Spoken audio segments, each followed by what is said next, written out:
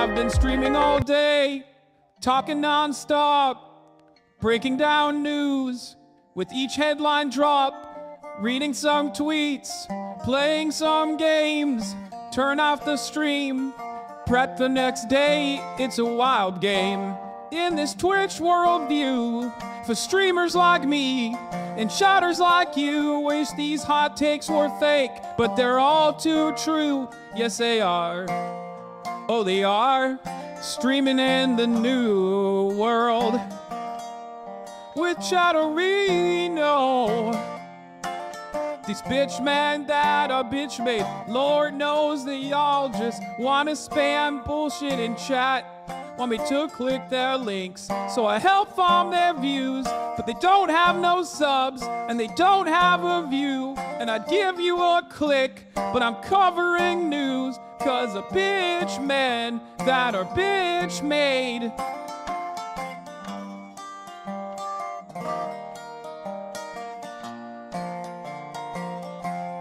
I wish debate bros would stick to ideals, but they drama farm for deals on other platforms out there. Lord, we got streamers on Kick showing their dick, and they're trying to make gambling look fair. Now if you're spamming away in a parasocial haze, my moms will step in, put you in a timeout phase. Young minds are in here right now, so stop breaking their brains. Take a week off of chat. There's your 5 minutes of fame. What's going on, everybody? Lord, it's a wild game in this Twitch worldview for streamers like me and shouters like you. Wish these hot takes were fake, but they're all too true. Yes, they are. Yes, they are. I've been streaming all day, giving it straight. At the top of the hour is a 3-minute break. God damn, brother. As bitch men that are bitch made, the AI parody for HasanAbi Piker by Cam Kardashian. Toast on this beautiful day to all the bitch men that are bitch made, on the Twitch men that are Twitch made. Anyway, I'm Hasan Piker. This is the HasanAbi broadcast coming to you live, ladies and gentlemen, boys, girls, and MBs, coming to you live from sunny, and yet kind of almost not chilly yet, but it's starting to be chilly. California, Los Angeles, we're live and alive, and I hope all the boys, girls, and MBs are having a fantastic one, because today, beautiful day. Today's a wonderful day. Today is a very special day. Today is the kind of day that you celebrate unconditionally, no matter what happens, because even if everything is shitty, it's Friday. It's still fucking Friday. It's Saturday, Sunday. That's right. Doesn't matter how bad you feel about your life, how poorly everything is going, at least you have a semblance of autonomy, a little bit of fucking freedom that, you know, our forefathers in the labor movement fought hard for. That's right. Decadence, as a matter of fact. Decadence, I say. Decadence for all. It's fucking Friday, baby. That's right. And the vibes are going to be immaculate, I hope. Holy moly.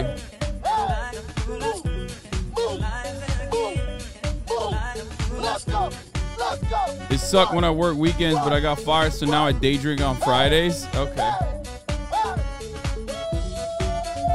Anyway, ladies and gentlemen, we're back. For all the wage cucks out there, a semblance of autonomy. Feeling like you're a goddamn adult. Goddamn adult with a little bit of control over your own lives. It's a freaking weekend. In the great words of, I don't know who the person who said this was, but it's the freaking weekend, baby. I'm about to have me some fun. All right. But for everybody in here right now, this is part of the broadcast where I tell you a little bit about my personal news, about what's going on in my life in between the time frame. Was it R. Kelly? Oops. Okay, we're taking that back. All right, I didn't say that. In the words of a bad guy who fuck. Okay, we're starting again.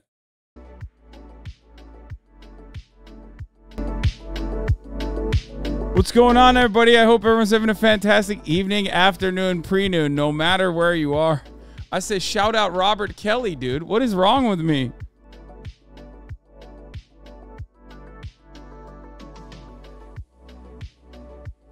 God damn, dude. What a fucking slow start. Okay, false start. Cop. Wow, it's crazy how you just started and nothing bad happened. Happy to see you. Thanks. Yeah, certainly. Certainly nothing bad happened. Like, I would never fucking start off by saying, it's the freaking weekend, baby. I'm about to have me some fun. Fuck, dude. That is so catchy. I totally get why. I get why people are just like defending horrible monsters. You know what I mean? Because, like, you get a fucking earworm out of that. That's like 10 years of earworms. You know what I mean? I mean, think about it. It's, oh God. Musicians get away with so much, dude. Like, it's crazy. Anyway.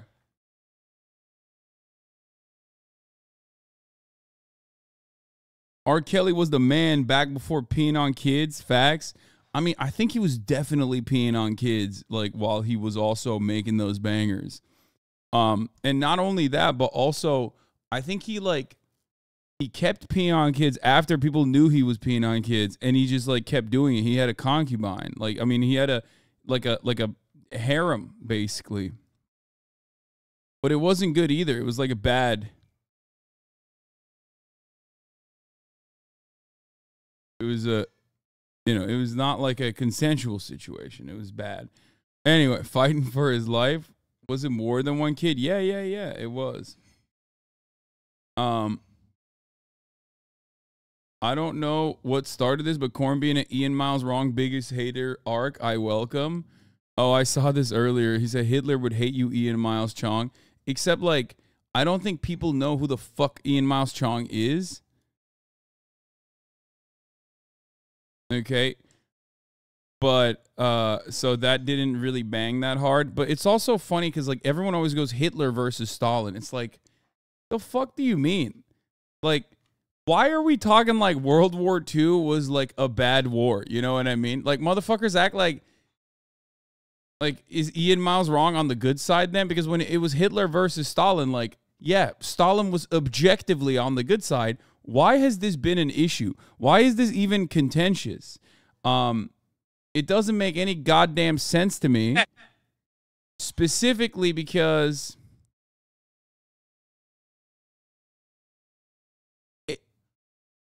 it don't make no goddamn sense to me. I saw Jordan Peterson also say some shit. It was very, very fucking annoying. Anyway, we'll talk about that later. Just Pearly, new J Aubrey about Just Pearly Things. I know. We're going to watch it. Give Kai a big hug today. My doggo was attacked by coyotes this morning, so thinking about all puppers today. Holy shit, that's crazy. Oh, yeah, the Raytheon employee who killed his fucking family. Genius Sciences versus Expert Detective. Going to watch that, too. Aiden Ross had a fake North Korean dictator on a stream. Yeah, I saw that.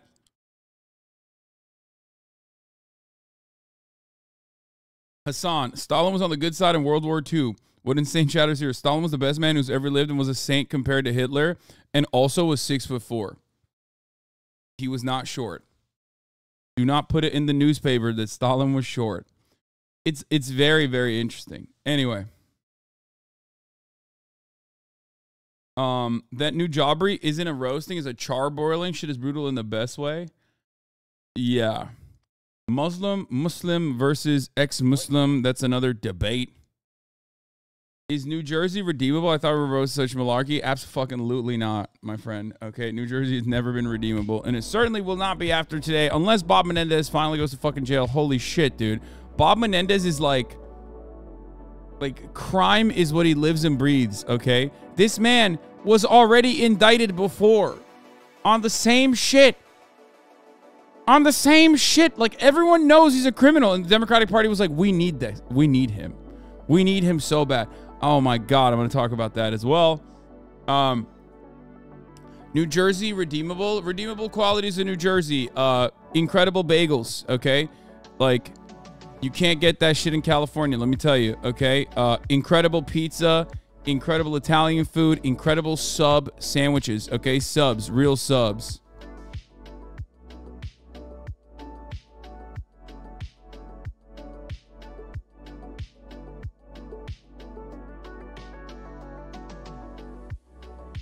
Most of us in New Jersey are nice people too. Yeah. Do not talk about Bob. The Latin community does not need this. Dude.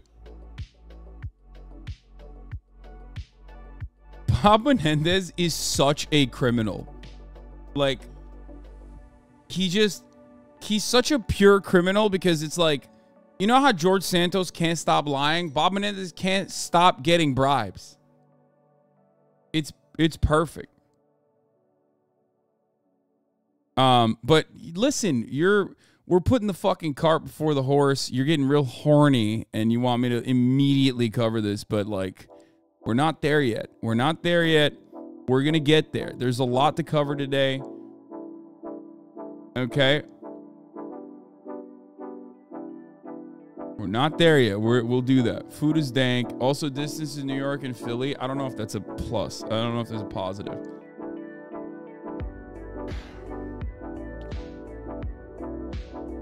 Oh, so when you talk about Bob Menendez, you decide to wear that hat. My culture is not your costume, white man. Bob Menendez was just doing a little bit of mordita. You know what I mean? He was just doing mordita. He thought, it's okay. We can do it here. But like with the power of the American state backing him, and he hasn't stopped. It's the best.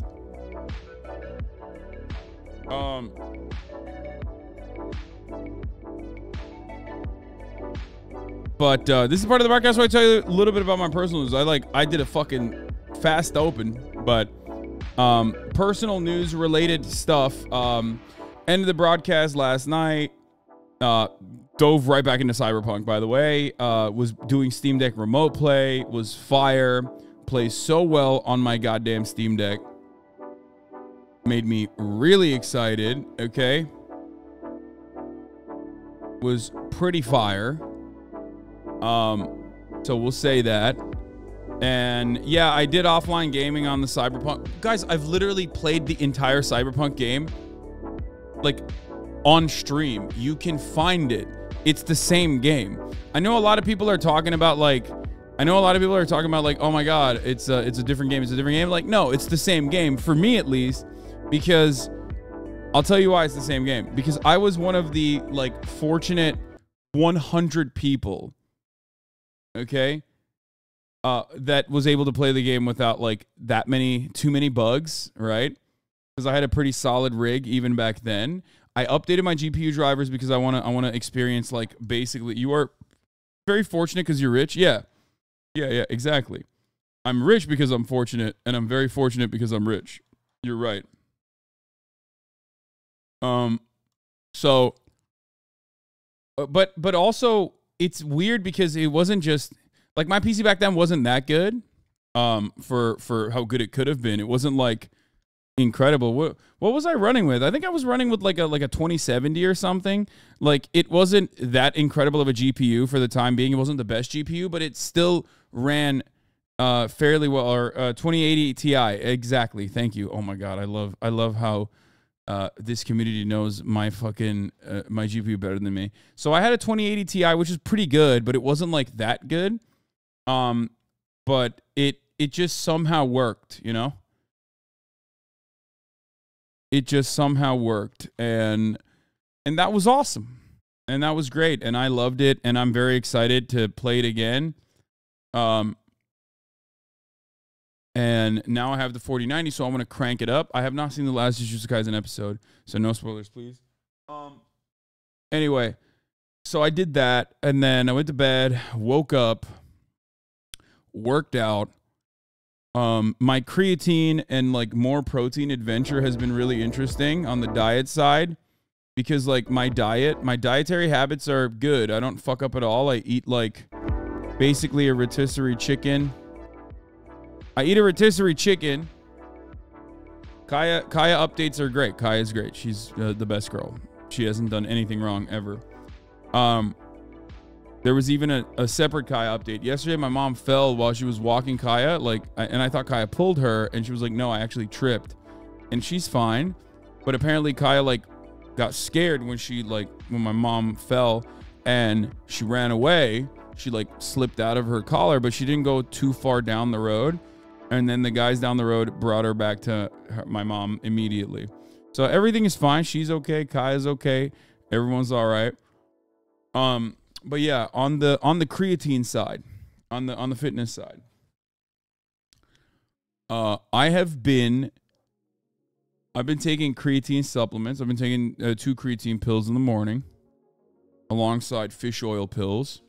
Okay, because I need that joint health. You know what I mean? And I need better recovery, better explosive movement.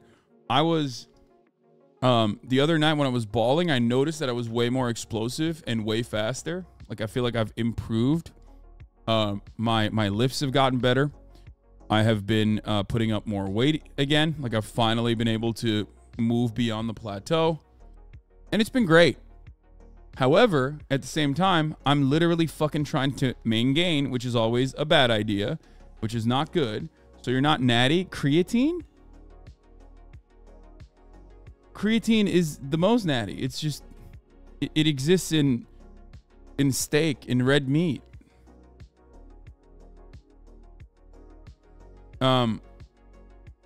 So I'm just taking it in the form of a supplement as well. It's a joke that creatine is not natty. I don't know, TikTok stuff maybe. So anyway, the other part of this problem, however, your body also naturally produces creatine. Yes.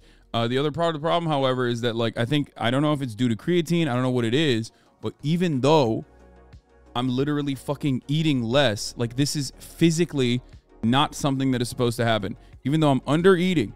And I'm also not sedentary at all. I am active almost every single day, except for like one day out of the week, right? I'm still not losing weight, and in some instances even gaining weight. However, my body composition is also changing. My body composition is changing for the better. Like it looks like I have better musculature, and I don't know what it is. I am basically retaining water weight to such a degree, I feel like, that it's like, I don't know, it's making me gain more weight, which is pretty frustrating because I don't want to gain weight. I want to lose weight. Just do a straight cut down to 235, I would die. Do you snack at night? No, all those things are marginal. I don't have a thyroid problem, at least like according to my blood work, but I think I do because my metabolism is crazy.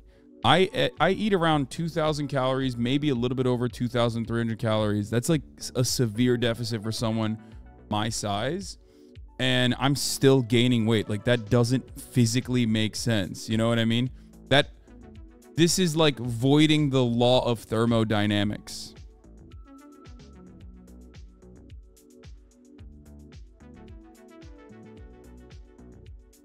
Like my body is just like holding on to whatever the fuck it can, I think.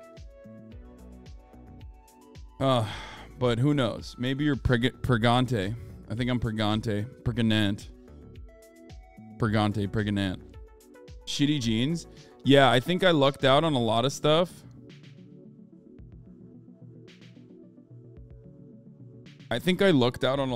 Like, you know, height, not having any like serious issues, you know what I mean? Not like being born with a severe problem that, like, I mean, I wasn't born with like baby AIDS or some shit, you know what I mean? So I lucked out in many different respects, but the one thing has always been my you know, fattiness. Like it's always my whole family's obese. It's always been the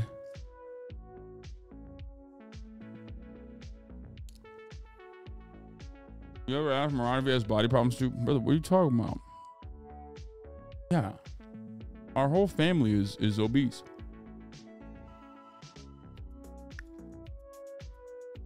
But honestly though, everything is fine overall. I mean, I do have issues, obviously, like Alzheimer's on both sides of the family. That's number one. So I'm cooked on that front. Obesity. on at least one side of the family. So, you know, that's been a beast that's haunted me forever. We got all matter of different health complications that come along with that. I have bad cholesterol already, even though, you know, I work out every day. I eat right. So I got all that stuff. Alzheimer's is scary, man. Yeah, well, what are you gonna do? It is what it is. This is us this is you protecting us from HasanAbi heads from the haters. This article, I don't read it. This was brought to me by a mother of children. I think this is worth reading. And let me tell you why I want to talk about this article.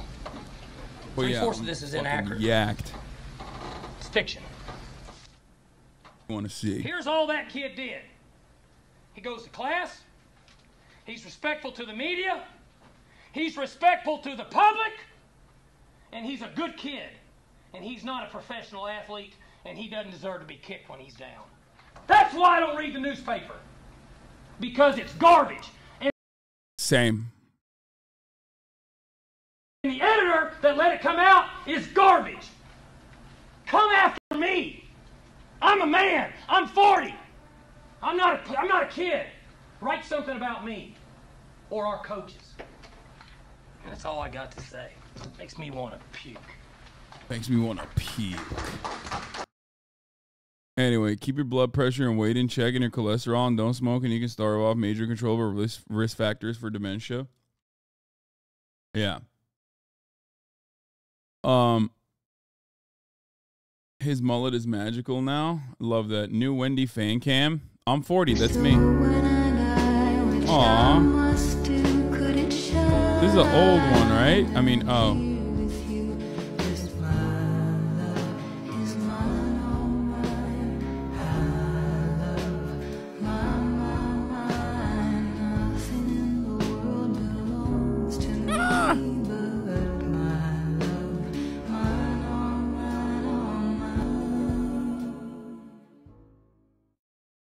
I'm so I love Kaya so much. I'm you know, could not have had a better sister to fish, you know what I mean? She's the best. Get your cortisol checked, not thyroid, but makes you hold on to weight even in deficit. Are you doing cardio as well as weight strength training? My friend, you're talking to the fucking king of cardio. Okay. You're talking to the GOAT of cardio. They call me Cardio Ken, okay? They call me Cardio Carl. Let me tell you why. Okay? Because I fucking ball up. No, basketball is not enough. You are delusional if you think that, like, incredibly high intensity full court pickup basketball 5-on-5 for an hour straight is not enough. Like, what do you want me to do? Fucking ultra marathons? Like, what? It 100% is enough. It quite literally is the most enough. I burn like 1,200 calories each time I play. Like, unless you are literally like doing Ironmans or some shit. Like someone in here said, I'm a personal trainer. Okay, well, it doesn't matter. You can be a personal trainer and be wrong. Chatter said Playboy cardio. Also, I mean, obviously I do other cardio as well. I row, I bike. Like when I train, I do a lot of cardio when I train as well on top of that. So I do cardio every day. You can be like Ethan and only eat 1,000 calories, law. You can get a jump rope and skip like a boxer. It's so good for you. I agree. Jump rope is very good. Can you even run 1 mile straight? Yes.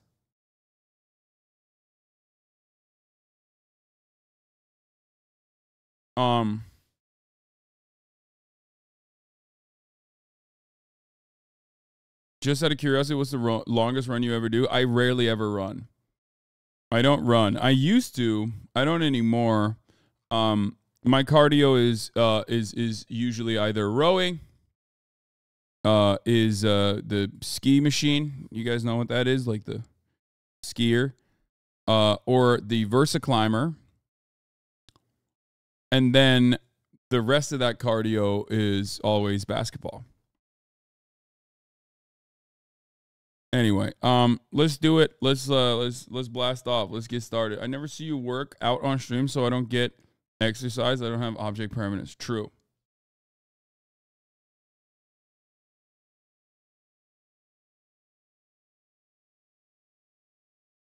I do feel like it would fuck my knees up if I ran too much too. I'm too big.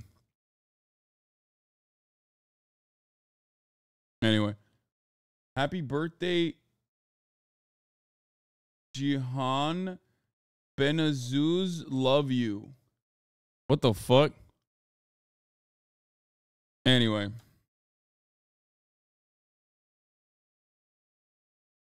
It's Friday and Bob Menendez is going down. New J Aubrey vid on Pearl. More crooked cops get busted. Cyberpunk 2.0 before the expansion and more. Get in now. I see that you're listed on the official Cyberpunk website. You legally have to get the game now when the expansion drops. Yes, I'm going to play the game. Like, I am not obligated to play the game, but I will be playing the game. It's not like a hashtag ad. It's not like a, what do you call it? They're not like paying me anything for it. But I will have my own exclusive Cyberpunk Phantom Liberty Twitch drops. What about Payday 3? I haven't done any Payday 3. I haven't played it at all. I have no...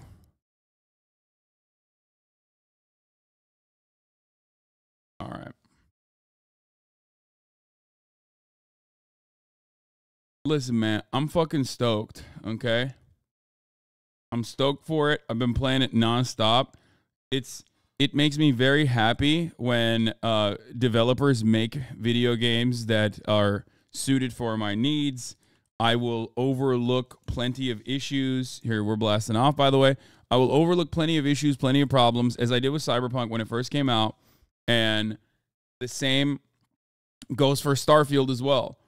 Like, I have dumped so many hours into Starfield at this point. It's Morrowind mindset. Yeah. Are you playing with mods or without? No, no mods. Starfield, no mods. And also no mods for Cyberpunk either.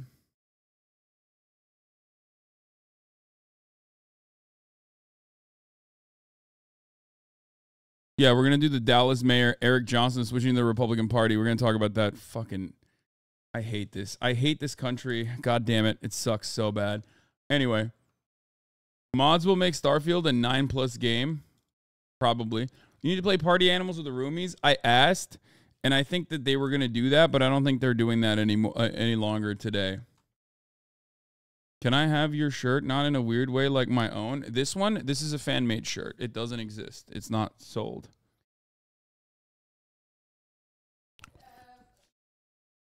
Mods will make Starfield a 9+ game, and you mean 9 hours plus. Because the amount of time that I probably spent in Starfield specifically going around trying to fucking, utilize the menu, utilize the maps, and all that shit, it probably added, like, it doubled my runtime for the game. You know what I mean? Rockers only, no mods. Yesterday I asked if you could start early, but I meant gaming, but forgot to type that. Yeah. Fine. Ne yapıyorsun? Ha. Peki.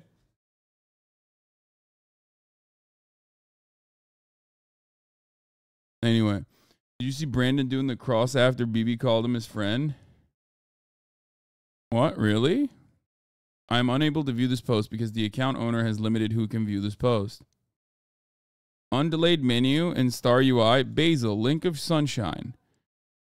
The one good lib. Oh, that's why. I'm blocked by this person. They're another liberal account, it seems. Can you get to this stage with creatine? Oh, I saw this. I saw this tweet, and then I saw a very good quote retweet of this, where it was like, this guy was so afraid of complimenting this another dude's ass that he just made like a prison rape joke instead. And yes, this is one of the greatest asses of all time. Okay, absolutely goated ass. I've never seen an ass like this. It's incredible. Like, this guy, I don't know how he did. He has a Megan Thee Stallion ass. And his ass is basically the reason why a lot of trainers will tell everyone, but specifically women. A lot of women are like, oh, I want to do booty development. Like, I have a lot of trainer friends. It's the conversation that I hear from female clients of theirs all the time. Like, oh, I want to build out my butt. I want to build out my butt. I want to build out my butt. It's like, you can do that. Okay? You can absolutely do that because, I mean, look at him. Look at his ass. Like, he has the perfect bubble butt. It's awesome. Good for him. Obviously, this is also genetics too. Like, there's no, like, I'll keep it real. I'll keep it real with you. Like, this is also genes. Like, there's no way that you can have an ass just like that on just squats. You know what I mean? But he definitely puts in the part.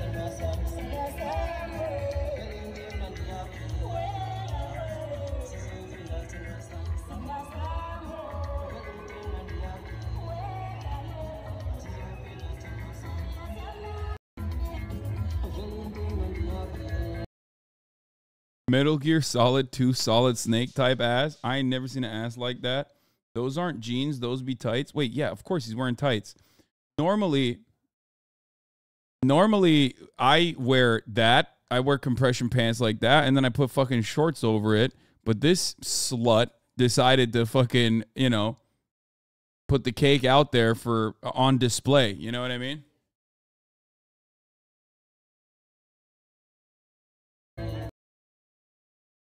Why do you say Bronze Age pervert?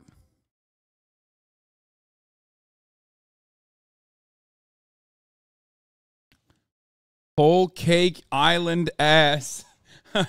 That's funny. Maybe you should be a slut for once in your life if you consider that. I fucking slut it up. What do you mean?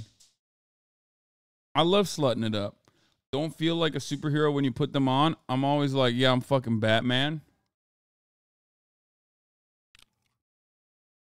Yeah. He's got to advertise what his program be doing. Dude, I mean, honestly, this sells. You know what I mean? Like, look at this, bro. The ass has got a fucking gravitational pull all on its own. This ass has a literal... Kaya, no.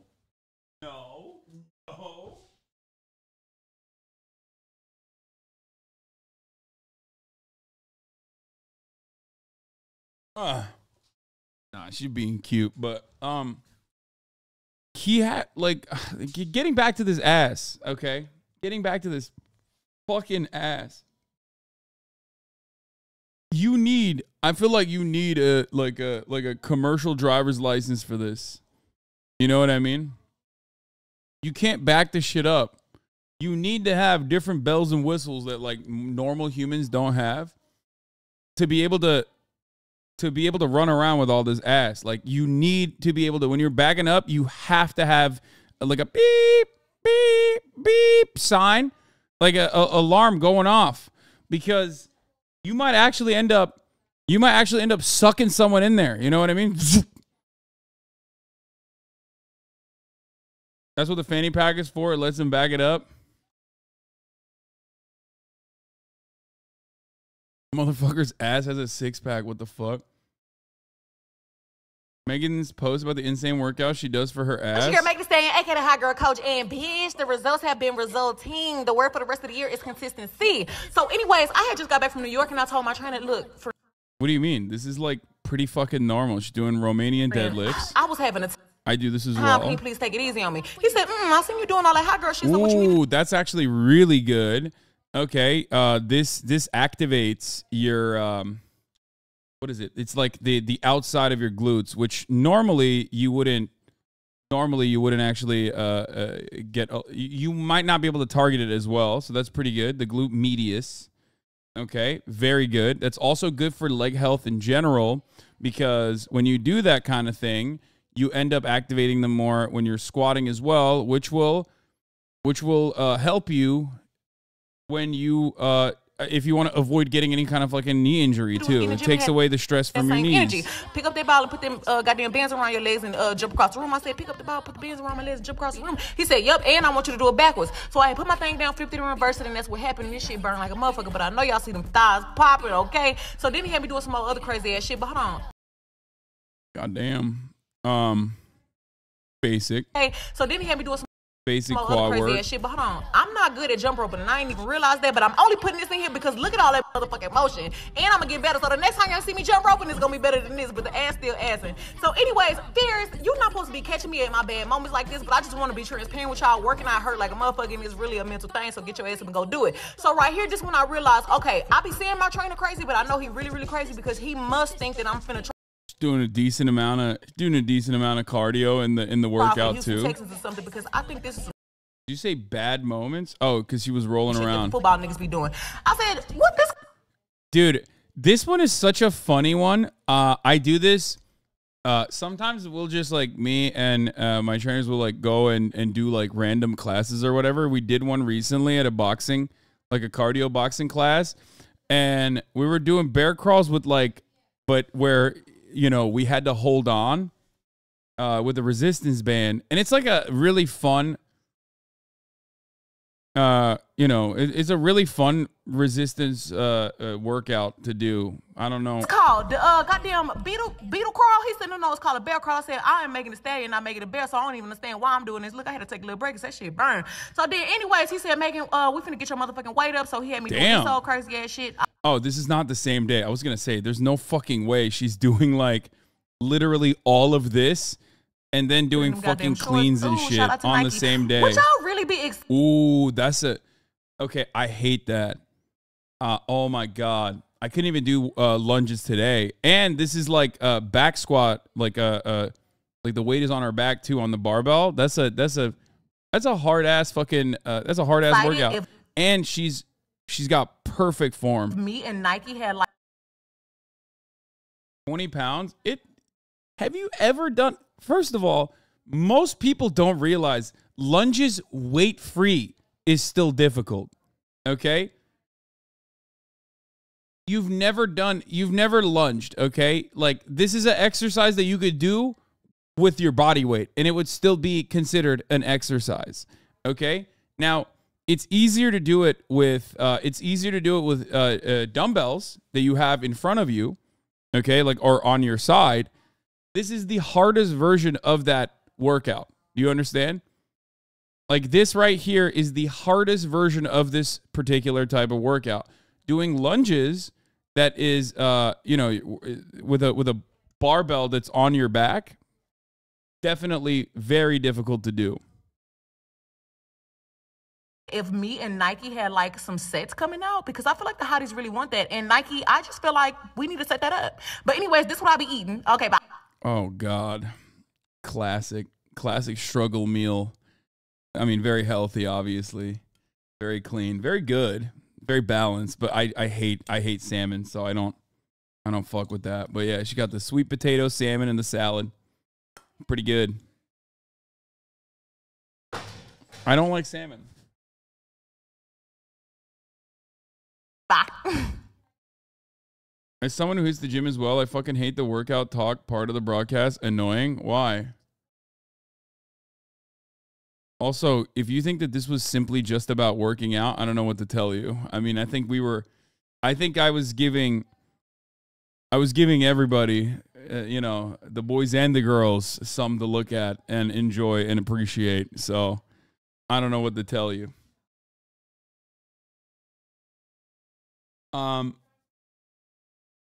So yeah, give me your salmon. I'll give you my sweet potato deal.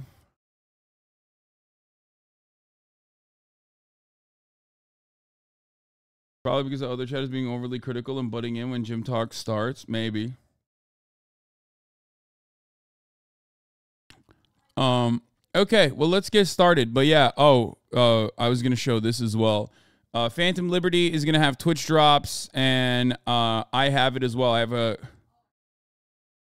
I'm one of the creators that they have on it right there. They put me fucking don't know why they used my avatar instead of a photo, but yeah. And it's not what do you call it? Like it's not a paid hashtag ad. But if you watch, you will get it's everybody's avatar. Oh, got it. If you give 2 subs during the 25th to October 21st, you get the Yasha sniper rifle. Oh, nice.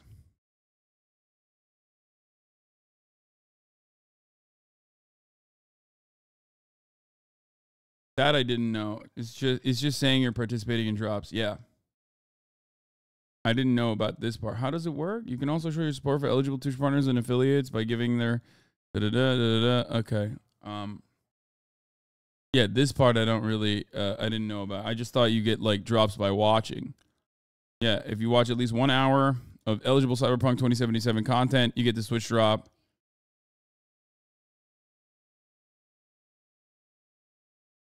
The RPG mechanics are actually so good in the 2.0. Dude, so last night I tested out Melee and it was so much fun because I did the Maelstrom I did the Maelstrom episode, like the Maelstrom mission. And the Melee is so good. Like it's actually legitimately fun. Boycott Cyberpunk DLC for gender toggle. Wait, what? Oh, yeah. Yeah, I was going to not play Cyberpunk because I saw fucking pronouns. Black Unicorn Katana at level 1 is OP as fuck. Literally Mr. Bushido shit. Yeah. I'm slicing and dicing motherfuckers like left and right with a katana. It's awesome. They gave us reasons to use cyberware and all kinds of other previously unused mechanics. Yeah.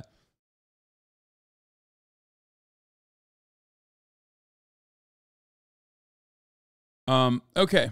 That was one part of this. And then apparently there was Uncle Hammy on TikTok that said, I don't care if you like him. Hasan is spitting straight facts. Our labor. Here's a graph that shows perfectly what the situation looks like. Now, over the last 4 years in the big three, Ford, GM, and Stellantis, the labor cost per vehicle has only increased by 4 to 5%. Okay, that means that the average worker's salaries across the board has only gone up 4 to 5%. The UAW top wage rate has gone up by what is this auto caption? It's terrible. 6%. Okay, inflation on the other hand has gone up by 20%. Now, that means that the average fucking worker actually got a 15% pay cut, because if inflation is going up by 20%, that means, and your salary is not tied to COLA, cost of living adjustments, that means that you actually got a 15% pay cut. Okay, so just understand how that works with inflation. On the other hand, car prices have actually gone up more than the inflation has gone up. The average prices of a car has gone up by 34%. So where is this going? If the North American profits went up by 65% in this entire time, where is the money going? Well, the money's going somewhere that you can kind of see on this graph here, on this chart, on this whatever.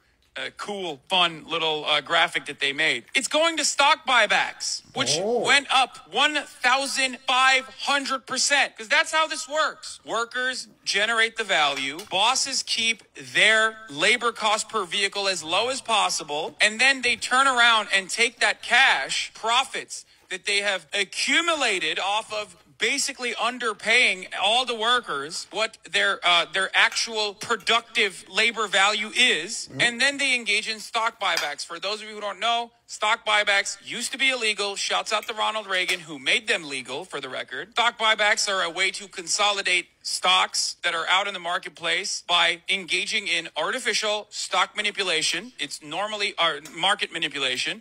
Used to be illegal. Ronald Reagan made it legal. For those of you who don't know, this used to be illegal. It's when your company decides to take the profits and then feed all of that money back into the company to artificially boost its price. Because now, oh my God, people are purchasing the fucking stocks. Who's purchasing the stocks?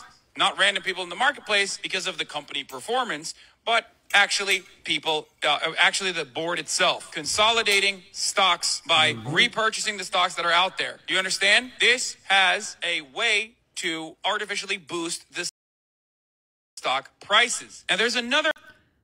When Hasan always gets it when it comes to workers' unions, CEO pay needs to be tied to employee wages. He gets a raise when we get a raise. Oh, I'm a huge Hasan fan. Stock buyback is just a way to transfer profits and the options gains for the board. To break this down further, UAW Ford from 2003 to 2015, we saw the loss of COLA and no raises. Couldn't the automakers turn a profit of $20 billion instead of $25 billion, just pay the employees more? I can't say I'm a fan of Hasan, but he always has the facts. So what's interesting about this is what real reactions are. Take notes. Of course, what's interesting about it is that, like, not only did I just describe stock buybacks, which I didn't do too great of a job, that could be cleaned up a little bit more, but I'm also describing the two different classes under capitalism and how they operate and how the board and the CEO specifically makes money off of depressing wages, like keeping wages as low as possible. Because in every single aspect of your lives, you see capitalism represent itself. You see Marx's descriptions of capitalism, and yet we have figured out a way to nullify it, to turn a blind eye to it. Hasan sucks, but I like everything he says. Why are people like this? Because it's not cool anymore. I'm no longer like a in the margins, up and coming, small content creator that you feel like a hipster for following. Once I became a household name, that intrigue went away, okay? Once I became a household name, that intrigue went away, and then there were plenty of people who also fucking hated me in the process as I was growing, who have made a killing off of just being like, this guy fucking sucks. So when that happens, a lot of other people are like, I don't really know. I like you, but you are often wrong. Thanks, man. Thank you.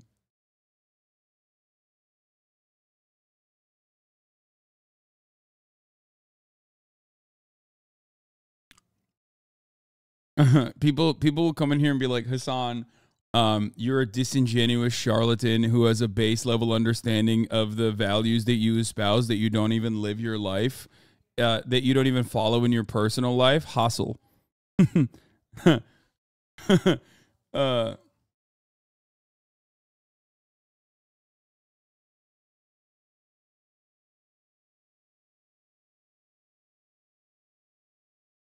Most leftist streamer on the YouTube fucking sucks, but you're the one who balances entertainment and knowledge very well. I try to always keep it as light as possible.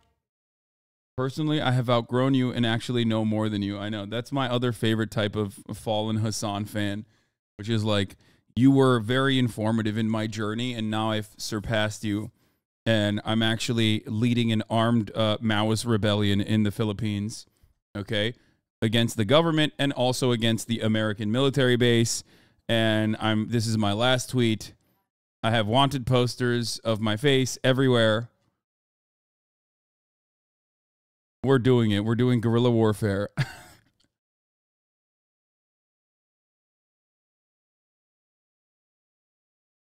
Anyway. Another part of this that I did not mention to you.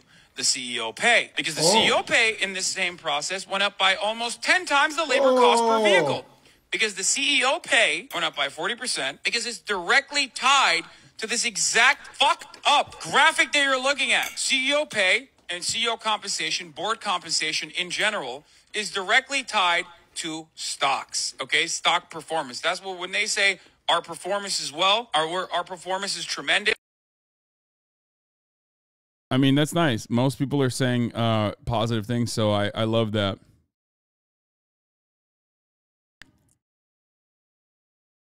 Buyback is not profit. It's an expenditure that increases dividends and increases wealth by making the stock more valuable. No, buyback is done with profit. What is this guy talking about?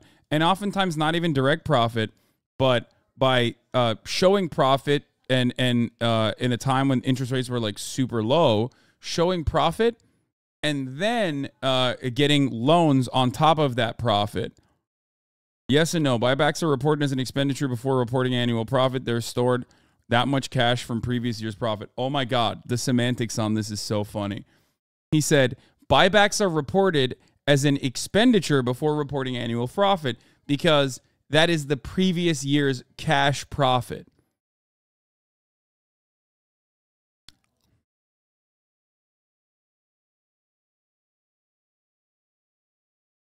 Not even a fan of him, but he's solid.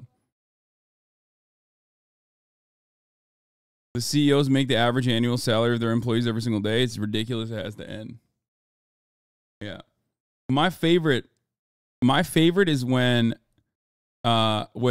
people go, yeah, people will post a clip of me repeating what I've said probably 7,000 times, and they go, you know, this is an extremely rare HasanAbi W, and it's like, man, that shit is not fucking rare at all. If you find that to be a W, and some people don't, and that's fine, because they're wrong, okay? But if you find that to be like a very rare W, well, I got some news for you, you know? I promise you that shit ain't rare. If you come in here and you watch me in between a sea of me screaming at gray name chatters who are coming in here with contentious perspectives specifically so they can like say something that will piss me off, and then they can clip it and post it, okay, and be like, look, Hasan hates criticism. He can't handle a little bit of fucking slight deviation from where he stands. He's so thin-skinned.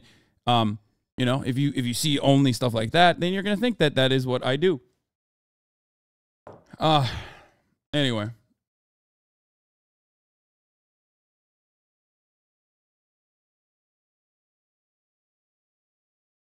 Brother, you have literally had the same 3 sets of takes for like the 4 years that I've been watching you. Neither the L's or the W's are, what? Rare. Yeah.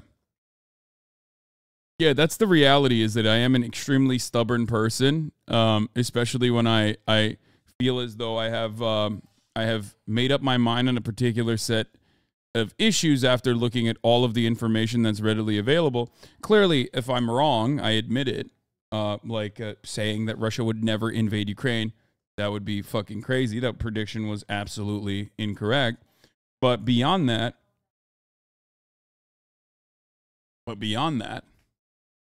you know, if I'm right on something, I'm not going to concede specifically because people are saying that I am a monstrous, bloodthirsty person who would defend Nazi Germany or something in their fucking fantasies. It's like, people always feel the need to like completely make up a different universe because the one that they exist in is not good enough for them to make criticisms. You know, Zay had a take on this. The reaction to Hasan's foreign policy views by deranged liberals and pseudo-radical sockdom anarchist LARPers show just how pathetic and cowed the U.S. left is, and how anti-imperialism is just a cheap, meaningless slogan to them, a cover to back whatever the CIA line is. Hasan's position on Taiwan, Cuba, Ukraine, and any of these topics that he gets accused of being a tanky over are the exact same positions as Chomsky. In fact, even milder. But the U.S. pseudo-radical left is so pathetic and deranged that that's now Stalinism. Here's Chomsky on it, the oldest man on the planet, record-breaking age. Case is the increasing provocative actions towards China. That's very dangerous. By now, there's constant talk about what's called the China threat. You even read it in sober, reasonable, usually reasonable journals about the terrible China threat. Well, what is, and we have to... My man was there when they invented China? Yeah, literally, dude. Move expeditiously to contain and limit the China threat. Now, what exactly is the China threat? Actually, that question is rarely raised here. It is discussed in Australia, the country that's right in the claws of the dragon. So recently, the distinguished statesman, former Prime Minister Paul Keating, did have an essay in the Australian press about the China threat. He finally concluded, realistically, that the China threat is China's existence. The U.S. will not tolerate the existence of a state that cannot be intimidated the way Europe can be, that does not follow U.S. orders the way Europe does, but pursues its own course. That's the threat.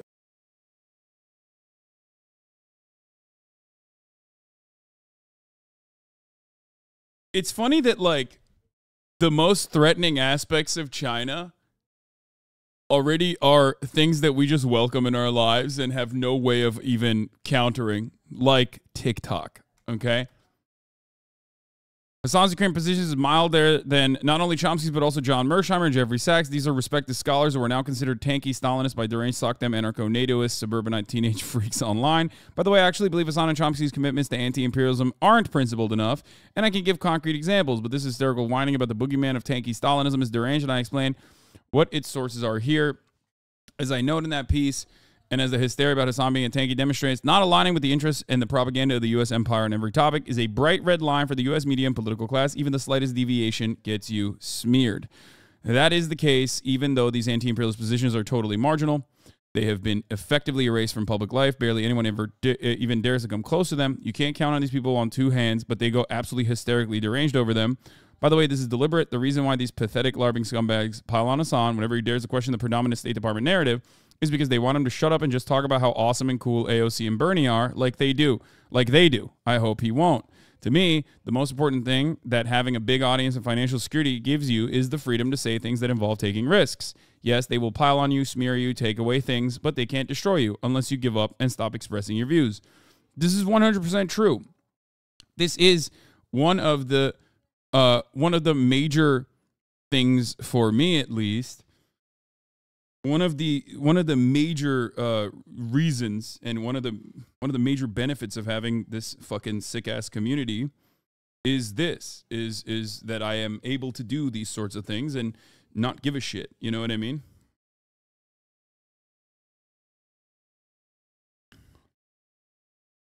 Because and that really frustrates people. That's why you always see people go, why do people even still follow him? And a long time ago, I think people realized that like they can't go after my advertisers because I have none. Right? I rarely ever do advertisements. I rarely do any of that shit. So what do they do instead? They go after my fucking audience to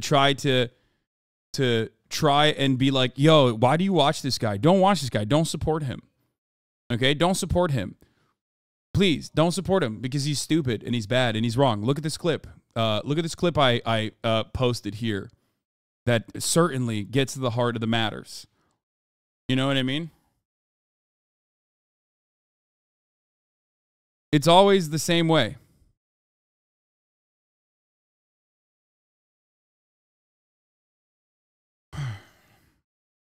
I've gotten it numerous times posting daily about you ostensibly. They always get a blog and a boot.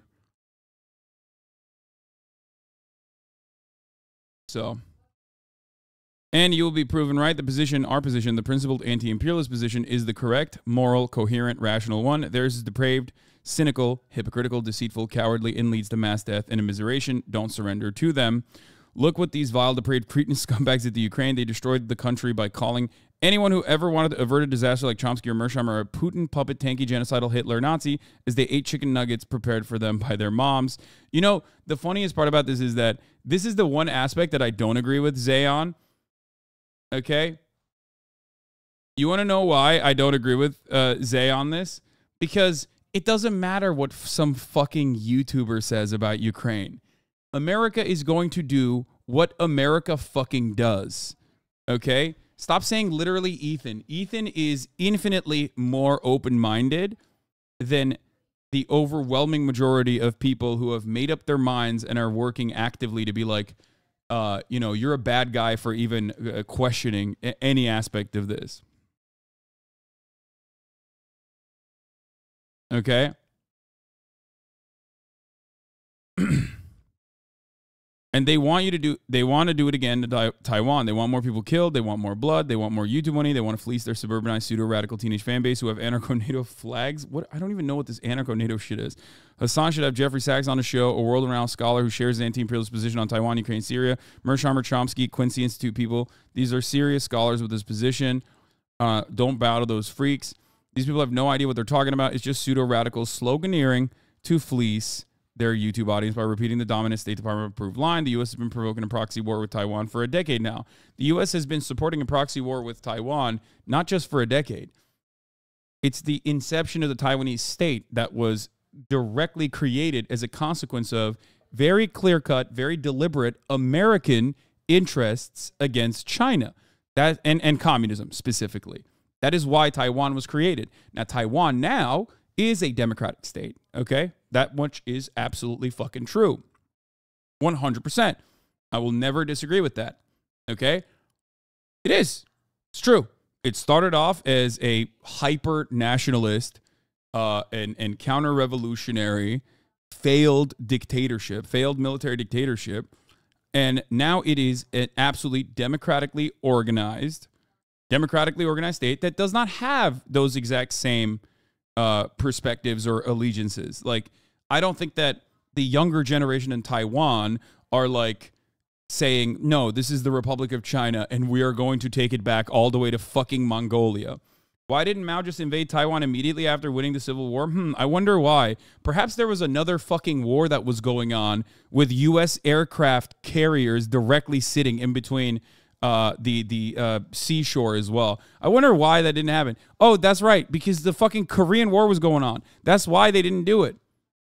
Can you clarify Taiwan being 1 mile from China? Yes. Taiwan, technically the main island, is what, like 100 miles off the sea, like off the coast of mainland China, but they have islands that automatically expand their fucking their territory of their actual sea line and their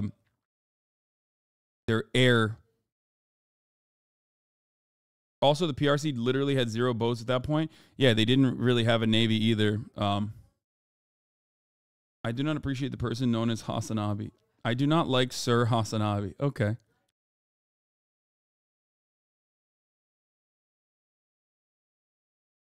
"81 miles technically from the main island." Yeah. It's not democratic. It's liberal, and as electoralism is what you mean to say. Yes, but that's, you know, I'm talking to Americans. Their airspace, yes. Anyway. Oh yeah, by the way, the PLA, like, they did not have a navy.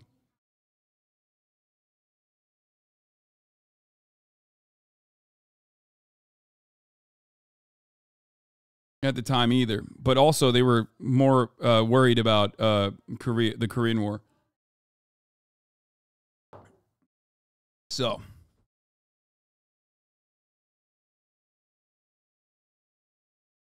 both China and Taiwan want a status quo. Why are online leftists caring so much? Because I think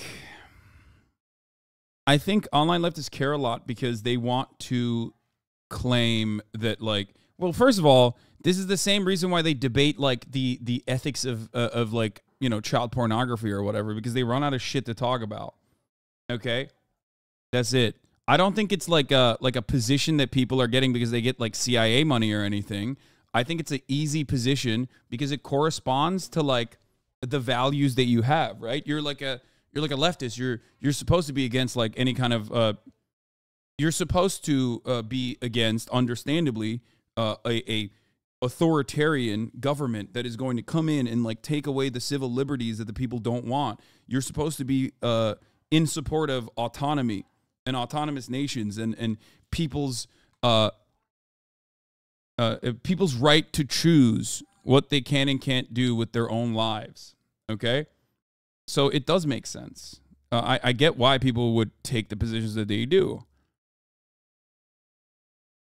The problem that I have is that it is unrealistic, and it also lacks historical significance. It lacks historical context.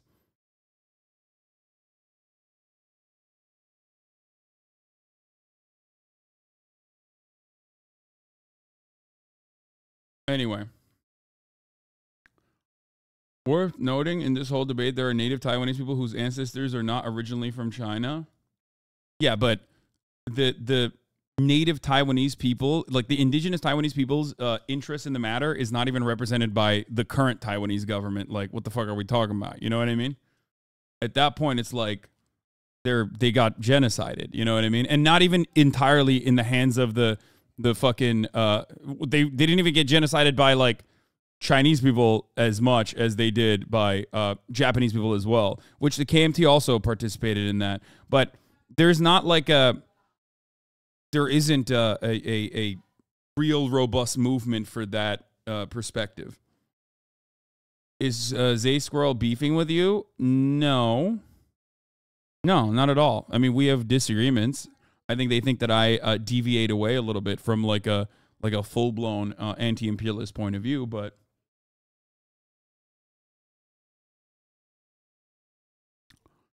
you really think that they put that much thought into it? I do believe anti-imperialism is just a slogan to them, but I feel like the motivation behind the criticism they aim at him is just Hasan bad. It depends. There's a lot of parasocial teenagers who follow whatever their epic YouTube daddies tell them. This hysterical obsession with tankies goes beyond them. It's the norm on the U.S. left, as I detailed in this piece. Yeah. You also shouldn't be taking... What?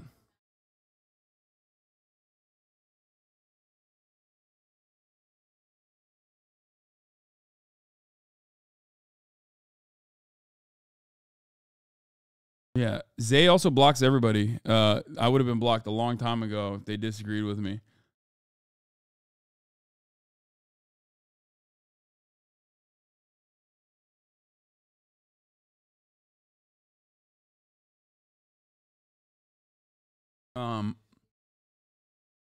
So whenever I see this video, immediately I transform into obese Turkish man smiling as my belly bounces to the beat of the song. Yes, yes. I find them on net. Okay.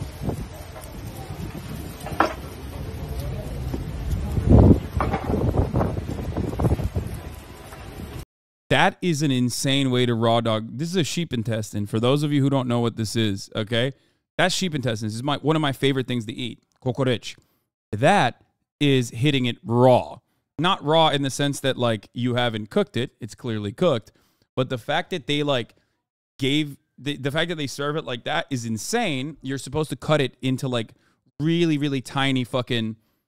You're supposed to mince it down with a shit ton of spices and also peppers, onions, and tomatoes. You're supposed to chop it down.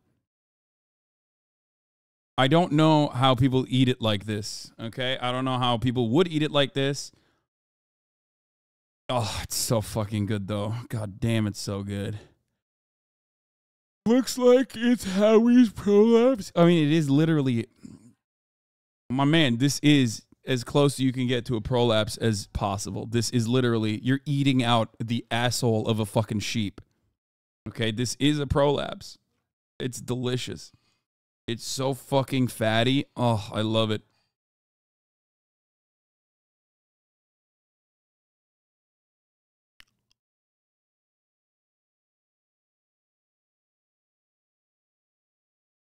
Drunk food, #1 in Turkey. Yeah, this is the best drunk food of all time. Oh, man, I love kokoreç so much. Oh, it's my favorite. I fucking love it. I love it so much. Here is Biden.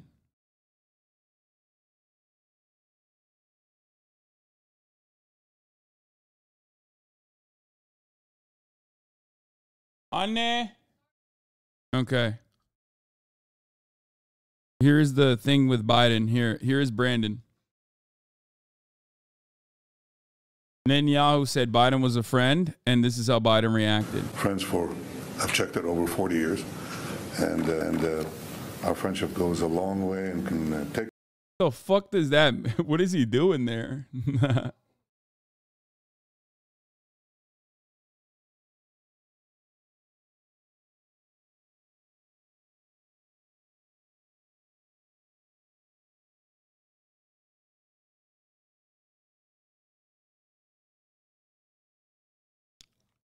Praying that he's warding off evil. Friend, no thank you. He said, nope, not for me, Jack. He said, inshallah. Okay, we covered that. We're going to talk about Dallas. Do we have did Tamasius send a playlist and I missed it? Or did he not?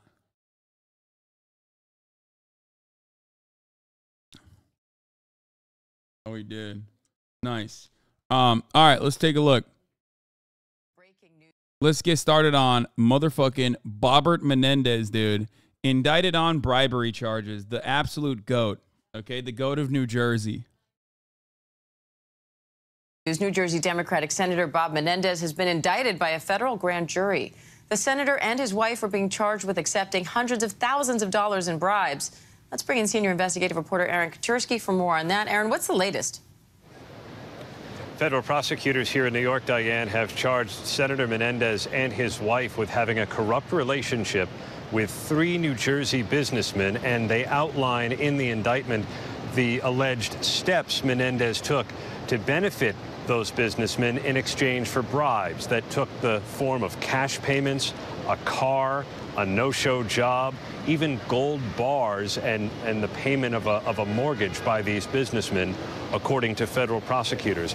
Menendez is alleged to have given the Egyptian government sensitive U.S. government information to... More like Biz Menendez? No, he's just doing... Yeah, dude, Bob Menendez is so funny. Because, like, Bob Menendez and his corruption, it has been known for a very long time. Because he already did this, right? He already did exactly this and was criminally prosecuted, okay? And it didn't go anywhere, okay? So then he decided to do it even in a more comical capacity with, like, gold bars and shit.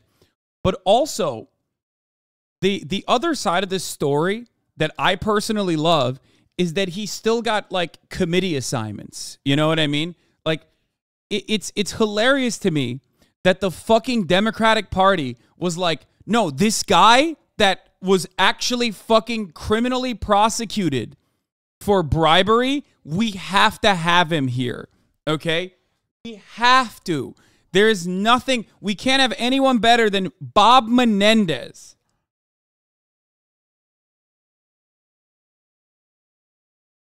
It is so funny that they were like, we have to have him. In 2019, Senator Menendez proposed to his girlfriend Nadine by singing to her in front of the Taj Mahal in India. This occurred over a year after prosecutors say the couple, who met at a New Jersey IHOP, initiated their scheme to use Menendez's position to aid the government of Egypt's brutal dictator. These hands could hold the world, and it'll never be enough. By the way, Bob Menendez is a perfect representation of someone who, like the classic bit that I have, where in America there's only 2 nationalities, like 2 ethnicities. You're either Mexican or Italian, right? And when you're in the tri-state, or like when you're close in proximity to the tri-state, you become Italian, and when you're close to the Southwest, you become Mexican, right? Now, Bob Menendez is Latinx, okay? That's what he said. He was like, oh, they're trying to put a Latinx man down or whatever. But, like, no, he is so Italian. Like, I never in my entire life have ever seen him as a Latino man. I have only thought of him as an Italian man, okay? This, in my opinion, proves, okay?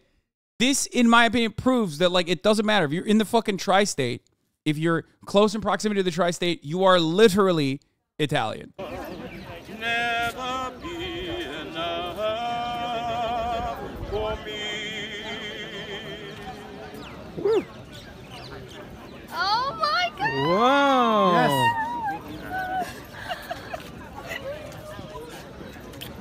Yes. Swag, dude. Oh wow.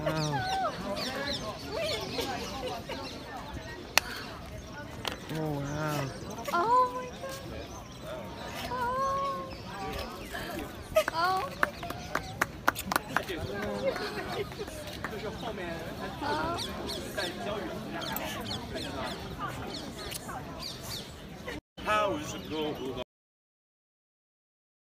He's Cuban, which is pretty much Mexican plus Italian. No, he's not Cuban. I don't believe it. He is Italian. Please do not tell me that Senator Bobbert Menendez is anything but Italian. I will be pushing back against that. He's Italian. He's from New Jersey. You can't be Cuban in New Jersey. You can't be Mexican in New Jersey. You're Italian. So, let's get started. Senator Bob Menendez was charged Friday with secretly aiding the authoritarian regime of Egypt and trying to thwart the criminal prosecution of a friend in exchange for gold bars and cash as prosecutors unsealed a corruption indictment that accuses him of using foreign affairs influence for personal gain. I mean, Good thing he doesn't have any like serious position of power or influence in the Democratic Party is what you might be saying. Or maybe you're asking, oh, wait, fuck, he's the chairman of the Senate Foreign Relations Committee. That's crazy. That's crazy. Oh, wait, surely he's never done this before. This is a first off. Oh, this is the second in 8 years against the powerful 69-year-old New Jersey Democrat. What? You mean to tell me that this happened and the Democrats were like, no, this is our guy. You don't understand. He needs to be here. He needs to be in this position of power. He needs to be on the chairman of the Senate Foreign Relations Committee. The indictment coming years after an earlier criminal case against Menendez ended with a deadlocked jury. Also charges the senator's wife and 3 New Jersey businessmen who authorities say showered the couple with money, gold, and a luxury car in exchange for his actions on their behalf. Menendez is also accused of trying to derail the criminal case against one of the businessmen by pushing to install Philip R. Sellinger as U.S. Attorney for New Jersey because Menendez believed he could influence Sellinger. Prosecutors say he also tried to use his position of power to try to meddle in the separate investigation by New Jersey Attorney General's office. Authorities found more than $100,000 worth of gold bars in Menendez's home and $480,000 in cash. Much of it hidden in closets, clothing, and a safe, prosecutors say. This is the most Sopranos coded shit. I'm sorry. Go ahead. Tell me a lie. Tell me he's Cuban. Tell me he's Latino. Tell me he is not an Italian man.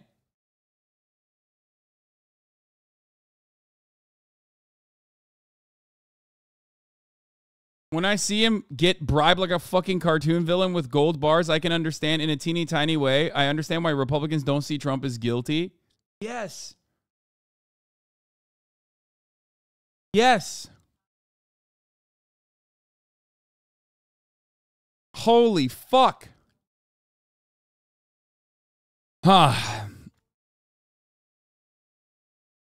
There's more, and there's photos, by the way, which we are going to look at. Photos included in the indictment show cash that was stuffed in envelopes found in jackets bearing Menendez's name. Authorities found a Google search by Menendez for how much is 1 kilo of gold worth and DNA of one of his co-defendants on an envelope in Menendez's home filled with thousands of dollars of cash, they said. Prosecutors allege... Oh, here, there you go.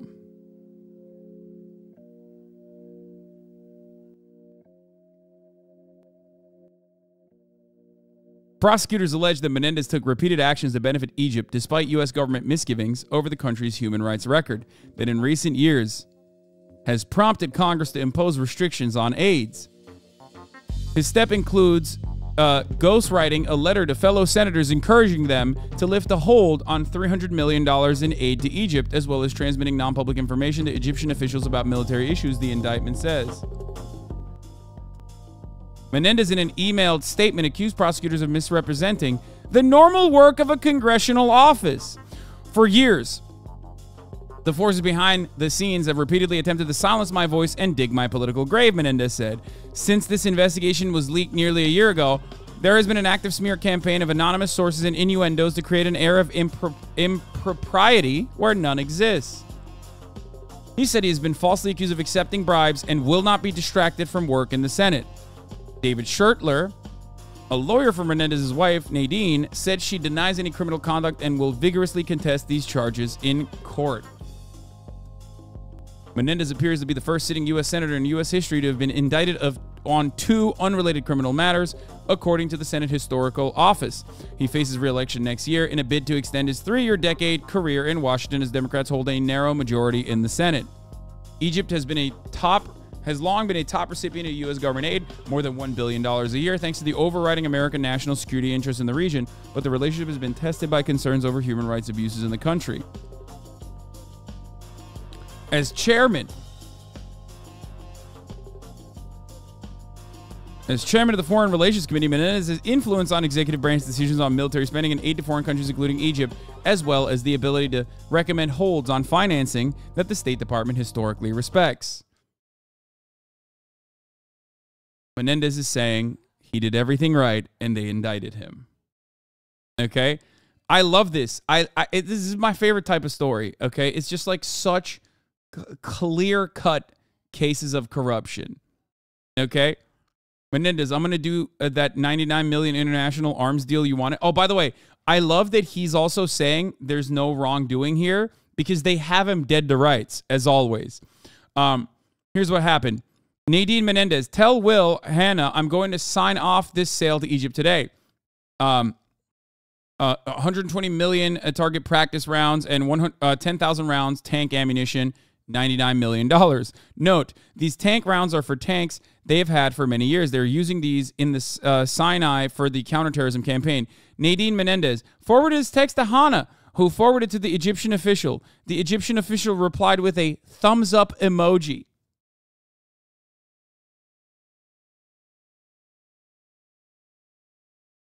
It's so fucking good, dude. How do you expect justice even in these cases? Where's the hope?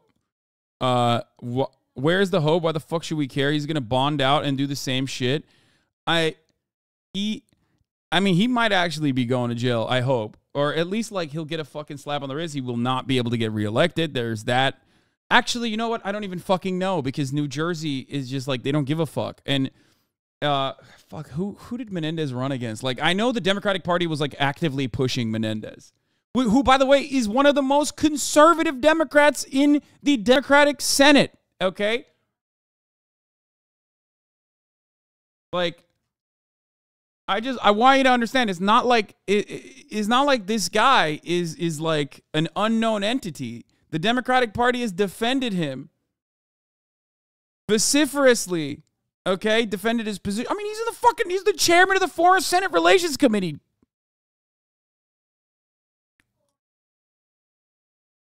He literally is the chairman of the Senate Foreign Relations Committee. That's it. That's all you need to know about, like, how ridiculous the motherfucking Republican, I mean, I call them the Republican, sorry, the Rethuglican style demon rats are, okay? Oh my God. He's George Santos Sr.? No, George Santos would never. George Santos has done, like, small schemes, okay? Small schemes. This man has been utilizing...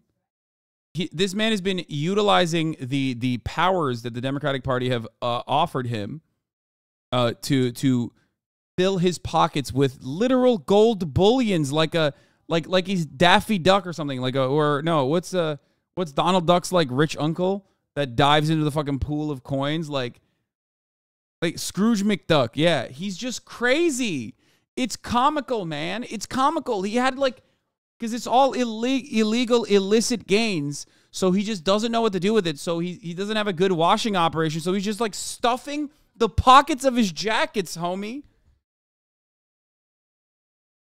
Scrooge McDuck, no relation to Donald Duck, racist. Okay, my bad. I don't know the familiar relations with like you know, the duck families. Okay, fucking shut up.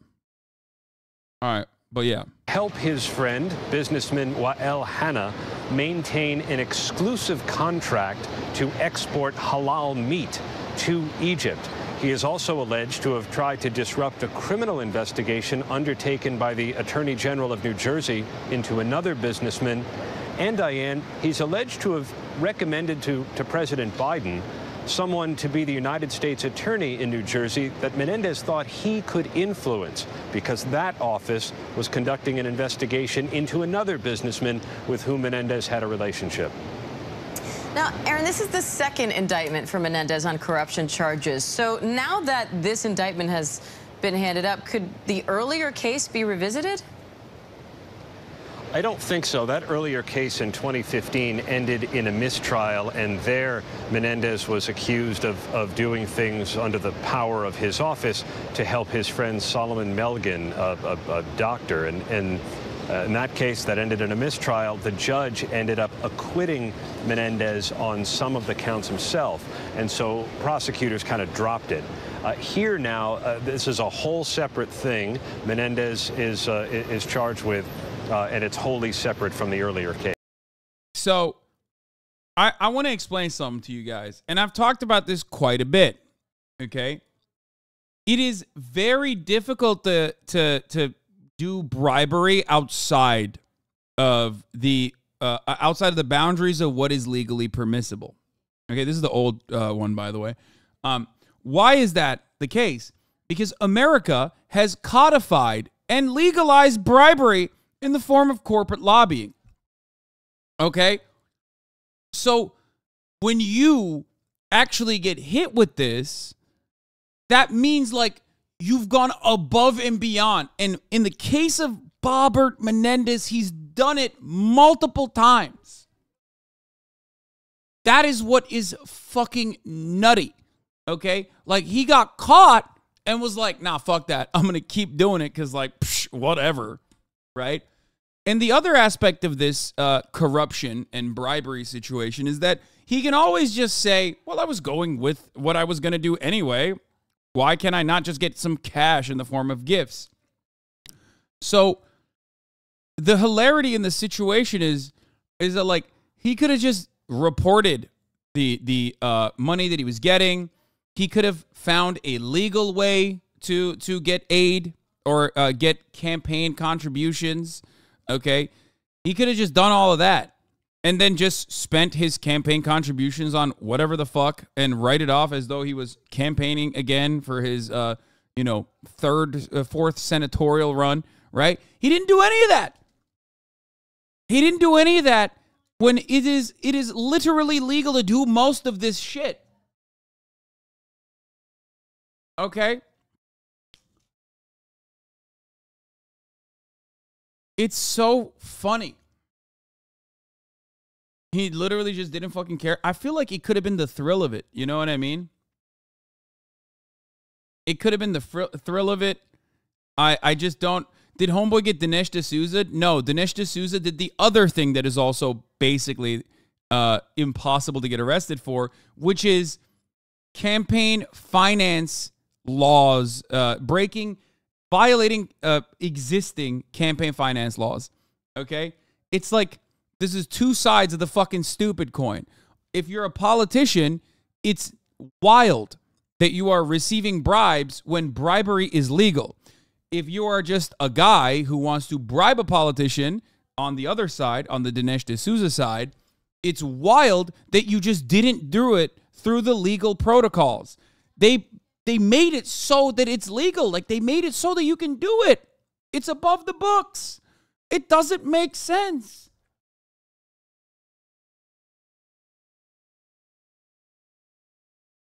Plausible deniability out the window with his name on the jacket like that. Yeah, he's just going to say, listen, Your Honor, you don't understand. 1, I'm Italian. 2, I need to be gifting subs for all my New Jerseyans out there in the HasanAbi broadcast because at the top of the hour, there's a 3-minute ad break. That, in my opinion, is the biggest crime. That there's a 3-minute ad break and people actually end up watching the 3-minute ad break instead of avoiding it by subscribing. Someone must have convinced them BRICS would take over the world. Yeah. The leader, the chairman of the Senate Foreign Relations Committee thinks BRICS is a serious threat. Miss Susie B, thank you for the 5 get the subs, allowing 5 people to no longer see the top of the hour ad break. Here's a 3-minute ad break now. So what are the next steps in this case? I'm gonna pee. At some point, Menendez is going to have to come here to New York in order to surrender, to face the charges and appear for an arraignment. We assume he would enter a plea of not guilty. We know that his attorneys in recent days and weeks had been trying to negotiate with the government not to bring this indictment, but apparently those efforts failed, and the result is this indictment that includes a number of different photographs of gold bars that Menendez allegedly took and a jacket with his name on it stuffed with cash. Diane. All right, Aaron Katersky in New York. Aaron, thank you. Hi, everyone. George Stephanopoulos here. Thanks for checking out the ABC News YouTube channel. If you'd like to get more videos, show highlights, and watch live event coverage, click on the right over here to subscribe to our channel. And don't forget to download the ABC News app for breaking news alerts. Thanks for watching. and this is the U.S. Attorney for the Southern District of New York. Good morning, everyone. Thank you for coming. My name is Damian Williams, and I'm the United States Attorney here in the Southern District of New York. Today, I'm announcing that my office has obtained a 3-count indictment charging Senator Robert Menendez, his wife Nadine Menendez, and 3 New Jersey businessmen, Wael Hannah, Jose Uribe, and Fred Davies, for bribery offenses. The investigation that led to these charges has been run out of the Southern District of New York. The indictment alleges that between 28... I do, like, this is one of the very, like, pro-cop moments that you will... This is a very incredibly rare pro-cop moment on the HasanAbi broadcast, but, like, when they do this kind of stuff, I'm like, yeah, this is good. This is literally your job. Like, your job as a district attorney is to straight up do this, okay? Prosecute this kind of corruption and bring charges and ensure that justice is served, okay? Straight up. 2018 and 2022, Senator Menendez, the senior U.S. Senator from New Jersey. They look so sad serving justice? No, the Southern District of New York is they don't, I would say they're already stretched thin, okay? I would say that they are stretched thin in general, but specifically the Southern District of New York, when they do actually tackle somebody, when they put their fucking teeth onto someone, they rip them. They do rip them for sure. But the reason why they're stretched too thin is not necessarily because they're defunded or anything. It's just that they could bring charges like this for most people. Okay, there's too much corruption going on. Scoop: Joe Biden to join the UAW workers in Michigan on Tuesday. Wow. Wow, this is huge. This is fucking huge. Thank God. Oh, speaking of Brandon, by the way, the Brandon team invited me to meet Joe Brandon. And after much consideration, I was like, if I can also do like some kind of thing with the NLRB, I would be down to do it. Okay. And I said yes to it. And then today I found out they literally said, nope, you've been rejected. Which is weird because it's like, well, why did you guys invite me in the fucking first place? And I was already like considering not doing it. So I got invited only to be told no. Which, of course, is not like the end of the world. I mean, who gives a shit? But just to hurt your feelings, they mocked you. Wait, did you like fail your security clearance or something? I would be surprised if that's the reason. I don't know what the reason is. They never tell you, I don't think.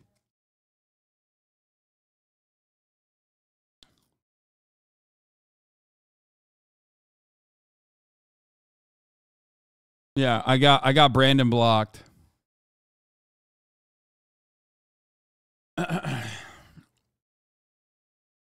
I mean, I wonder why. There's like I was more shocked that they invited me to begin with. So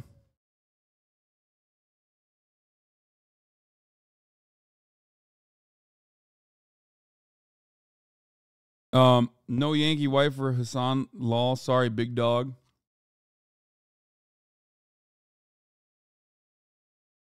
They found you were caught smuggling electronics into Mexico.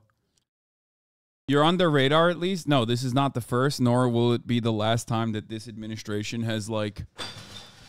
I mean, this administration has, like, regularly blocked me from participating in shit, like, initiatives that they do with online content creators, which, by the way, for the record, my expectation is not to have a collaborative relationship with the Democratic Party in general, so I don't really care. But I've talked about this before. Under the Brandon administration, they built an initiative to try to get people to be more aware of vaccines and stuff like that. So in that, they sent in Antonio Fauci to Twitch and to TikTok and blah, blah, blah. And obviously my name came up in that process because, you know, I am a political commentator on this platform. And the team blocked it. Same with Kamala Harris as well. Like, their teams have denied it before. Didn't you meet the Surgeon General? I have met the Surgeon General. He is the only person that I have actually met on the administration side. So, has to be the 9/11 taking the China stuff? Nah, I don't think they give a shit about that kind of shit, dude. Come on.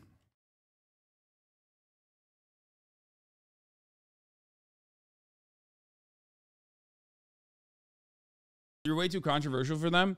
I mean, it's not necessarily that I'm controversial, but also on top of that, it's not like our ideals align. Like, if I was a fucking DNC dick rider, I'm sure that they wouldn't give a fuck. What are you talking about?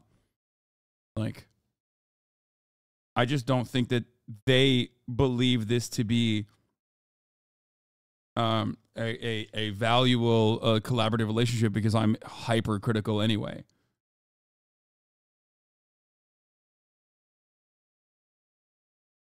If Brandon personally heard your Irish accent, he'd pick you up in his Corvette himself. What did they reach out to you for? No, they wanted me to have the opportunity to meet Brandon. But there was also, fuck, what was it? Hasan was out here promoting the vaccine for free, shaking my damn head. Should have held out for the clout bag. Yeah. There was another thing. Oh, I mean, I've talked to you guys about this before. Like, I helped with radical liberal Raphael Warnock's election campaign, but I kept my involvement. I kept my involvement private, and I was not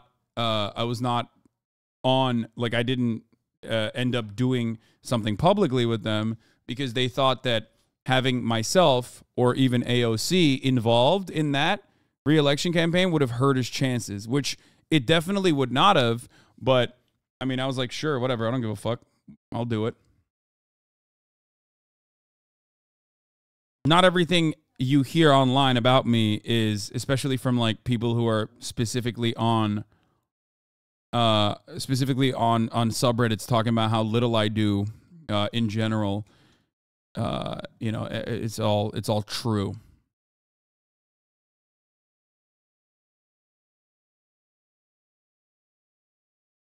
I heard you in a Swedish radio documentary with a clip from TYT about the American getting arrested in North Korea. It was cool.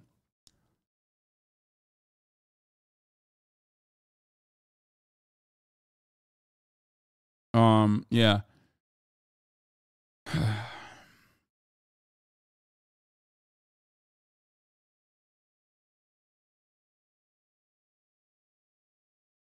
What did you do with Warnock? I mean, I helped with their social media strategy a little bit. It wasn't like super significant or anything, but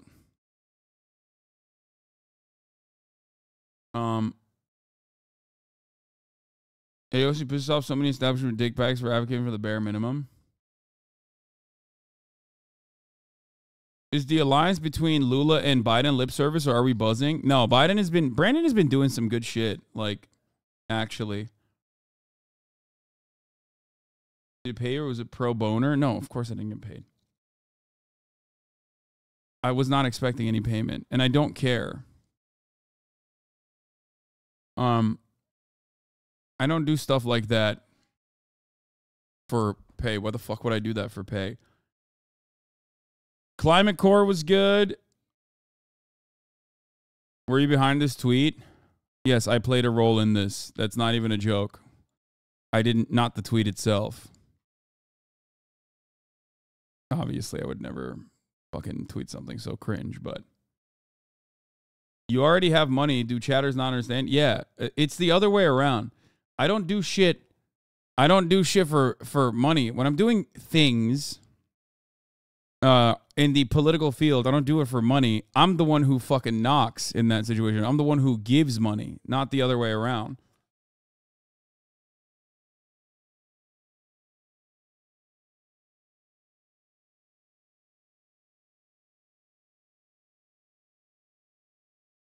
Anyway,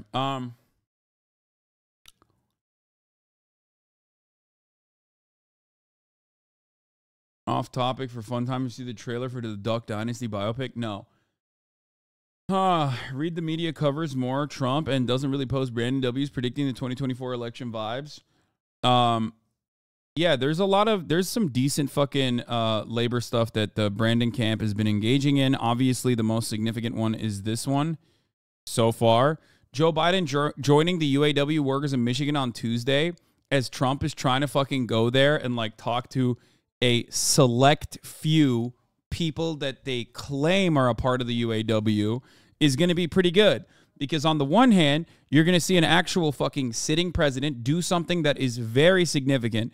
It's symbolic, but it's an important symbol, okay? This symbolism should not go unnoticed. Do you understand? There's a reason why sitting presidents don't go to the fucking picket line like this. UAW widens strike against GM and Stellantis, but not Ford. The United Auto Workers on Friday widened a strike against GM and Jeep maker Stellantis out of frustration over contract talks, but did not target more Ford locations because it said negotiations with the company are progressing. This is also a very smart thing that they're doing, in my opinion, by the way. This is the Sean Fain dick riding hour, as always. So what do I mean by this? I think that the standing strike concept is pretty good. You get to continue the strike for a longer period of time. You get to make your strike funds last longer. Not only that, but also you get to max out on the damage that you are doing to the companies. But this second thing, I think, is always good as well. Breaking through the solidarity that capital owners have as best as you possibly can is a good thing. Okay? This is a good thing. Why is this a good thing? It's a good thing because this way you get to focus on people who are not even capitulating a bit, not even budging a little bit to the reasonable demands that you're making. Okay? That's a smart move. You try to break up the solidarity that the big three has by offering certain assurances or increasing the pressure on one aspect or two of the companies out of the big three. President Biden will speak Tuesday, officially, to support the UAW, according to two people familiar with his plans, who spoke on the condition of anonymity. Very poggers. Because the visit hasn't been announced yet. Union leaders invited him earlier Friday to join the picket line. The union said it walked out of 38 GM and Stellantis part distribution centers in 20 states just after noon. UAW President Sean Fain said the aim is to shut down parts of distribution until those two companies come to their senses and come to the table with a serious offer. The strike began a week ago at 3 auto manufacturing plants, one for each company. But the expansion is focused on the warehouses that send parts to dealerships and other vehicle repairs, meaning Americans who drive Jeeps and Chevy Silverados could begin to feel the strike's impact. The UAW shared videos on social media of the newly striking workers chanting, "No pay, no parts."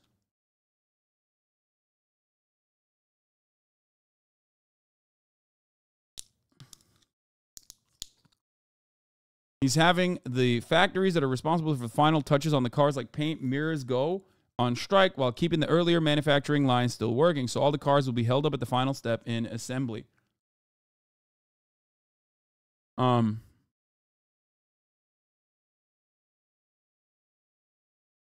Gotta play this anytime you talk about the UAW now. Hold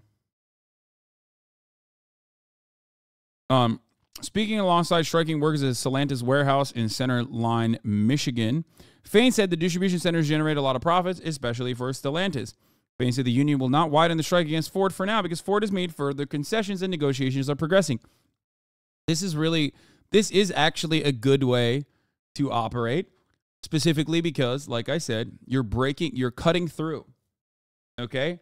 You're cutting through. You're saying, hey, listen, these guys are negotiating. We're not going to hurt them as much. Okay? I like that. I like that a lot. Very smart. Ford has made further concessions in negotiations. He said Ford has agreed to reinstate the cost of living adjustments to wages and offer new job security provisions. The union is continuing its current strike against one Ford factory in Michigan, however. Fain also publicly invited everyone, all the way up to the President of the United States, to come to the picket line during the Facebook Live event. Michigan Democrats and other Biden allies had already been pressuring him to join the strikers. Donald Trump is also going, but not to a picket line, of course. He is not going to go to a picket line because, let's be real, Sean Fain fucking does not like Donald Trump. So,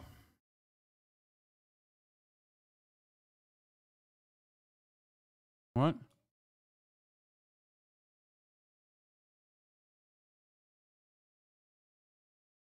Kshama Sawan had a hot take, said it wasn't smart, actually. Yeah, well, we'll see. We'll see the results, okay?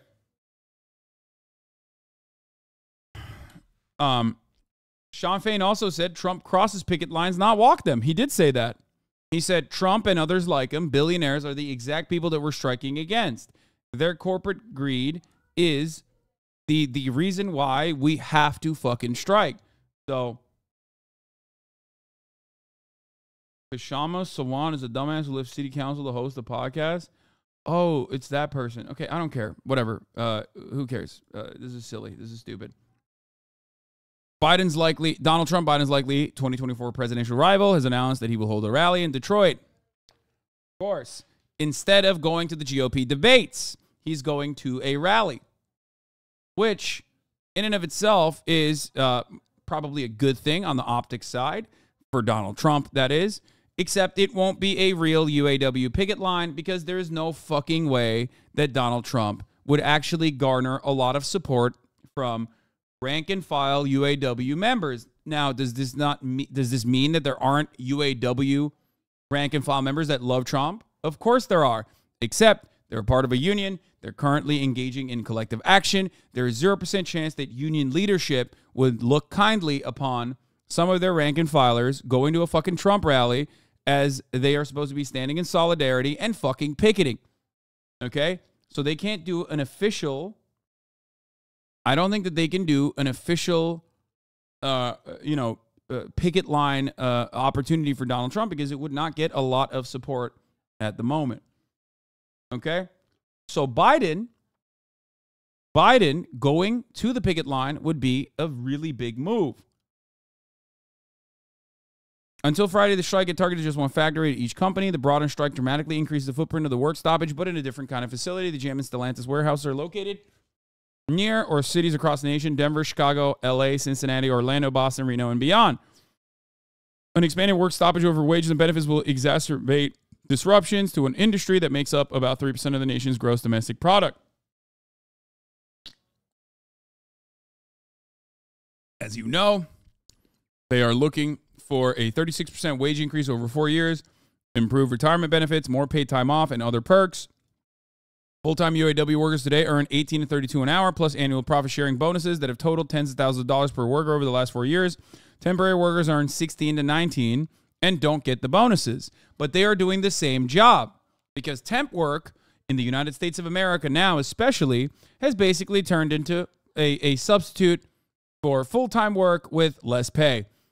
Why are they able to do this? Because what the fuck else are you going to do?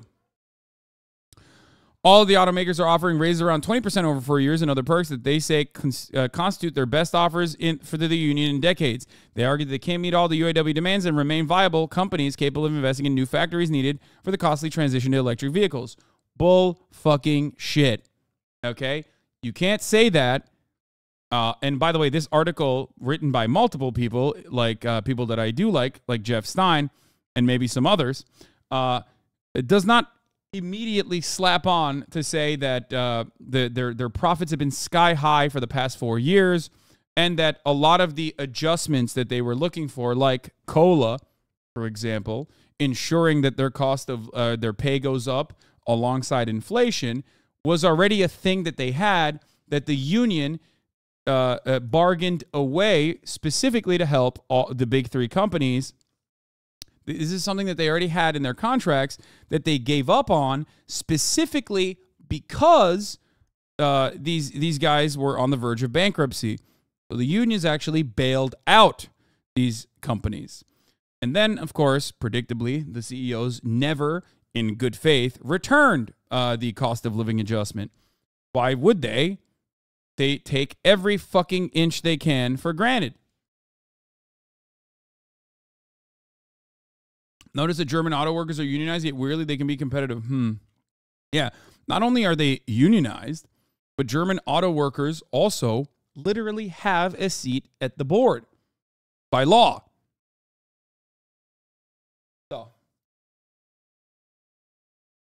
Ford sent a statement Friday, is working diligently with the UAW to reach a deal that rewards our workforce and enables Ford to invest in a vibrant and growing future. GM called the strike escalation unnecessary and accused union leaders of manipulating the bargaining process for their own personal agendas. Like what? What is the personal agenda? The personal agenda of the negotiations committee at the UAW, and Sean Fain specifically, is to get the best possible contract for their rank and file, because that's how unions work. There is a democratic process at the end of this. You can't go back to your union with a shit fucking contract and expect them to vote on it and ratify it. Okay? We have now presented 5 separate economic proposals that are historic, the company said. By the way, the funniest part about this also is that they are not lying. These counters are historic only because, like, they're technically historic because they never give the nature of wage depression and the nature of the benefits going away and the nature of the compensation going away is also historically bad. Okay?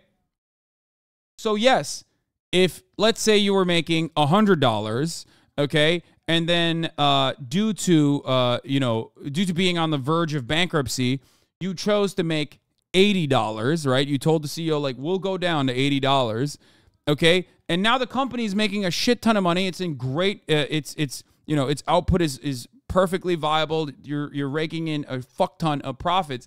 And you go back and you say, well, can we get back to like $110? And they go, no, we'll only give you $90. Well, yeah, that's fucking bullshit. That's absolutely bullshit.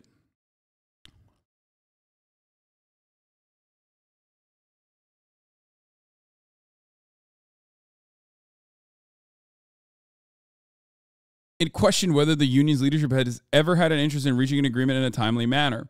They seem more concerned about pursuing their own political agendas than negotiating in the best interest of our employees and the sustainability of our U.S. operations given the market's fierce competition. It's so interesting to me that all of these otherwise unionized factories are always fucking unionized in their own respective nations, but they can come here to the United States of America and operate facilities like in Bessemer, Alabama. I'm looking right at you, Hyundai, okay? Unionized in fucking Korea, but in America, they got children working at the fucking windshield factory, okay? How does that work? How does that work? How does that happen? How does that happen in the fucking wealthiest nation on the planet? Same with fucking Toyota.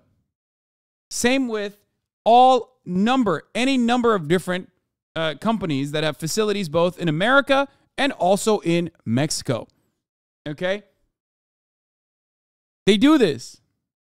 Well, Korea is as much as a capitalist hellscape as the U.S. I know. My point is that Toyota, Honda, Hyundai, and also German car manufacturers as well have heavy labor protections.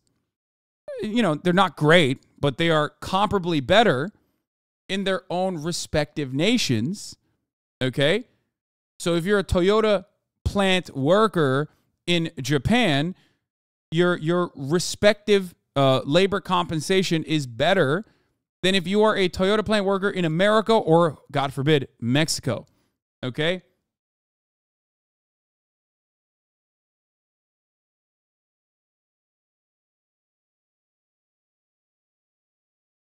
Unionization is so strong in Korea that even Korean food delivery workers have unions.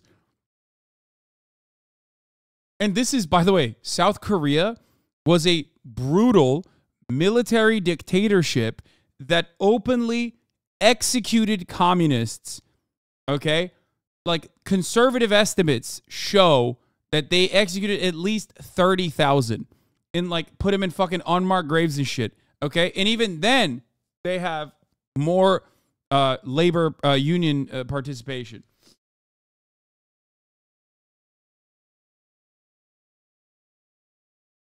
Like, I would never point to South Korea as a robust social democracy, okay? I've heard this fucking argument so many times here in Germany as well. How do we stay competitive if we pay them more? Every single union negotiation, I hear relatives talk like that. The trains are not driving again. How do we stay competitive if we can't even get to work? Same shit, different country. Yeah. It's almost like workers' issues are literally the same across the board internationally, no matter what. It's just pegged to their own personal productive output, of course, and yet the interest, their class interests, remain the same. It's so odd. It's so odd how that works. I mean, even in America, in like entirely unrelated industries like fucking Twitch streaming, okay? I'm a 1099 contracted employee of Amazon, okay? Incredibly well paid. Incredibly well paid. I would never say that that's not the case, right?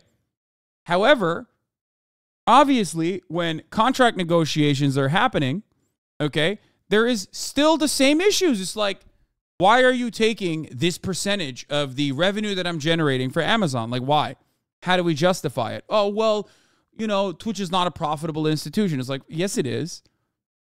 Twitch's profitability is a matter.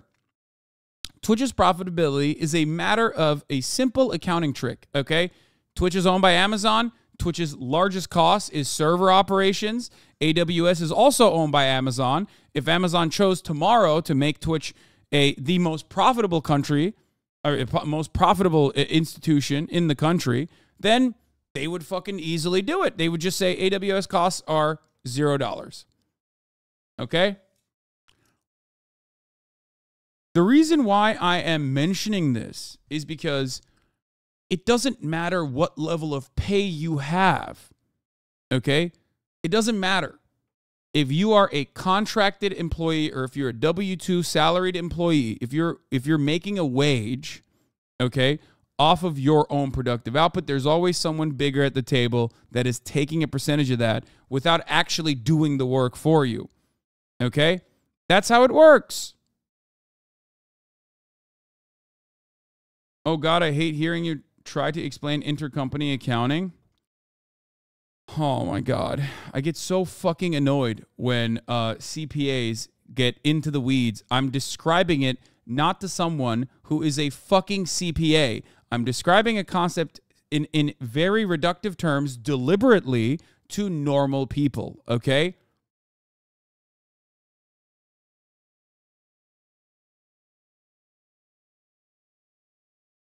Isn't it busy season? Go back to work, you ant.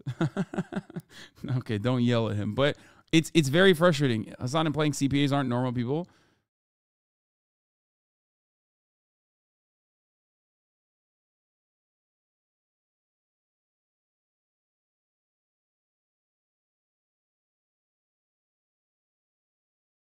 Like, what is frustrating about it is that accountants also personally know how the fuck that works in the other direction, where you can offset costs you can dump costs specifically into like one sector in a company to maximize on your tax benefits, for example. I know the internal calculations of AWS being $0 would make no sense to Amazon because ultimately AWS is one of the most important assets that Amazon owns, okay? And that I understand that there's an opportunity cost to making AWS, like to running AWS for Twitch servers. Like web hosting is very costly, especially for live streaming. I get that, okay? I understand that. Like if they were to do it for $0 for Twitch, that would imply that like all of the resources they're spending on running the Twitch servers could have been spent elsewhere at a market rate. Like, I get all of that. That's why they don't do it for $0. But ultimately, the point still stands. They own AWS. They could literally charge Twitch $0. Okay? Doesn't matter if they're doing wholesale rates. Doesn't matter if they're doing in-house rates for Twitch. They not only have, they not only provide AWS for Twitch, but they also technically, I don't know what their internal revenue structure looks like, but they technically have Twitch employees working on one aspect of AWS, IVS. I've talked about this before. See what you did, chatter? Now I don't explain anything he's saying.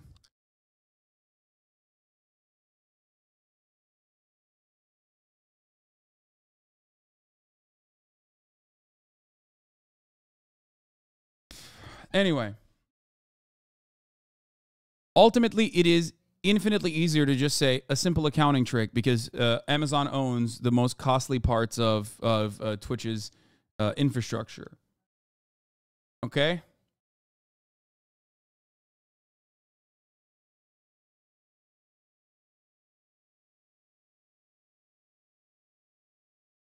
Anyway. Fain said Ford has made important new concessions in recent days, including agreeing to reinstate the cost of living adjustments to wages that the union lost around the time of the Great Recession. Many people said this couldn't be done. We just did it, Fain said. Okay. Ford has also agreed to let workers strike over any plant closures during the life of the next contract, a concession that no automaker has allowed before, Fain said. I don't have to tell you that this is an important victory in our fight to save our jobs, keep families together, and keep our communities from being gutted, he said. Okay? UAW officials previously. I work for AWS and running the servers are super expensive. It's not just the infra, but also keeping it up and running without downtime. No, I know that. I know it is the most costly part of Twitch's like the amount, like Twitch's lift, the costliest part of that is AWS. I know that. I know. I've mentioned it so many fucking times, dude. I don't know what's going on with the goddamn mosquitoes in this house, but they're like biting me in the weirdest parts. Like they bit me inside of my hand right here. They bit me inside of like my pinky. Like I don't know where I feel like there's better ways to suck blood on my body. I don't know what the hell this is. Mosquito. 35,000. Anyway. I think all workers should have COLA. Do you think that's feasible? Yes.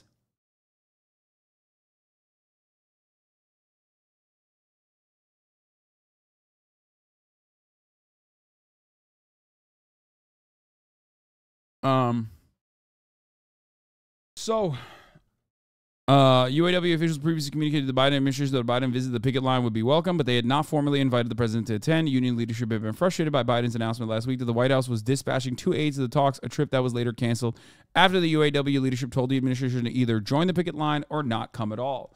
Love that. Also love that Trump basically fucking kind of forced the Brandon administration's hand a little bit here by saying he was going to go and attend the UAW, participate in the UAW pickets, even though he wasn't ever going to do that. Okay? I love that. But what do I love more? Well, I love Bob Menendez. So let's get back to that. That was a really good breaking news update, so I wanted to cover that. And we will get into what the fuck? This is insane. This drip is nutty. I need this. Okay. We'll get into the UAW Sean Fain thing more. Let's get back to Bobbert Menendez, my favorite the chairman Italian. of the Senate Foreign Relations Committee, and his wife Nadine Menendez, engaged in a corrupt relationship with Hannah, Uribe, and Davies. The indictment alleges that through that relationship, the senator and his wife accepted hundreds of thousands of dollars of bribes in exchange for Senator Menendez using his power and influence to protect and to enrich those businessmen and to benefit the government of Egypt. The indictment alleges that Hana, Uribe, and Davies provided bribes in the form of cash, gold, home mortgage payments, a low-show or a no-show job for Nadine Menendez, a Mercedes-Benz, and other things of value to the senator and his wife. Now, constituent service is part of any legislator's job. Senator Menendez is no different. And as we explain in the indictment, there are things that Senator Menendez says he can do for his constituents. $100 million deal and he's only making thousands, shaking my head. Dude, first of all, that's good money. Like, the $100 million is going there anyway. You know what I mean? He's literally getting money. No, he's getting money for a deal that was going to happen anyway. So for him, it's like he's just getting paid extra, which, by the way, is almost like it's more than half of the congressional yearly salary anyway, right? It's just free fucking money. And things that he says he cannot do for his constituents. He put it all on his Senate website. So, for instance, it says he cannot compel an agency to act in someone's favor. It says he cannot influence matters involving a private business. It says he cannot get involved in criminal matters or cases, period. But we allege that behind the scenes, Senator Menendez was doing those things for certain people, the people who were bribing him and his wife. Now, let me say a little bit more about the conduct that's alleged in the indictment. The indictment alleges that Senator Menendez took several actions as part of this corrupt relationship. First, the indictment alleges that Senator Menendez used his power and influence, including his leadership role on the Senate Foreign Relations Committee, to benefit the government of Egypt in various ways. Among other actions, Senator Menendez allegedly provided sensitive, non-public U.S. government information to Egyptian officials, and otherwise took steps to secretly aid the government of Egypt. We also allege that Senator Menendez improperly pressured a senior official at the U.S. Department of Agriculture to protect a lucrative monopoly that the government of Egypt had awarded to Hana, a lucrative monopoly that Hana then used to fund certain bribe payments. Second, the indictment alleges that Senator Menendez used his power and influence to try to disrupt a criminal investigation and prosecution undertaken by the New Jersey Attorney General's office related to an associate and a relative of Uribe. Third, the indictment alleges that Senator Menendez used his power and influence to try to disrupt a federal prosecution of Davies in the District of New Jersey in two ways. First, by seeking to install a United States attorney who he thought could be influenced with respect to Davies, and second, by trying to influence that office to act favorably in Davies' case. And as we allege in the indictment, the senator agreed to do these things and use his power in this way because Hana was paying bribes, because Uribe was paying bribes, and because Davies was paying bribes. Fortunately, the public officials the senator sought to influence did not bend to the pressure. That's a good thing. Now, as part of this investigation, special agents with the FBI executed search warrants on the residence and safe deposit box of Senator Menendez and Nadine Menendez in New Jersey. When they got there, they discovered approximately $500,000 of cash stuffed into envelopes and closets. Some of the cash was stuffed in the senator's jacket pockets. Some of the envelopes of cash contained Davies' fingerprints or Davies' DNA. That's not all. Agents also discovered a lot of gold that was provided by Davies and Hana. And the FBI, of course, found the Mercedes-Benz that Uribe had provided them. Now, the items that the FBI uncovered are discussed in the indictment, which I encourage all of you to read carefully. Let's take a look at just some of the items.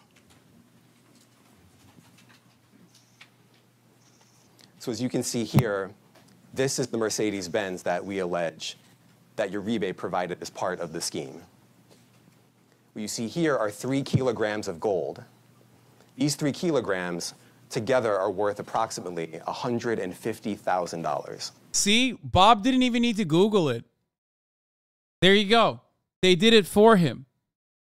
It's so awesome. I love American politics so much. It's so stupid. It's so silly. It's so great.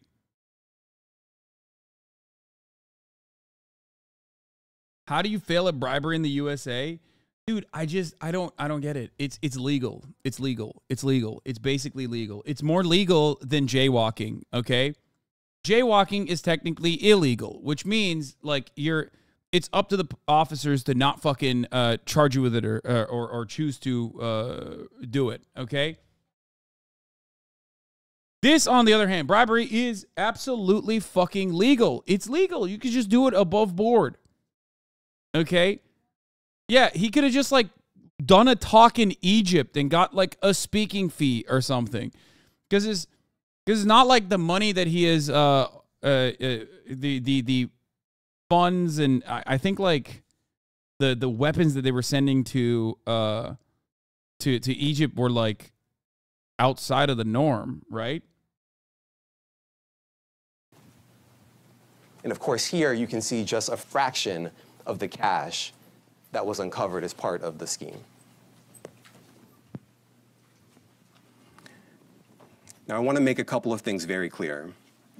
First, my office remains firmly committed to rooting out public corruption without fear or favor and without any regard to partisan politics. That's in our DNA. Always has been, always will be. And second, okay, well, have you considered that it was in Bob's DNA to do side deals and side hustles? Hustle culture is in our DNA, okay? It's kind of fucked up. Especially coming after a fucking Italian man like this is so unjust. So incredibly unjust. This is exactly what Trump was talking about when he said the entire Department of Justice is just rotten to its very core, okay? Senator Bobbert Menendez was doing hustle culture. It is in his Italian DNA. What's next? Are we going to prosecute Italians for being creepy to women? Is that what we're going to do? Italian Americans are now going to be prosecuted for getting handsy sometimes? In the words of Andrew Cuomo, I'm not perverted, I'm Italian. Stop saying he's Cuban. Bob Menendez is not a Cuban man. He is not capable of being a Cuban man. He is, after all, a New Jersey senator. There is nothing more Italian than being in fucking office in the state of New Jersey. Sorry, I will not believe you. Okay? I will not believe you when you tell me, oh yeah, he's not Italian, he's actually he's actually Cuban. Like, boo, you're wrong. You're wrong, okay? You're wrong. You can't be out here stuffing your coat jackets with money and gold bullions or whatever those things are, and then turn around and be like, this is a Cuban man. No, this is an Italian man. These are Italian activities. This investigation is very much ongoing. We are not done. I hate this. We didn't even do anything, bro. Just loves hating Italians. Okay, these are jokes, man. Chill out, everybody. Anyone with information to come forward and to come forward quickly. And they can do that by reaching out to the FBI's tip line at 1-800-CALL-FBI. Now, a case of this magnitude requires tremendous partnership.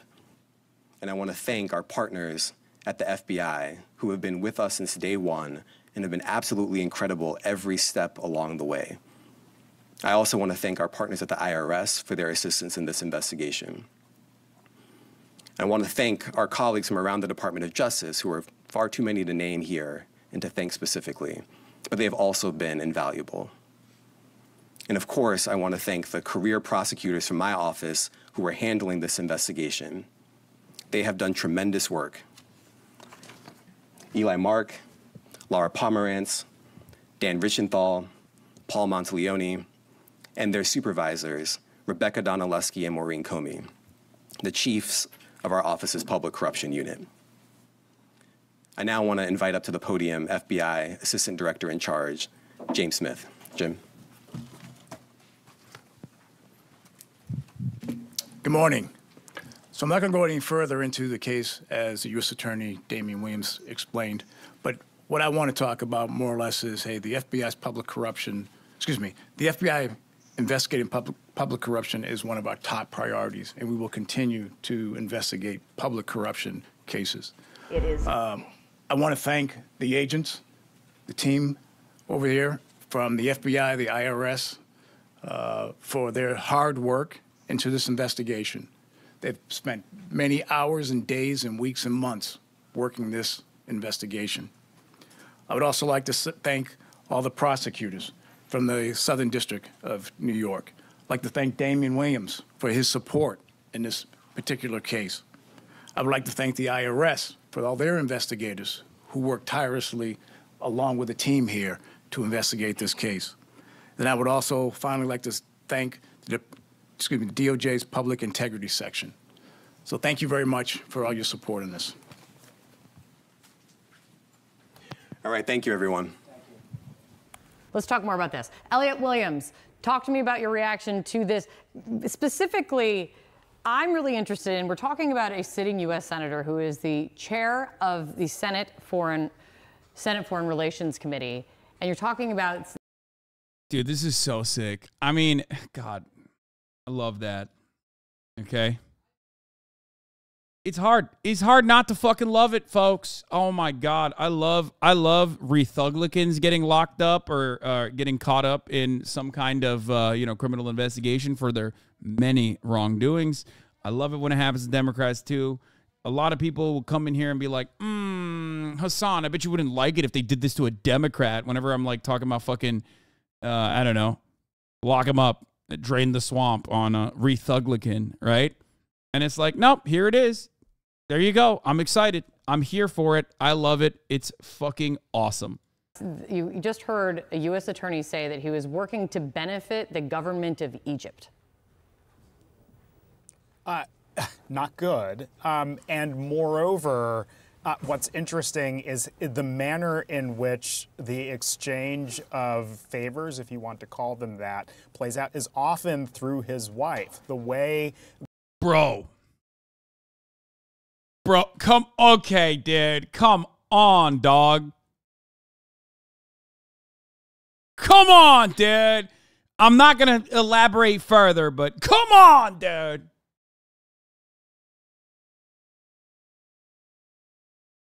The indictment is structured. There are a number of statements and communications made between Senator Menendez and his wife, and allegedly between Senator Menendez's wife and some of the other people who are charged that lead to these actions that the prosecutors. The fucking Menendez crime family, okay?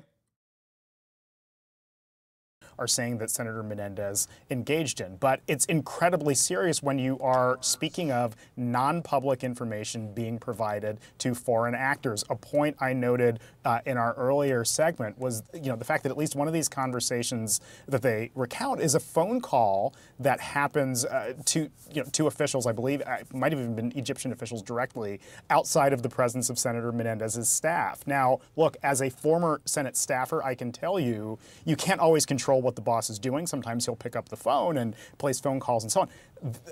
This goes beyond that when you're talking about, number one, the seriousness of it, and number two, the allegation that he was being directed to do so, or at least being compensated or reimbursed for his doing so.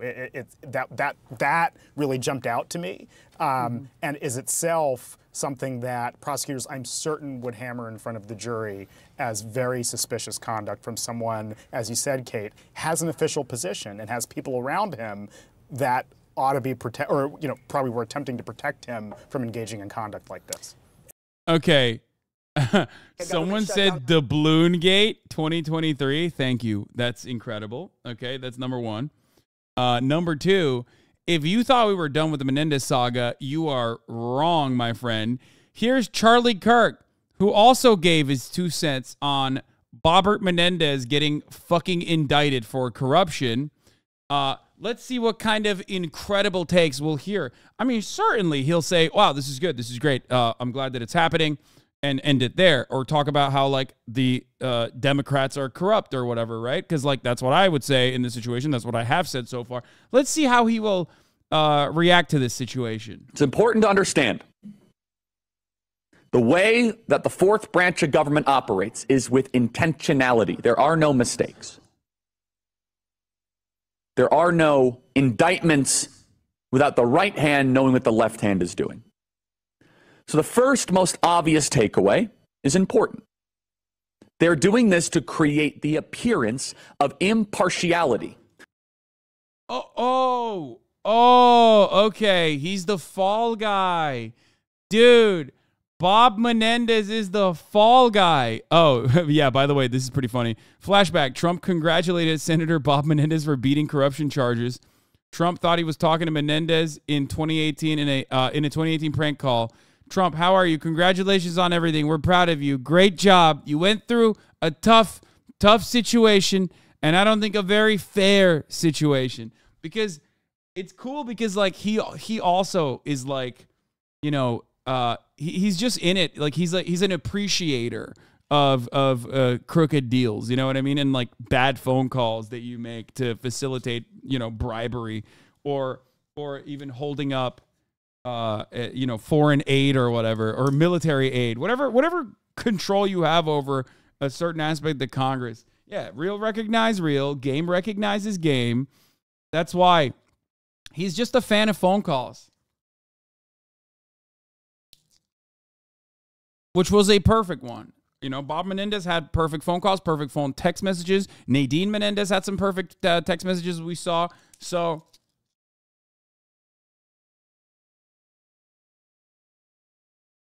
I wonder how Charlie Kirk can speak so loudly with a face with more negative space than failed art students painting. It's a special skill. So that they can continue their jihad against Donald Trump. So that under oath, they could say, well, as you can see, we have active indictments against Menendez and Hunter Biden, which gives us... So wait, that means, like, okay, that's two. That's two separate Democrats that they are currently prosecuting. And only one guy on the Republican side, I guess. So what's up? I mean, Hunter Biden's not even a fucking politician, so it's so stupid. But, like, they have treated him as one, so...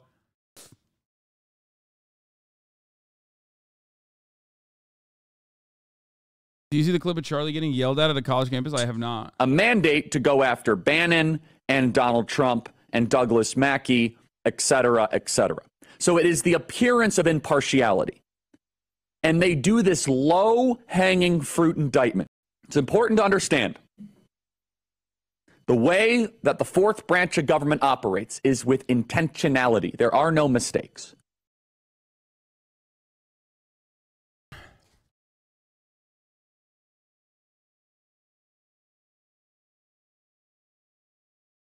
I don't know. Like, I don't know what goes on. They're so fucking creative. Like, I guess it's kind of cool. Oh, also Menendez Jr. Has the congressional seat in the 8th district, by the way. And of course, the New Jersey Democrats pushed him. Menendez is familiar with the district, which includes most of Hudson County. His father, Senator Bob Menendez, represented much of the area for more than a decade before he was elected to the U.S. Senate in 2006. So I love that. In an interview, Menendez discussed his upbringing in Union City, a dense working-class Hudson County community that has long attracted Cuban immigrants. Like his grandparents, his father was an elected official by the time he was 19 when he captured a seat on the Union City School Board, and his mother was a teacher. The story of his grandparents who came to America to seek a better life drives me every single day, he said. And of course, his politics, I can't speak for his son. I don't really know him that well, but his father's politics are exactly what you would think of a Cuban American in that age group. Okay, he's very, very conservative. One of the more conservative senators. Kind of weird to suspect that he is so conservative, considering that he is, a fucking New Jersey senator from. A Democratic senator from New Jersey.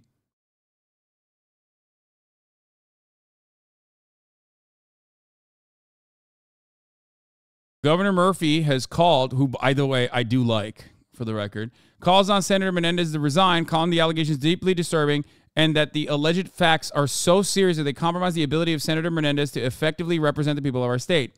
This is yet another instance where the Anglo-Saxon Protestant attacks an Italian man, though. You know, make no mistake. Governor Murphy, not Italian. The least Italian-coded man from New Jersey you can get. So what is he going to do? He's going to take down an Italian man. That's what he's trying to do, okay?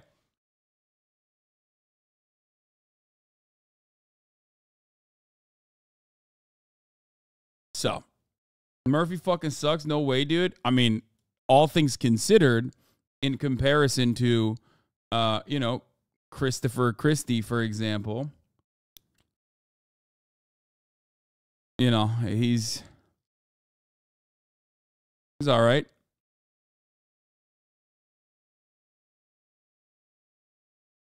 Irish-Italian violence takes another life. Yeah.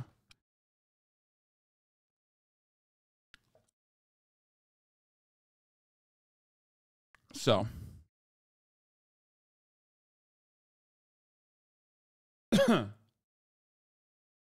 Where were we? So we talked about Bob Menendez's son. Oh, his performance in the last election was, the one in 2018 was not great in the primary, where Lindsey McCormick, apparently a virtual unknown who did not spend any money on the race, received almost support from 4 out of the 10 Democratic voters. So it's not like there isn't an appetite to unseat Menendez, as far as I understand it. Okay?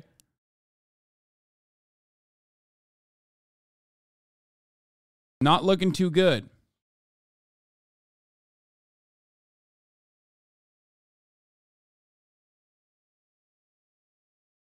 The Dallas mayor defection we'll cover in a little bit. Okay? But now that we've uncovered the Menendez saga thoroughly, let's move on to the UAW and Shawn Fain. We already talked about Shawn Fain and the updates. Yeah, I already, Brandon confirmed it earlier. But here is what Shawn Fain is saying, as Brandon is going to join the picket line on Tuesday, which is huge, which is very good. UAW family, before we get started, I want to note a major organizing. He's dripped out the wazoo. Before we get started, I'm dripped out the fucking wazoo. Victory for our union. Last night, 2,900 graduate workers at Northeastern University voted by an overwhelming 94% to form their union with the UAW. Congratulations first and foremost to these workers who have fought a multi-year effort against intense employer opposition to win their union. And also to Regional Director Brandon Mancia and Lead Organizer Josh Gilbert for their great work on this effort.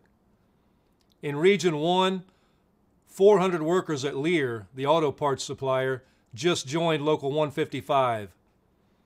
President William Verdier and Recording Secretary Sylvanus Thomas worked hard to help bring these workers into our union. From auto to higher ed and everywhere in between, our union is organizing, growing, and building our power. It's not just new organizing, it's on the picket line too. Our 1,400 UAW members at Blue Cross Blue Shield of Michigan just marked a week on strike. For years, the insurer has been outsourcing their work. Our UAW family at Blue Cross Blue Shield was once 5,000 strong. Today it's shrunk down to just 1,400. And the workers that are left are stuck in a tiered system where it... By the way, I want to point out something to all the fucking aesthetic Marxists and whatnot who claim to be on the side of the working class, who regularly said, without even recognizing that, like, so many of these other unions are under the umbrella of the United Auto Workers, by the way, when every single time graduate students would fucking strike, they'd be like, oh, these guys are pussies. They're not real. They're not real working class people. They're grad students. They're gay. It's like, yeah, except they're also under the fucking UAW banner. So, like, it just immediately, in my opinion, demonstrates that you have no fucking clue what you're talking about. Okay, you have no clue what you're talking about. You're completely oblivious. Who said that? Lamau? What do you mean? Fucking Twitter, dog. Even when I go to a SAG-AFTRA picket or a WGA picket, half of the fucking rugged Marxist-Leninists on Twitter or the fucking leftists on Twitter with hammer and sickles in their goddamn, in their goddamn bio will chirp at me about how, like, these are petit bourgeois or whatever the fuck. Like, I don't give a shit about, like, genuine proletarian solidarity. I'm not there at the picket line when railroad workers are striking or whatever the fuck. And it's stupid because it is literally reactionary rhetoric from people who have not read a single fucking piece of Marxist literature that just simply repeat fucking memes, okay?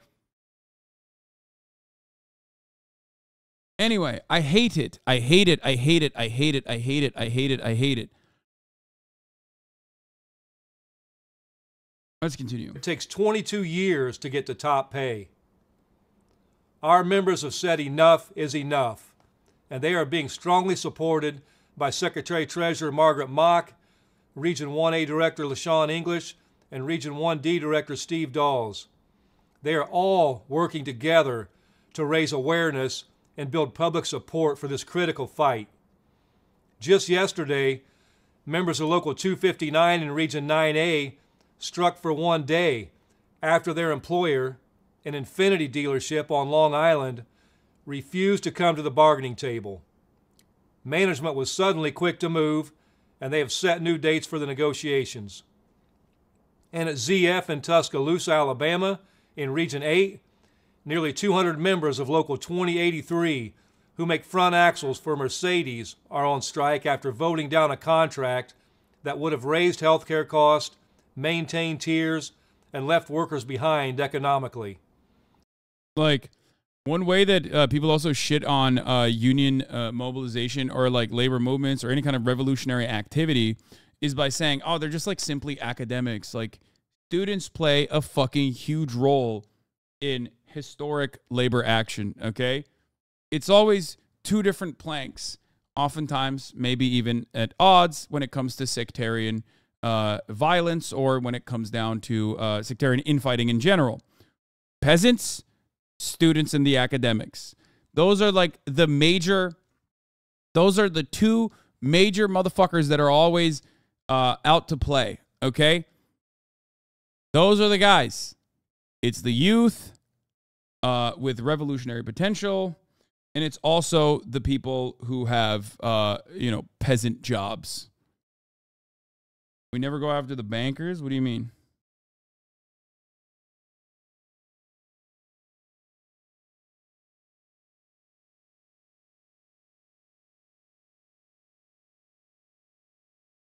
You are a psycho if you think college students in the United States, some of the most in-debt desperate people are bourgeoisie. No, they're oblivious, dude. It's all aesthetics. That's why, because Television Man has told them that, like, going to college is a privilege, okay? And you're like a rich gay guy if you go to college, because that's what rich gay guys do. It's like, just like the only working class individual in America is a fucking coal miner, okay? There's no other guy. Which, by the way, coal miners have also been on strike for almost a year plus now, specifically because their company basically shuttered its doors or claimed it was going to shutter its doors and then refused to pay them their last... where the fuck was it? Hold on. I'll give you guys more details on that. I mean, I've covered it before. Here.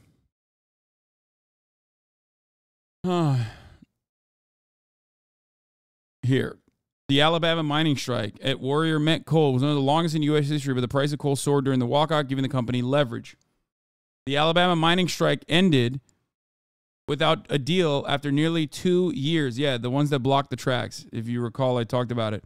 Because Hundreds of coal miners in Alabama have been told by their union that they can start returning to work before a contract deal has been reached, bringing in unceremonious and one of the longest mining strikes in U.S. history. The move by United Mine Workers of America to conclude its nearly 2-year work stoppage is a blow to the union, a storied and powerful labor organization, which has been pushing for higher pay and improved working conditions at the Warrior Met Coal mine near Tuscaloosa.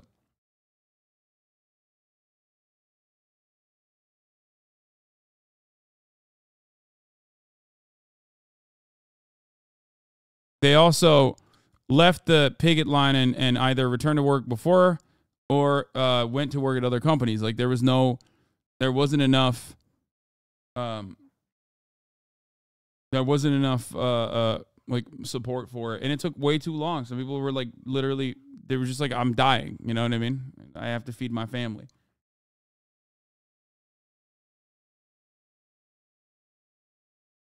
So.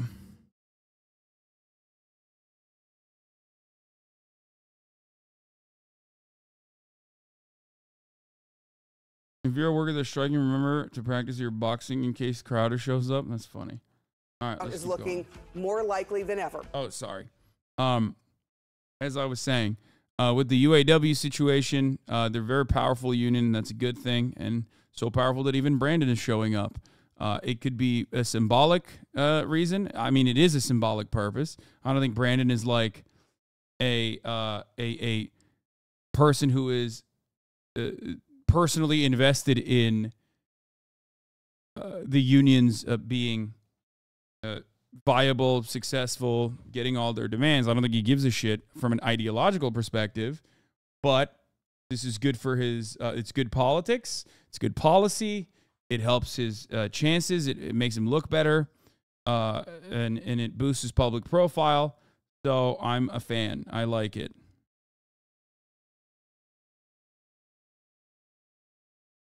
Yeah, a lot of critical votes in Michigan, Ohio, Minnesota, etc. Good. Good.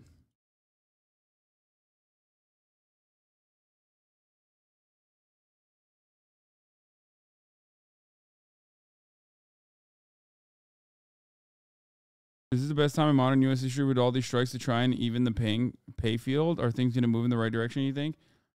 No, I don't. I mean, I think that overall, we talked about the UAW wins on the big three so far. I mean, if you compare it,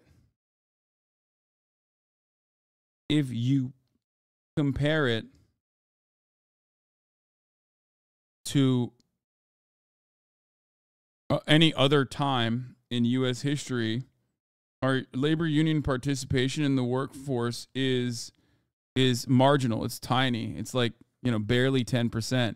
These wins are good, and union activity is good, and it's getting like decent coverage. There's a lot of popularity for union activity in America, but the reality is that it hasn't yielded more union participation or more aspects of the American industry engaging in the act of unionization. And part of that is literally because we don't have a serious manufacturing industry.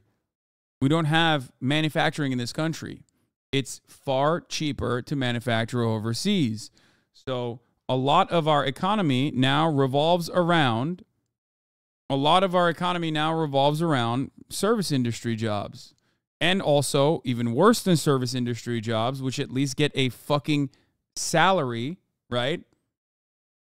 Contracted work like Uber Eats, Postmates delivery, things of that nature. So the gig economy is very, very difficult to unionize.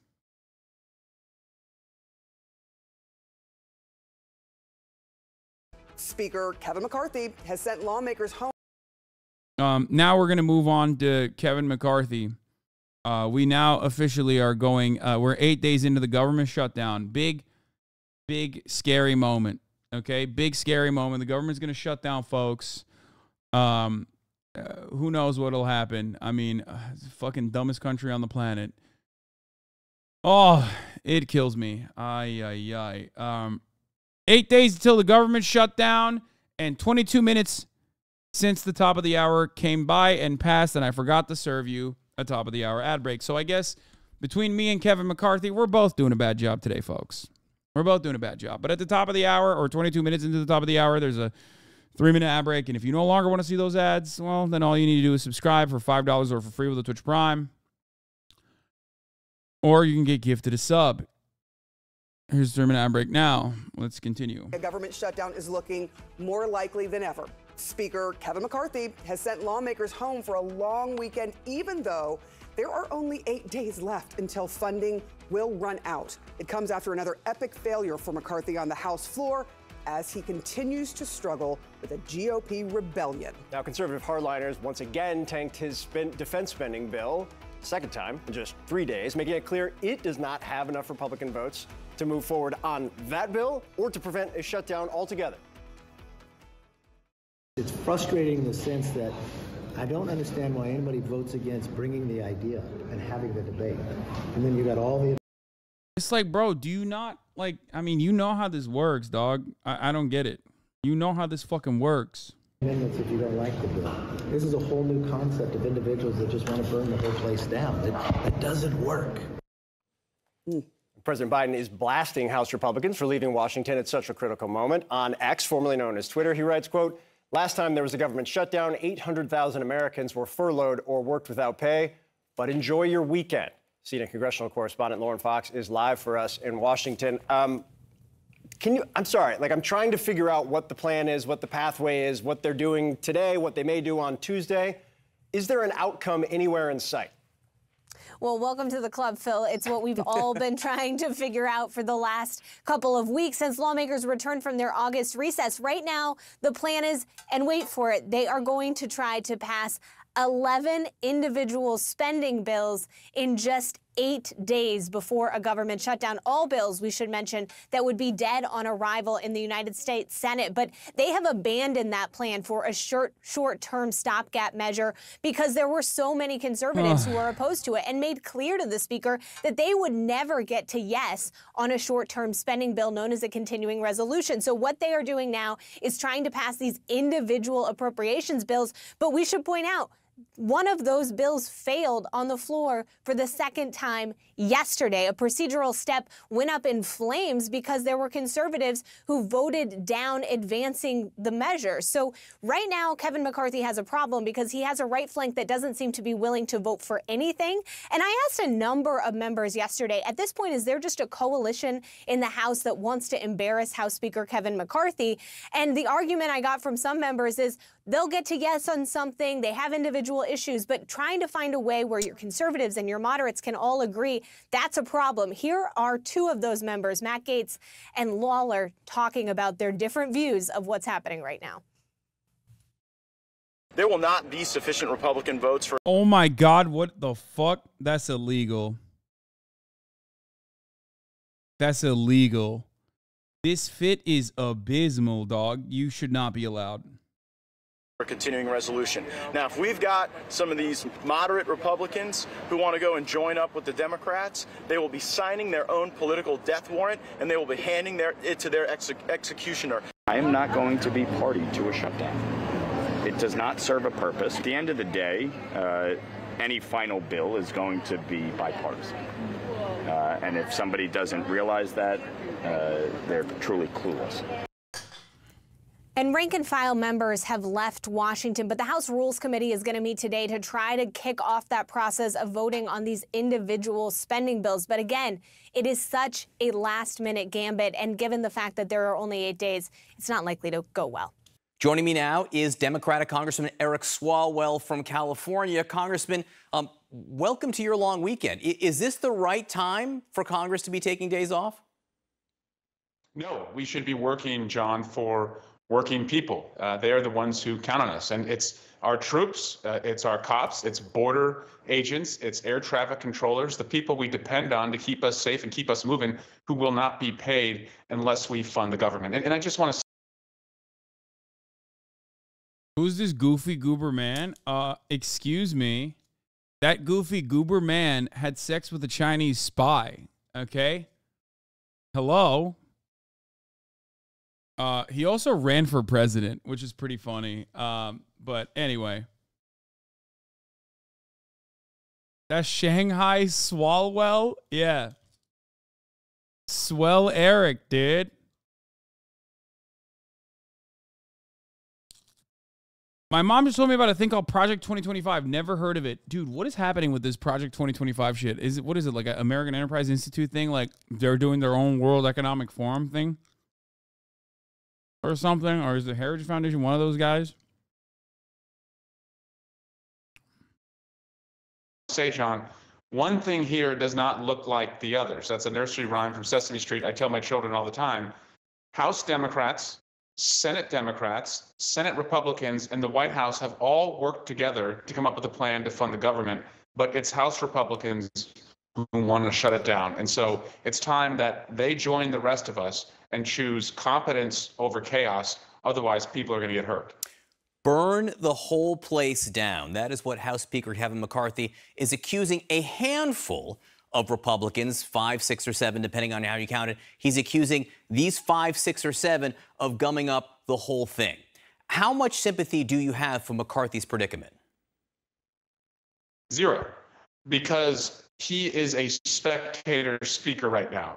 I've watched him on the floor as he has been losing those votes. He just watches the board. There's a board, your viewers should know this, that has every member's name and how they vote. And he just stands there with his hand in his pocket watching the votes. And that's because he thinks he can only pass this with Republican votes because he's afraid if he uses Democratic votes, he won't be speaker. Well, John, he can be a spectator speaker or he can be a leader. And a leader would go to Democrats, just as Mitch McConnell and Senator Schumer have done in the Senate, and say, give us the votes to keep the government open. I'll put it on the bill. We'll save the cops. We'll save the border agents. We'll save the troops from losing their pay. Do it for the country instead of doing it for the chaos. So there are some Republicans who say if McCarthy does that, goes to you for help, that they will throw him out. For the record, of course he's saying save the cops. Like, this is a Democrat, and they're trying to fucking max out the damage to the Republicans. Like, the narrative is going to be like, oh, they don't want the military to be fucking... Yeah, Project 2025 is a far-right plan to reshape the U.S. federal government in the event of a Republican victory in the 2024 United States presidential election, all led by Paul Dans, who was Heritage Foundation. Okay, I was wrong. It wasn't a American Enterprise. It was Heritage.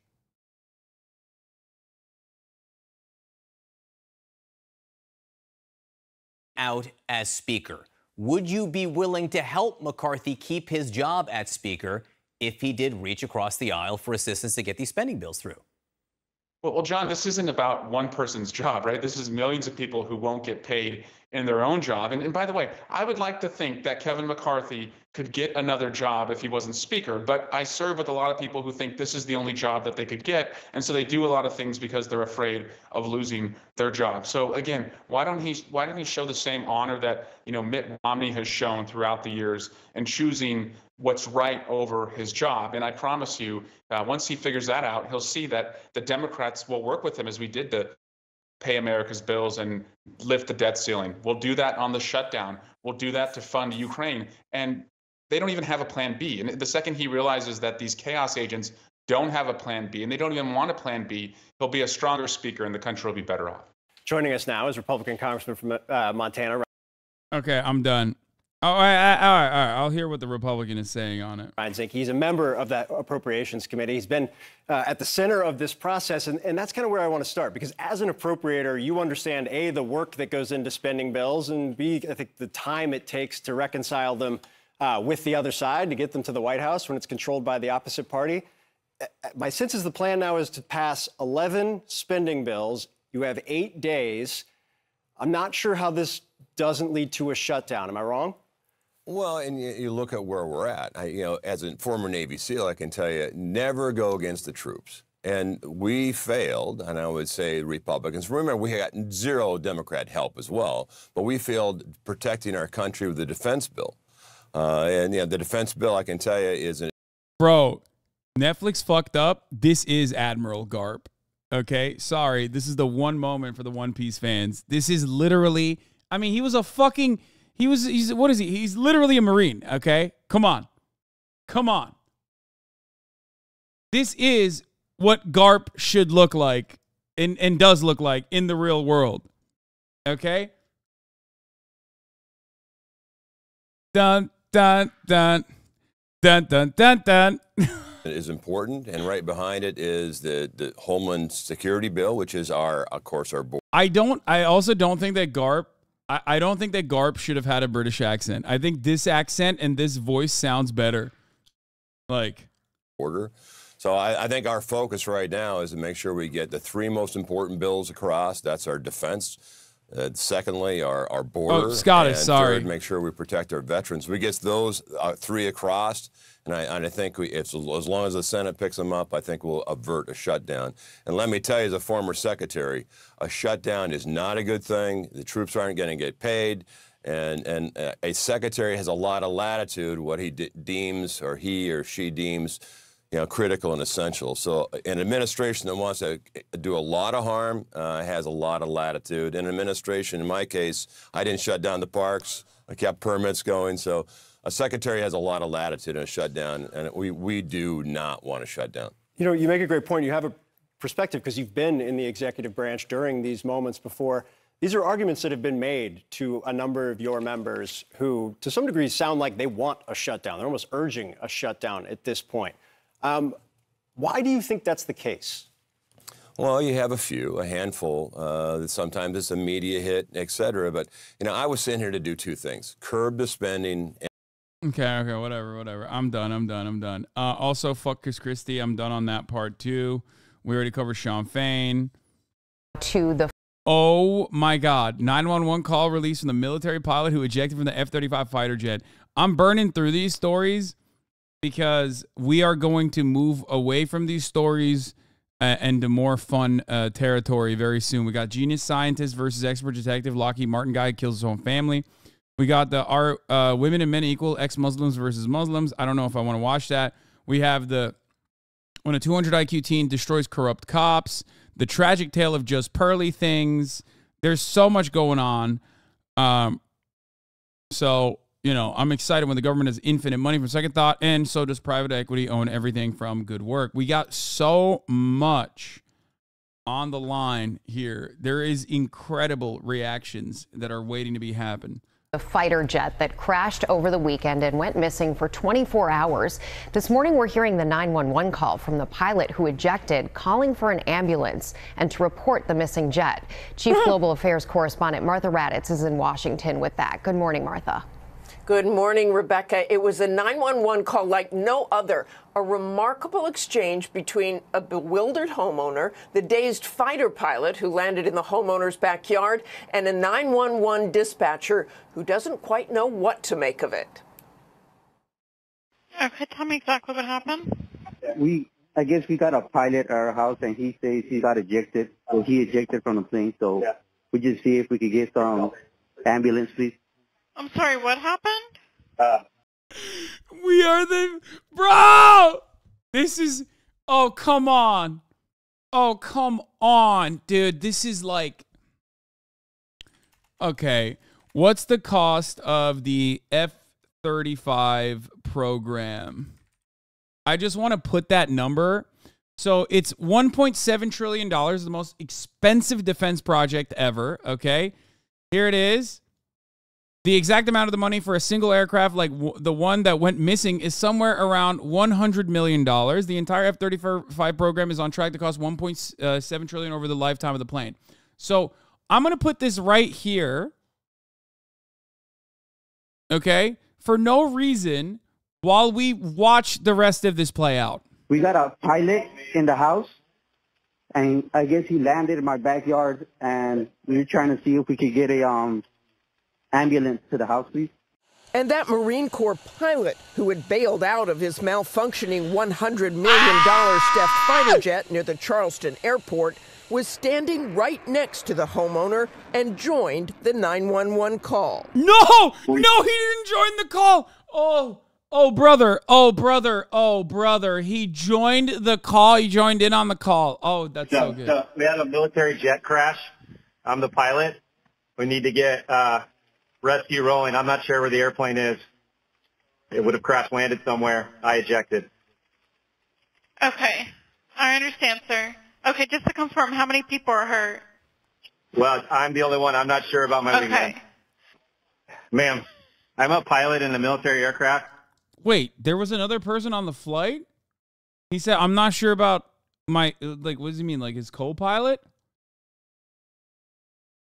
And I ejected. So I just rode a parachute down to the ground. Can you please send an ambulance? The dispatcher, still apparently unaware, she is talking to the actual pilot. How far did he fall? I was at 2,000 feet. Okay, and what caused the fall? An aircraft failure. Like, ma'am, are you aware of the F-35 program and the notorious catastrophes associated with it? Ma'am, I know this looks like a ridiculous situation, but did you know that the F-35 that I was piloting actually can't really fly whenever it's raining? Which, by the way, apparently, no, didn't he accidentally hit the eject button or something? Okay, is there any serious bleeding? I don't know. I can't see myself. No, you look fine. You just put What did the other person say? I feel okay. My back just hurts. And the 47-year-old pilot, still unaware his aircraft was likely still airborne. Has there been a report of an I mean, here, this is yet another. I'll just leave this here.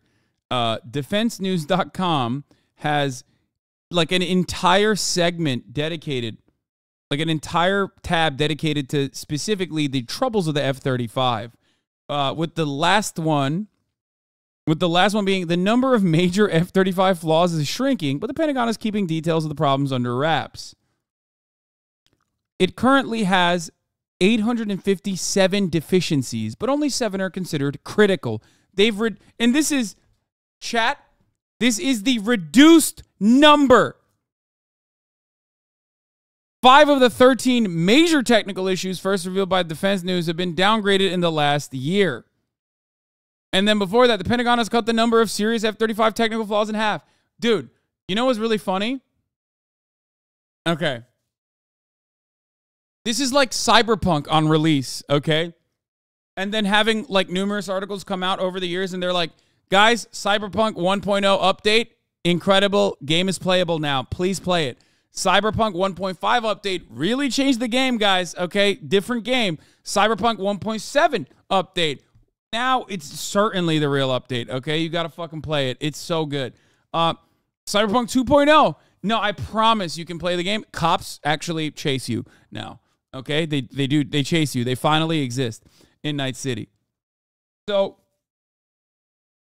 I love that the economic engine that is supposed to drive the wealthiest nation on earth can't even fucking figure out its own quirks. It's operating like you know, it's operating like it's a video game, like a consumer good that is for mass consumption. It's great. To be fair, though, unlike the F-35, CD Projekt Red has made an enjoyable product that I've been able to play since fucking it first launched, for the record. And also, it literally does work at the end of the day, whereas this doesn't. Like, at no point did Cyberpunk actually, like, I don't know, decapitate you for fucking turning it on in your computer. Okay?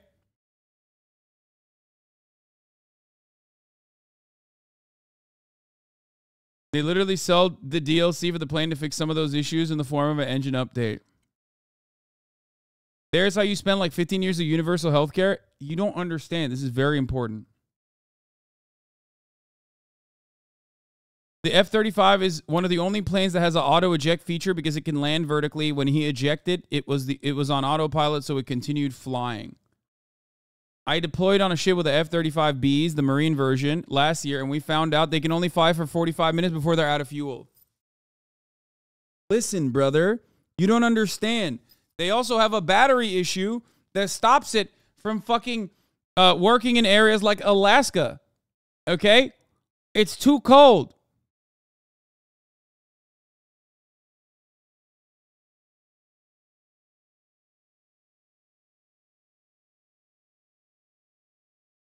Oh, it's so good. The F-35 is such a fun little project by the American military because it shows that like everything has gotten gradually worse due to just, I don't know, capitalism and profit seeking measures from all of these corporations that are like basically the last viable, robust manufacturing that we do in America. Of course, even the F-35 itself is not entirely made in the United States. I mean, parts of it are literally, some of the parts of it are actually made in Turkey, as a matter of fact. But like, if the military-industrial complex is failing, then that should tell you that like capitalism is just an absolute fucking failure, okay? How do you fuck up? It's like if the Saudis fucked up on oil refinery, okay? Like, this is what we do. This is our oil. This is what we do. This is America's oil and gas industry, okay?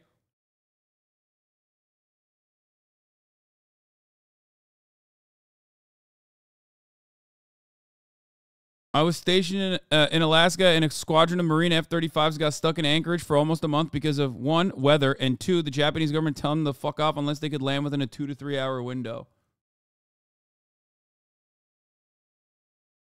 So, just wanted to point that out, just to show you, you know, $1.7 trillion over its lifespan. But where do we have? We don't have money for healthcare. We don't have money for education. Please stop. Okay, please stop saying that we have money. We don't, because we spent it. Please, all my apes are gone. Please, someone who's good at the economy, help me budget. Okay. An airplane crash? I have not seen any come up yet. The jet eventually... I feel like this is also why they can't provide Ukraine with shells, because they don't want to scale up their factories in order to produce cheap artillery shells with very low profit margins. Yeah, but don't worry. South Korea has got them covered. You know what I mean? crashing some 60 miles north of where the pilot had ejected. It took nearly 28 hours to locate the jet. A Marine Corps official now saying it was a combination of things, including the stealth jet's design that keeps it flying after ejection and the bad weather. But there are still many unanswered questions about the search and what caused the malfunction in the jet that forced the pilot to eject. George? Martha, I think that's the craziest 911 call I ever heard. Think so. Okay, thanks very much. Hi, everyone. George Stephanopoulos here. Thanks for checking out the ABC. Okay, George, chill. In a shave, in the bathroom taking a shave, and I heard a screeching, between a screech and a whistle. I said, what in the world is this? And I heard a boom. Then my whole house shook. White says he didn't realize it was a plane at the time, so he didn't call anybody. The first thought came to me, I said, well, must be a meteorite coming out of space or something. And I said, well, if the airplane, the thing was flying just too low. The F-35B air... Bro, he hit the grito! God, America's the fucking best country, dude. We are a meme country. We are not a serious country. We're a meme country, okay? The whole world is farting on us, okay? They're farting on us. They're laughing at us. They're just... It's so dumb. Airplane wreckage created an extensive debris field. The wreckage is located off Old Georgetown Road. Military security is very tight with numerous red and white signs on... Oh, God. I love... Dude, what is happening, dude? What the fuck? What's going on in this fucking country, dude? I gotta run that screeching back. It was so good.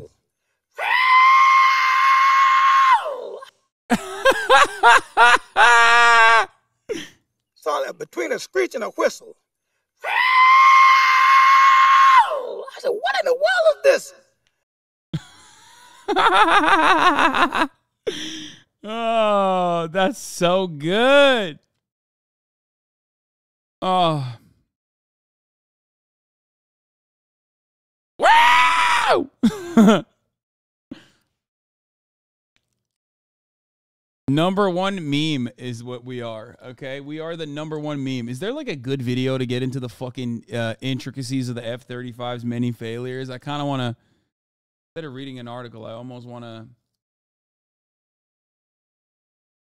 Yeah, we're going to talk about the government having infinite money beyond all of this in a second from a friend of the show, Second Thought, which, makes the whole shutdown and makes the whole F-35 program even dumber. But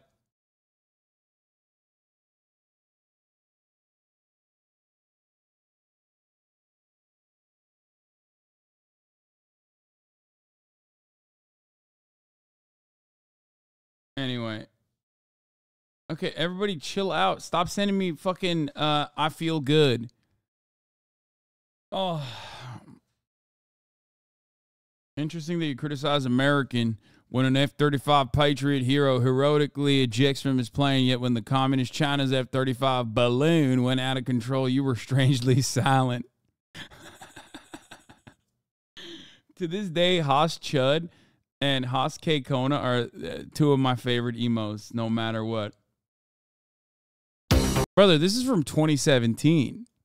You know, this is from 2017. Like, since then, we have found out significantly more problems, okay? This episode of Real Engineering is brought to you by CuriosityStream. Watch thousands of documentaries, phase, and move towards high-volume manufacturing. The culmination of 27 years of design and development from its manufacturer, Lockheed Martin. 27 years of development crossing the finish line in I feel like Real Engineering is like a pro F-35 because like he'll say it's an engineering marvel, which like I don't want to hear that. You know what I mean? I want to hear all the fucking comical failures. Okay, not the engineering marvel of F-35, but instead why it's so costly. F-35 Lightning, jack of all trades or master of none.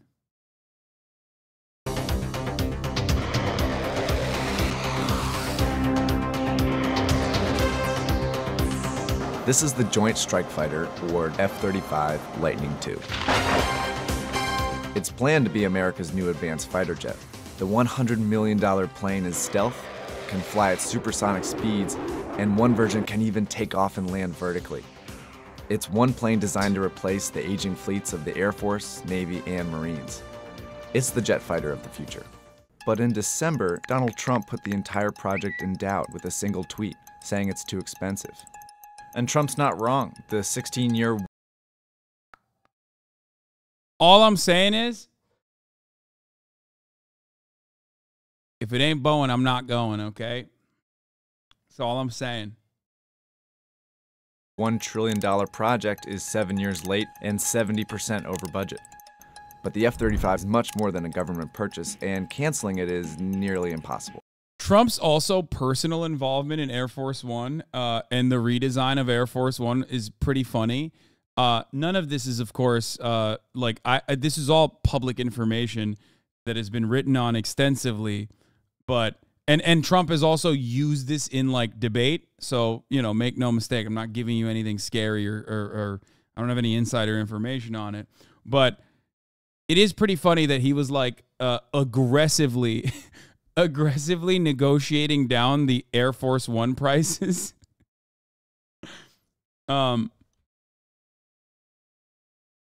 Okay, Boeing, you're not going because it's crashing 10 minutes after takeoff? Okay, no.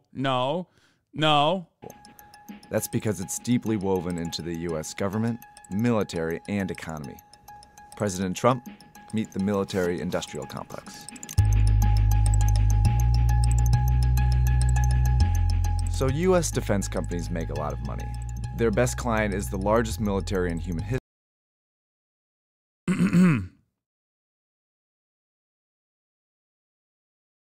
$1.7 trillion on a failed fighter jet, but won't spend $1.7 trillion to completely modernize and nationalize our railways? Yeah, because this one is what keeps the American manufacturing industry alive and robust. The other, the steel is coming from China. We can't have that. We don't have the mills for it. That's an undertaking that is going to be costly Also, trains in the United States of America are not going to reinstate American hegemonic power. So, like, you know, yeah, our commerce would be better. Our economy would be better. We would literally fucking be able to create even high-paying jobs, you know, revitalize internally our economy, except none of that is going to do violence and reassert our dominance globally. So we can't do that.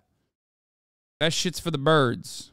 History, and they sell their products to other countries too, making the U.S. the largest arms exporter in the world. As a result, they are some of the biggest companies in the world. This all requires a unique relationship with the U.S. government. Not only do defense companies bid on contracts from the Pentagon, but all of their domestic and foreign sales must also be approved by Congress. As a result, these companies try and get as much support in Congress as they can, and they've adopted... Are trains going to protect you if the Russians come? What are the Russians going to do? Are they coming to suck my dick? Like, when are they coming? And who's going to come? Am I going to come or are they going to come? Who's going to do the coming in that situation? What Russians, brother? Like... Oh, man, it's so a pretty good. smart strategy to do so. One thing every member of Congress can support is jobs in their home state. So major U.S. defense companies... If you hate these companies, do you also hate the workers who work at them? Yes. Okay? Specifically, incredibly loud ones who maybe even have taken over entire parts of my house, who fucking are so loud while I'm streaming and keep the fucking doors open in the entire house, and then have all the mosquitoes fly into the house while I'm fucking streaming.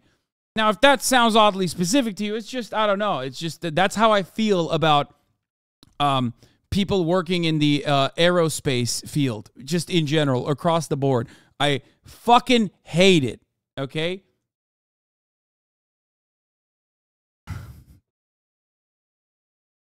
Anyway. Spread their operations across as many states as possible. By doing so, they can maximize the number of legislators inclined to support their projects, regardless of political party. I did a quick search and found just a small portion of Boeing and Raytheon locations across the US, along with legislators who voice support for these companies in Congress. Now, if you include subcontractors, like the 3,000 hired by Boeing in California, you can imagine how many jobs are at stake across the country. This strategy is called political engineering, and defense companies have gotten pretty good at it. In August 2015, Lockheed Martin purchased Sikorsky Aircraft, known for making the iconic Marine One helicopter used by American presidents. That brought the company into the lucrative defense helicopter market. It was a smart business move, but a smarter political one. See, Sikorsky Aircraft is based in Connecticut, and the Northeast is one area where Lockheed had little political influence. Rivals General Dynamics, United Technologies, and Raytheon were the area's major defense employers, and therefore wielded the most support in Congress. But Sikorsky has 8,000 employees, and Lockheed instantly became the third largest contractor in Connecticut. My controversial opinion on this kind of thing may or may not be motivated by my own personal affairs, but and a familial relationship is that damn near every single one of the people that work in these companies, well, some of them are luckier than others because they don't touch any of the defense side projects, okay? But every single person would rather just build anything and engineer anything. They don't need to make brown child evaporators, okay, or border patrol automated units or whatever the fuck they're working on at I think Lockheed Martin. So it's just like a lot of these people are just engineers and they want to do engineering, and unfortunately, this is the only type of engineering that they are, that they want, that the American government is like giving money for.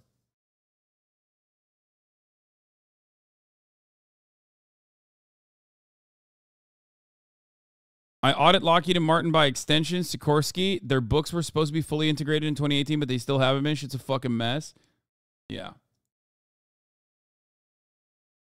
But these companies pay the most, bar none. You know what's really funny about that?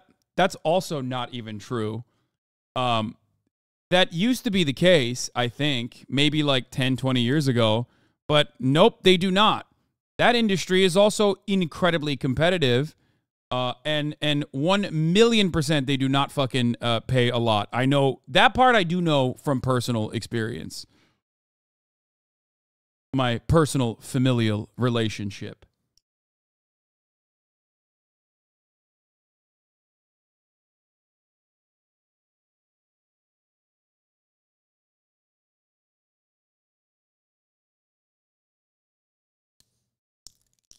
How about engineering some high-speed rail for America? I work one of these, like, it's like you get some benefits of living in a social democracy with the benefits, but Boeing definitely underpays compared to others. Yeah, Boeing is not great. And gain the political influence that comes with it. The Northeast is home to some of the defense industry's most vocal supporters in Congress, like... By the way, this is how division of labor works, because like there's motherfuckers in here like saying, I make semiconductor tools, and we get small orders from Raytheon and Lockheed Martin. I just worked on one yesterday. Probably going to work towards a brown child evaporator.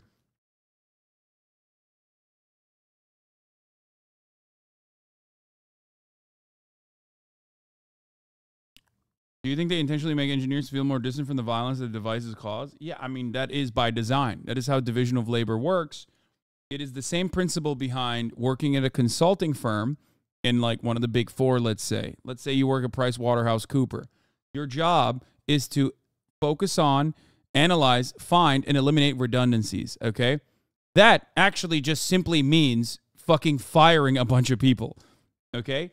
But the way that they separate your work makes it feel like your job is to specifically look at the accounting, look at the books, look at what are the most costly parts of it. And that's how it works. It is by design. It's no different than, and I've talked about this many, many times over, compartmentalization. Yes, thank you for the word. The compartmentalization is very similar to the executioner squad, right? When they line up, some of the guns have blanks in them, some of the guns have real bullets in them. And the purpose of that is to basically spread the blame and make people not feel like they are the ones who participated in the firing squad that you know, fired the bullet that kills the person.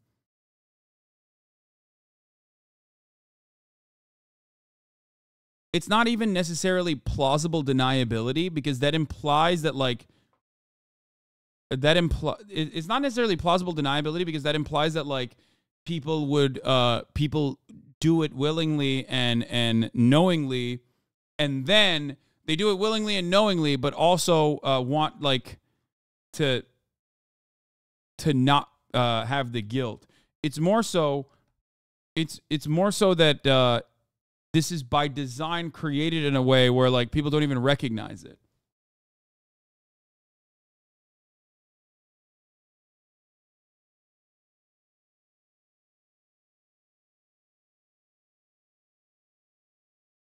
Yeah, plausible deniability is a legal thing. The blanks are more of a morality thing. So you don't feel like you are carrying your share of the burden or the responsibility. But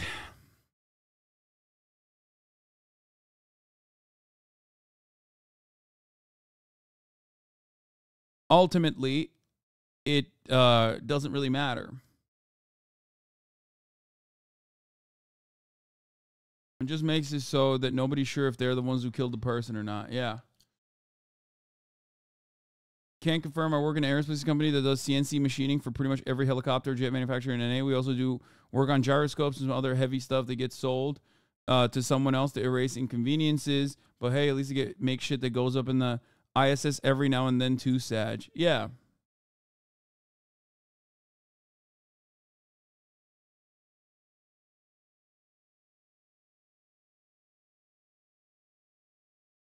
What is this? I'm a sock dem that finds you a himbo. I'm straight, but it doesn't mean I don't acknowledge. I used to be super right-wing, but your comment about Ethan yesterday was very comforting. I unironically thought you really hate sock dems, and I really felt like I didn't know where I fit. Watching you gives me a fresher perspective. Will sub. Well, there are more benefits than just that. When you subscribe, you can send me links and also avoid the top of the hour ad break. But welcome to the fold. my friend. I wish that many people who have a terrible negative opinion of me would be just as charitable, and realize that maybe I am not the villain that I am portrayed as by many of the people who have a financial interest in doing so. Ultimately, the real reason why I rarely talk about those people is because I believe in some level of solidarity for the most part.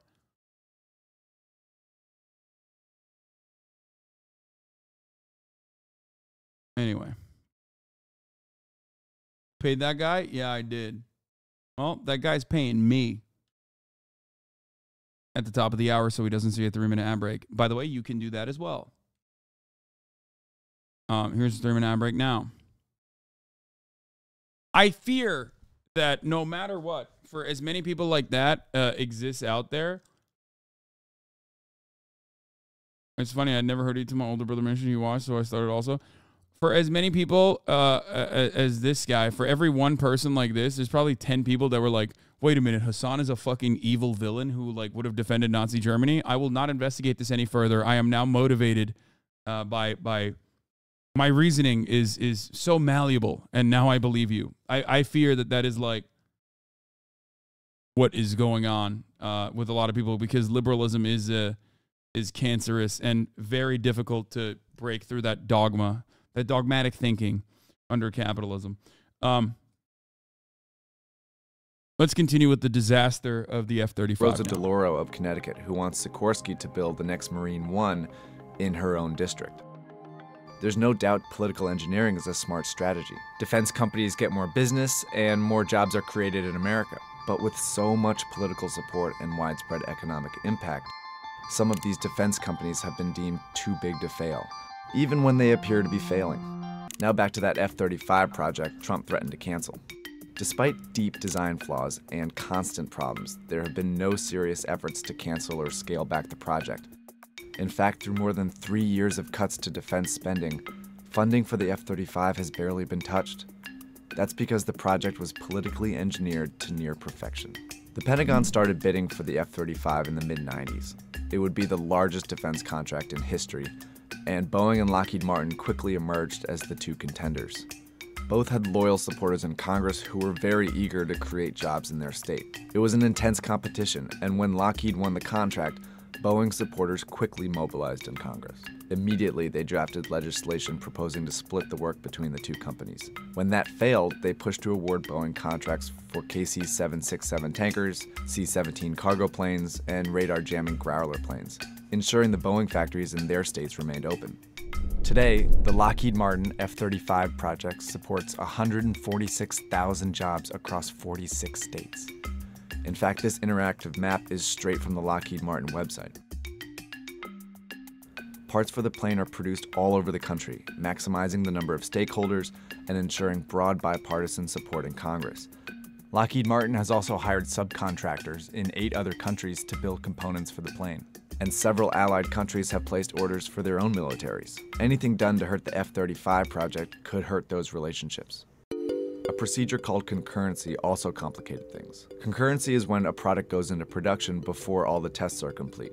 This is intended to speed up job creation because the sooner production starts, the sooner jobs are created. So both defense companies and Congress are inclined to strike a deal quickly. But it's a flawed practice that's delayed the F-35 project by 7 years. When testing reveals a problem, planes that have already been built need to be sent back and retrofitted. The radar, still a problem. The helmet is too heavy. Inadequate fusion of sensor information, shortfalls in the performance of the distributed aperture system. That is not good. The autonomics logistics information system, and other issues that are classified. And each military branch is also asking for its own distinct modifications, complicating the entire process. And it's still inconclusive when the plane will be ready. But the F-35 has been delayed so long, it's now unclear whether the US military even needs it anymore. America's current enemies in Syria, Iraq, and Afghanistan don't even have air forces, and the F-35 is far more advanced than anything Russia or China have planned. But despite all of this, the F-35 project keeps moving forward, with enthusiastic support in the US government. In 2010, the Department of Defense allowed Lockheed. Because it's make work, dude. That's it. That's it. That's all this is. It's fucking make work, dude. This is everything. Every aspect of American capitalism is riddled to the fucking brim, is filled to the brim with make work and just mediators that try to maximize or try to squeeze out like some kind of profit through that process. Which is why I always say, like, there's a better way out there, a better solution. If it's all make work and it's all fucking bullshit, why not make something valuable? I would say the exact same thing about the entirety of the military, not just the military-industrial complex. But of course, in order for that vision to prosper, you would have to have a less capitalistic perspective, because obviously imperialism is a necessity under capitalism. And imperialism is the only way to continue dominating the world and maintaining the current structure, the current organization of global politics. Need more time to fix design flaws. In the global economy. And in 2015, Congress actually added more money to the project without the military even asking for it. That's because canceling the project would be an economic and political disaster. Thousands of jobs across the country would be lost, international relationships would be tested, and billions spent in taxpayer dollars would amount to nothing. But that's exactly why Trump's tweet was so surprising. See, traditionally... It's a sunk cost, dude, literally. But also, there is the other parts are also important, like jobs. Defense companies negotiate projects privately with Congress and the Pentagon, without any input from the president. But Trump seems to want to take a more hands-on role in contract negotiations, which has completely rattled defense companies. And rightly so, because while Trump can't cancel the entire program, he can refuse to purchase future F-35s. And that's put a surprising degree of uncertainty in the defense industry, and the US companies are scrambling to figure it out.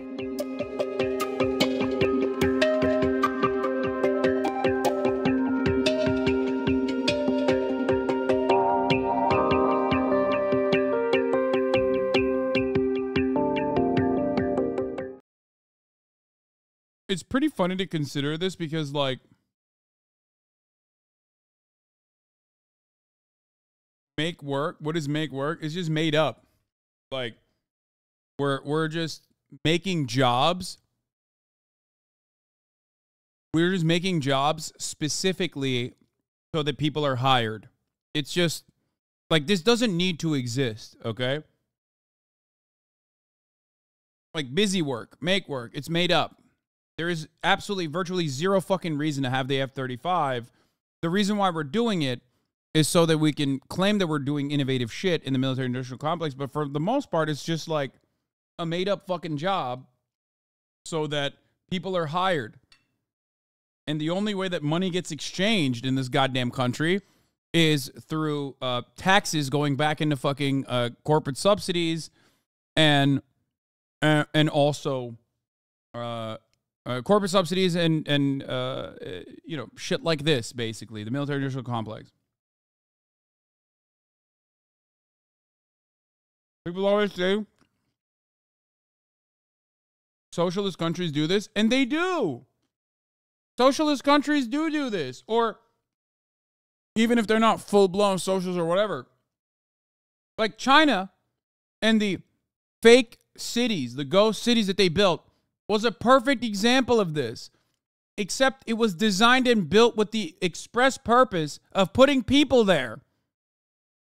So that's the difference. If you have this massive economy, you have this, you have a shit ton of money, and you want to utilize it on something that actually is valuable and good, that will yield positive returns many, many years down the line, that's what you do. If you're president, what would you do? I mean, a million different things, but the first thing I said was I would turn the military in its entirety on its head and turn the military into just the largest, most robust construction force on the planet. Okay? And then immediately fucking work on rebuilding our crumbling infrastructure, that kind of thing.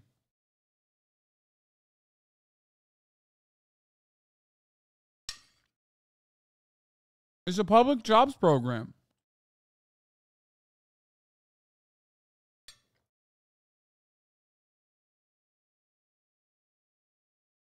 They would build statues in your honor if you didn't get assassinated in your first term. I mean, I would never get there anyway.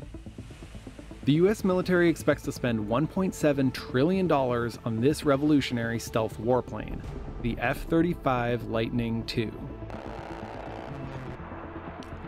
It's funny when people say you'll get assassinated.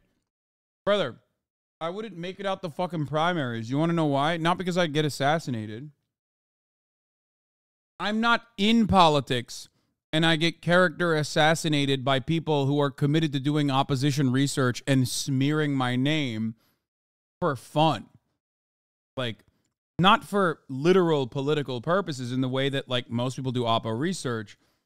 I have people that already are up my asshole every single day. They're in here right now. They know who they are. They're literally in here watching for the fun of it, and they already do it. So there is no world in which this would be a good idea for someone like myself. 2021 marks 15 years since the first flight of this controversial plane, but high costs may sink the plan to build nearly 2,000 more F-35s. It still has some problems that need to be solved, and fundamentally, the cost of operating the airplane and flying the airplane today is too high. Every hour the F-35 is in the air runs around $35,000, compared to about $22,000 for an older F-16. So are the advancements of the plane worth the cost? We went to Hill Air Force Base in Utah to find out how this plane ended up as the biggest weapons program in American history.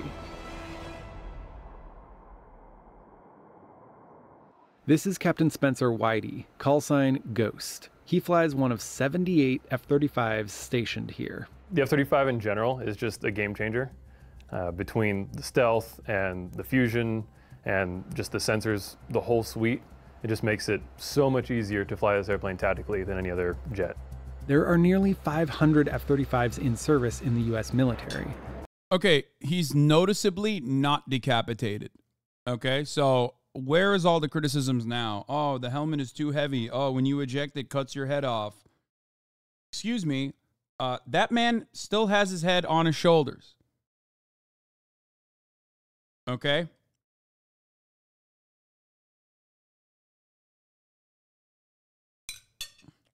And in the last few years, the F-35 has carried out airstrikes against ISIS in Iraq and Syria.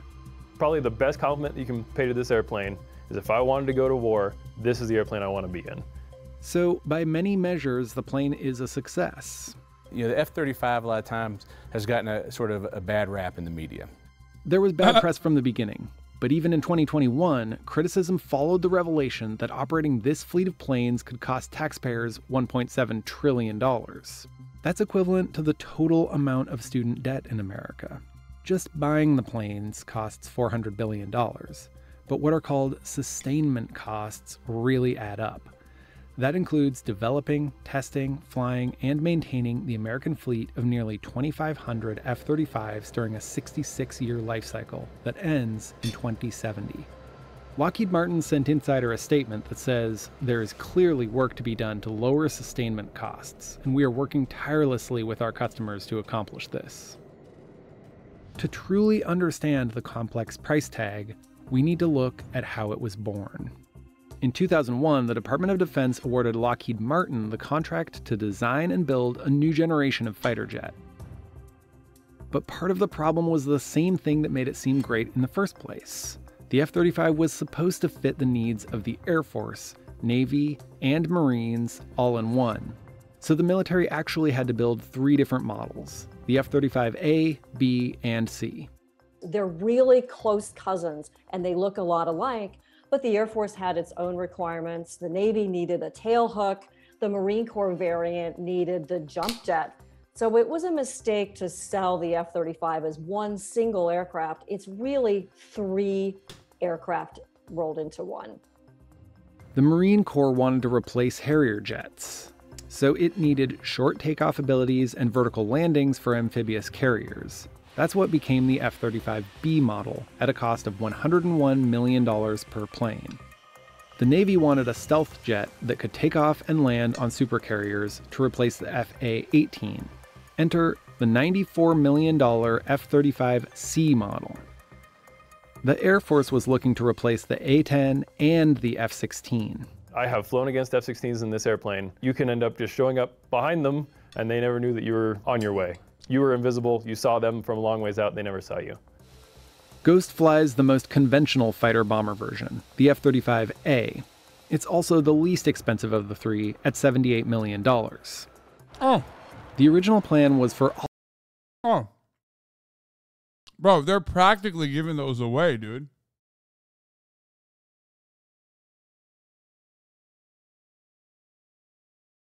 What a bargain. How many Pepsis do I need for that one, I think? I think I can win that one. All of the F-35s, A, B, and C, to be nearly identical. But packing everything into just one kind of plane created all sorts of problems. The first B model was meant to hover, but it was significantly overweight because of all the functionality that designers packed into it. So basically, Lockheed Martin had to redesign the F-35B. And because all three airplanes were being developed together, it also resulted in some redesign of the A model and the C model. This was a major setback to the program and ended up costing the program a lot of time and an awful lot of money to redesign. The Navy's C model needed tougher landing gear and bigger wings so it could land on a traditional aircraft carrier. Retired Lieutenant General Chris Bogdan took over the F-35 Joint Program Office in 2012. The program had run into some significant cost and schedule overruns. It was billions of dollars over budget and years behind schedule. The original design shared about 75% in common between versions. That was meant to cut costs. But General Bogdan says in the end, the planes... Good thing they cut... Yeah, that was definitely the best part. Because they really cut those costs, you know what I mean?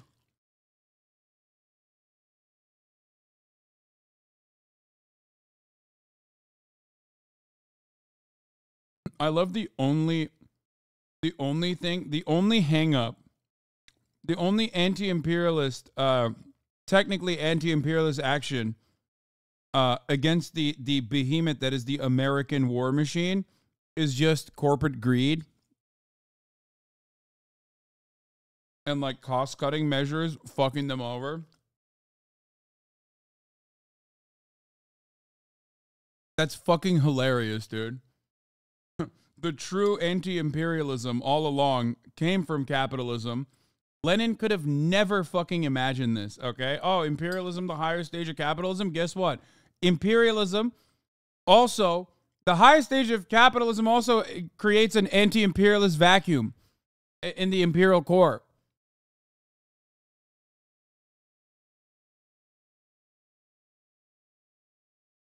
That's what's so perfect about the situation is that, like, capitalism is such a self-defeating monster that it ends up creating idiotic things like this that in its own cycle of trying to reinforce its authority, reassert its authority globally. Only share about a third of their design. It was part of the mess Bogdan inherited, because back in 2006, the DoD decided to enter production before testing showed acceptable performance. Oh, that's the best part, too. All these new technologies that were not very mature. Like, this is literally, what is it, made to, what's the term for this? In just-in-time manufacturing, okay? They're kind of doing, like, the military version of just-in-time manufacturing, which is hilarious because they have to do it so that they can immediately get the political benefits of it, you know, jobs or whatever. And the company also gets a lot of money up front. What is that is the question you asked. Okay, so notice whenever like a pandemic or some shit happens and people freak out, there's like not enough toilet paper. Okay. The reason for that is because companies no longer, like grocery stores and manufacturers no longer keep stock, like a robust stock of the things that they're selling, because they're constantly refilling it. Okay? This makes our supply chain very fragile.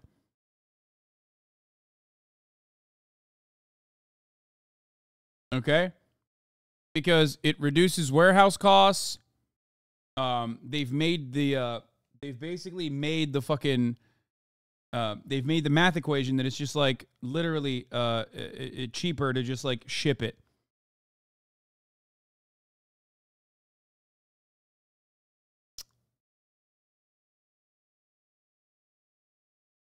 Now, that makes our supply chains very delicate, and minor disruptions can cause massive problems. So what they're basically doing with this is a similar thing. They're min-maxing on the other side, on the manufacturing side, where they min-max on the creation of the fighter jet without eliminating all of the problems, and then they go back to the drawing board when there's like genuine catastrophic failures, like not being able to fly when it's fucking rainy, or not being able to fly when it's too cold for your batteries. Okay? So in that situation, yeah, we call it truck to shelf. Our store tries to keep zero backstock. So basically in that process, they've already made the fucking bombers, and they have no way of fixing it in a diligent and fast manner when new problems arise. And we were going to integrate them in one big bang on the airplane and basically hope that it worked. The problem there is if any one of those technologies is not mature or doesn't work, it holds up the entire program. By 2021, Lockheed Martin had delivered nearly 500 F-35s to the U.S. military, with plans for nearly 2,000 more.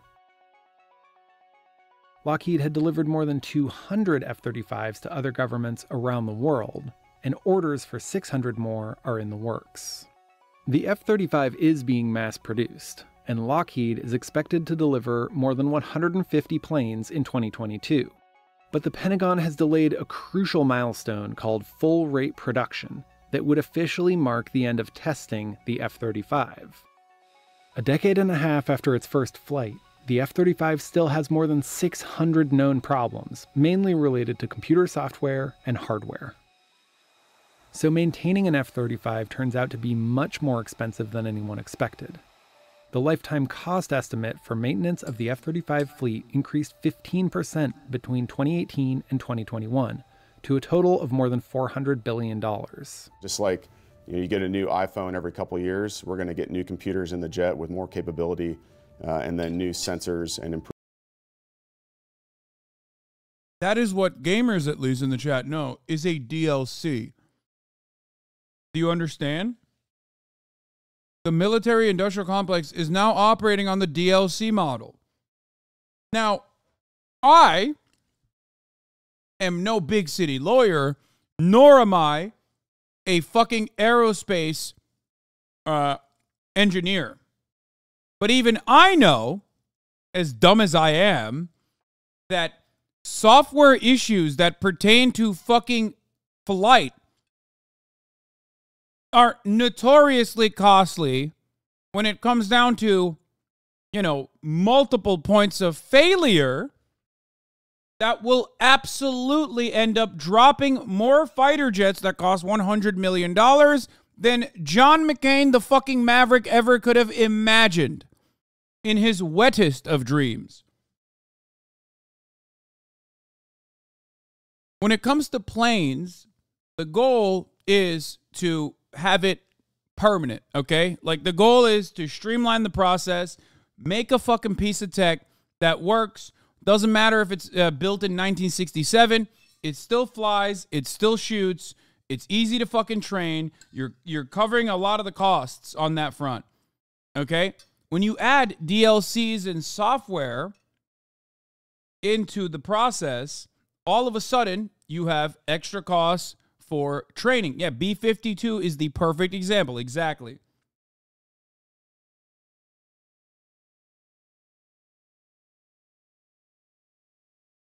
That's why I laugh whenever people are like shocked to find out that a lot of the planes, a lot of like the commercial planes that you fly in are pretty much the same fucking plane with like new tech in it, obviously, but pretty much the same plane that like people have been flying in since the 60s. Not much has changed in that regard.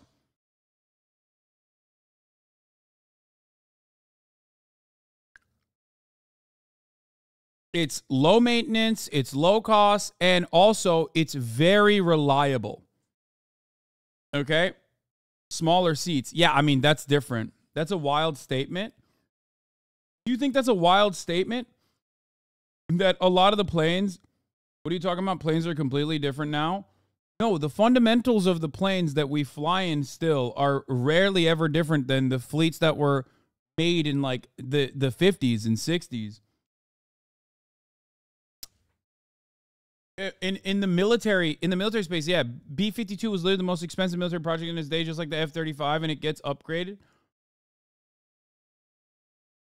We still use the B-52. It's a 70-year-old aircraft.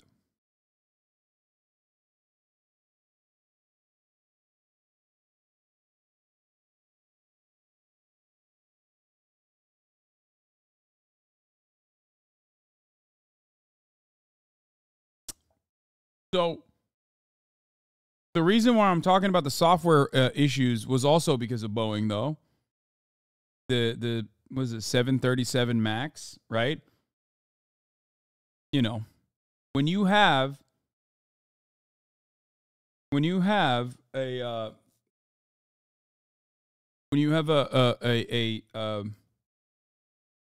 expensive piece of tech that you added in the form of software that companies across the board at every step of the way. Hasan, every time you talk about military jets, you trigger me so hard, Lamau. I know. I am not as autistic as the people that know a lot more on this issue than I do. Okay? A lot of what I'm saying is reductive. I get it. You played War Thunder. I mean, I am related to the most autistic man who makes some of this stuff. So obviously that's where a lot of my knowledge is coming from. Okay. Unlike browsing the War Thunder forums.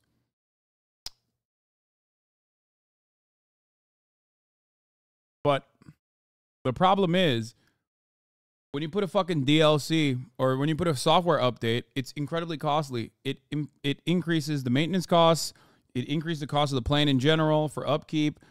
And also, you have more points of failure, especially because every step of the way, both in the military and also on the manufacturing side, you have people who are trying to cost cut. You get it? I'm a plane nerd, and you're ultimately right if your specific arguments sound weird because you don't know as much specifically. Improved avionics in the aircraft. The F-35 is a flying computer, with 8 million lines of code for the airplane itself and another 16 million lines of diagnostic tools that help figure out what's going wrong at any given time. Absolutely, the biggest advantage for the F-35 is the fact that it's self-diagnosing, right? And if it doesn't tell us exactly what's wrong, it gives us... The F-35 is going to come with realistic depictions of panic attacks. The day them military, dude. A general direction to go in, which saves a lot of time on the back end when it comes to maintenance. It takes a lot of the guesswork out of it. And there are benefits inside the cockpit, since pilots get more information than in any other fighter jet. The helmet... The F-35 is self-diagnosing, and it's constantly telling everybody, please kill me. I am an affront to God. Why have you brought me into this world only to suffer? Every part of my body hurts. Please kill me now. That's why it made that screeching noise, as it was like finally doing his one last hurrah. Okay, was the celebratory screech from the F-35, which had self-diagnosed itself with OCD, autism, chronic depression, and anxiety disorder. A $400,000 custom-fit model combines the heads-up display of older planes with night vision, as well as a feed from infrared cameras mounted on the body of the plane. My awareness is projected to me in the visor of this helmet. And it's so expensive because it's binocular. It projects into both of my eyes, so those have to be perfectly aligned so I'm not seeing double. The stealth design absorbs radar waves and hides the massive heat signature put out by its supersonic engine. I see everything that's happening out there, and they don't see me because I'm stealth, which then just allows me this position to just sit back and quarterback in kind of a calm environment, as opposed to kind of the chaos that you're having to go through if you're in other jets. Where older fighters are seen on radar, the F-35s are barely a blip. Of course, the same can't be said for the cost. And without better affordability, the military will likely cut back on purchases. The original plan, and believe it or not, the current plan, is for the Air Force to buy 1,763 F-35As. No one really believes that. It's just sort of out there. Since the military buys planes in batches, future production could stop at almost any time. But most likely that's not the case. Most likely they'll get maybe 11 or 1,200, in which case you have to keep a legacy force of fourth generation fighters that work with you and depend upon you, the F-35, as effectively the force that kicks down the door. So 2 decades into the program, with less than a third of the anticipated planes built, that $1.7 trillion number is just an educated guess.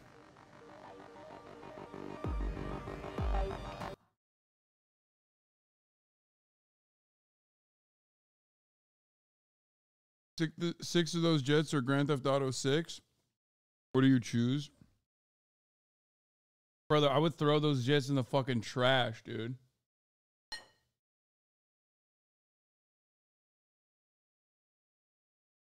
If there's that much code in that thing, then they're absolutely hiding the true cost of the jet. Most likely somewhere along the line, there's a team of developers maintaining that shit, bugs, upgrades, etc. They most likely hide the cost of the development team through the capex, which is depreciated over time. According to the Heritage Foundation, Russia and China would love to see the F-35 fail, but it won't. Key takeaways are the timing, volume, and the sameness of the talking points from the F-35 jet opponents is enough to make you wonder where it's all coming. Everyone's a liberal at the end of the day, folks. This is the Heritage Foundation. It's 9 a.m. Kremlin time, it seems. You know, that's what they're doing. Look at this. Program critics have recently lashed on the Pentagon's decision to halt the F-35 full-rate production declaration for the foreseeable future. No other fighter jet has been able to has been held back from full-rate production because of a simulation. Not any fourth-generation fighter. It's friggin' pooty poo.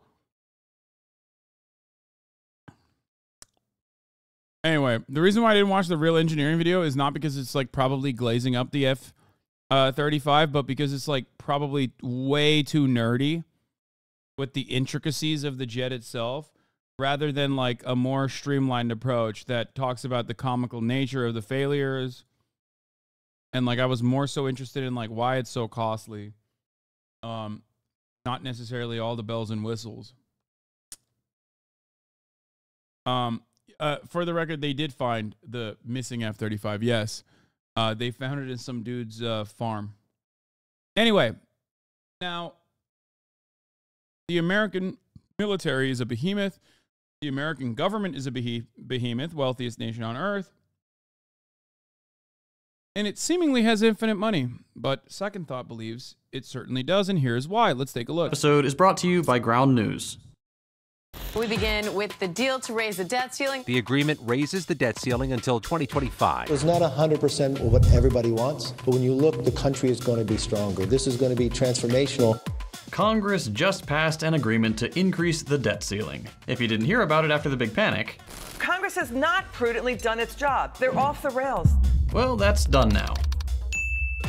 Republicans and Democrats came to an agreement. They'll raise the debt ceiling for 2 more years, and in exchange, work requirements for food stamps and welfare are going to get worse. There's going to be a $1.5 trillion spending cut over the next 10 years. Dude, Second Thought's getting even better somehow at editing, which is weird because like his editing was already so fucking good. years, which will put a ton of strain on programs like affordable housing. New fossil fuel projects will have an easier time getting permits, meaning more pipelines, and you gotta love that. And of course, the student loan payment moratorium will be coming to an end. The government is just spending too much money, and we need to tighten our belts and make compromises. Except for the military, because it's just cool as hell. You guys get it, it's so sick. Man, it's awesome with all the guns, and the tanks, and the domestic spying, and the... We gotta give those guys more money. At least $886 billion next year. 3% more than in 2023, if I had to randomly pick a number. Do you maggots understand that? Nothing we can do about it. It's just the coolest thing we can spend money on.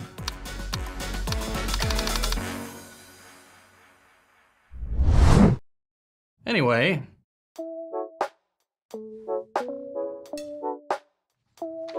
This whole episode is about government spending, which is a very familiar theme in American politics. With the 2024 election season starting, like every cycle, one of the things you'll inevitably hear is the "how are you going to pay for that?" question. Like with the debt ceiling stuff, this question will never come up for defense spending, obviously. Of that course. money is special and totally different and unrelated, and stop worrying about it, we've got hospitals to bomb, come on now. But over the next 14 or so months, every single progressive candidate proposing universal health care will, without fail, get scrutinized for their budgeting. Despite the fact it's estimated that universal healthcare would save Americans $450 billion a year, and, less importantly, tens of thousands of lives.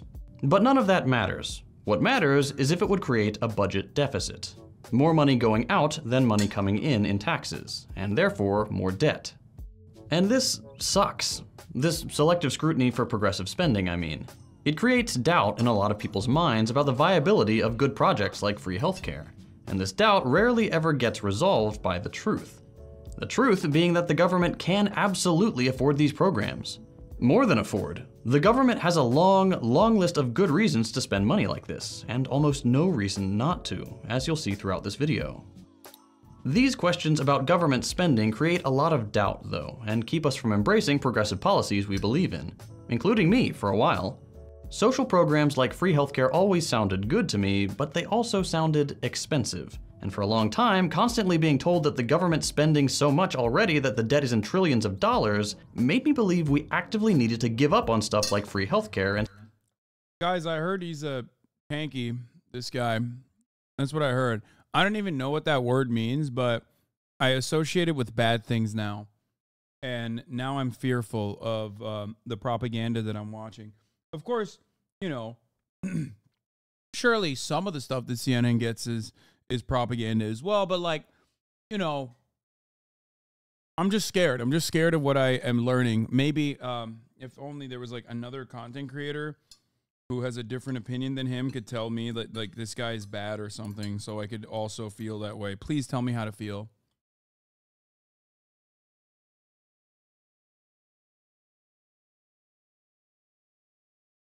And now, instead of re-examining my worldview and maybe finding out that I do hold America to a different standard because I live here, I am going to continue just saying, what about China? China is fascist.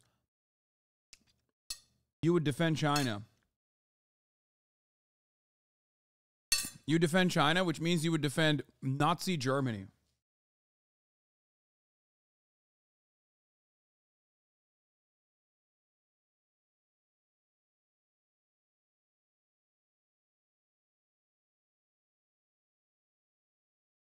Hasan, don't you always say, what about America? America is bad? That's another one of those stupid fucking comments because, yeah, dumbass, America is bad. Like, the funniest part about the people who come in here and say, oh, Hasan, you don't have, your commentary lacks nuance. You only say America bad, is that they love when I say America bad when it's something that is related to their own fucking stupid ass self-interest. Okay?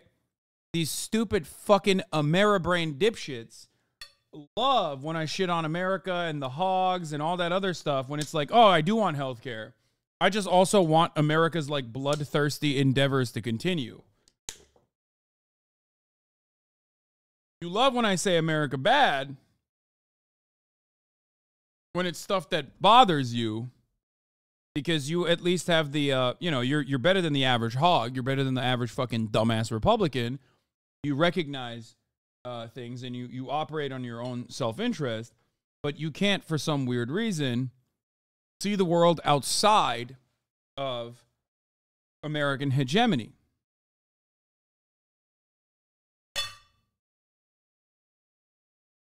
Can't do that. You can't see it.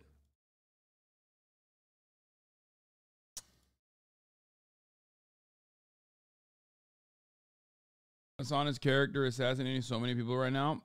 Who am I assassinating?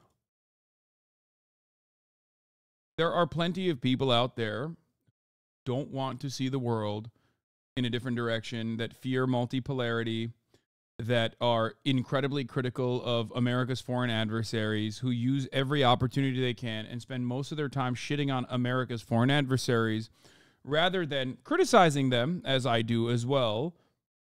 But moving on beyond that criticism and talking about some of the positives that they engage in as well. But for some reason, that nuance is always allowed for the United States of America, but never allowed for America's foreign adversaries. Oh, man, you must be talking about, it's like you're defending Nazi Germany. Just assume what that guy thought and didn't even say. What? No, I'm just talking about criticisms that I see so regularly. It wasn't necessarily about that person. We've just completely moved beyond it. You need not to defend yourself while you make a good, even better point about your topic. Then chatter gets you to stop making a good point and it gets derailed. Yes, always. And then the goal is to... the goal isn't necessarily to, like, actually fucking arrive at a truth anyway. Let me read you some details off the list of these bills. Thoughts on this guy being a tanky? I hope he fucking drives a tank to your house, okay? That's my thoughts on this guy being a tanky. Take a fucking week off and think about how stupid you are as a human being. In Arkansas, let me read you some details off the list of these bills. Thoughts on this guy being...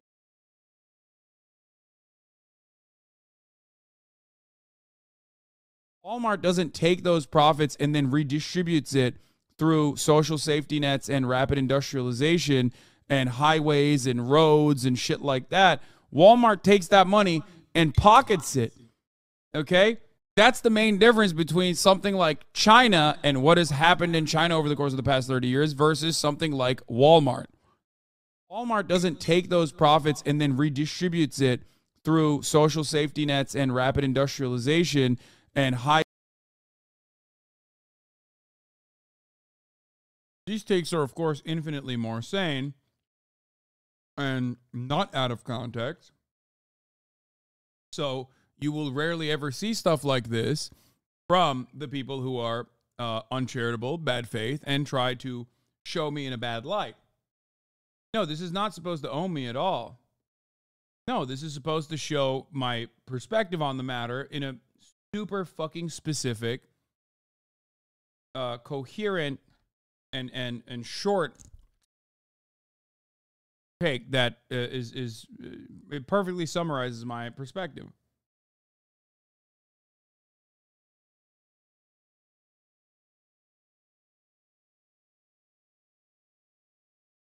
What?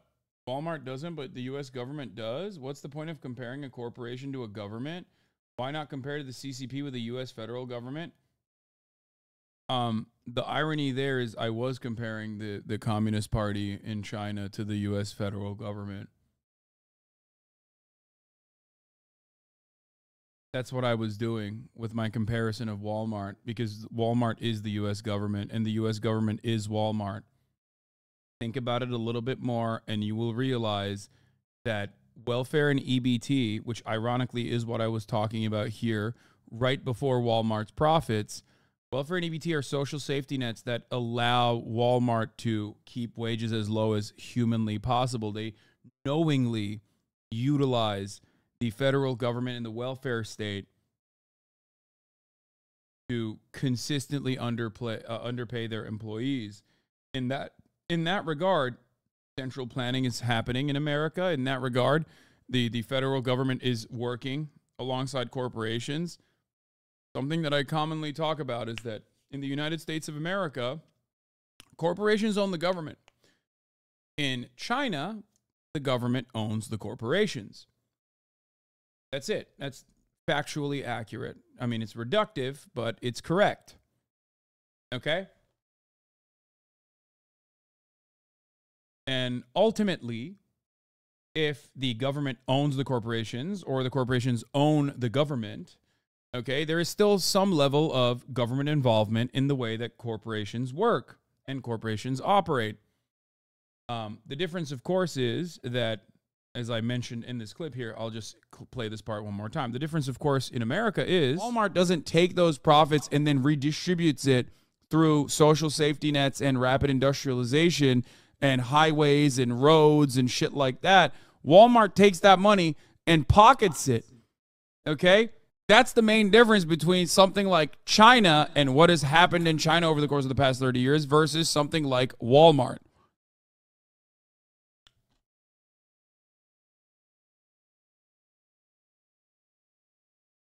I can have Hasan in the past complete the sentence of Hasan in the future because I keep finding myself repeating the same talking points over and over again.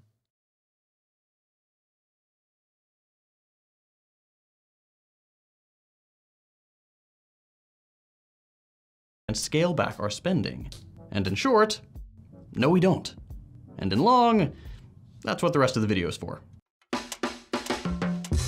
What I'd like to explain today is that government spending isn't a bad thing. There's no debt your kids will have to pay back, nor is it reckless spending by well-intentioned but ultimately kinda careless bureaucrats. We can afford to pay for social programs like universal healthcare, and welfare, and new infrastructure, and high-speed rail, and sustainable energy, because government spending is A, not funded by taxes, so more government spending doesn't mean less money in your pocket, and B, there is no hard limit on government spending so long as the government spends money on something. The real constraint on government spending isn't money, that it has in unlimited supply. The constraint is physical resources. It isn't more responsible to spend less because all that spending less means is not taking advantage of the resources at our disposal. It wouldn't cause massive problems if we spent more, because for a country like the US, which has something called currency sovereignty, increasing the national debt isn't the same thing as when you and I go into debt. It isn't even really debt at all. Let me explain. We end up owing countries' money we take from our own civilians to make the money back. Wait, what? Brother, you know the single largest debt that America has across the board is to America, right? Like the Chinese debt or the Japanese debt is just like marginal. It's tiny. Why'd you say false?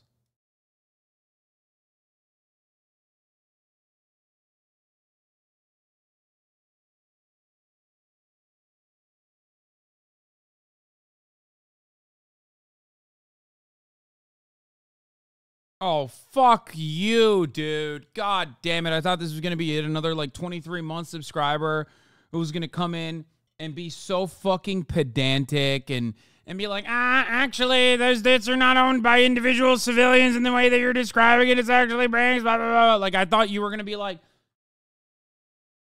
God damn it. Take fucking 5 minutes off for the duration of this ad break, you fucking asshole. At the top of the hour, there's a 3-minute ad break. It's 10 minutes early. I gave you 5 minutes off so you know when to actually do the segue. 5 minutes after you actually did the segue.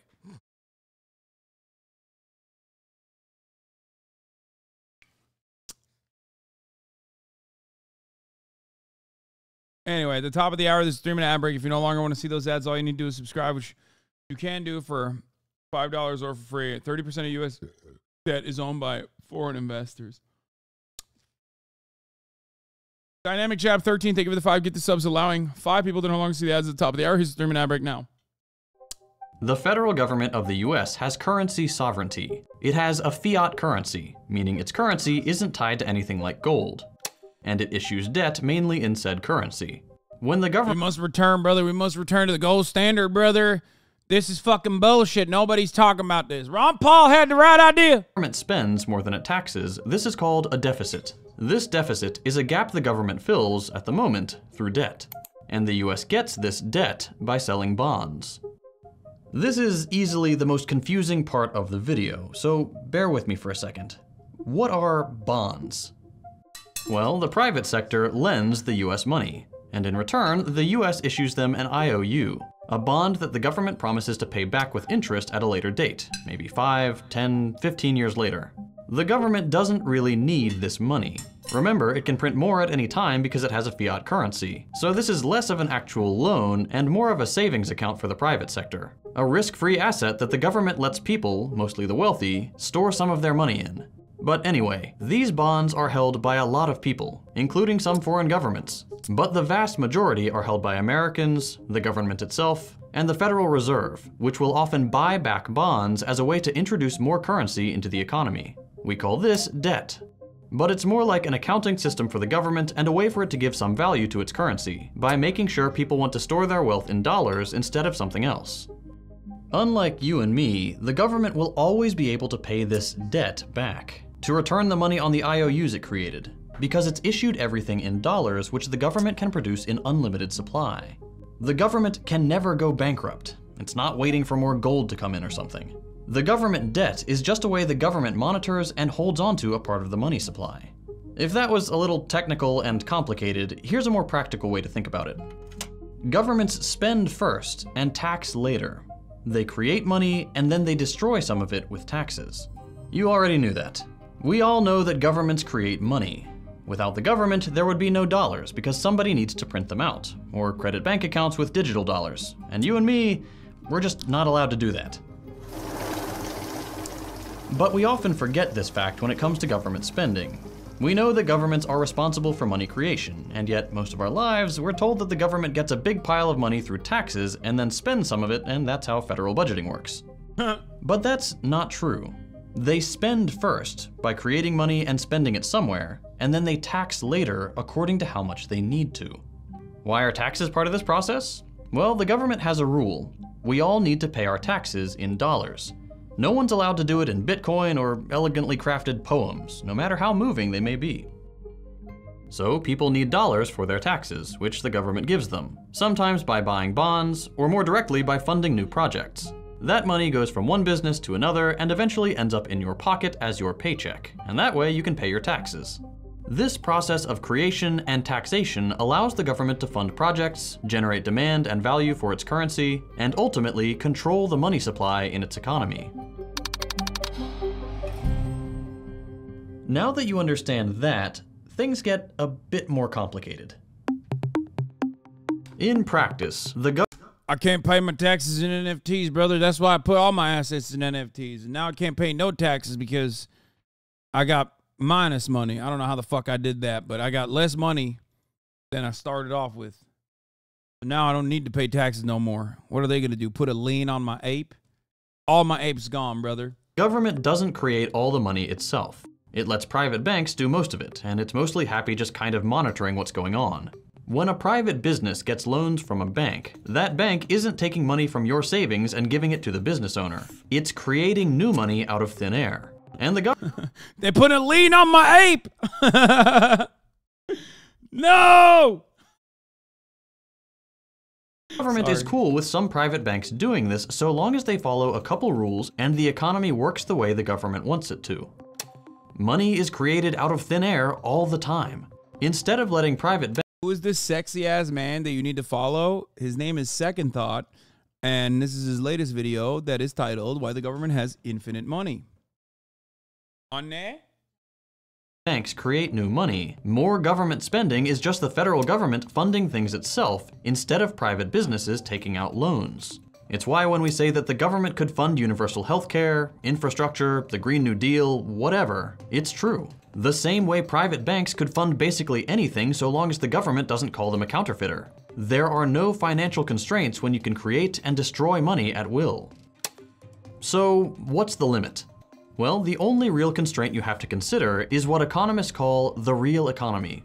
There's money, and then there's the real economy, the actual resources that this new money can be spent on.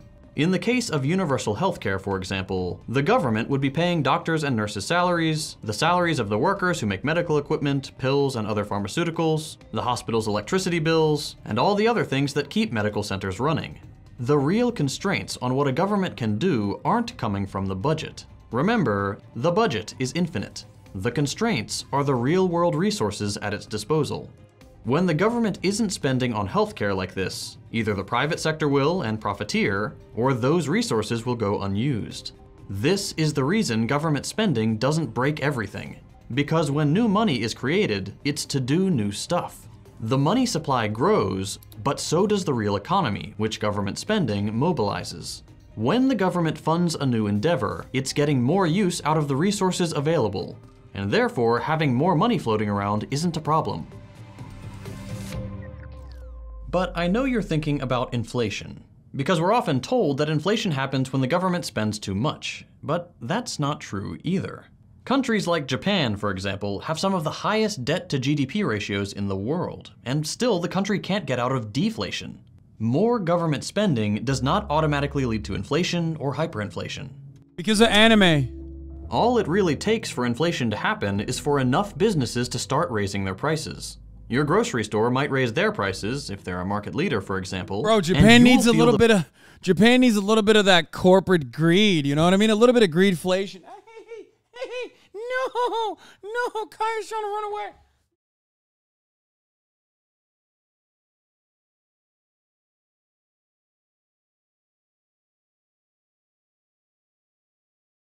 She's normally a lap dog, but right now she doesn't want to be a lap dog. She's been sleeping and snoring so hard this morning.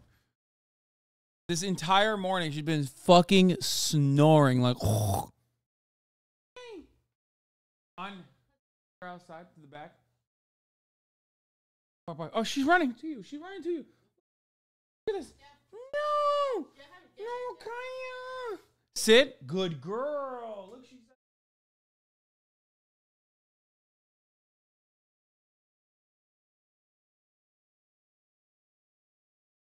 No, go. The pain of inflation without the government having. If I did that with my dog, I'd be absolutely covered in fur. The beautiful part about Kaya is that she sheds a lot once a year. She sheds a lot.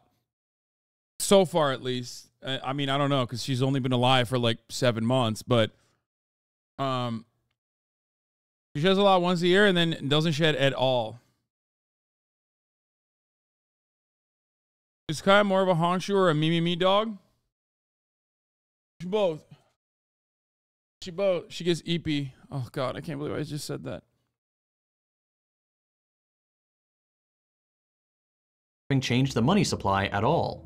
Businesses that can't change their prices like this, either because they're in a more competitive market or can't move their prices. I don't give a shit about other people's dogs. Does that mean there's something wrong with my soul? Yes.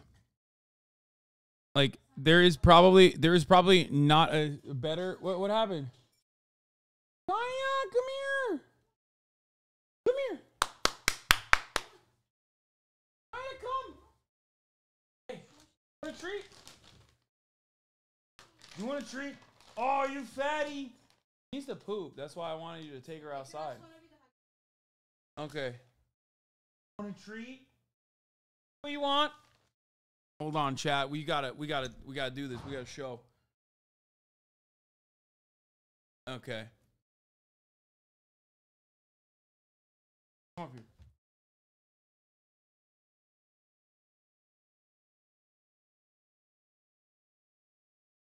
Oh God. Oh, chat. Her mouth gets so, she starts drooling when she gets excited for the treat. Oh God, she's such a fucking fatty. Okay, my big beautiful fatty. Okay, shake. Wow, good job. Other hand. Wow, good job. Okay, get down. Get down. Kaya, get down. Good girl. Good job. She can also roll over, but you guys can't see. Roll over. Roll over. Get down. Roll over. Oh, yay. Roll over. She did it. Roll back. Roll back.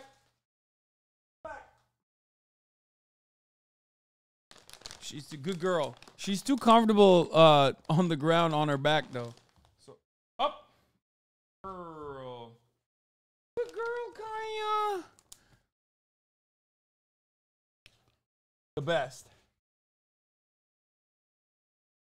Waiting for you to hold out the treat until she does her shit. Giga Kaya, art of the deal. Yeah, she loves you so much. You're so lucky. Sometimes I feel like she doesn't, though. All right, let's keep going with the video. Sorry. As fast, we'll simply lose profits and might even go under. We tend to think of inflation as everything getting more expensive, and having more money in the economy seems like it would cause that. But if everything did get more expensive at once, inflation wouldn't be a problem. If everything suddenly got more expensive, your salary— Before he popped out, I had a question. If wondered if fiat currencies are issued based on the confidence in the issuing nation towards other countries, doesn't mean that fiat currencies all depend on the value and reliability of the labor force. I think it's more so in the case of the United States of America, valued on the dependency and reliability of the 800 military bases that America has worldwide. So it's more like it's not like every country on the planet is like, oh, I sure love the dollar, love being on SWIFT and having America control every aspect of commerce globally. That seems sick. Like, I love doing banking in Indonesia and like having and having to work around the American currency. It's more so, yeah, basically the credit rating of the government, but normally in a situation like that, your assets are important, right?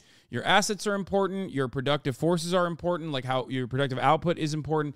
In the case of the United States of America, it's not necessarily just the amount of total assets that America owns, which is expansive and vast and awesome and crazy, but it also revolves around the military engine that backs the entire thing, the entire operation, the entire process.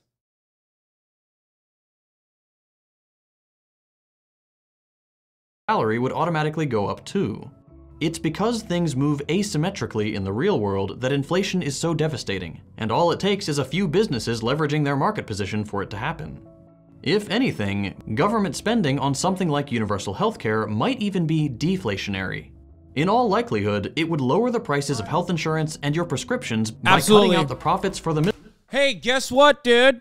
I know that, like, the American government doesn't want you to fucking talk about this, but healthcare is actually the most costly part of your fucking salaries going up. So even when your benefits package is actually going up, it's so uncontrollably expensive that you don't actually have any real dollars that go into your goddamn pockets. Yes, healthcare costs have fucking skyrocketed in this goddamn country with no end in sight. Americans pay sometimes 10x more for healthcare to get way worse outcomes from their healthcare consistently. So remember that. But Will Pencil told me private insurance is good. Who the fuck is Will Pencil? That sounds like a fake-ass name. International trade having to be traded in USD means other countries' central banks are forced to buy USD, which also deflates their own currencies. Will Penn's brother? What? Will Pencil Dick?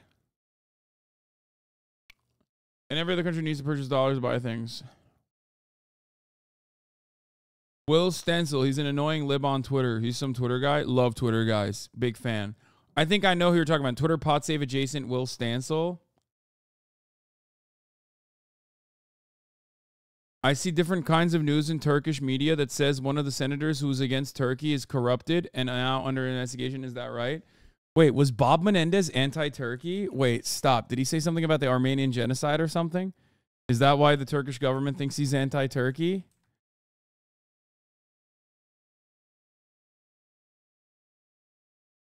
This is why.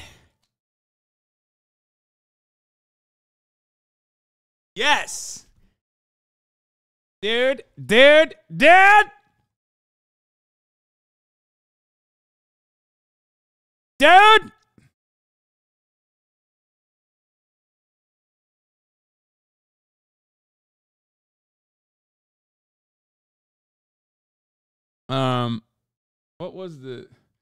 What was that fucking, god damn it, I'm trying to play that fucking Wolf song.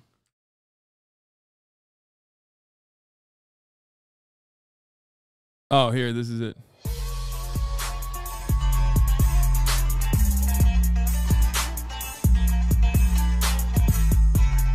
Listen. The dancing wolf in the moonlight always strikes back. Who must go? Senator Bob Menendez must go. Chairman of the Foreign Relations Committee, Bob Menendez, must go. U.S. Senator Menendez says he has not changed opposition to Turkey's F-16 sale.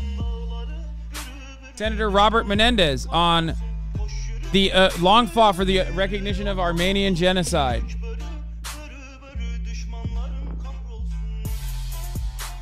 Senator Menendez says he's talking with Biden administration on F-16 sales to Turkey. U.S. Senator Bob Menendez says he has not changed opposition to Turkey F-16 sale.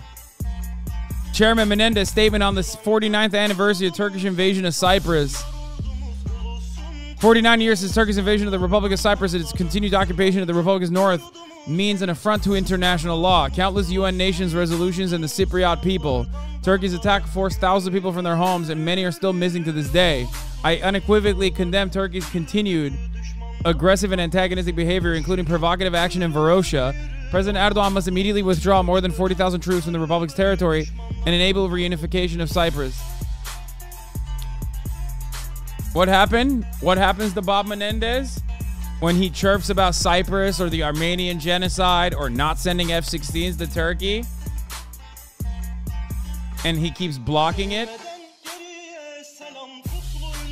in spite of the fact that Turkey also did the Sweden deal in NATO.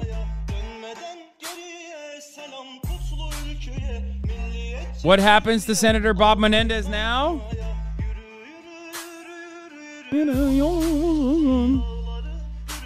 What happens to him? Oh, that's right. Senator Bob Menendez.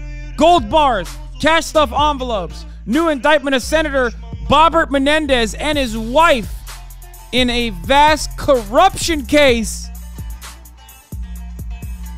Who must go?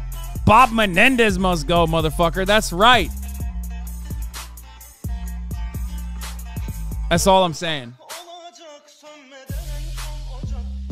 By the way, there's nothing funnier to me. Like, there is, of course, validity to the things that he's saying here, but this is a perfect example of, like, Bob Menendez in the Foreign Relations Committee holding up F-16s to Turkey, possibly because, like, Erdogan was too cheap to give him fucking gold bars, okay? There is 0% chance that this fucking dude had a real issue with giving F-16 fighter jets and modernization kits to the fucking Turkish government when it's a fucking NATO country. Saudi Arabia gets everything they want, dude. That is so stupid. There's no better representation of, like, American hypocrisy and a lack of, like, moral compass on issues of this regard, okay? It probably was because he was just like, oh, man, they didn't fucking bribe me. Nicki Minaj talking shit about you. Look at her Twitter likes. She liked a hate comment about you. I don't think Nicki Minaj knows who I am. Even though she did respond to me one time after I ended up ratioing her. It'd be pretty funny if she actually remembers who I am and, like, likes hate comments about me or some shit.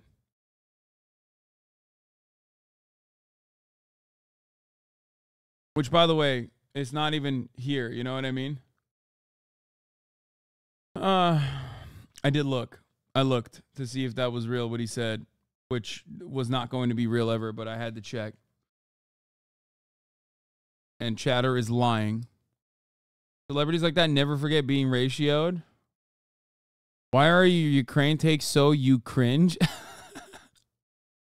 Okay, I'll be honest with you. If all of my, like, liberal naysayers were this funny, I wouldn't have an issue with the takes.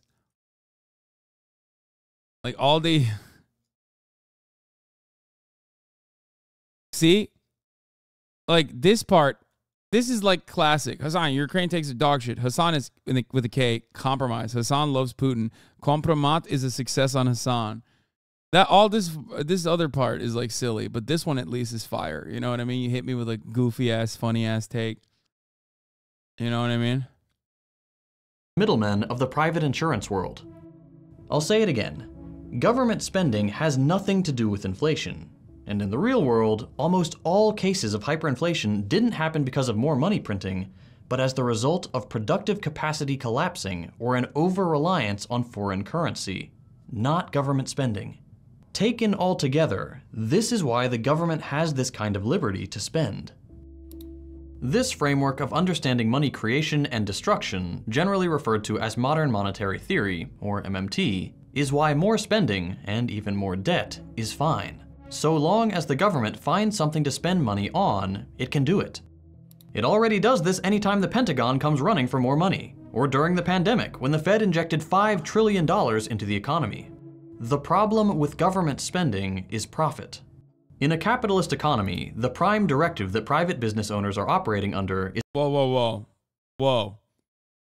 He deserves all the money, though. Fuck, what did Guy Fieri do recently that made me feel bad about him? I forgot.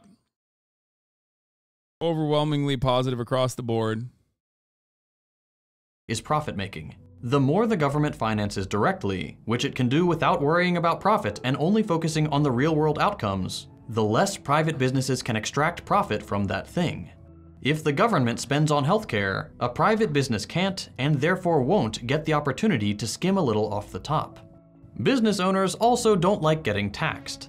This approach to government spending partly relies on the— One thing that is good to mention, though, this is largely only holds true for countries that control their own currency and have their own debt in that currency, which sadly isn't the majority of the world's countries. Yes, like MMT can only work for America. It cannot work for Venezuela, for example. It cannot work for Turkey, for example. Just like quantitative easing can only work for America and not necessarily for Turkey in a similar vein, right? You try to do quantitative easing in other countries and you arrive at the hyperinflation that you see in the Turkish economy. MMT isn't real is a take that you're saying, but like we basically operate on the same boundaries as MMT, except in the direction of funding the U.S. military or any kind of thing. The EU does quantitative easing. The EU is across the board another, like it's in the periphery. It's allowed to. Another important point is public sector deficits or private sector surpluses. Simply government spending also relies on markets. So weird that chatters destroy you. Like, how large is the group that's here? Because we already have our minds made up on all this. I can't imagine. There's too many fence riders that watch. And if you turned out to be a dickhead, we would all leave. But still do what we are doing. The internet's big and you're not the only voice. Stay strong, brother. The ability of governments to delete money. Business owners, who accumulate money by paying their workers less than what they bring in for the company, would very much like to keep that stolen wealth and don't care at all about public projects that benefit everybody. So they lobby governments and pay accountants to find ways to not pay taxes and store their wealth somewhere else. Even when they are taxed, because these capitalists, these business owners are in charge of setting prices and wages, any taxation on businesses can often just be passed on to workers and consumers through price hikes, wage cuts, extended hours, lower benefits, and on and on. And these here are the limits of MMT and the point where a little Marxism comes in. MMT accurately describes the power of the government to spend, but it doesn't take into account the power of the capitalist class to be upset about it. And in a class society like ours, that's a problem. The government can't go bankrupt. It can spend money on all sorts of cool stuff. But when it does, it has to get its permission slip signed by the ruling class first. If anything it does gets in the way of profit, the big chunk of money that only a few people get to keep, it will only do it if there's fire in the streets and it doesn't have a choice. The government can feed— Yeah, specifically, COVID kind of showed this, and even then, the government did what it's supposed to do, which is still do a cash infusion to the businesses. Like, it almost feels like they're like, oh, if the private citizens get like even $1,000, then businesses have to get $10,000 at least, or else we'll fucking explode. We'll die. Now, you might look at that in the charitable perspective and say, well, technically the PPP loans were actually done for payroll and they were supposed to, they were done with like honest intention or whatever the fuck. And the reality is that I personally believe that they just knew that that was not going to happen. Okay. I actually think the real problem with MMT is the simple messaging says you can spend without taxing, whereas the better message is tax the rich to pay for it.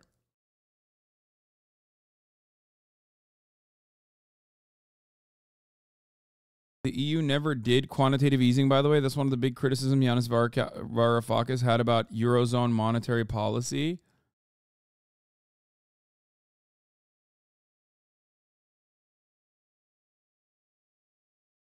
That's why they let through all the big corporations, getting them when there was supposed to be an employee number cap. It doesn't matter. The real reason why we had to do a PPP loan structure, or at least like a valid and charitable assessment of why we had to do a PPP loan structure, was because we do not have a federal unemployment or federal banking system that we can easily fucking utilize or implement. Like, that is part of the issue, is that like payroll is not streamlined in this country. Taxes are not even streamlined in this country, which is by design, by the way. And it was 100% legal to take a PPP and use it for whatever you want, just to use it like a loan, not a grant. It was designed that way. Yes, because the original purpose of the PPP was it's a loan and not a grant, and it's only a loan if you use it for whatever purpose you want to use it for. But then they fucking turned it into a grant, and they never prosecuted or pursued many of the people who took the fucking loan that was a loan that they were supposed to use it on their own payroll. The issue is,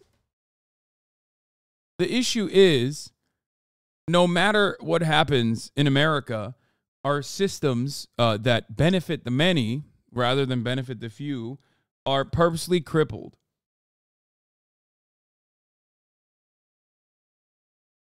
Feed the homeless, free people of debt, fund renewable energy, reduce working hours by law without cutting pay. But these kinds of things suck for profit seekers. They're great for humanity, but they're terrible for capitalists. The small percentage of humanity that benefits when people are forced to work and buy at an inflated price. Universal healthcare is great. It might even save businesses money, but it makes workers less desperate. And that small percentage of business owners has the power and the wealth to stop the kind of spending that would make people less desperate. I'll summarize this video another way. Take away the need for profit. Take away the power of the ruling class. In short, take away capitalism. And the only limit to doing cool stuff becomes the resources available. We have the doctors for universal healthcare, the housing for free homes, the farms to feed everyone, the machines for infrastructure, the technology to switch away from fossil fuels. Another perfect example of capitalism being a self-defeating economic organization of society is the reality that we have the abundance of food, and yet we still have people that die to famine, right? And the global level, we still have food insecurity in America even, and it's a simple logistical problem at that point. It's just a matter of like taking that food and giving it to people who are literally starving. And yet we fill landfills with that fucking food rather than giving it to people to eat, both in our own borders and also overseas. 14 million people globally die due to famine-related diseases. And we already have an abundance. We have enough food to feed every single person. Think about that. Because the entire economy revolves around the profit motive. The idea is, if agricultural production is no longer profitable because now we're giving food away for fucking free due to need, it will no longer be as expensive and it will no longer be profitable. And if something is not profitable, then no one will actually make it. Even if you took away the incredible amount of subsidies that is the driving force of the agricultural production in this country, there would be no reason to make food anymore. Companies would no longer engage in agricultural production because it's profit that is seen as the main motivator. We can spend on these resources and bring them into action. Let workers control the economy democratically, and the new money we create can be spent well without the need to enrich. I love this guy. His name is Food Farmer. He said, I would still farm. I like to eat. Well, I think you would still farm because you like to farm. Your name is literally Food Farmer. I believe you. The middleman. We don't need to worry about how we're going to pay for that. I love that. There are plenty of resources in our economy waiting to be used for the betterment of people's lives. The only obstacle left is how much improving people's lives costs the capitalist ruling class. Okay, I understand that this is a horribly complicated topic that probably doesn't make much sense at first. In about 15 minutes, I've tried to explain something that is in complete contradiction with how most of us are told government spending works our entire lives. So I'm sure this short video will have left you with more questions than answers. To help, I've left a few videos and books in the description to help you learn more about this topic. Specifically, I want to highlight OneDime's 2 fantastic videos on taxation and government deficits. They were my introduction to this topic, and OneDime was kind enough to answer an unreasonable amount of my questions to make the video you just watched accurate. So please, show him some love. Damn. A plug for a different content creator in a fucking plug that I'm giving to this content creator. That's crazy. This is a really interesting and complex topic. And funnily enough, government spending is one thing that both wings of the... I've never seen OneDime before, and I love Second Thought. I'm legitimately curious now about this person, this OneDime person.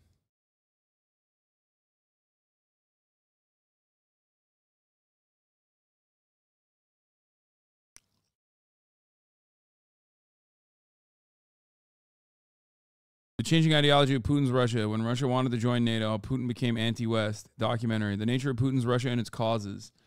Leftist book recommendations. Space exploration and socialism. The origins of money. The problem with taxing the rich. The deficit myth. The biggest lie in politics. Acid communism. The culture industry. How capitalism ruined hip-hop. Practical guide to Canadian politics. Oh, God, is he Canadian? Oh, no.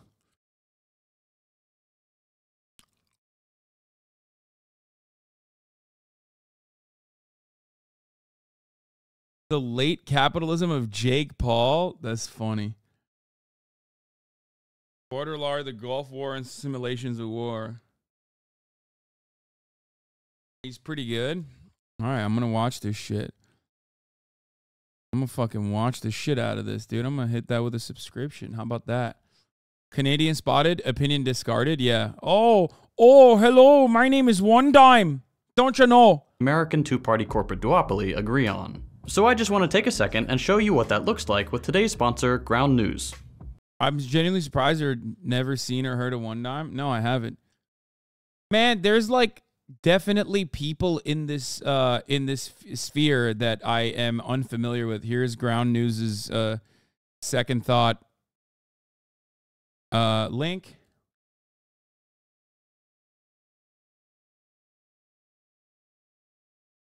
$1 equals 10 cents equals Chinese propaganda. Oh no! He's doing Chinese propaganda, brother. That's an Eastern Canadian accent. You got a Western accent too if you want to shit on us snow Mexicans properly.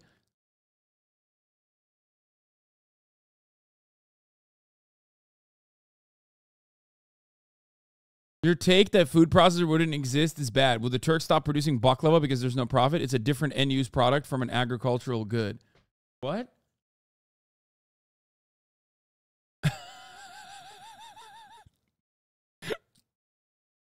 Not everyone's going to be eating gruel, dude. Industries exist around food that generate a variety of end-use products, i.e. cakes, cookies, chips. These industries don't just pop out of nowhere, but certainly aren't tied to profit per se. There are cultural... Oh my God, you're not even joking. Okay, brother.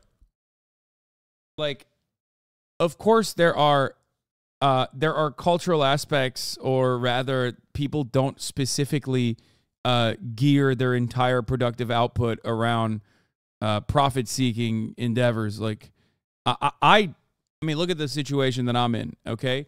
When I started doing this, there was never a moment in my mind that I thought, oh, man, this surely will be a profoundly profitable endeavor. I never was like, I am going to talk about, like, dense-ass Marxist theory in the dumbest ways possible while simultaneously talking shit, and one day I'll just be fucking super rich. Like, no. That's not why I started, and that's precisely the reason why I still fucking advocate for the same principles that I advocated for when I was broke, and also on top of that, still do it for 8 fucking hours a day, okay? Because profit is not my main motivator. You can say cap all you fucking want, but it is unimaginable to speak about, like, incredibly successful leftist grifters in 2016, okay? It's such a funny thing. Like, we are actually current daying motherfuckers left and right. Even though if you open your eyes, you would realize that there are significantly more. Your takes are so beef with some black woman. That's when your streams are good. Littlest of bros. What? Ew. My man literally said the fastest, the grossest thing I've ever heard. That was a barb, had to be. No, that's not a barb. No, that's 100% one of those fucking losers that's like there's a lot of racists online that use AAVE now, because I think they started ironically to be like, haha, look at how black people speak, right? And now, of course, stole AAVE and now do it themselves, but are just like straight up white supremacists. I see it all the time, and it's very strange. Like, there'll be a dude who's like Groiper Himmler 1488, and he's talking in AAVE.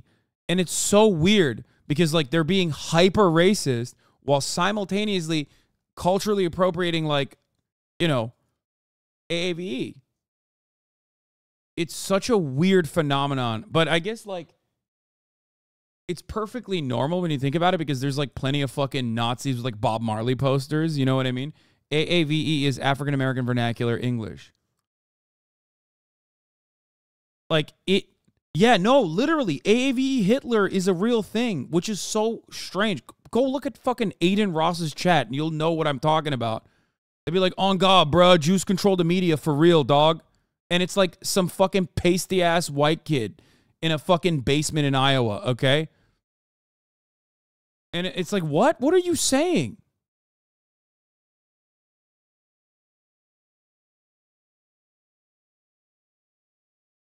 Explain this to Alpha Gen, Hasan. Alpha Gen is literally doing this in the most oblivious fashion.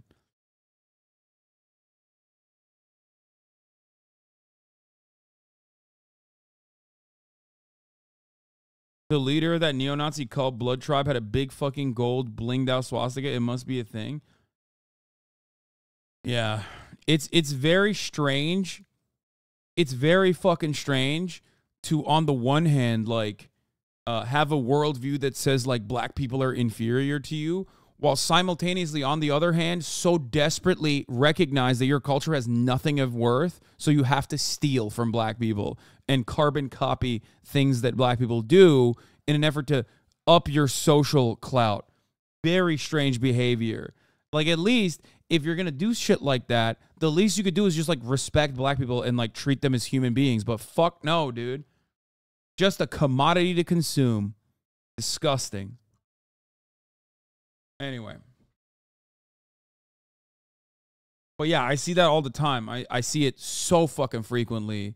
And it is a very odd thing that online loser fascists do.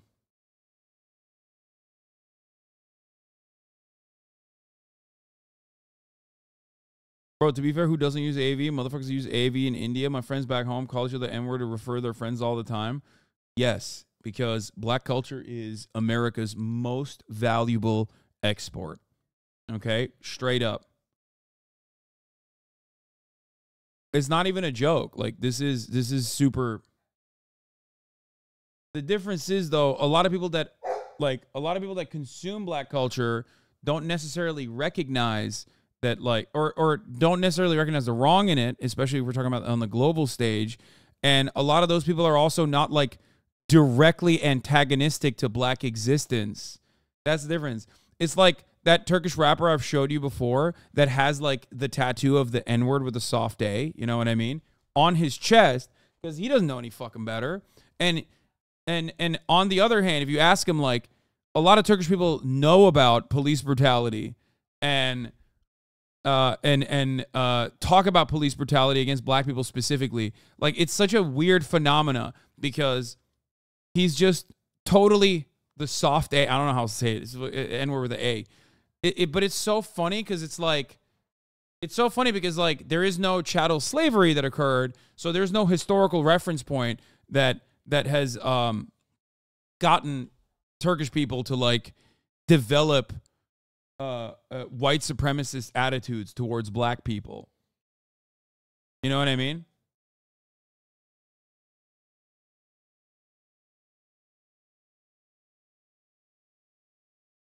Here in the Middle East, they think the N-word is a very cool word for cool people. Yeah, 100%. Weren't you wearing a bandage on your cheek as a kid because of Nelly? Yes, I did do that. My point was that, like, America's greatest cultural export is black culture, 100%.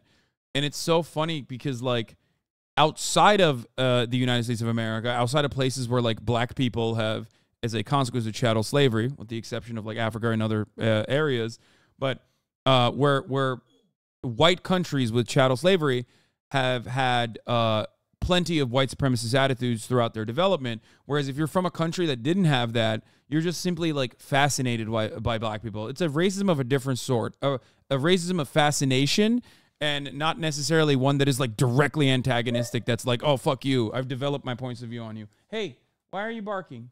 You need to go outside? Anne? Can you let Kaya outside, please? She's barking. Doing a little bark. Anyway, let's do this. To be fair, I used the word chains because the rap culture was fucking awesome in India. I only stopped because people use that as an excuse to shit on black people.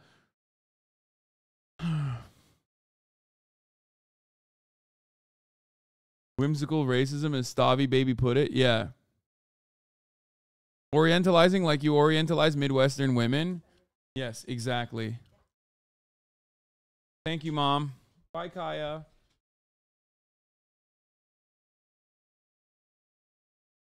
Anyway, where the fuck was I? Oh, friend of the show, J Aubrey, did an absolute roasting of JustPearlyThings, Just Pearly fucking, god damn it, I always fuck up her name. JustPearlyThings, the internet's favorite pick me, and he called it the Unpickable pick me. What a title. What a fucking title. Let's take a look. Let's fucking dive right into it. I've been waiting for this.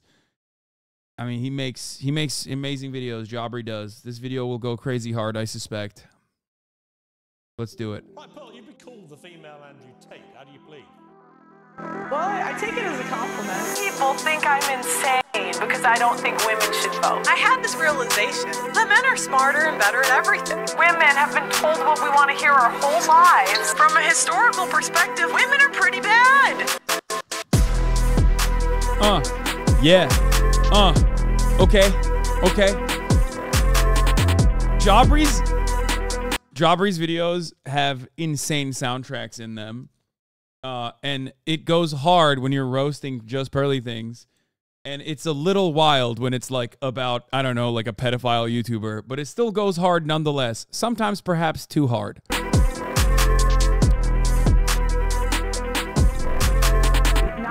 of women have been on birth control. Body count is over 5. So I understand the complaint. When you search the word pearl on Google, you get the definition of a small, glistening sphere formed within the crystalline shell of an oyster, highly regarded for its beauty and rarity as a jewel. But if you search Pearl on YouTube, you get this. What up, guys? Welcome to the Just Pearly Things YouTube channel. Today, I want to talk about why women are dumb. How women realize that the only way we can be great at things is under the authority of a man. Just Pearly Things is a 26-year-old YouTuber, TikToker, and social commentator with a knack for anti-Semitism who isn't afraid to give her opinion on the appearances of teenage girls. I'm not gonna lie. I think Just Pearly Things has done a lot for women. Okay, she's shown that, you know, you don't have to be attractive to be a conservative commentator. Okay, you don't. You just simply don't have to. And for that, I think she's a bold, revolutionary feminist. Okay, you can be hurt looking. Okay, turns out conservatives, they've moved past objectification of women, okay? They have. They've done that. They're woke now, turns out. All in an effort to promote the red pill, a community I pray will one day fade into deep obscurity. My husband's texting me. He wanted me to tell you that we will have our daughter ready for you as a virgin. These influencers alongside Pearl can be recently... Dude, this shit is like, I assume it's all memes, right? Like, I'm so fucking removed from that kind of stuff. I don't look at it. I don't ever want to see it. But every single time I see it, I'm like, well, jail. It should be a jailable offense. I think free speech is actually ridiculous. You know? So, like, so what is it? Like, I know there's a lot of perverts in here that watch that kind of shit because they love it. They can't get enough of it. What's up? It's a joke, right? Like, they're not being serious. I mean, it's like one of those gross-ass things where it's like, even as a meme, it doesn't really work. It's like, what are you fucking trying to joke about? But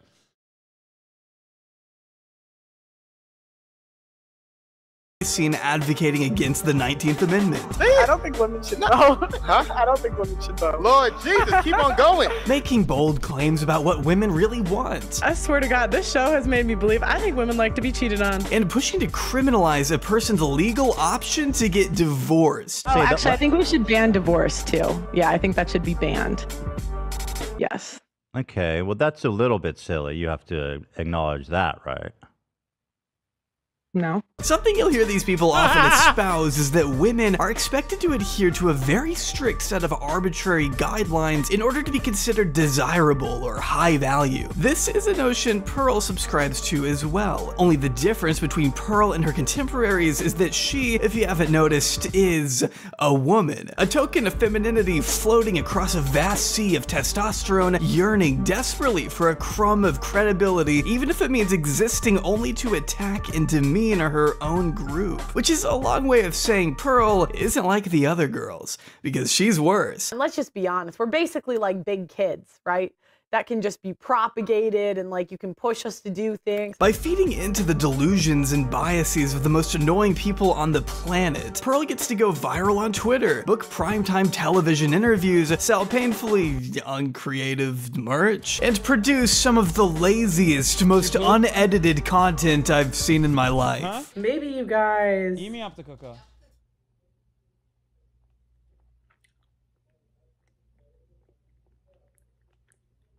Flashbang.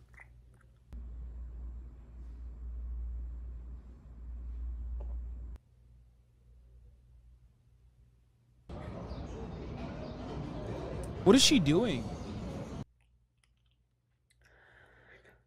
I can't find it. Maybe she genuinely sees her work as an act of good. Or maybe it's possible that Pearl is only doing all of this to feel a sense of pride and acceptance that she herself has never received. Because believe it or not, Pearl wasn't always like this. Before all the hate and desperation that plagues her image today, Pearl's life actually seemed far less polarizing just a couple years ago. Hey guys, today I am here with my sister Eva, and she is going to give a chicken coop tour.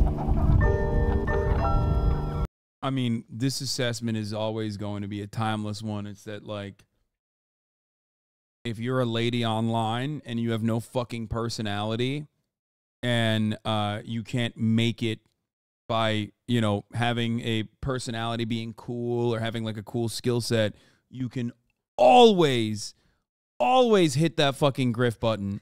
It's called grift maxing, okay? Grift maxing. You can always be a conservative. They are so fucking desperate for anyone to present their psychotic, twisted, broken worldview. They will literally, you don't have to be hot, as JustPearlyThings is showing. You don't have to be smart, as JustPearlyThings is showing. You don't have to have anything. You just need to say the words. Dave Rubin showed this as well. Like, you don't have to be charismatic, funny, smart, well thought out. All you need to do is just say the fucking words. Half the time, you don't even have to actually believe the things you're saying. Dave Rubin is a woman? No, man. Dave Rubin is a dumbass who is not entertaining at all, but he was able to literally ride the coattails of Jordan B. Peterson, go on the Joe Rogan Experience multiple times, and develop like some level of viability in the space by just simply saying the things. Okay? That's all it takes. I don't need no validation. I don't need no validation. Okay, you don't need no validation. Except from TikTok. A lot of you guys have been asking questions. So I kind of ended up being like a full-time TikTok, like YouTuber by accident. I can't actually show you any of Pearl's original TikToks because her first account was banned, along with her second account, her third account, her fourth, fifth. Yeah, you get it. Pearl gets banned a lot. 2 years of work, 930,000 followers, and I have been officially banned. I got banned off of TikTok. I got banned. They banned account number 3, but you can't get rid of me, baby. You can't get rid of me, baby. Account number 4. I still got banned. Free JustPearlyThings. Give me my account back. In fact, Pearl is now on her 8th TikTok attempt, at least at the time of me recording this. Maybe when this vid finally comes out, she'll be on her 9th. I mean, God knows it wouldn't be surprising. But as sad as I am to be missing out on what I'm sure is some valuable content. So I said, you're a This is like when art school rejected Hitler. I've been banned a lot on TikTok too, let's be real. whale. You're a whale. You're a whale. You could say maybe the whale was too far, but she was a bigger woman. We can still get a good idea of what Pearl was like in 2020 by turning over to her YouTube channel, where she's attained close to 2 million subscribers and over 900 million total views just over the past 2 years. Of course, most of those views aren't totally meaningful considering they're from YouTube Shorts, which rarely translate over to active subscribers or substantial ad revenue, but we'll discuss all. Yeah, that's the biggest fucking con, is that like YouTube Shorts is a fast track to like blow up your fucking to absolutely blow up your subscription account, your overarching viewer number. You know, your viewer count goes up, but like if you ask a normal person, I don't think that more people would know who the fuck JustPearlyThings is in comparison to someone like myself who has a smaller YouTube channel in comparison and a much smaller TikTok in comparison. But like it's all manufactured hype that doesn't translate to like any kind of real world analytics. All that in a bit. It's true that Pearl owes much of her notoriety to the likes of Andrew Tate and Fresh and Fit, who she has collaborated with on a number of occasions during her tenure in the Red Pill community, podcasting alongside inebriated sex workers, sex traffickers, and Nazis. Welcome, Nick Fuentes. But when we look back on some of her earliest uploads, we can see Pearl was actually once pretty far removed from the characters who make up the manosphere. In fact, I doubt she even knew who any of them were back when she was making things like My First Vlog, A Trip to Florida, Chicken Coop Tour, wrong spelling, and Mansion House Tour, 10 bedrooms. Okay, so I'm gonna show you the front of the house. See, Pearl herself comes from a very wealthy, sheltered background in Chicago, with both of her parents, Dan and Jennifer Davis, being quite accomplished software engineers in their own right. Jennifer being listed as the former CEO of Davisware, a multi-million-dollar company the couple founded together. She's now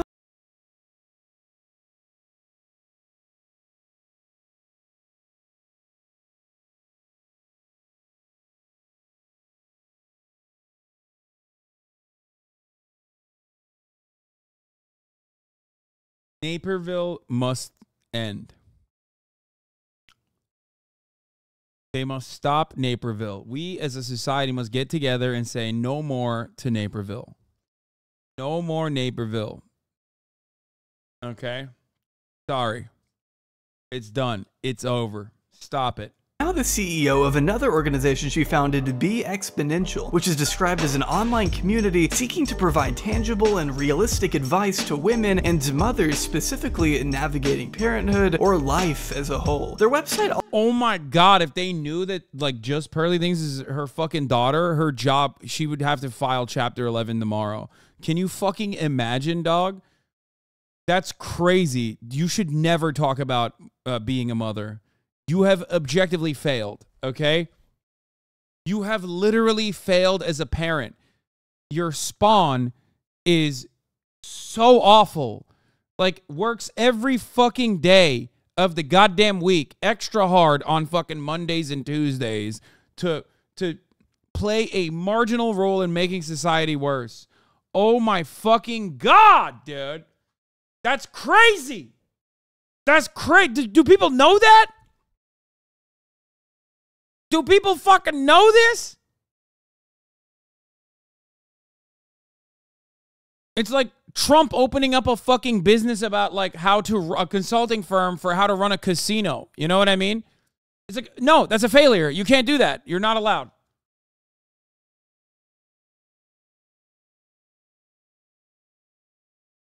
Also mentions that Be Exponential was built by women for women, which is an interesting footnote considering the kinds of things Pearl has been known to advocate for as of recent. For instance, Pearl believes men solely built society by themselves. Therefore, it must be impossible for women to be oppressed because the men have already solved everything. Men built the world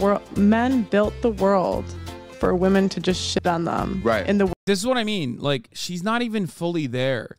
Like, part of this, I've always wondered, like, if this is a grift or not, because, like, her heart's not in it. Like, she's not saying this shit with her chest, ever.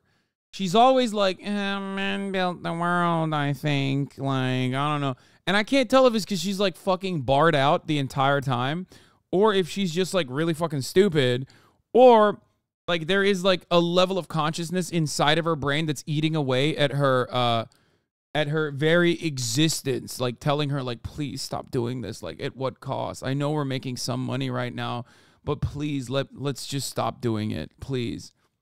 Like, something has to be holding her back or something. I don't know, because it just sounds so weird.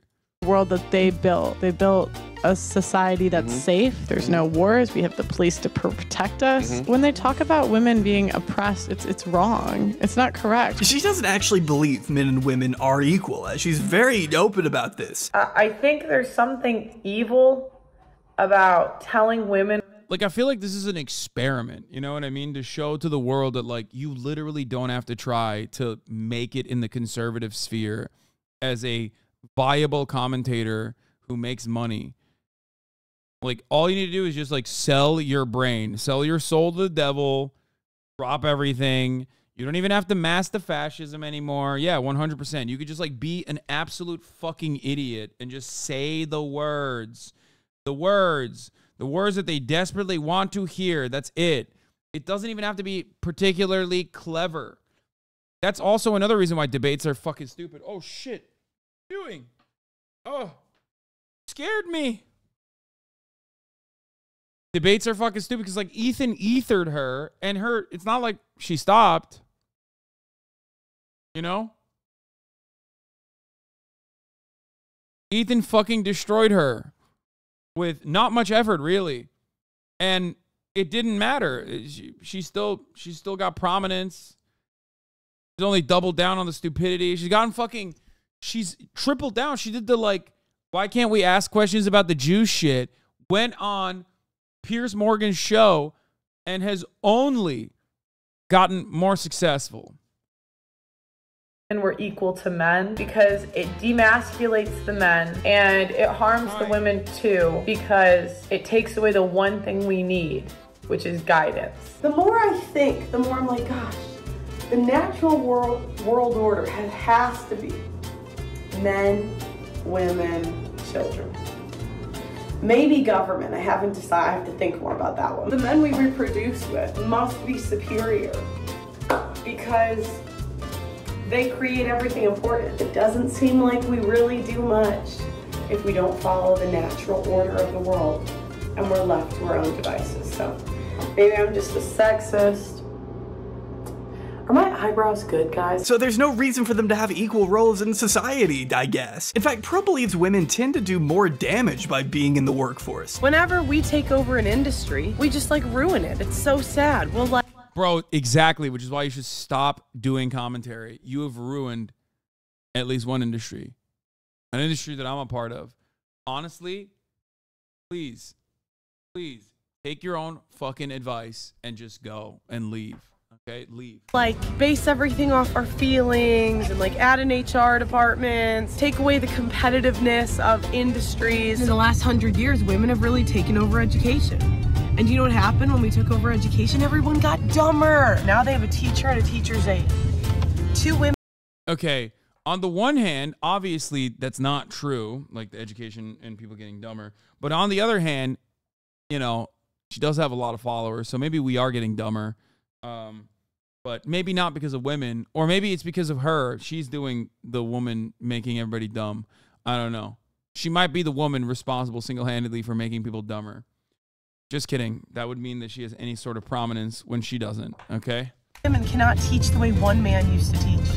That's how bad it is. That's why I don't think therapy works when they're women. Like, women are just gonna comfort you. They're gonna tell you what you want to hear, where men will tell you how to fix it. But the problem is, like, women, we never want to fix it. Like, actually fix it. Yeah, maybe ban women from the police force. If women's jobs disappeared tomorrow, society would probably be fine. But if men's jobs disappeared tomorrow, it would be rough out there. Yet here is her own mom, essentially proving her wrong, having built up areas most dominated by men, CEOs. Areas most dominated by women, nurses and teachers. Literally like, nah, I disagree. Straight up. There you go. Okay. If women cease to exist in the workforce, you would basically destroy nursing. You would destroy many different parts of healthcare, not just nursing, as a matter of fact. Like, there's now more doctors, more female doctors than male doctors too. But whereas, like, if you fucking eliminated areas where, like, it's heavily male dominant, yeah, sure, construction and whatnot. There's plenty of other fields that are male dominant, but in order to fucking make a joke, I'm going to say CEOs. Tell me, who's more valuable to society, CEOs or teachers and nurses? Yes, I'm petting Kaya. I'm always petting Kaya. Up a number of successful organizations, written a best-selling book, and still managed to look after and provide for 10 children all at once. Though Pearl has also attempted to weirdly diminish her mother's accomplishments and role in the company, insisting she was never the CEO, despite Jennifer's website claiming the opposite. She may have also accidentally admitted to her parents committing fraud, but that's besides the point. Wasn't your mom the president? Was she the leader of the company? What was you're researching my family now, huh? They might have titled it one thing or another. They did that to get some grant from the government or something. I don't remember. But so, is that a crime? Yeah, you probably shouldn't say that on air. The main takeaway here is that Pearl got to experience a lavish childhood as a result of her parents both having high-paying jobs. In fact, one of the times Pearl first blew up was thanks to a TikTok she made about a giant water slide her dad bought her and her siblings. Yeah, some people just live a completely different life than the rest of us. Now I know why she thinks a Lamborghini costs 50. What? No, dude. Come on, dude. Come on! Fuck! $50,000. But this was Pearl's first taste of online stardom. A glimpse into a life where she didn't have to work a corporate job with Konica Minolta. I'm losing. I'm fucking giving away every dollar I have before I have children. There's no shot. Okay? There's no shot. You can't. Your next of kin is like has a 100% fail rating if you have money, okay? If you live a comfortable life, to be fair, I did grow up in a comfortable way. So even though my father did lose all of his money by the time I got to college, but still, it's nuts.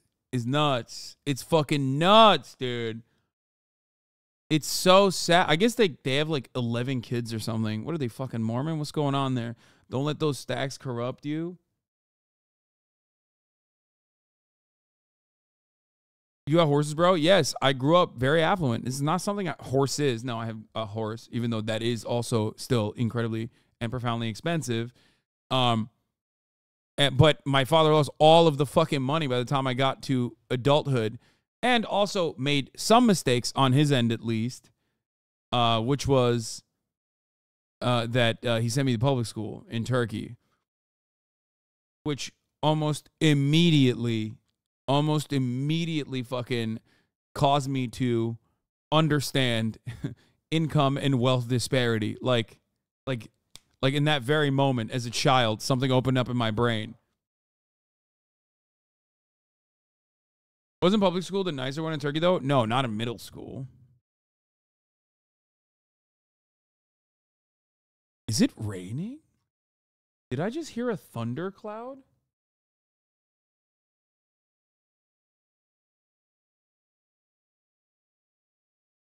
That's never happened in LA. Like, did I hear thunder? It's cloudy, and I feel like I heard thunder.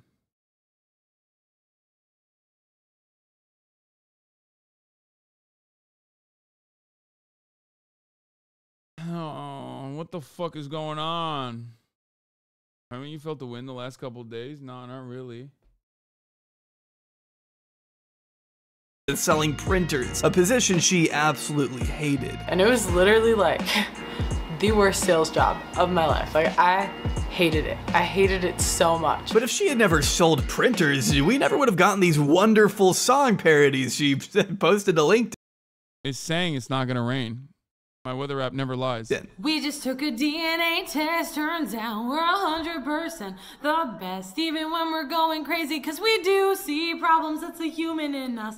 Blame.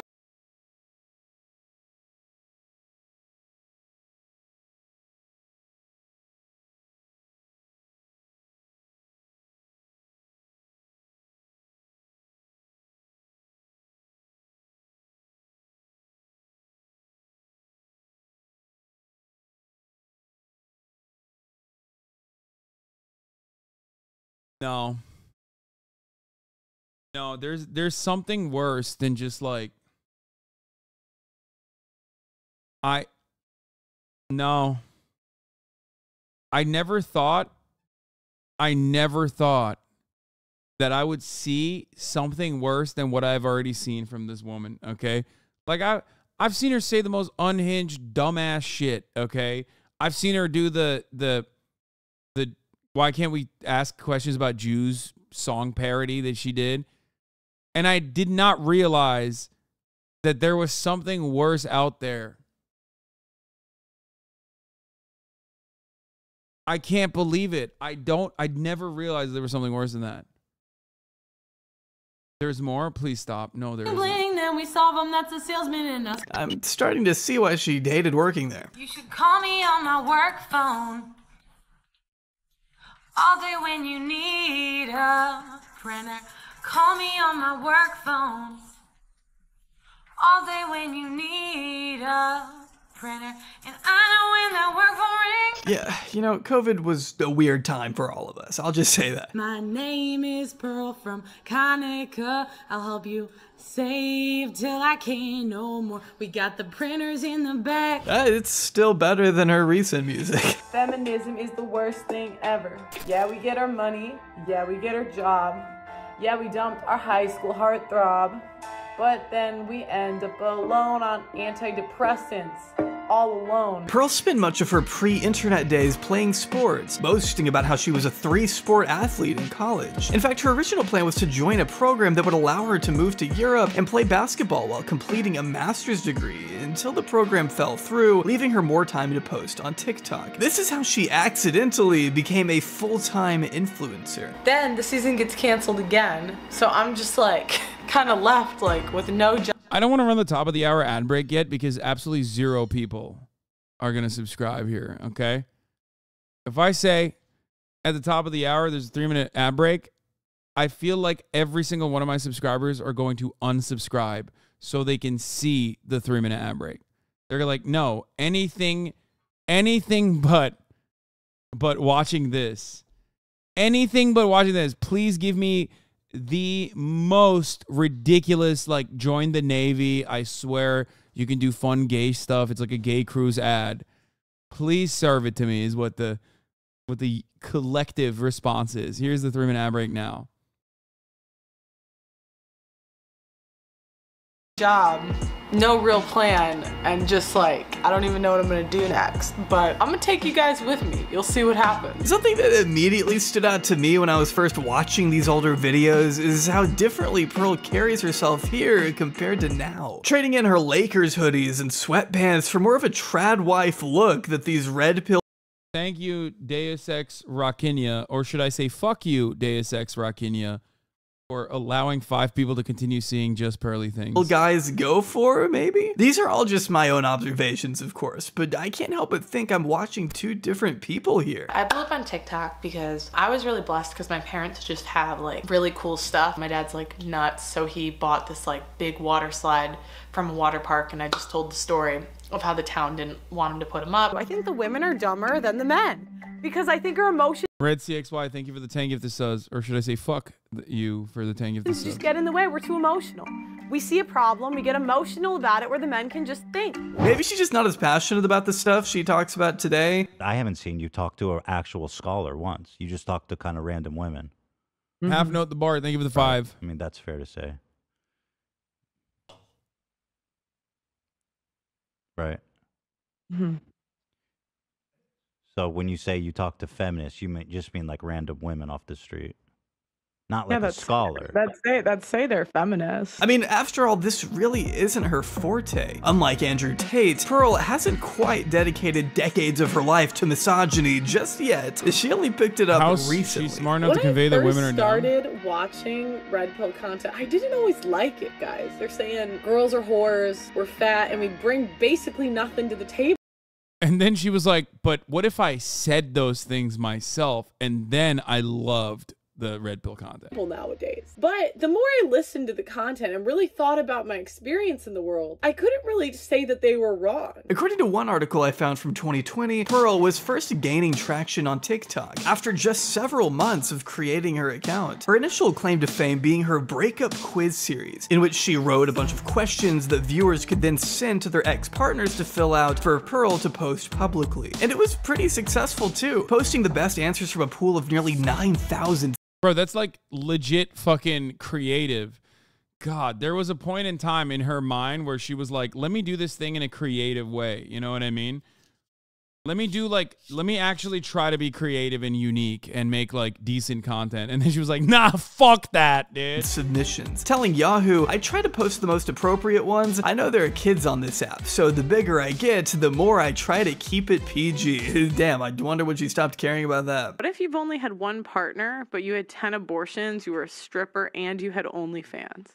Whore, not a whore. This article, though, also so makes sure heavy. to note I'm that trying to Pearl pick her up. I herself has can't. yet to send the quiz to anyone in her past, considering she's never actually been in a real relationship. Pearl stating, I actually have not had a boyfriend that was serious enough for me to send it to, hence why I had my followers take it. The only long-term relationship I can think of is a guy I talked to for a couple years in college, which in itself is totally fine and normal. Everyone moves at their own pace, and there's no shame in dating later in life. Except Pearl might slightly disagree. Just because you're 35 and you're single doesn't mean you'll be single at 40, at 60, at 70. Well, but the problem is at 35, you've lost all the things that men value. That's the problem, because men value femininity, fertility, and they value youth. So you can't say you're youthful when you're almost halfway through your life. Like, you can't say you're fertile when you're about to have geriatric pregnancy.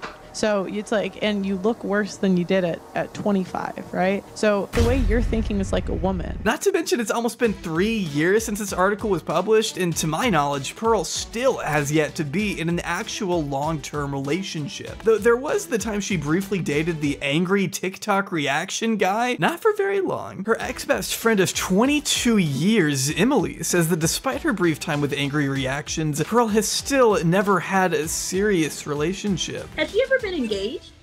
No, never. And she's never even been in a serious relationship. Like, honest to God, I mean, her and Wanye, like, That wasn't even that doesn't even count at all, because what was that? And that's where we run into a bit of a problem. Pearl, as someone who has evidently never been married, never been engaged, never even held down a boyfriend longer than a few months, still somehow has the nerve to tell other women what to do in their relationships. Publicly, it's her job to do that. A huge part of her brand relies on judging other people's... Yeah, because, because her audience is not women. Her audience is men. And it's not even men that are in relationships. Her audience is men who will also, just like her, never be in a relationship with a woman. That's it. It's like, it's perfect. It's like this perfect chamber. Kaya, no. Okay, there you go. Lay down. Oh, you want to get off? Okay. She doesn't love me anymore. She used to, but it's gone. Those days are long gone. She wants to lay on the ground next to my foot and never on top of me like she used to. Okay,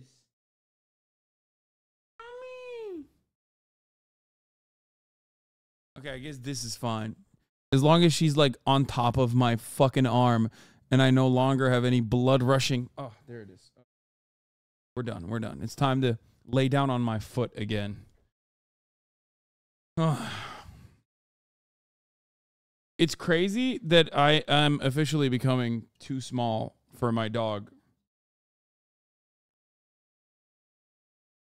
Marriages from afar. Pearl likes the idea of being married. She wants a family someday and wants to have kids. But does that by itself mean she's a reliable source on how a marriage needs to work? What exactly gives her the right to tell others how they're doing things wrong when she herself hasn't even experienced a relationship the way she thinks she wants it? Pearl's relationship advice might as well be completely fucking discarded, even by her own metric. I've noticed a lot of therapists are like older single women, and I'm kind of like, if you can't maintain a relationship, why would I take advice from you?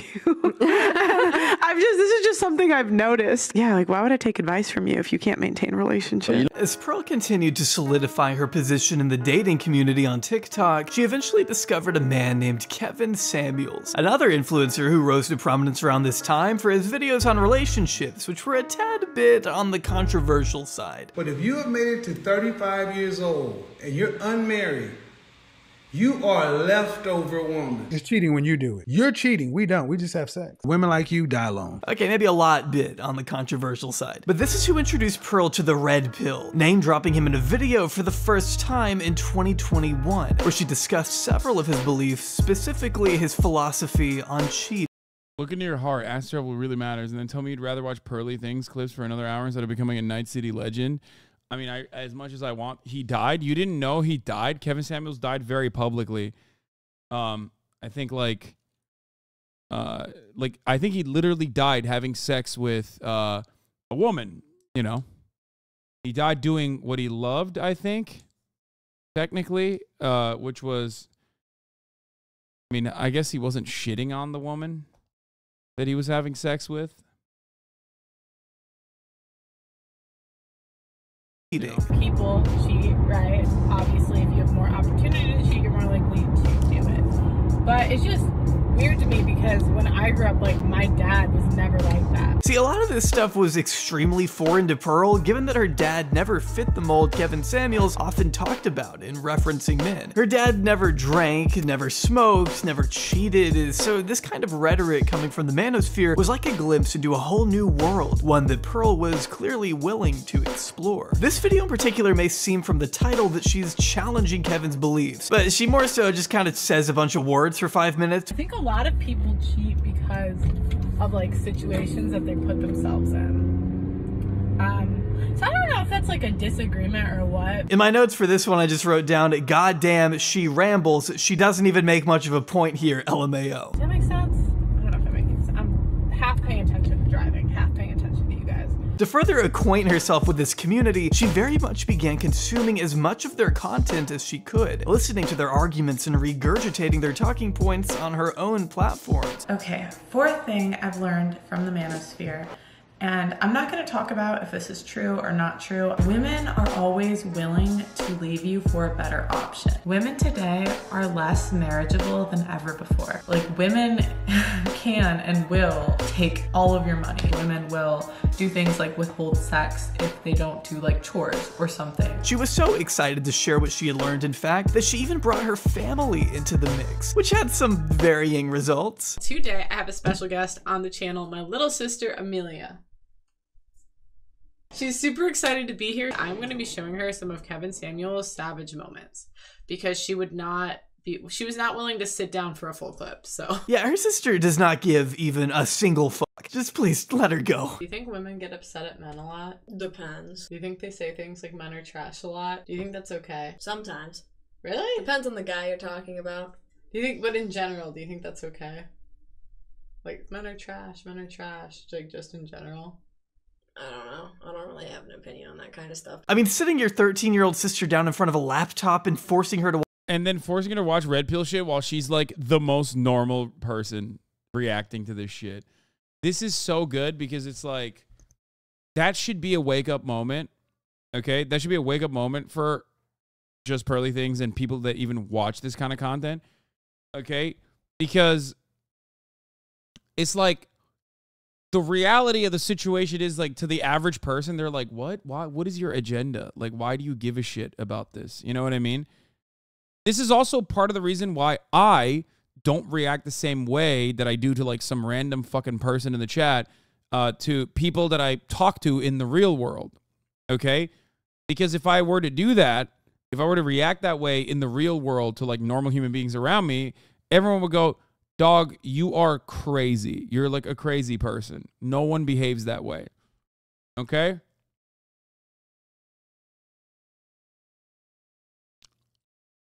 Watch Fresh and Fit is bad enough. They're kind of players a little bit. You ready? Stop looking like I'm torturing you. Why the hell are you gonna pay full price for a goddamn car that's been used? If I'm gonna invest into you, I need to know you are not used, man. What does your YouTube feed look like on a daily basis? It literally looks like this stuff. It's like men's dating advice. You are so single. Someone had to say it. But why are you also exposing her to the repulsion that is your community? I mean, these comments are insane. She has no life in her. She's gonna do hard drugs when she gets old. Yeah, it's like, the only thing that this does is basically stop people from ending it, okay? Like, there are so many people online that just, like, hang on by a thread, and they're just so angry all the time, and they're like, maybe I can spread my anger and hatred to, like, one other person and ruin their day, and then that'll stop me, okay? And that's what this is, straight up. Okay, Jesus Christ, son, I know, man, I know. Every time I say this shit, people get so fucking butthurt.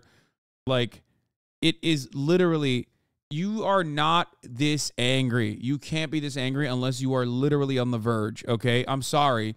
Like, a person with a random fucking YouTube account that looks at a 13-year-old girl reacting to red pill shit in the most normal way that you would, making this assessment, is the type of person that is on the verge of killing themselves, okay? There's nothing else working there. You cannot be filled to the brim with that much hatred to be able to churn out that kind of fucking horrifying perspective, okay? Like, the horrifying fucking takes that this normal 13-year-old is reacting to your fucking dog shit ass content and not have, like, literal severe problems, okay? It's nuts. And by the way, I think a lot of people get fucking very frustrated when I say stuff like this in this community because you see yourself in that person, because you might have maybe been that person a while ago. But clearly, there is a way outside of that ecosystem, that echo chamber, rather, okay? That's it.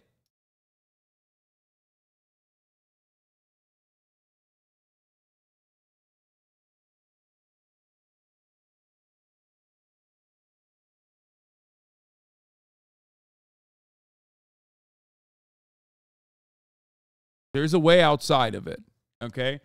And that revolves that revolves around just no longer being this human being, a manifestation of all things awful. You saved me for sure. Look at my first post in this chat. Okay, now I want to look at it. Holy fuck, dude. You've been in here for 27 months. I want to know what the fucking first post ever was now. How do we even get there? How do we even scroll that far up? Damn, motherfucker, you post a lot, dude. My gay ass will be at the Pride Parade tomorrow. Click middle mouse.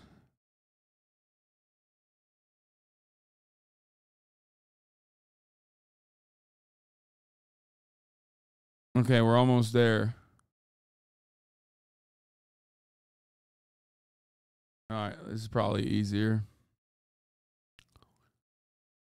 Wait, that didn't work.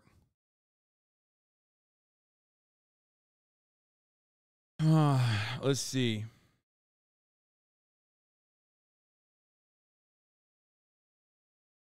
Username is what?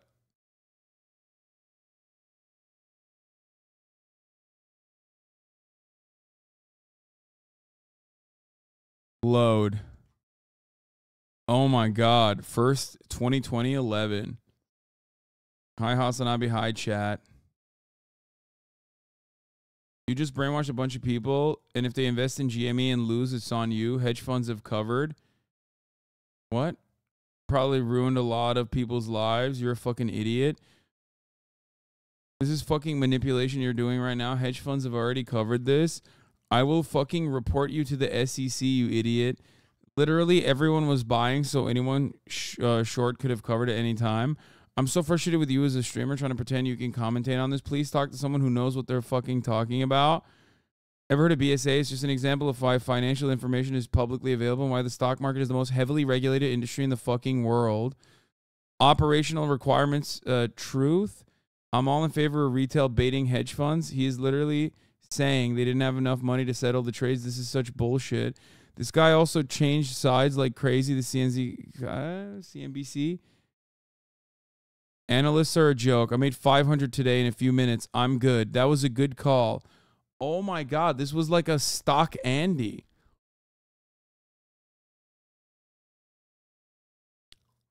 I just spent 10K getting my husband over to the US only at the green card stage, and now they are going to make it easier. Oof, but pog.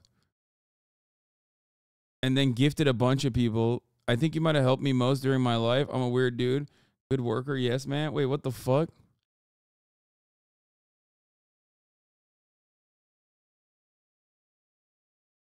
This doesn't make any sense. You're all over the place. I thought you were going to be like, yo, fuck you. You're a piece of shit.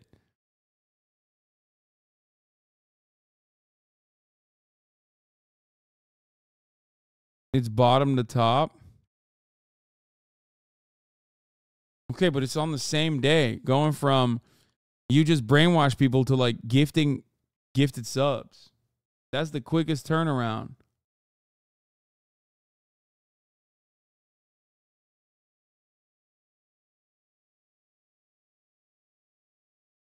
He went from how he was going to report me to the SEC for stock manipulation.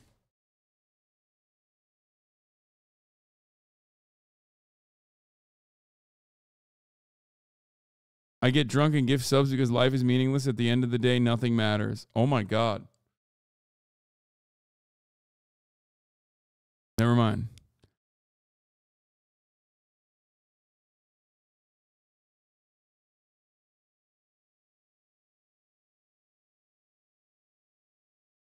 Does this guy just shit on everything? What's his issue? These are movies.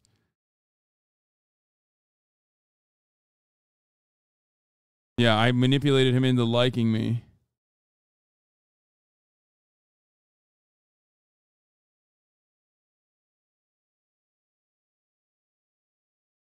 Fine is talking about raising minimum wage to $15. Don't lose your frame.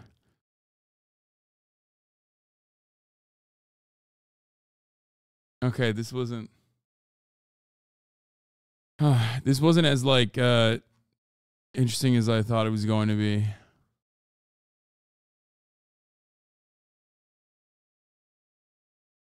Never do this to me.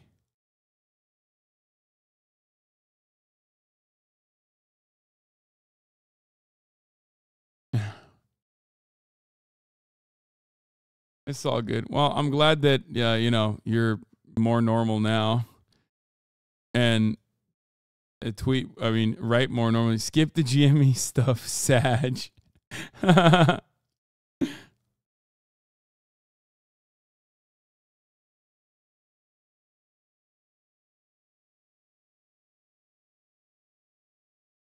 I am normal and can be trusted with a gifted sub? No.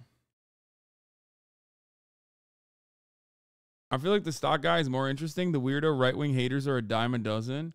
No, but like weirdo right-wing falling for your chatter's narcissism? No.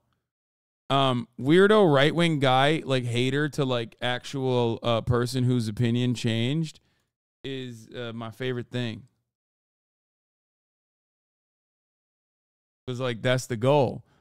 Or at least at a certain point in time, I legitimately thought that, you know, even if haters came in here, they would be like more open-minded and realize that I'm not the fucking villain that they, that everyone has portrayed me as in their circles.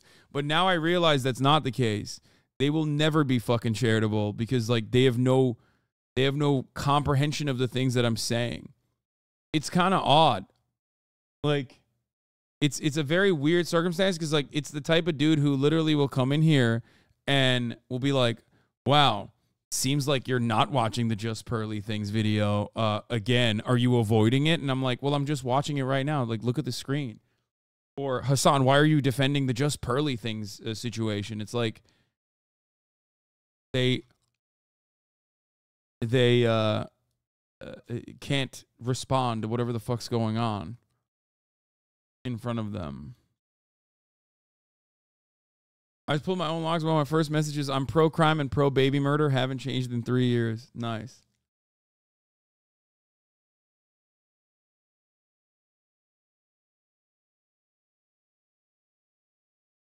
Anyway, let's continue. Comments are insane. She has no life in her. She's gonna do hard drugs when she gets older. She for sure is not attracting anyone in life. She will die alone. I'm not sure if she's strictly heterosexual. Your sister is clueless. Like, no man, she's just a teenager who doesn't want to watch Kevin Samuels videos at 2 in the morning. Is that so unreasonable? So that was Kevin Samuels. What did you think?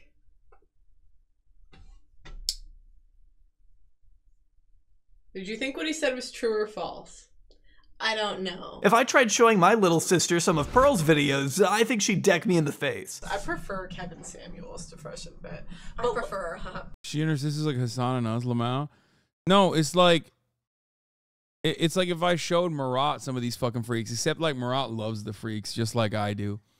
Marat's in like Facebook groups and he like actually also lives with those freaks and does stuff, you know what I mean? Because he has like a lot of hog adjacent hobbies like off-roading and biking and things of that nature. And he still is on Facebook too. So it's like he operates in that realm and he loves showing me shit. Like he was a firefighter, you know what I mean? He loves showing me shit from Facebook. Like, look at these guys. We call one of the groups he's in Motorcycles and Misogyny. Because it's just a bunch of old divorced men posting photos of motorcycles and just like women with giant tits.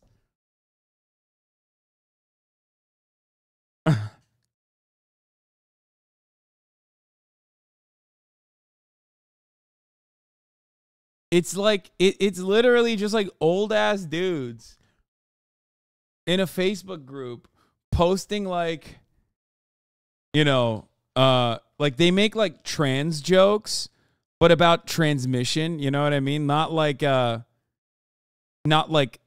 gender.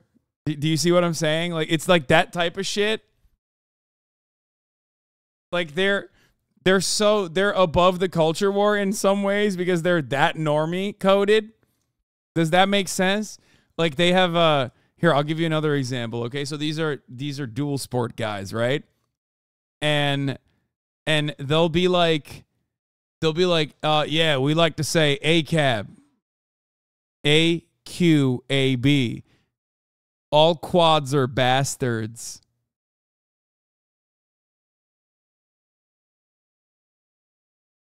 Like they shit on quads, like they shit on fucking ATVs. That's their fun. That's their fun, dude. They love having fun. It's awesome. Minecraft YouTubers. Watching Pearl try to get regular people on board with her new belief system is truly a sight to behold. A girl will only love a guy like that's like the best she can get. But if she has a better option, like that makes more money, is more attractive, is like just a better all-around option, she'll leave her current like boyfriend or husband for them. Oh. I mean, just here you can tell her friend isn't nearly as invested in this conversation. Those people have a lot of fun while I'm miserable talking about politics all day. Exactly. Like in those groups, I'm sure the overwhelming majority are like right-wing, right? Or have like a lot of right-wing beliefs. Many of you would consider them to be out and about fascists even, right? But if you were to go into a group like that and start talking about like politics exclusively, everyone else would be like, all right, buddy, like fucking calm down. Okay. Like it's that type of shit. Even though they are like probably very right-wing Trump supporters or whatever, but that group is a special group. That is not for Trump posting. Okay. That's for posting about big tits and women around motorcycles. Okay. Big tittied women around motorcycles. As Pearl is. Basically, the candy store analogy is like sex is candy, and girls get it right away. But most guys don't have access to sex till their late 20s, early 30s. Okay. So if you get married like before that, they think that like girls should put up with cheating, basically. Yeah, I know. Because like it's not fair to the guys, because like now at 35 they finally put out their money right. They got to the gym for 5 years, did all this stuff. Now they get to have sex with a lot of people. So why would they only settle for one? Well, then why did they get married? Come on, candy store analogy? If you tried saying that to any person who doesn't frequent incel forums on 4chan, you're gonna sound insane. When you have to keep telling your friend not to read any of what the chat is saying on your own live stream, you know you're cultivating a really awesome fan base. You can't read the comments. You can't read the comments too. Like you can't. Oh. Which of course has only gotten better with time. 73% of these people don't think gay people should adopt. 31,000 people voted for this. Oh my God. People need to do things in their lives, okay? It's just like so fucking whack.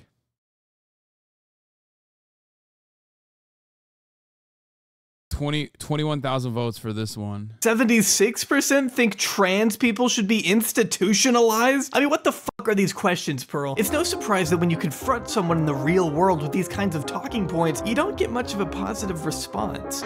Are women really that smart? Of course they are. I think we're all equal. Oh, you think we're equal? I think the men are smarter. That's so dumb. Why would you go to a fucking New Jersey mall and like go... Yeah, if you go to a New Jersey mall and find the most hog-coated dudes, they're still going to be like, I love my wife. Fuck you. Hell, Pearl has lost lifelong friendships over these takes. Her ex-best friend we mentioned earlier, Emily, being amongst the most vocal after Pearl publicly lied about her being too fat to get pregnant. So Hannah and I were friends from 2002, pre-K, until last year when I stopped being friends with her. So in the beginning of her video, she's talking about our last conversation we had a year ago in March, where I confronted her about talking about women's bodies and their weight and all that cuckoo bird shit she talks about. And I was like, are you okay? Are you okay? And no, she defended it all. So I was like, okay, we're done. I'm sorry. I mean, these two were close friends. There's no disputing it. Pearl is deluding herself to the point that it's affecting her personal life. Just like how Sneako's family didn't invite him to Christmas on account of his batshit opinions. Do you know that this is the first year I'm not going home for Christmas? They don't, I have blue hair, woke family, kind of like you. And that's, yeah. Dude, that should genuinely make you reconsider your perspective, you fucking delusional weirdo loser. These are the people in your closest circle. These are people who are in your fucking family. Why are you using weirdo online debate language to describe your immediate relatives? I thought you were supposed to be some fucking conservative hero God damn, these motherfuckers deserve the isolation, dog. They deserve the isolation that they get. I didn't even know this. I never thought that I would have such visceral hatred for this person more than I normally do for an individual online after finding out what their family did. Like, your family excommunicated you. And you're like, you'd rather post on fucking Twitter or whatever than, I don't know, fix your relationship with your family. The closest people on the fucking planet. You absolute fucking loser. They don't fuck with my politics at all. I mean, it doesn't take a blue hair people to not want to fuck with your politics. Like the It's never got to the point. It's never got to the point where I've been like uninvited for Christmas. I hate to break it to you, but normal people don't give so much of a shit about chronically online manosphere garbage, like whether or not women should give back their rights. To be fair, before people go, oh, well, you know, some people excommunicate their children for being gay. Yeah, no shit. Like, there's a difference between that and a difference between your family being like, yeah, you're not coming to Christmas because, like, you got to cut this Hitler shit out, okay? Obviously, one is something you can't change about yourself. The other is definitely something you should change about yourself, okay? There are differences in being excommunicated by your fucking hog-ass family, okay? In reality, these conversations are so inherently ridiculous and inconsequential compared to what the average American is dealing with. We're living in a country where 30 million people are without health insurance. Millions of already employed people are having to work multiple jobs just to put food on the table. Almost half of the population can't even afford a decent home. I mean, you see how these conversations Pearl wants to have are kind of silly? And yeah, I get the irony of me sitting here making a video on her, but my brain is broken. So of course I'll indulge her arguments a little bit. I just want to be sure that we're keeping this whole mess in perspective, at least. Like, man, people are just trying to make it through the day. The last thing anyone wants to do is listen to JustPearlyThings tell them what age disqualifies women from finding a partner. Who cares? Also, asking this person about age probably isn't the best idea. Yeah, Sneeko has videos of him dancing to remixes of Nazi propaganda songs. Even hogs would be discussed about that. Is 100% correct. You can have, like, you can have the most Fox News brained, like, fucking Mexicans or rapist criminals coming over to the border to, like, rape our beautiful white women type motherfuckers out there. And even they would be like, oh, dude, what is this Nazi shit? Get the fuck out of here. That is, like, the major difference between, like, American racism and like, yeah, even Alex Jones hates Nazis. Man, literally. The average American conservative has politics that are, like, nearly adjacent to Nazis and will just hate Nazis inexplicably. We'll be like, no, ew, Nazis, I hate them. You mean the Democratic Party?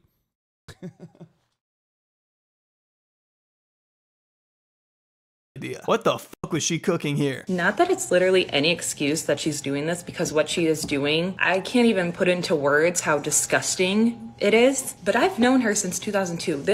I do not think she thinks that way. If she does, fuck her all over again. I don't care. But I don't think she does. I think she does it to rev people up and to get more views and to get more money. So all that to say, I'm curious to see, once she does find a husband and find a man, is she gonna keep this act up? Because is she gonna find somebody that shares these exact views with her? Or is she gonna meet someone and be like, okay, I don't actually think this way? According to both Emily and Angry Reactions, Pearl's bizarre obsession with churning out the most mind-numbing takes imaginable seemed to happen overnight. Because a lot of people be in my comments be like, she had to have been like this when y'all was dating. Bro, no, she wasn't at all. She was not like this, bro. I mean, we know she used to be normal-ish. What happened then? How do you go from making such innocuous vlogs with your family to outright pandering to the lowest form of men on Twitter with no shame? Well, without making any unreasonable assumptions here, we know from Emily that Pearl has been consistently fixated on finding a boyfriend in the past, staying up late into the night, and poring over all the numbers and information she could possibly find in hopes of finally attaining a high-value man of her liking. It's honestly, like, sad, because she was always trying to figure out what could she do to get a husband. You know, I always told her that she did too much research. She was always online, like, looking up relationship facts and stuff like that, and she would be up late, like, doing it. And I'm like, just stop. Yeah, just stop doing that. Like, let's just naturally look for a man. Which again, is fine. Everyone deserves to find love. Except I don't know how she expects to do it when this is how she advertises herself to the public. Now, I'm not gonna sit here and pretend I know exactly why she pivoted so hard to red pill content. We simply don't know the definitive reason as to why she's so susceptible to the manosphere, and oh wait, there is a reason, and she said it herself? Oh, okay. Or even girls still ask me, like, how can you listen to this man? And I have one answer for you. Low self-esteem. Yeah, that's real. Her answer to the question, why do you listen to this sexist trash? I mean, that's actually pretty, like, on the money as far as, like, Kevin Samuels' appeal to women. Because remember, Kevin Samuels had, like, a pretty large contingency of women that watched him as well. And they called in regularly. And he would just, like, shit on them so aggressively. I always found it odd. But, you know, just some women, you know, is the classic tweet. No, I don't support all women. Some of you are dumb as hell, you know? It's just, it happens. Basically boils down to, oh, it's because I hate myself. From a young age, I haven't thought highly of myself. I never thought that I deserved a lot, to be honest. I never thought of myself as a queen. And I never thought of myself super highly. I'm gonna just be honest here.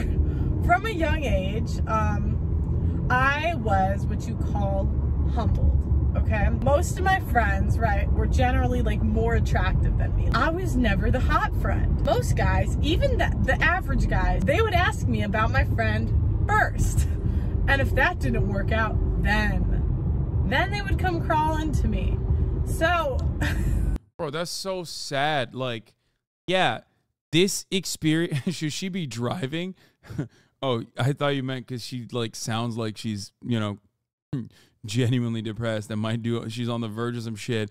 And then I realized, no, you were making a joke. She should be driving as a woman.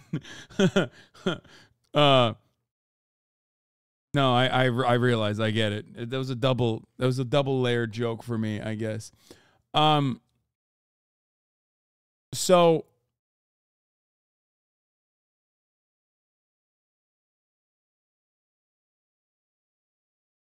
I mean, there's plenty of people like this. I was like this. You know, what the fuck? This is the worst part about conversations like this. I swear to God, there's two ways out of it, okay? You either turn into me or you turn into fucking JustPearlyThings. All right? That's it. I was like this. That's why I care so much about self-improvement, okay? That's why. Because without all of that, without actually, like, you know, putting one foot in front of the other and, like, constantly picking away at what otherwise felt like impossible to achieve goals, allowed me to get to the position that I'm in. Obviously, I was very fortunate too, and immediately a lot of people revert back to, well, you're 6'4". It's like, doesn't matter, dude. You've seen fucking photos of me when I was younger.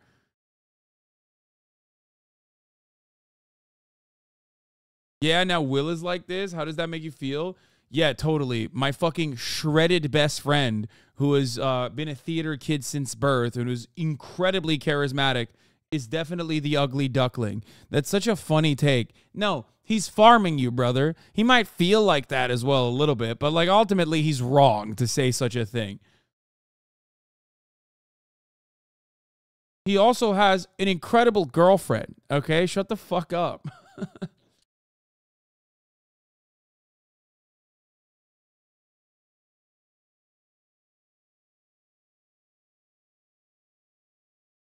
How do you fix being 5'6"? You know how you fix being 5'6"? Thinking that being 5'6" is going to destroy you for the rest of your life. That's how you fix it. Like, nobody's out here saying it's going to be the same for you as it is for someone who is, you know, my height. Okay? It's not. It's not. You know, you took a L on that a little bit, but it's fine. It's not something you can't fucking overcome. You know what I mean? It's a hurdle, but you can still go out and live Moss, okay? Speaking of live Moss, this is Taco Bell.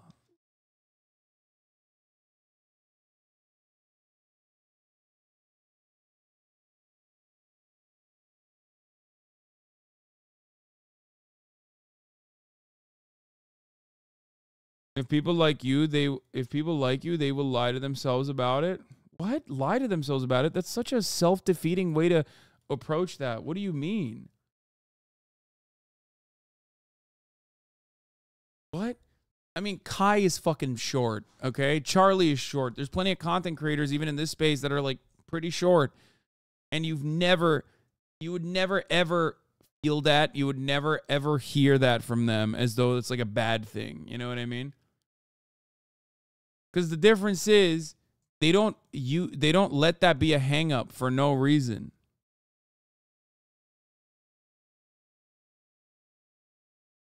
Come on. And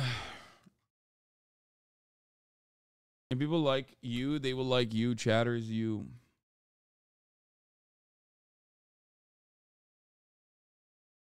Also, you know, fucking wear shoes that make you look taller. Come on. I've talked about this so many times.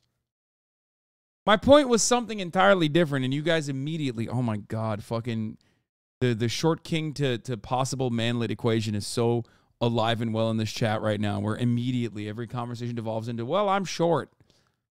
Like, dog, everyone can be a 7, okay? And let me tell you something. Let me tell you a little secret, okay? Women have incredibly low standards, dog. Like, so fucking low. The bar is not even inside of the earth. It is so far down that it popped up from the other side of the fucking planet, okay?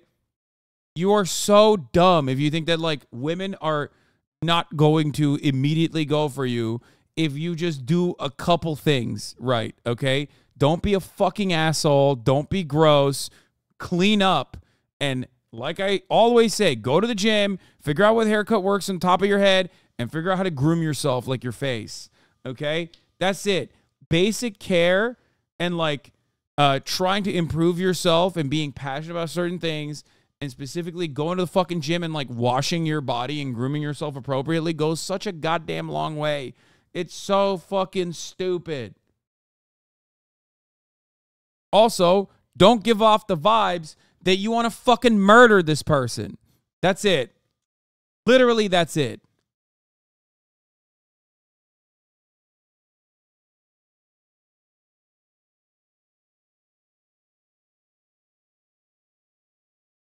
Saying the bar is so low ain't helpful for those who can't get dates. I don't think you're saying what you think you're saying. No, I'm saying that it is absolutely possible. I know that if you're depressed, you look at a situation like this and you go, oh man, this shit sucks. And he's saying the bar is so low. Oh man, and I still can't get a date. Because you're not hearing the first part of what I'm saying, okay?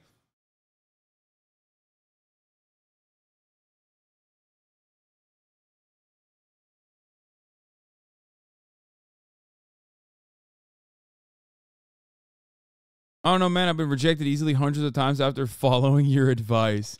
You telling me I just wasn't up to their standards, up to any of their standards? You definitely have not been following my advice. I'm autistic, though.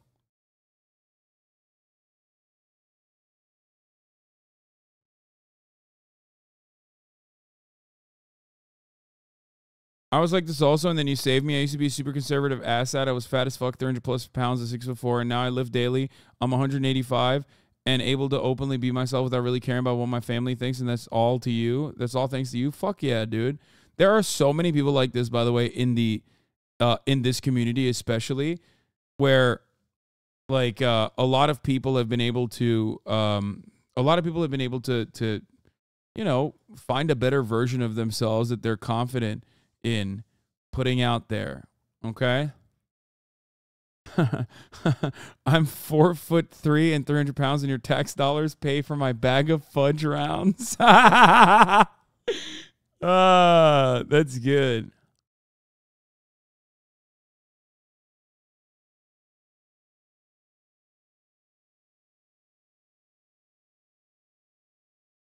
The recurring theme here is that none of your chatters have any confidence. Those who say they can do. Those who say they can't won't. They all talk mad shit about how they can't get dates, probably because they go talking around how they can't get dates.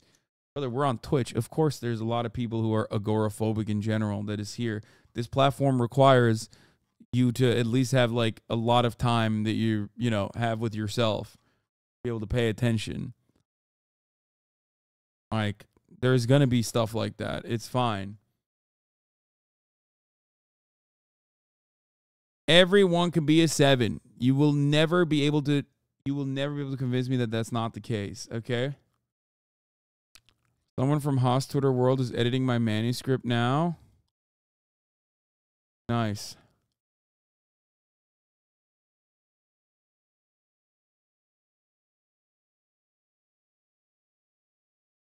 For the record, one of the most important things I need to explain, your advice has actually really helped me, but it's leading me to watch less of the broadcast because I'm actually touching grass. It's fine. It's great. Listen, listen to me, okay? Listen to me. We're going to do another edition of Chadvice soon. Don't you fucking worry. Oh. What? Oh, God. Why did you do that? Women's standards, by the way. What is this?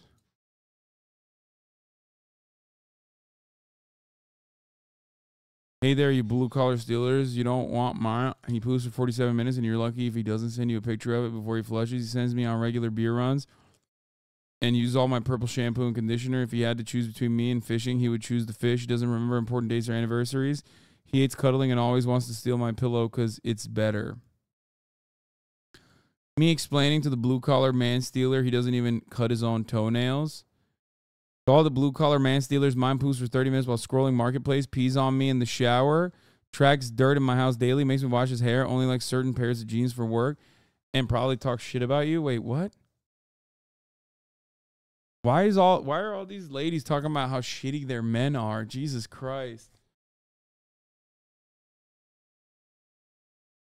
The blue-collar man stealers take him, but he'll wake you up at 5 a.m. to find him undies and socks for the day, eats enough food in a day for a household of 5, will make you drive 7 hours to get something he found on Facebook Marketplace, and he's meaner than a 2-headed snake, and he'll pee on your leg in the shower.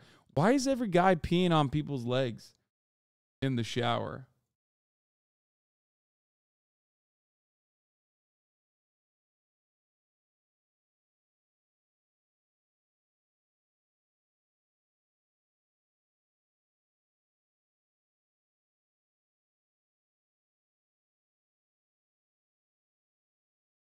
I took your advice and finally asked a girl out, and she said yes, but then Baldur's Gate 3 came out, and I forgot that I asked her out, and I got a message from her saying how I ghosted her, and then she blocked me. Yeah, well, that's your fault. I do pee in the shower. I've just never peed on a person in the shower.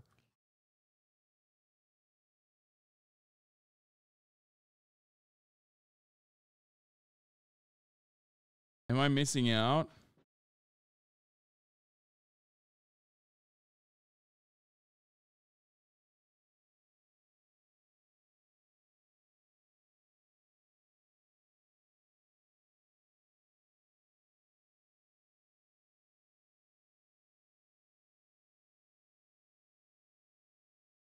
Anyway, I know we like deviated so far away from the original fucking original point of contention here, but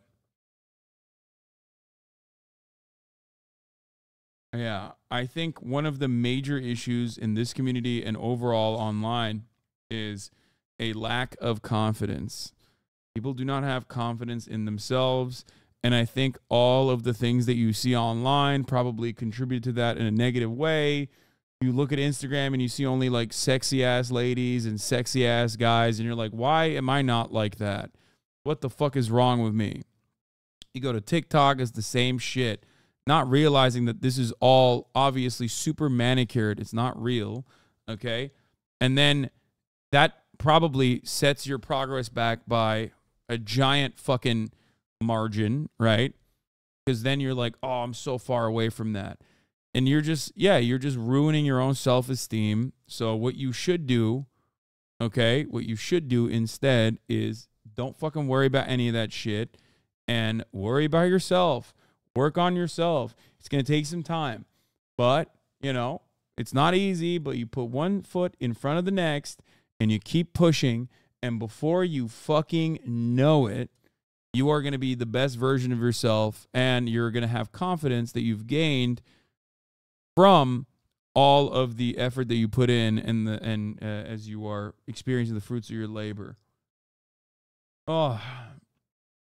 Anyway. Or you can be like this. You can be like this. Is that what you want to be like? Like her? Because that's the other end of the equation.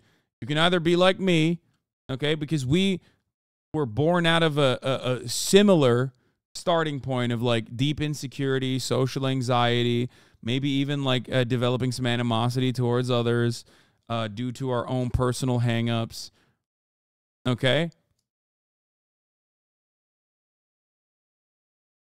The pipeline sounds easier, to be honest. Yeah, that's why many people fucking succumb to that shit.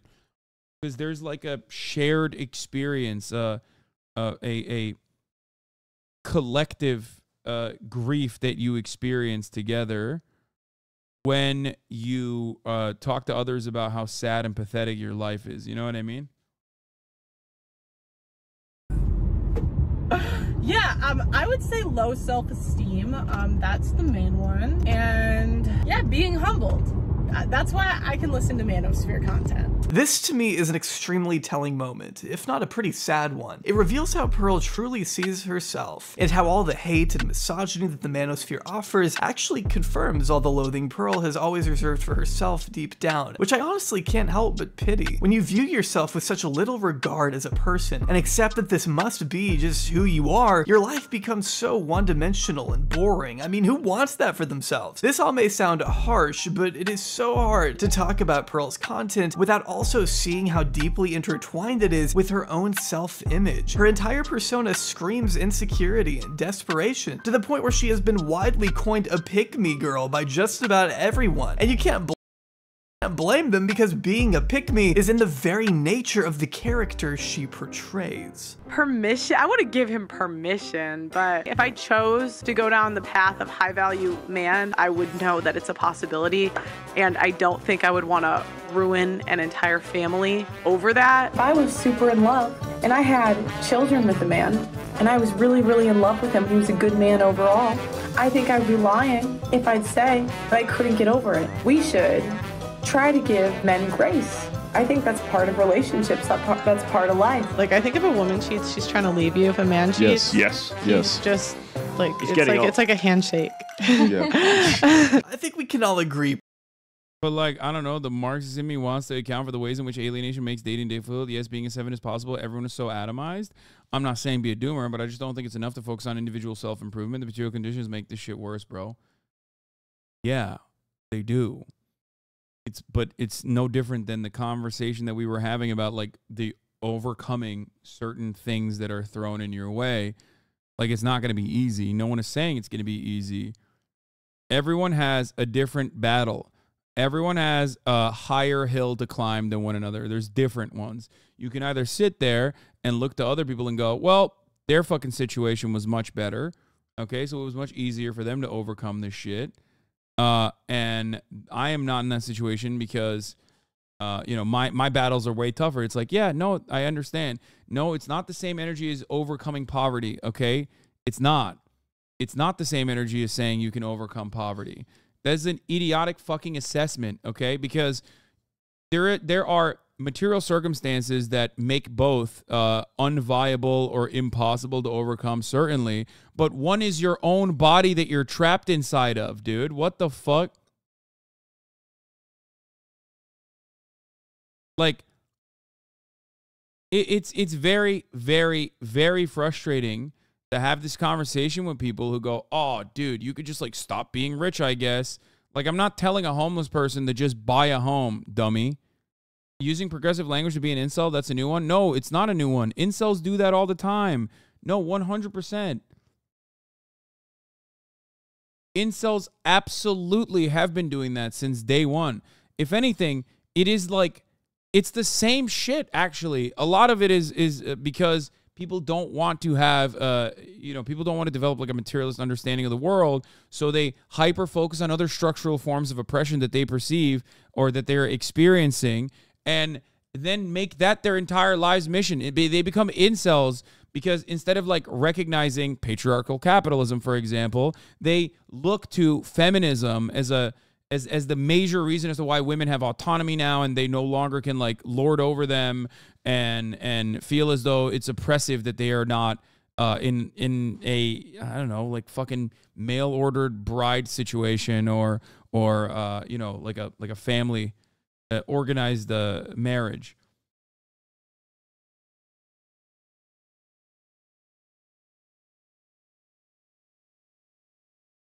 Focusing on yourself and trying to improve yourself is something you can do at every fucking step of your life in every kind of background. It can be very difficult given your circumstances, but it's something you should focus on regardless.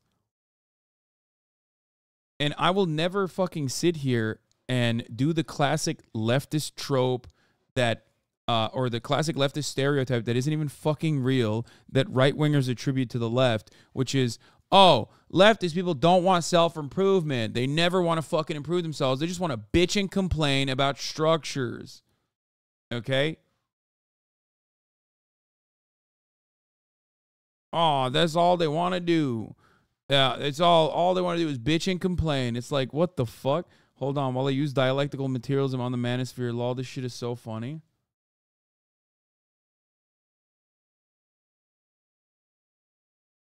Pearl needs to chill the fuck out, and maybe she can do so with today's sponsor, Vance Global. Vance Global specializes in Chatter should look at homeless people in Japan. Many of them look better than the average Westoid male. What the fuck does that even mean? What?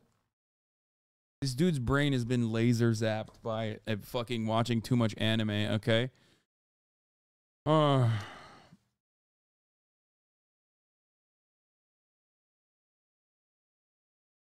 right. Wonderful sponsor.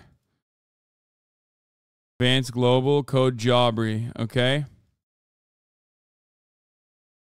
Dang, I just took one of these things, okay? Yeah, but Here. CBD to get me through the rest of this video.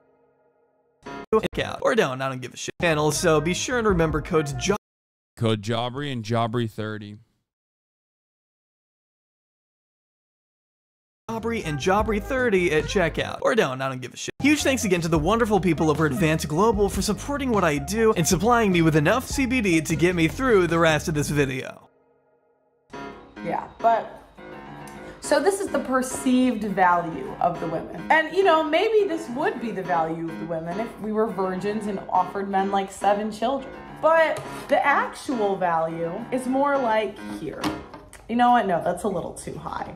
I'm gonna make it lower. Perceived actual. Pearl uploads multiple times a day to her channel, which means we get clips like these on an incredibly frequent basis. Fat chicks have way more complications. They have a harder time getting pregnant. So if a traditional man wants children, he can't pick a fat chick. They're like, okay, if she's already chubby in her 20s, then I have a lifetime of, you know. It is exhausting just how dedicated this woman is to embarrassing herself on such a public level. I mean, just look at these thumbnails and titles, man. Men are not interested in modern women. Modern women got schooled. Modern women will never understand this. I am not shitting you when I say the words modern woman have appeared in over 600 of her titles over the past year. Okay, but like, go churn butter. Get back to the kitchen. Like, why are you on TikTok? You fucking harlot. Like, you're a modern woman. Like, what are you doing? You're out there frolicking around like a trollop with your fucking shoulders bare for every man to see. Go to the fucking kitchen. Why should I listen to you? Is my question. There are women out there churning butter, okay? They got fucking forearm strength. Why? Because they're living in fucking Quakertown and they're churning butter every day. They're barefoot, they're pregnant, they're in the kitchen. You will never hear from them. Fuck, you'll never even see them, right? You can maybe sometimes see them but not hear them. but they certainly are not on TikTok. Okay? You have the opportunity to live your life in the way that you want to, and yet you choose not to. Now, some might say, Hasan, well, isn't that like you say you're a socialist and yet blah, blah, blah, you live a lifestyle? And it's like, I've never been against luxury goods or items.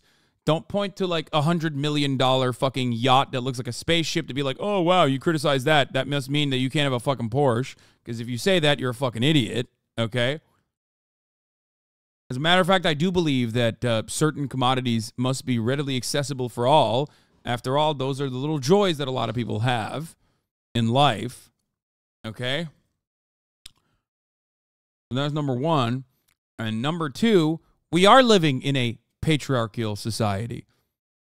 We're not living in a socialist society.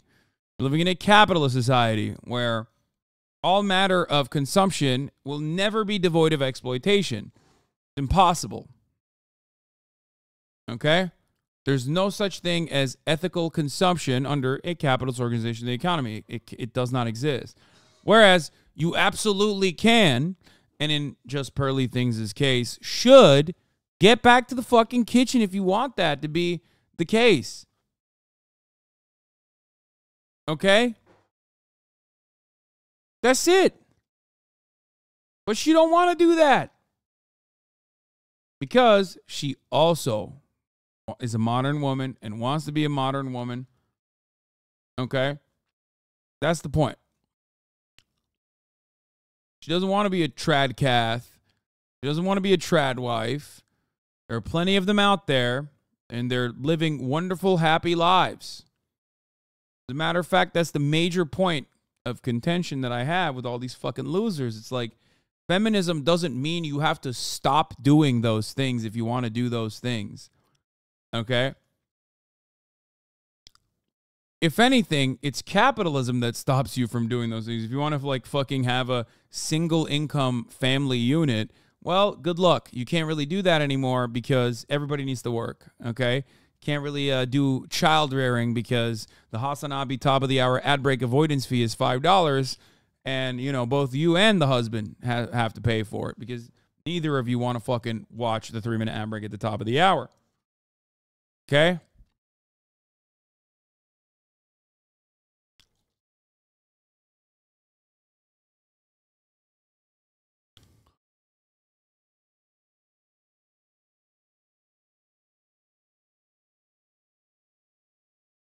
We share one account while watching. That's called cheating. You better fucking both. Better fucking pay up. You better up your subscription to tier 2 right now before I ban you. No, I'm just kidding. I know someone's going to fucking clip that and fucking be like, look at Hasan. He's crazy. He did that. Oh, my God.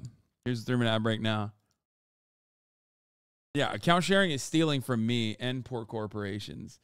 Don't you fucking do that. You're alone. So yeah, you could say Pearl has tapped into her own little niche, which is pretending she knows everything while saying absolutely nothing. You go from an 80%, and people dispute these numbers left and right, but you go from an 80% chance of a happy marriage with 0 partners to a 20% with 5+. In one clip titled Pearl Drops the Mic, Pearl blamed birth control for turning women into hoes before going on to say no-fault divorce laws have allowed these evil women to ruin their families. Because it's just funny because like the other alternative for Pearl was literally like to become a femcel, and I feel like she was, if like things were 3 to 4% different in her life, she would have been one of those like I want to chop every man's dick type people on Twitter. You know what I mean?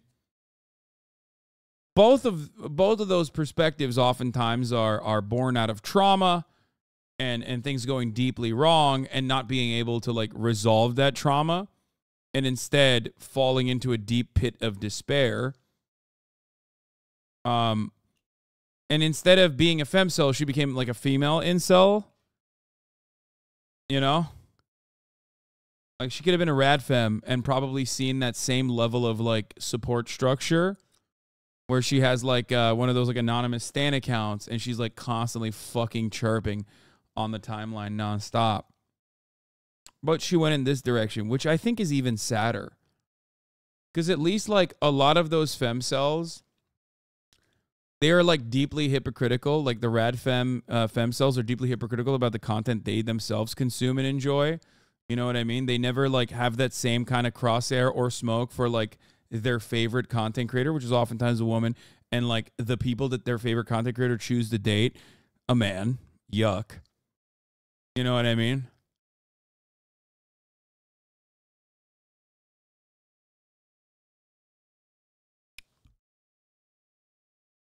But like they get to enjoy shit, whereas I feel like this is just so sad. Because social media has convinced them they deserve men they aren't hot enough for. Which might make some sense if you have the dating maturity of a 14-year-old boy. Otherwise, this just sounds like a lazy... Bro, how did you tell your parents you don't believe in Allah anymore? I could really use niche values like that. You never have to tell your parents that. I'm a firm believer that that is not a conversation you need to have with your parents at all. Why the fuck would you ever have the conversation with your parents? Just live your life, dude. What the fuck? What, do you want to fucking debate them? Like, what's going on? Yeah, just fucking lie, dude. What? Just be like, oh, I can't go to the mosque, Dad. I know it's Jummah, but oh man, I'm too busy. Mess of assumptions and painfully broad generalizations of women who get divorced. Birth control allowed hoes to be hoes. The provider, the hoes don't pick the provider, they pick the Chad. Then no fault divorce allowed the hoes to leave. Then the government funded them leaving. And then social media made girls that are sick. I'm sorry. What do you mean you make it sound so easy? What, like when you fucking sneeze and or when you do something great, do you have to say oh my science instead of oh my Allah or something? Like what? Like it's just like your parents have to find out? Like I don't understand. What is this?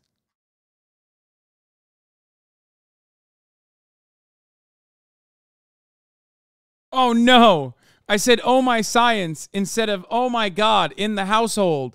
And now my parents know I'm an atheist. Like is that what happened to you? Just fucking lie, dude. What do you mean? I don't like the religion thing is like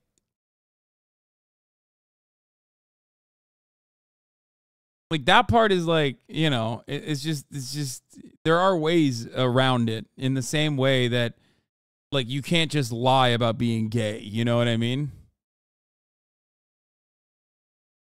Like you can't lie about being gay to your parents because at a certain point, even if you are doing it out of like protective reasons, if you're trying to do it out of self-preservation purposes, like you might get caught, and that's like very different than just not telling your fucking parents that you don't believe in God. Let's not go there. I know atheists get very mad about that. No, for me, it's the guilt that comes with it. I'm not atheist myself, but it's hard to split living with a religious life with a Western lifestyle. Wait, what? When you get caught with a microscope in your room, yeah. They walk in and you're reading the theory of evolution. And you're like, oh, no. Oh, my science. Oh, fuck. I mean, oh, my God. I'm reading this disapprovingly, Mom and Dad. Like, yeah. They catch you with a book. You're reading Darwin, but you got to read it like this. Like you're shaking your head disapprovingly as you read it. Oh God, I hate this. No, this isn't good. I just reading to learn.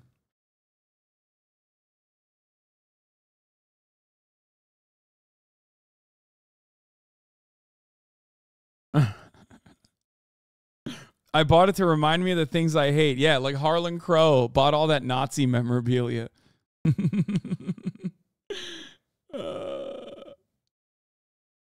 Didn't Chad get mad for making fun of fake atheist suppression law? Yes, they did, and they still will if I keep doing this.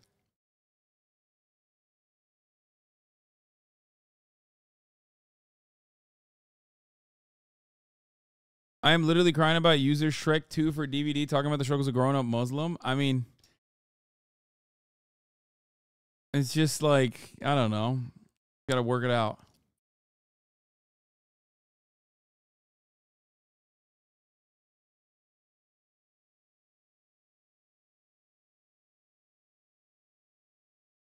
I thought we were just talking about living a Western lifestyle. I didn't know we were talking about Darwinism. My bad. Wait, what? No. No, for me, it's the guilt that comes with it. I'm not atheist myself, but it's hard to split living a religious life with a Western lifestyle. I don't even know what you mean by this. You know, people value the supportive relationship they have with their parent. Brother, you can still have a supportive relationship with your family and your parents without like having to tell them the intricacies of your belief structure. Like what? They're your fucking parents. Maybe some of them, like most of them, should love you unconditionally, but like, if that is going to be a big issue for them, then you don't have to bring that up, in my opinion.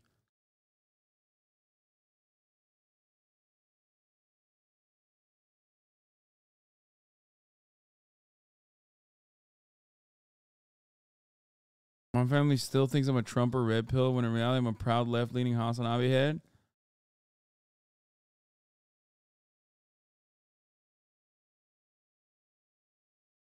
But that's not the same as outright lying.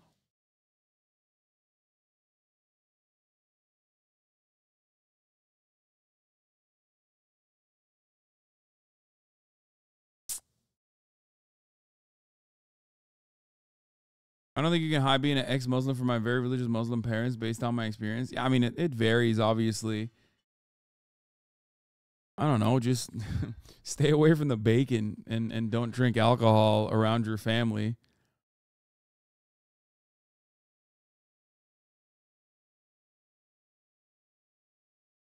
I feel like if your family if expects you to pray 5 times a day, for example, right, and you're not doing it, you can like ease into it, okay? You can ease into it, just like you're not praying, and then they find out. They're like, "Whoa, why aren't you praying anymore? What's happening there?" And you're like, "Oh, I'm just too busy." You know? And then slowly but surely they will kind of get it.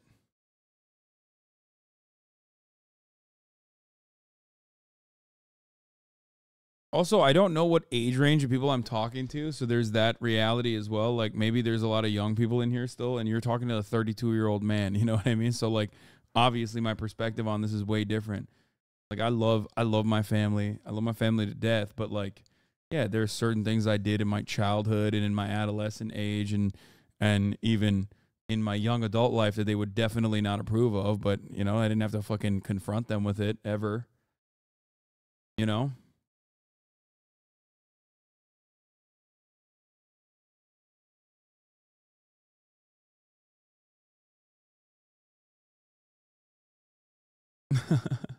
Come out as a gay atheist and negotiate down to just atheist. Yeah.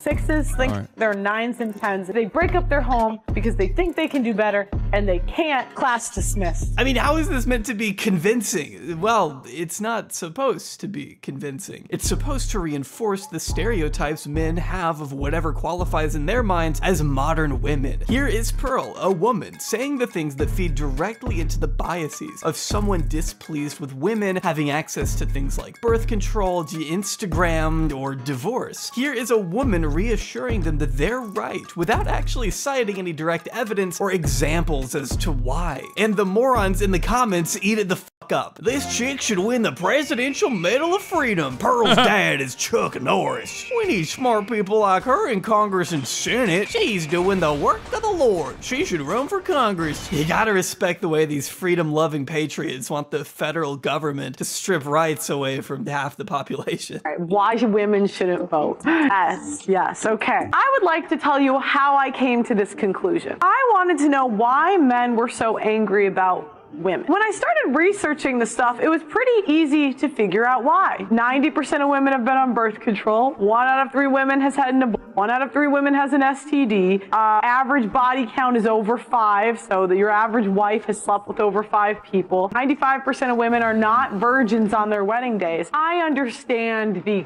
really fucked up, man. Societal collapse is upon us, you know? See, the YouTube Shorts format fits Pearl's arguments a lot more suitably than a full-length, fleshed-out video could. The 60-second time limit lends itself to the inherent lack of nuance in her beliefs. Plus, these get way more views, too. I don't know what it is, but there's just something about these shorts that takes the algorithm by storm. There's a way more potential to go viral here than anywhere else. Without any extra efforts, you can get 22 million people to watch this. If my son came home from school one day and said to me, look, Mum, I'll be honest with you, I think I'm gay, I would take it on and I'd be open. What if your son came home and said, I think I'm black? Huh?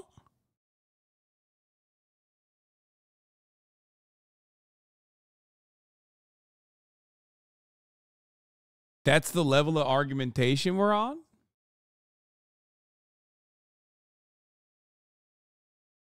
Like I've heard that about being trans because people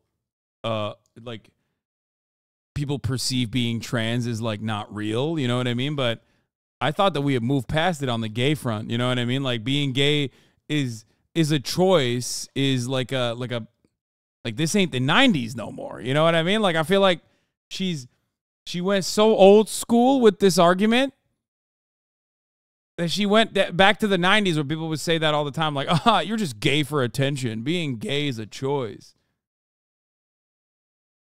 Like that only works when you say that about being trans, because like the collective consciousness is not there yet. You know what I mean? For trans issues, like people will agree with you because they think being trans is a choice and weird and gross and whatever the fuck. But like, you know, that's just not gonna work for being gay.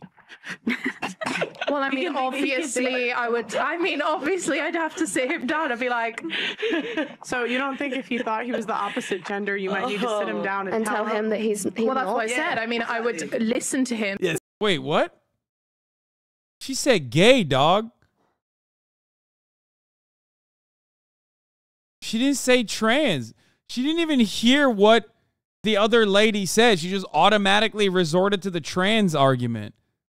So if you got that one, she didn't actually destroy the woke woman as the title insists. She just changed the fucking subject entirely. Multiple times too. How is acknowledging a difference between race, sexuality, and gender owning anybody in this circumstance? Hey mom, I think I might be gay.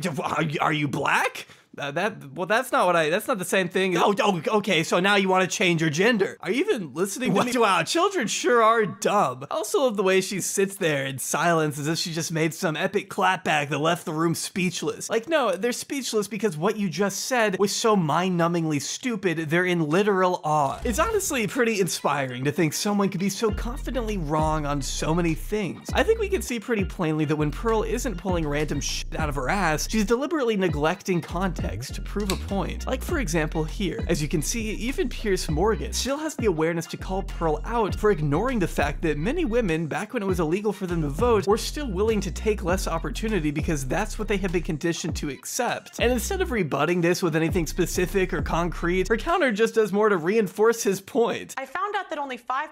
This is the tragic tale of Just Pearly Things, the unpickable pick me from J Aubrey, friend of the show, J Aubrey. % of women wanted the right to vote.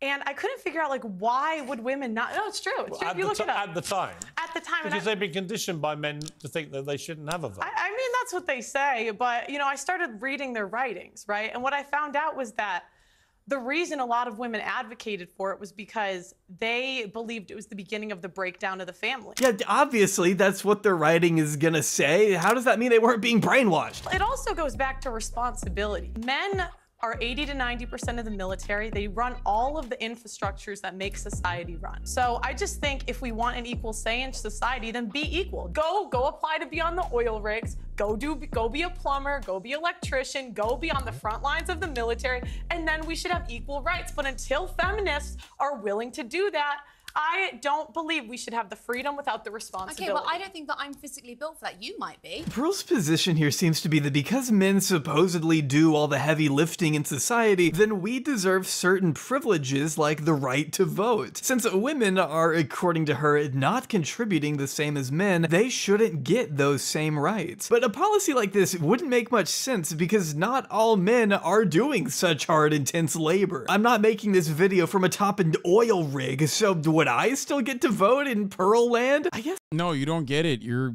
fucking gay and homofied because you're not even because you're like anything, not even because you're making content online, but because you're soy, because you're not on the side of misogyny and right-wing reactionary politics. Dude, it doesn't matter. You could literally be, again, a 245-pound, 6'4" man who works out every fucking day and eats 2 pounds of chicken a day, and some fucking 125-pound soaking wet dipshit will go, "You're so soy and gay and not masculine because you think like we shouldn't execute gay people and trans people." It's not about who you are. It's not even about the fucking aesthetics at that point. It's just straight up about like the values that you put out there. The more you say you're a macho man, the more macho you actually are. Okay? You wore a dress on purpose once, gay. Exactly. And it's like, I do that on purpose. Like, I like it. It's fine. You know what I mean? I'm very confident about my sexuality. What the fuck? But no, you cannot fucking explain that to people. The hardline talking points, and they don't change regardless of reality. Like, at this point, we have moved, partially because we are always online, and that's the way we experience the world is online, that, like, someone will unironically be like, Ben Shapiro advocates for the right values, and Hasan advocates for the wrong values, and that's why Hasan is soy and gay, whereas Ben Shapiro is mask and alpha, an alpha dog. Bradley Martin knocked Sneeko down in sparring. Oh, no.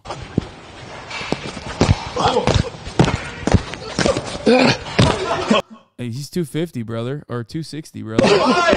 Survive! You got this! Survive! Call him time. 20 seconds. Go! Bro, he's not even guarding. Bradley's not even putting his fucking guard up. He's just like, he's like toying with him, dude. He's 260, brother. Now imagine a street fight. Imagine a street fight. He's 260.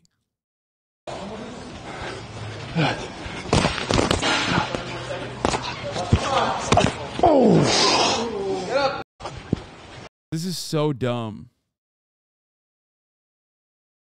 Why are we watching child abuse? Why the fuck would you, a non-trained person, try to fucking fight Bradley Martin, who is 260 pounds and like insanely yacked, dude? Especially around equipment too. I know. I feel like such a dad. I saw, you know what I thought? While he was like punching him, I immediately thought, oh no, he's gonna fucking cock back and directly dome that metal beam behind him.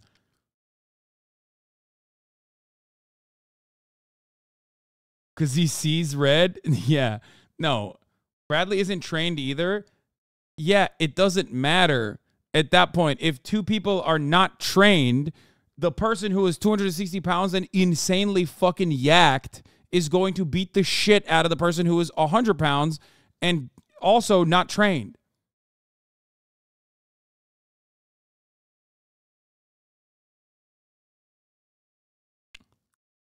I'm not fucking trained, and I wouldn't want to fucking fight Bradley. He would beat my ass too, because guess what? I'm 245, and he is 260 at 7% body fat. I'm 245 at like fucking 20% body fat. He still has a tremendous amount more muscle mass than me. Okay? Now, obviously, the situation changes dramatically if we're talking about like a lightweight or what is it? I can't even say it. The situation changes dramatically when we were talking about a traditional fighter. Okay? Featherweight. Or someone who is much, much, much skinnier than Bradley Martin, who knows how to fucking fight, would probably still be able to beat his ass.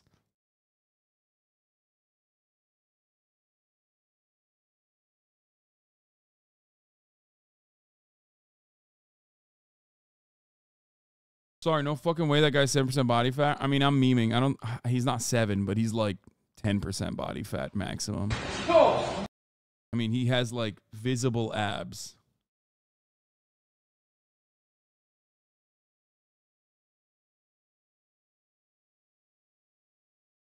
In the MMA community, the big debate is who would win, Bradley Martin or Demetrius Johnson.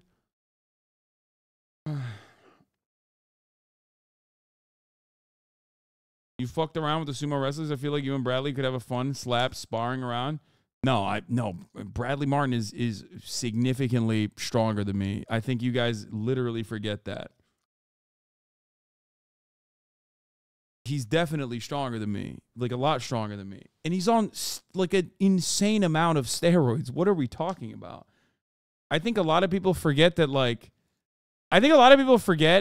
there's a reason why there's supposed to be a USADA, okay? This conversation is always so funny.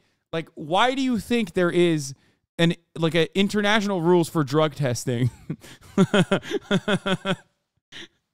Like, it takes a tremendous amount of work to achieve this body, regardless of the help that you might get from modern medicine.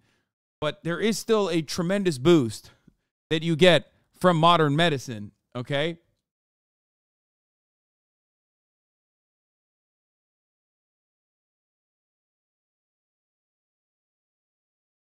Yeah, his forearms are bigger than Sneako's fucking quads, dude. Look at him.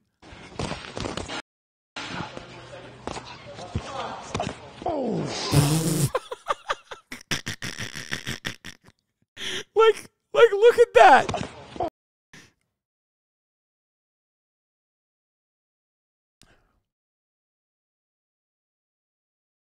I think a professional fighter would still beat Bradley's ass, but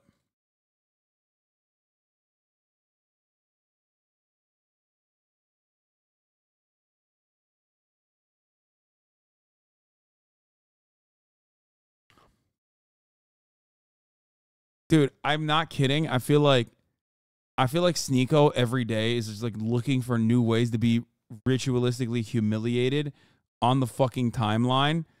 And he must have nutted so hard as his head was hitting the fucking ground because he was fantasizing about how many people are going to own him.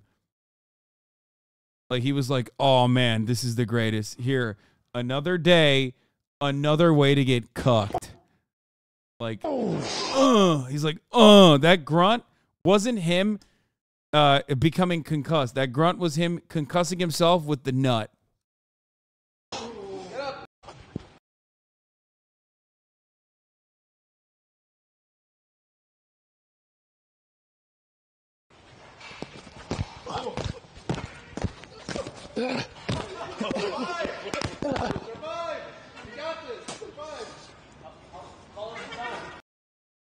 Sean O'Malley's talking about fighting Bradley. Says it'd be tougher than people Who wins in a think. street fight, me or you? Street fight, in my opinion, is it in a basketball court or is it in a cage? We got space. If it's not like somewhere super, like a room like this, I wouldn't like my odds as much. But like a wide open space, I'm 100% not gonna get as tired as you. It would be very hard for you to just grab a hold of me. I've been defending that for the last 12 years, not letting people grab a hold of me. But no one's tried as strong as you. But even if you did just grab a hold of me, there's other issues you got to worry about. Don't let me fucking grab your neck at all. Don't let me take your back. I got a couple little takedowns that I'd probably be able to get to your back and choke you. That's how I would have to guess. The streets are different though. You get his back and get slammy on the concrete. That's true. That is so true. different. You jump backwards, slam me. I'm not in a good position unless I don't know. That's a good point. I wouldn't want to test it. I wouldn't want to fucking do it. Yeah. I wouldn't want to do it either. Dude, he loves this. He's like, yeah. I hate MMA so much. I mean, a lot of these guys are fun dudes as long as they don't fucking start talking about random dumb shit. Okay? This is just bro talk. This is very normal. This is very normal bro talk. This is like 90% of talk that men have around other men. It's a very normal conversation to have. It's also hilarious that he keeps fucking asking every MMA fighter, like, oh, what's up, brother? Would you fight me? I wouldn't fight me either, brother. I'm 260, brother. It's so stupid. I like you a lot. It would be scary. I would be scared. But that would also probably make me more dangerous, being like, it's actually life or death. I'd like to think I have the skills to be able to kill you. Who wins in a street fight? This was Brad's favorite answer so far.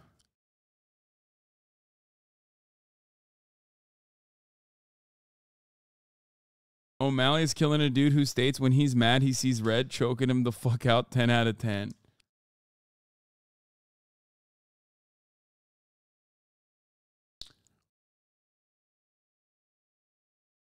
He's asking because he knows these MMA guys will get very angry but cannot really fight him to prove it.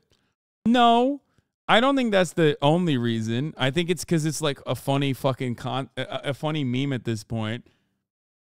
No, one of them will absolutely fucking put it to the test. What do you mean? MMA guys, very famously, the wrong MMA guy, these are all of his friends, so it's very different. But the wrong MMA guy will 100%, if they're set up in a way, the wrong MMA guy would 100% test it. And in the moment too. Not even on a like a random occasion. What do you mean? Like that fucking Trump supporter guy in Florida. What's his fucking face? He like literally would just like beat the shit out of people that he hates and gets mad at outside of the cage. What the fuck was the guy? Yeah, Colby Covington. Is that what? Or no, Masvidal or Masvidal. Yeah, Masvidal is the one I was thinking of.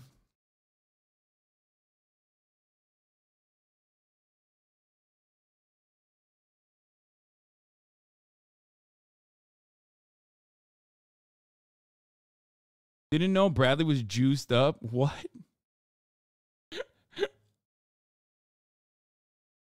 Did you just say you didn't know Bradley Martin was juiced up?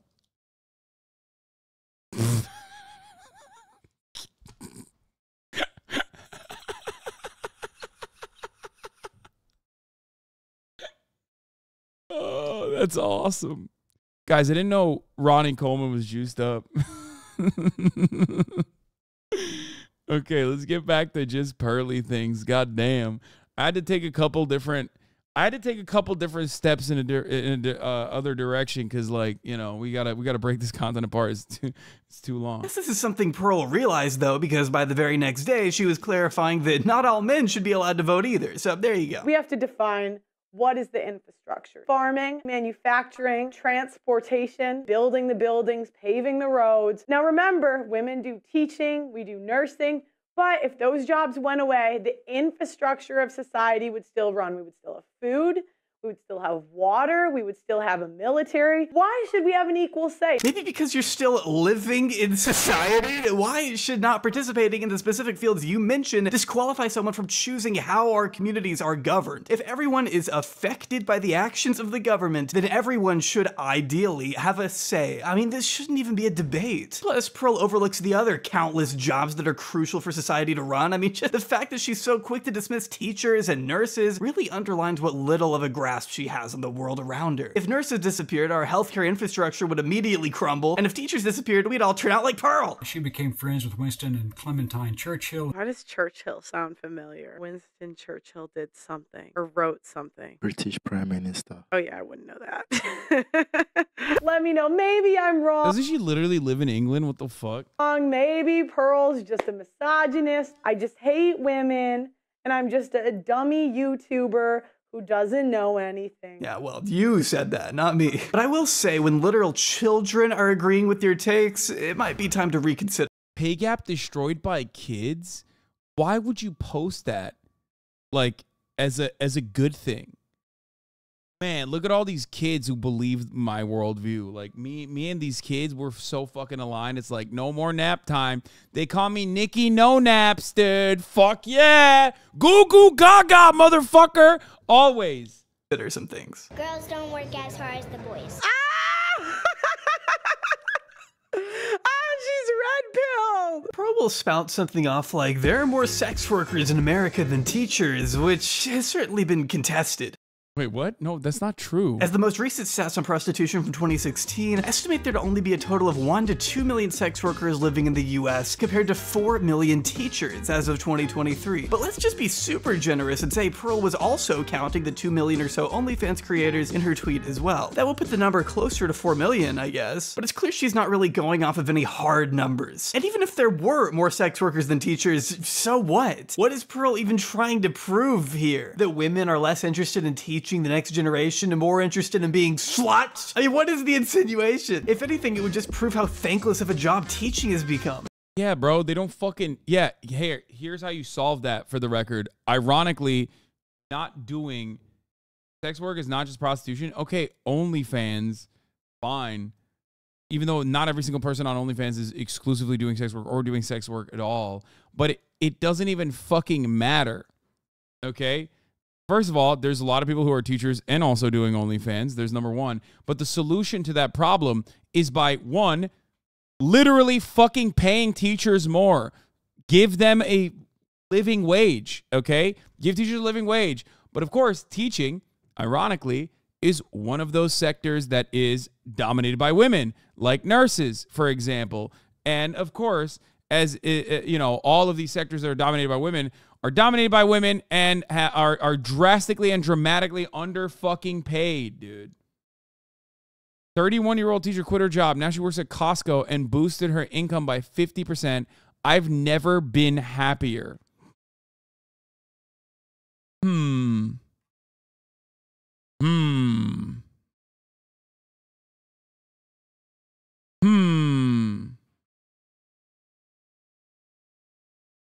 I wanted to be a teacher until I realized I didn't want to be poor. Literally my new coworker. Yeah, bro, it's just so fucking stupid. Like,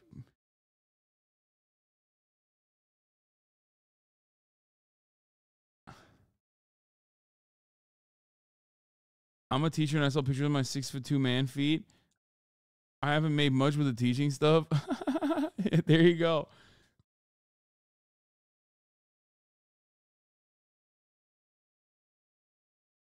Yeah, teaching is a job of passion. It's always been that. Absolutely zero people throughout history have ever been like, man, I'm trying to fucking cake. I'm trying to get fucking caked in dough. I'm going to go to the teaching profession. Okay? That's not how that fucking works. You do it because you love it. You do it because you want to make a positive impact in the fucking world. But it especially doesn't work in America, okay? There are other countries like Finland where, you know, the jobs have very high qualifications, and also on top of that, you need to... Professors make bank? No, they don't. What the fuck are you talking about? You know how long it takes for a professor to get to the position of, like, actually making money? And even then, they make a lot of money off of, like, books and shit. Not necessarily... What professor? What professor in what college is making bank? If professors made bank, think tanks would be out of a fucking job, okay? Think tanks would not exist. The moment that professors make bank... 90% of Washington, D.C. think tanks that write 1,100 articles about how China is going to collapse any given moment now is gone, okay? No more Jordan Peterson. If professors make bank, no more fucking Jordan Peterson, okay? If professors make bank, no more insane studies that show that Coca-Cola makes your penis larger or whatever the fuck. That's how they make bank.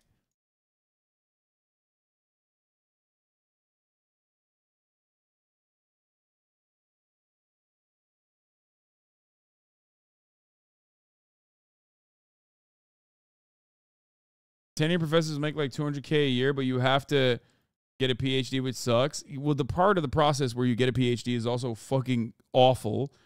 And last but not least, to get to being a tenured professor is a very long and arduous process. That's why I was saying, like, yeah, some people will make... And also, you're talking about $200K a year. And in which cities? Okay? in which college, in which cities, like tenured professors in certain colleges, in certain cities, in certain fields might be able to get to that level, but it's not. It's an incredibly hard process, and it's incredibly selective. You can't. It's not as easy as you think, and it requires a tremendous amount of money as well up front, and a tremendous amount of labor that you're not adequately getting compensated for with grad programs, where you are basically a professor but for free.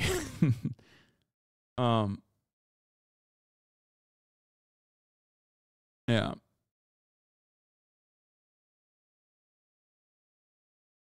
It's not surprising that people would turn to a job that actually pays them. If you want there to be less women on OnlyFans, Pearl, then you should be advocating for things like higher wages and better working conditions, but she doesn't even want women to be teachers in the first place. 2 women cannot teach the way 1 man used to teach. They now have a teacher and a teacher's aide on average in classrooms. And it used to be 1 man, and the men used to have better outcomes. Unfortunately, there isn't a whole lot of data on this subject in general, and I have no idea which study Pearl could possibly be pulling from here. I wonder why that is. But the Center for Global Development lists the results of a few experiments from several countries, noting that in Ecuador, children were randomly assigned to teachers for 4 years, and researchers examined the impact of teacher gender on math scores. They found that teacher gender does not affect the math achievement of boys or girls, with similar results coming from other countries like China as well as Korea, where female students performed substantially better on standardized tests when assigned to female teachers. As far as Western countries go, the CDG notes that studies tend to find little or no effect, other than at least one from the US that found a positive one. And that's just me going off whatever studies I could find. I am absolutely lost in figuring out where Pearl is getting her information. But who am I to question the omniscient foresight of the all-powerful Pearl Davis? In fact, she's actually somewhat of a psychic. That's right, this woman can see directly into the future. Zendaya is gonna leave his ass. Her hypergamy is gonna get the best of her. I'm sorry, Zendaya is like a sweetheart, and I think a lot of like high value men are gonna be interested in her. It's not that Tom Holland isn't a high value man, he is, but I just think more high value men are going to be interested, and I think she's going to go for it. I give it 6 months. To know the exact inner workings of a celebrity's private dating life is certainly an impressive talent to have. And what an amazing fountain of knowledge Pearl is. Except she's so far removed from reality, it makes me a little worried. Just take her incredibly weird and intrusive video here, where she speculates on Tom Brady's divorce from his wife Giselle, once again blaming their separation on the fact that Tom was making less money playing football than Giselle did as a supermodel. Giselle and Tom divorced last year. Now, there are a couple warning signs that a woman is going to leave your ass. Number 1 is if she out-earns you. Most women have a modern mindset where they think they are better than a man because they out-earn him. Man, you don't know the reason for their divorce, so what are you even saying? This is something Pearl has suggested in the past, that women who out-earn their husbands tend to leave them. That's one of the number 1 predictors of divorce. If a woman out-earns her husband, she is more likely to leave. But there's a reason Pearl doesn't cite any sources when she says things like this. According to sociologists from the University of Wisconsin-Madison and the University of Pennsylvania, the divorce rate for couples A lot of this stuff also, like, even if it was the way that she's explaining, a lot of this stuff is literally just like male cope. You know what I mean? Like, you're just mad that you can't lock people, you can't trap and lock them into like former, more traditional forms of coexistence, right? Like, even if what she was saying had like empirical evidence backing it, right?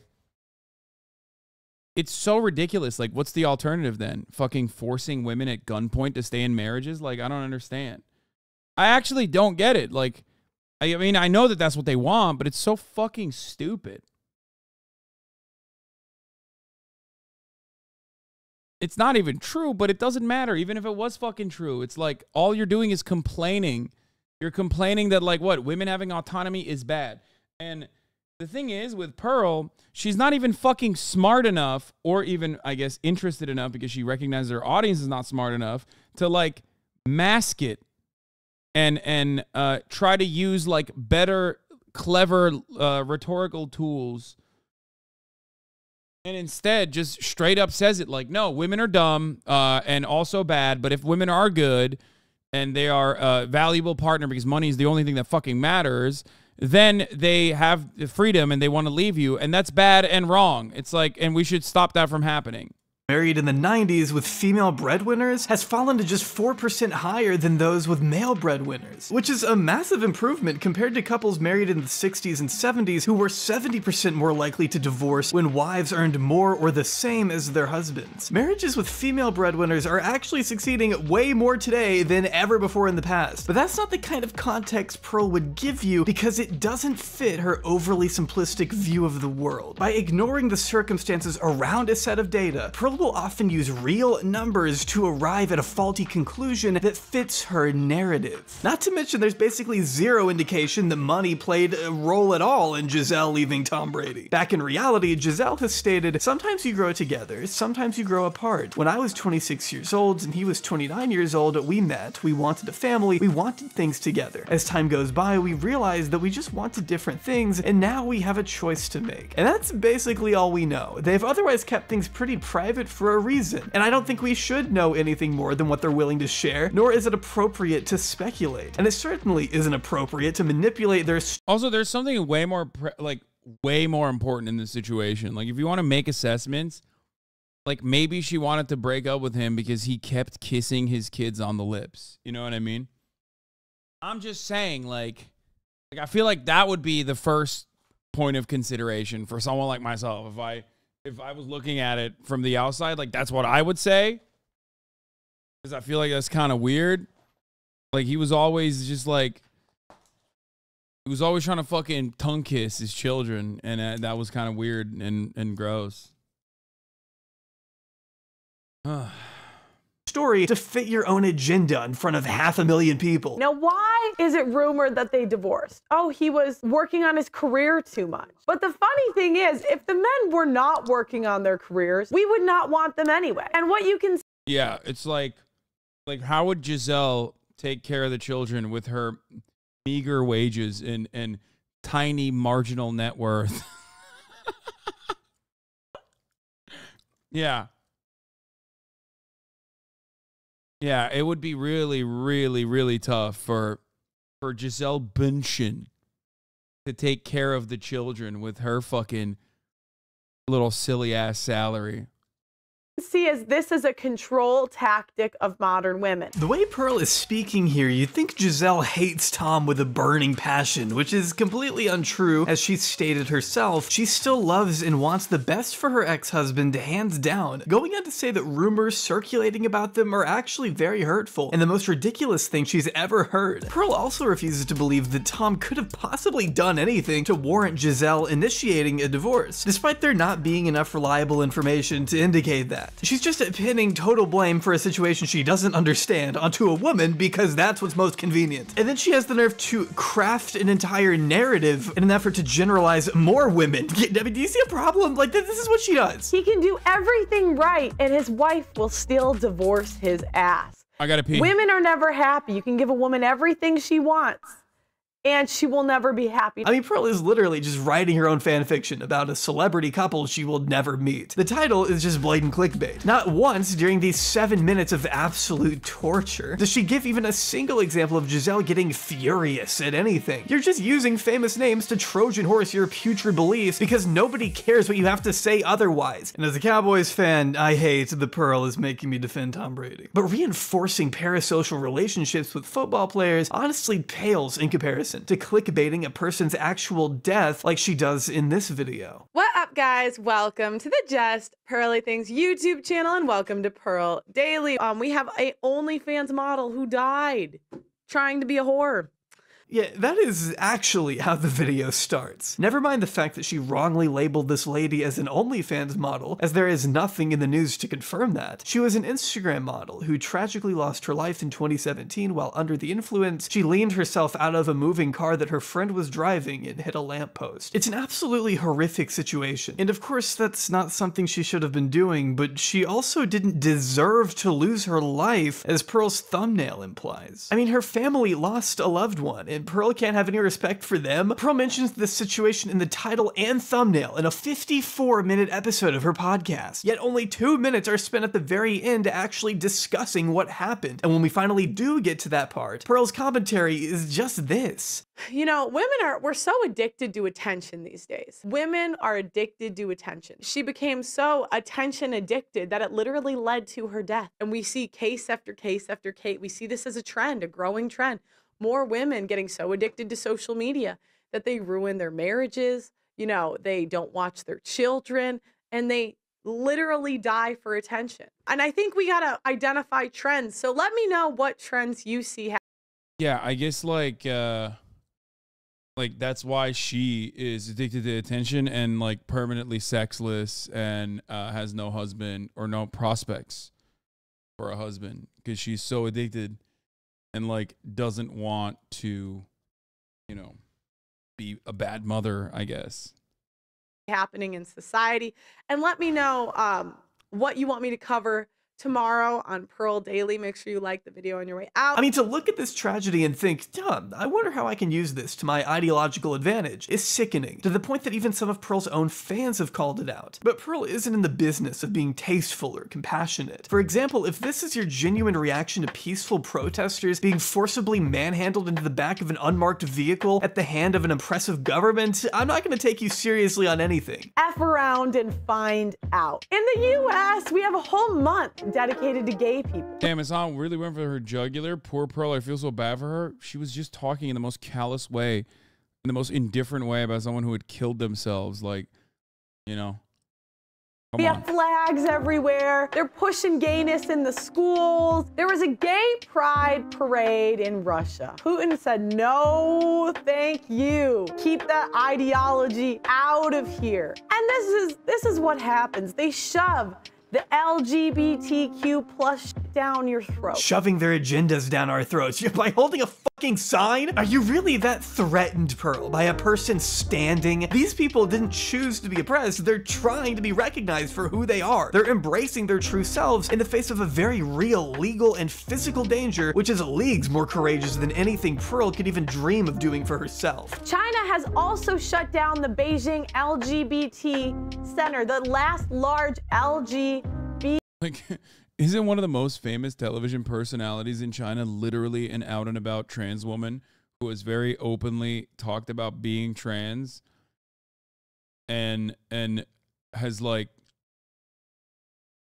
literally got gender confirmation surgery way back in the fucking day, like before the technology was even there, and has even talked about the complications along with that have come along with that.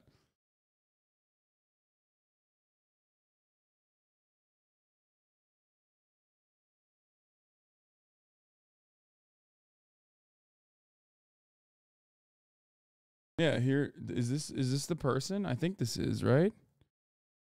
Jin was born in Shenyang, China, to an ethnic Korean family. She studied in local Choseongchok Chinese elementary school.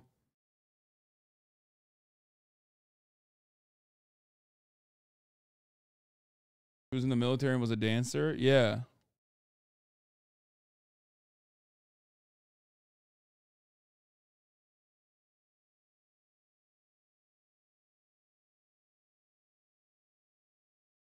Also criticized President of Russia, Vladimir Putin, for launching a military invasion into Ukraine. Look at this. She's fucking awesome.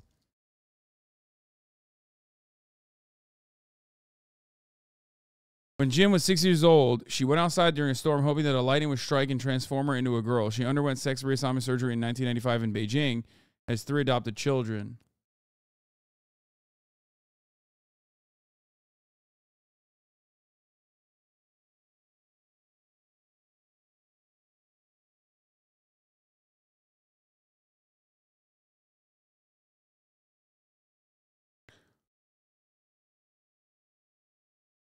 What I'm hearing is they have closed most trans healthcare and gender affirming care for youth in China now. At least that's what the leftist trans spaces have been watching them saying.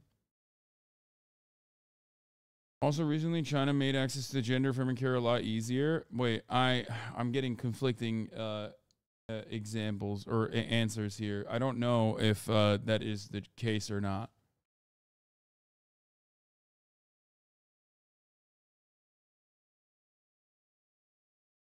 You know, you guys are saying the exact opposite shit. I don't know. I don't know what China's LGBT censorship or LGBT rights look like in China, but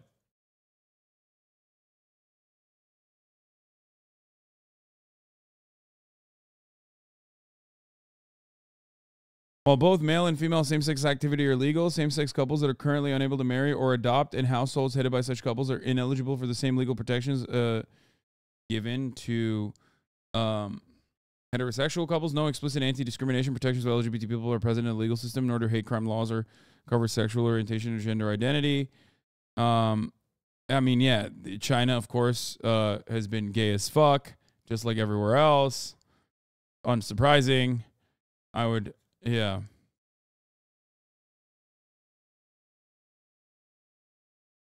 There was an anti-homosexual decree promulgated in 1740. Today, the government's approach to LGBT rights has been described as ambivalent, fickle, and as being no approval, no disapproval, no promotion. This is kind of funny to say. Wait, what the fuck?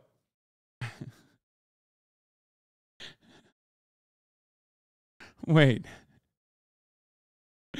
Everyone's going to say I'm a China dick rider, and I personally don't know what the situation in modern China is, but just reading this across the board, this literally applies to America. Like, bring up America already, but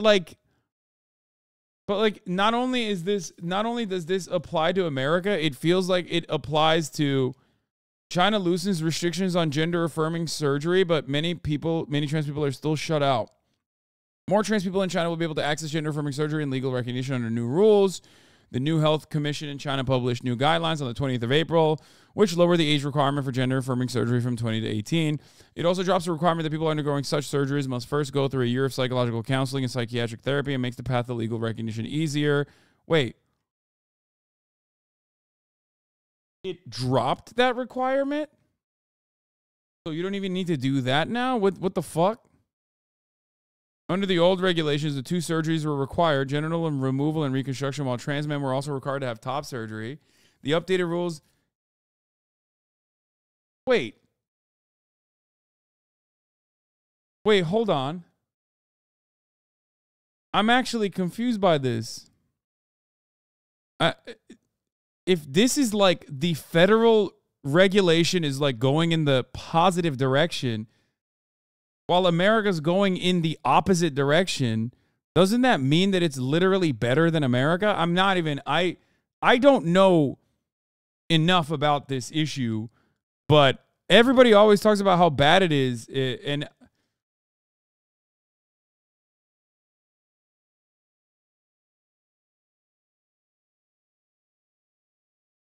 like this obviously rules out non-binary people, right? And that part is certainly true. Except they actually are following WPATH recommendations, which is International Trans Medical Guidelines.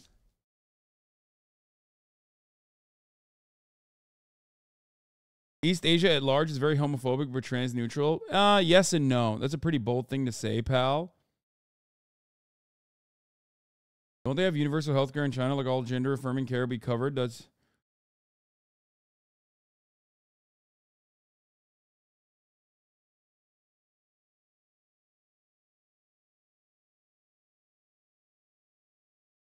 they're loosening regulations on to allow for more that's why they're loosening regulations to allow for more non-binary people. Medical terms have also been updated. While the stigma laden transsexualism remains a formal and required diagnosis, it has been joined by the terms gender dysphoria and gender incongruence. Unchanged are the requirements that trans people voice continuous demand for surgeries for at least 5 years and have a clean criminal record, something that prevents many trans sex workers from accessing surgery and recognition and gain. This is the most Chinese thing you could have done. They're like, you have to we will give you free government-sponsored trans medical care, but you have to have a clean criminal record, which is such a, like, this in and of itself is the most Chinese thing I could have ever fucking seen, okay? It's like, yeah, we'll give it to you. You have to have a no criminal record for 5 years. 5 years is stupid long and clean criminal record is so fucked up. Yes, except, you know, you're getting free government-sponsored trans medical care. So there is that. But it's like a very... Oh, is it not free? Unchanged requirements. While the new rules are still highly restrictive and medicalize the path to legal recognition, they've been welcomed as a step in the right direction. In China, removal surgery costs around £1,197, while according to SupChina, in a total, a person's essential surgeries can cost up to £7,000. That's crazy. This simplified process will surgery up to more people, Shanghai-based medical practitioner told SupChina. Awan said, many trans people I know reposted the news on WeChat. The community was applauding the change. That's crazy. China lowers minimum age to 18 for gender reassignment surgery. And this is in 2022. It's kind of wild. What the fuck? It is kind of crazy to think that, like, there are countries out there that are moving in the opposite direction. No, it's not good to have anyone have to get a surgery be recognized legally, but the fact that it's been loosening is a good thing for sure. Definitely still fuck, but it's also more affordable than the USA. Yes, it's cheap by American standards. Like, and people saying, like, they recently nabbed Naomi Wu. For the record, and it's not going to be posting on social media anymore on very specific subjects I can leave, but Kaidi can't, so we're just going to follow the new rules. They didn't, I don't think they probably black bagged her, or they probably nabbed her specifically because she was anti-government and not because she was a lesbian. They don't give a fuck. It seems like they don't give a fuck if you're a lesbian. They give a fuck if you say something that they consider to be counter-revolutionary or against the government in general, which is still completely inappropriate for the record. This is something that I've very consistently talked about in China. But again, it is also incredibly China to be like, yeah, you could do whatever the fuck you want. I mean, you can be gay if you want. No, you know, you're not getting legal recognitions, which is still fucked up.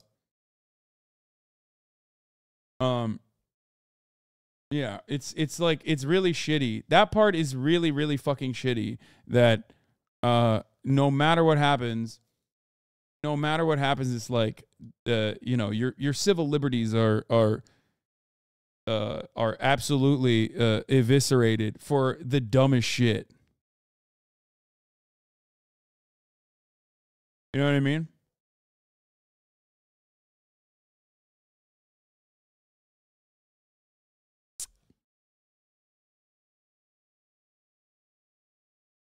She's just normal and not anti-China. She just criticized reasonable things, but the government overreach is a real thing still. Yeah. It's such a fucking weird concept to think of when you're like, when you're on the one hand, like, you know, civil liberties are moving in a positive direction, albeit in a slow way. Okay. Whereas the rest of the world is seemingly, or at least the Western world is seemingly moving in the opposite direction, even in America, because of the fucking hogs. And then you simultaneously can get fucking clapped for the dumbest shit. You know what I mean? Hey, I can see all my files. Someone suddenly tried to knock down the door.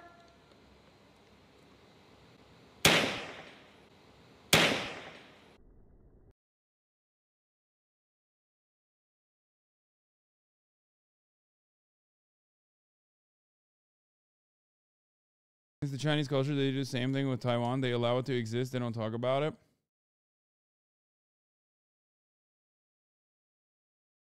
I really miss her. She posted such interesting shit. Like, the streamer culture in China is crazy. Yeah.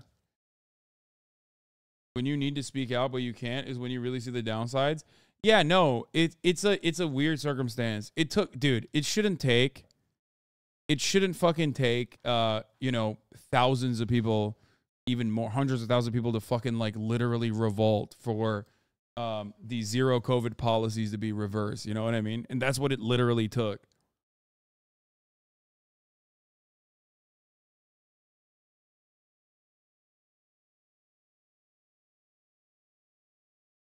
Again, specifically, I mentioned for youth care, what trans communities that I have watched and listened to who know more than I do have said the actual places to go are less available, and the biggest ones for youth care are closing/closed.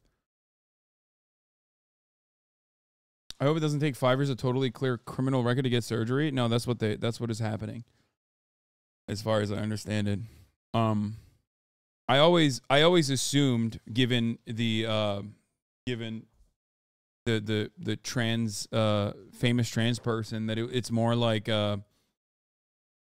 there's ambiguity around, or more ambivalent than like absolutely fucking owning you for being gay in public or being trans in public or whatever the fuck, like it is in places that like it is in the way that like right-wingers fantasize about America. The Beijing LGBT Center is the latest to shut down amid a crackdown on advocacy groups by Chinese President Xi Jinping. Founded in 2008, the Beijing LGBT Center played a prominent role in combating prejudice. I wonder why they closed this. I mean, this does absolutely look like moving in the opposite direction.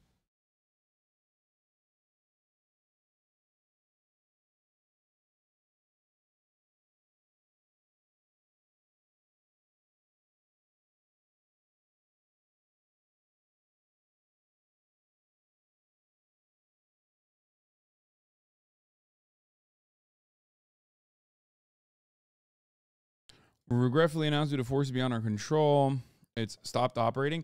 See, but this is what I don't understand. If they fucking close this, why are they moving in the opposite direction on removing certain boundaries?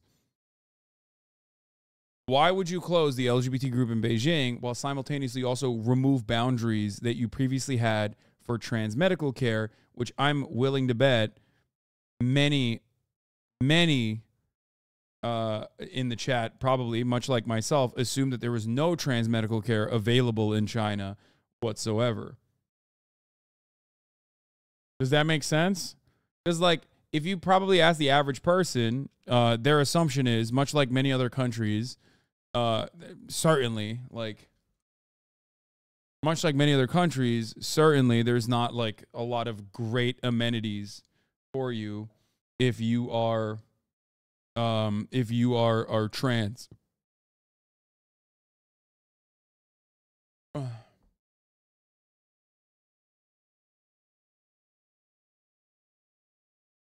The only thing I assume in this circumstance is probably like they hit the "this is Western involvement" button or something, you know what I mean? Which most likely is still bullshit, because there are plenty of Western operations in China, just in the commerce side. So why would you fucking shut this down? You know what I mean?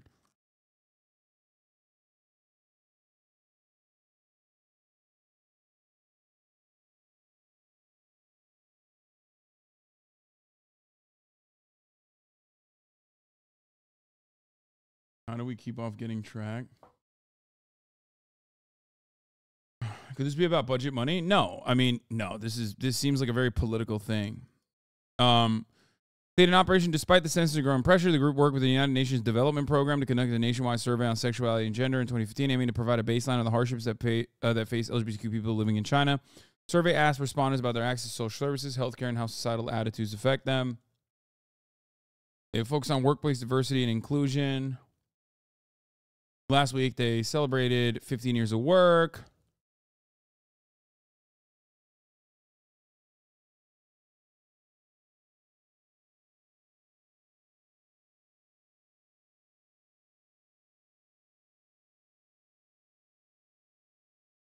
Yeah.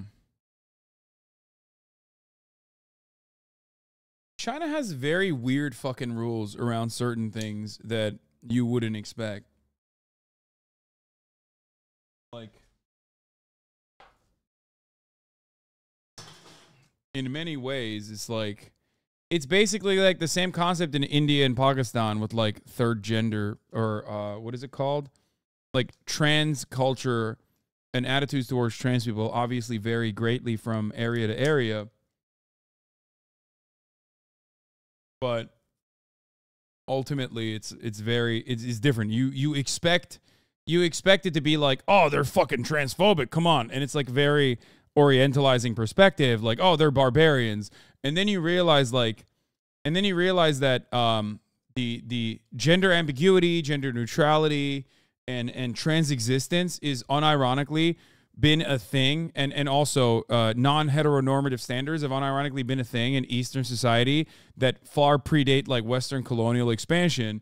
And if you look at places that haven't been colonized, for example, like some of the few places that have not been as aggressively pursued by expansionist Western intervention, have literal just out and about transness baked into their culture.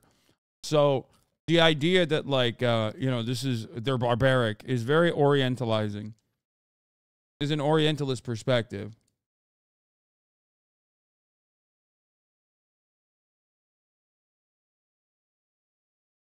Which is very weird. And the same attitude exists in America even. Like, trans people being in the crosshairs is a relatively new phenomena, okay? Yes, Thailand is what I was thinking of.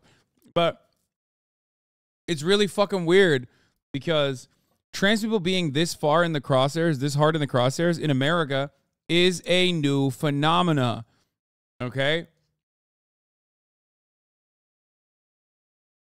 It's a consequence of people being able to successfully advocate for gay rights and queerness in public being much more normalized now. And then the reaction is deliberately crafted by right-wing freaks, where there are other places like Uganda, for example, okay? Or was it, which country was it? I think it was Uganda, right?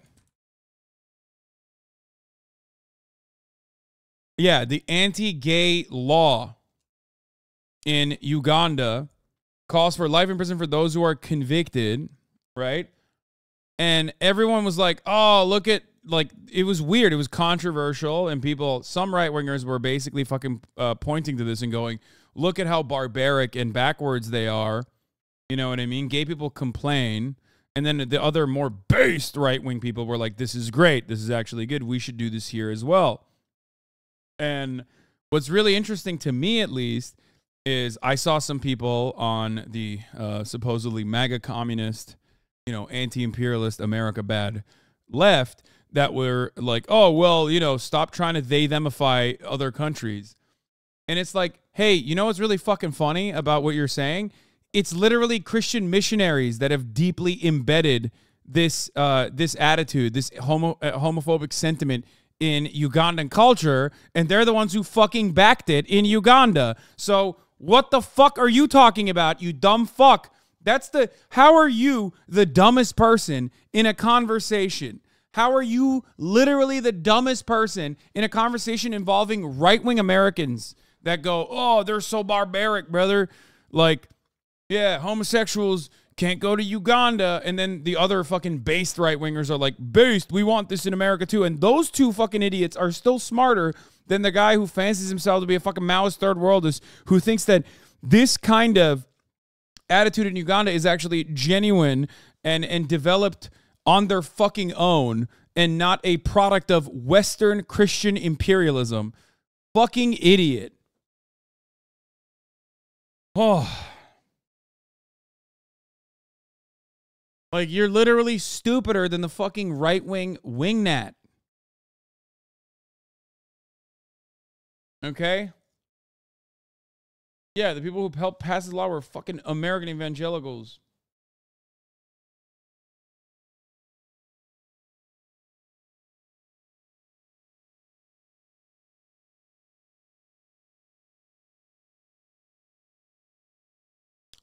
Jin Xing is similar to Caitlyn Jenner. She came from a wealthy family and social... Okay, you can't say she's similar to Caitlyn Jenner because while she might be socially conservative, I fucking doubt that she's transphobic. Okay?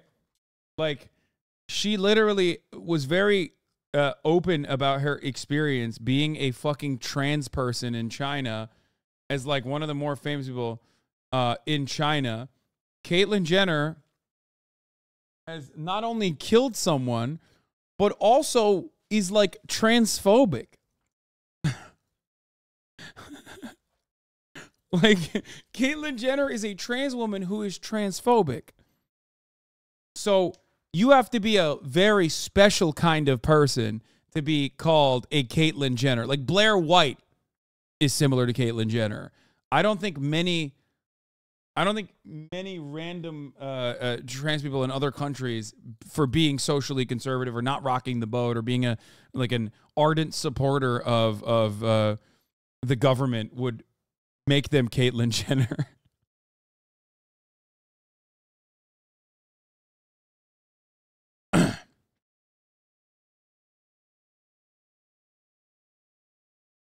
Anyway.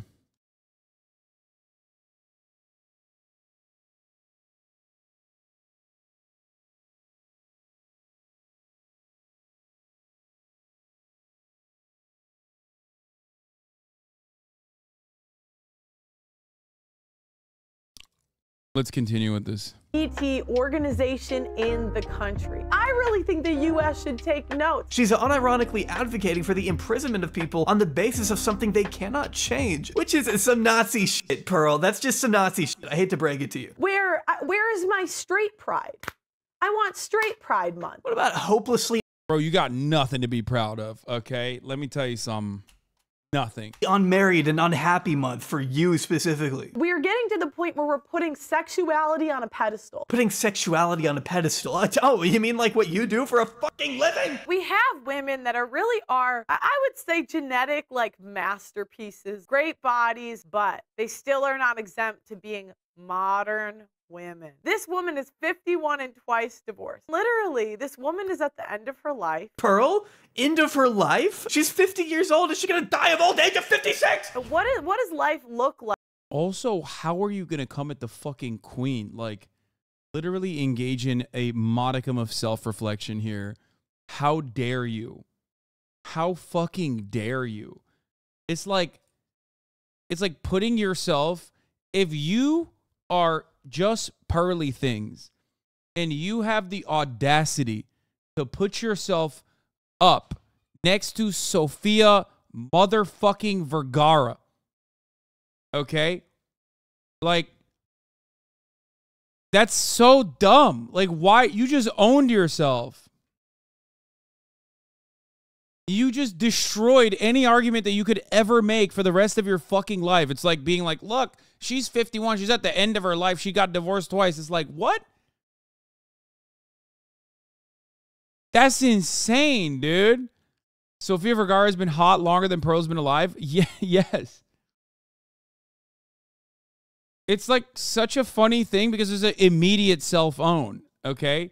It is an immediate self-own. She's doing the same thing that Ben Shapiro does when he's like, gender binary is rigid. You have to be masculine if you're a man. And it's like, Ben, look at yourself. Imagine Ben Shapiro saying that about, like, I don't know, Chris Hemsworth or something. And he's just like, he posts a fucking photo of Chris Hemsworth shirtless because, like, let's say Chris Hemsworth defended trans people or something, right? In this hypothetical. And Ben's like, Chris Hemsworth is very clearly soy. It's like everyone would look at that and go, what are you saying right now? Do you hear yourself? It's so dumb. Like at 70 for her when her looks are actually gone, because I don't know. Maybe she'll look good at 70. I don't know. Yeah, you don't know. That's the whole point. Pearl's ideology insists that unless you marry young and begin popping out as many babies as you can physically muster, you aren't living up to your full potential as a woman. I mean, for fuck's sake, she suggested prosecuting anyone who does OnlyFans. I was thinking if they made OnlyFans illegal, the influencers couldn't do it so openly. I reserve the right to prosecute you. By painting with such broad strokes, she's obviously ignoring the population. Dude, I wouldn't talk about prosecuting online content because, like, I feel like more people would want JustPearlyThings to be arrested immediately. You know what I mean? Like, if we're prosecuting people for the content they make online, you're going to fucking jail, dog. 100%. You know? I'm going to jail for serving the top of the hour ad break 20 minutes in, forgetting, and also doing exclusively politics for 8 fucking hours after saying, oh, we're going to have a Sunday fun day today. Okay? You know, that's my bad, I guess, but what are you going to do? It's a compelling video about JustPearlyThings. I think making video essays should be prosecutable. No, J Aubrey would go to jail, and I don't want him to go to jail. I like his content. Here's a 3-minute ad break now. of women who do manage to be happy in spite of not starting a family of their own. Maybe not everyone wants to wear trad dresses and cook for their husband instead of following a career path of their own. Although you definitely can do that. No one should ever stop you from living however you want to live. It's childish to assume everyone wants exactly what you want. Yet Pearl, either willfully or otherwise, simply refuses to accept that there are women out there who are content with straying away from the rigid, conventional guidelines she considers to be natural and necessary for society to function. I mean, isn't that what Pearl's doing? She's self-sufficient enough without a man, I thought. I literally think that if I didn't have my dad helping me with, like, you know, the YouTube channel, I'm a woman. I would just, like, you know, flop and just like chill out.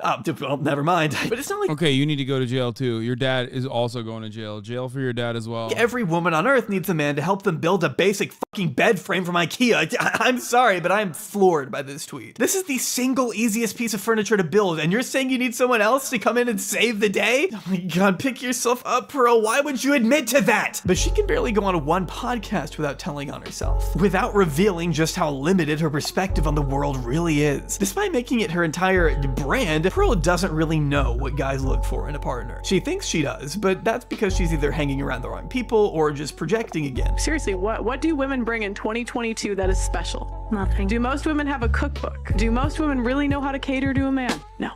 Are most women virgins on their wedding day? No. So what do most women bring in 2022 that is special? But I mean, is that truly all she believes women can offer? Virginity and a cookbook? What about companionship or guidance or communication or I don't fucking know, love? Why do the things that make women so valuable in the eyes of Pearl always boil down to simplistic things like cooking and sex? I promise you, that's just not what all people care exclusively about when looking for a partner. It's also interesting she keeps coming back to the concept of being a virgin considering she isn't one. This is probably too far, but imagine, okay, you could go to the gynecologist to prove your virginity on your wedding day, right? And there was some sort of like prize, like $10,000, $5,000, whatever like a lifetime of child support would cost. You just put that for virginity on the wedding day. Doesn't the sanctity of marriage also rely on the woman being a virgin, so you wouldn't be able to get married? What do you mean? Well, you've spoken quite openly about how you're not a virgin, and so if you want to preserve that sanctity of marriage, then I just think that you're upholding standards that you don't actually live by. Yeah, this is such a recurring theme for Pearl. Take her video, Should You Wait Until Marriage Masterclass, where she pulls out a whiteboard and scribbles down a bunch of incomprehensible notes on virginity and aging and whatever else Pearl likes to dwell on throughout the day. In most cases, virginity is the most valuable thing you can give to a guy. It is so powerful. Like that is the most beautiful gift you can give to someone. However, it's just like so wild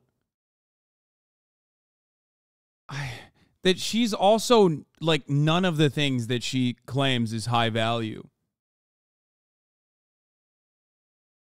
I feel like JustPearlyThings is what my haters think I am for like women's issues. You know what I mean? Like, this has to be, which ironically is her fucking entire audience, I suspect. Is it really that wild? Yes, dude, it is wild. It is actually fucking wild. In all honesty, do men value that? If you're like an absolute fucking dumbass, child-brained, insecure idiot, maybe. Valuing virginity is such a fucking insane thing. It should be an afterthought, if at that.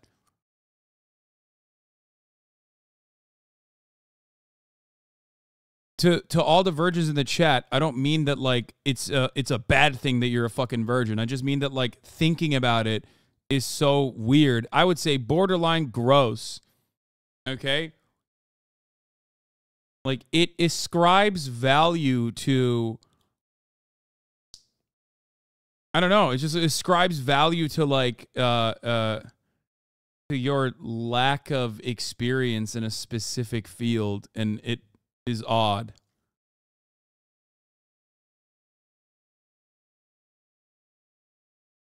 Shame the cucks and virgins? Shame them all? No, I'm not even shaming virgins, dude. What the fuck are you talking about? I'm a Twitch streamer, okay? I'm not gonna go that far. Let's be real. It's perfectly normal and valid to be a virgin, even if you are of an age that you would expect is not that where you think like, oh my God, I'm too old and I'm still a virgin. It's perfectly valid. Okay? For whatever reason, don't say it's beautiful and natural as though I'm joking. I'm being very serious right now, okay? Because this is something that people are very insecure about. I have friends that are, this walk back is too cringe. This is not a fucking walk back, you absolute baboon. Shut the fuck up. I have friends who are adults that are my age that are still virgins, okay? For one reason or another, it's perfectly fine.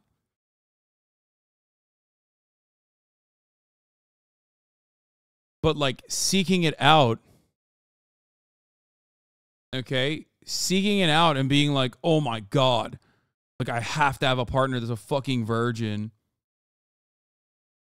I have to, my partner has to be a fucking virgin. It's like weird. It's just a thing. Okay? It's just a thing. It's just a thing. Like it's just a lack of experience in one field should not be a primary determination. The fuck are you looking at? Like you're looking for someone who's a virgin? That's gross.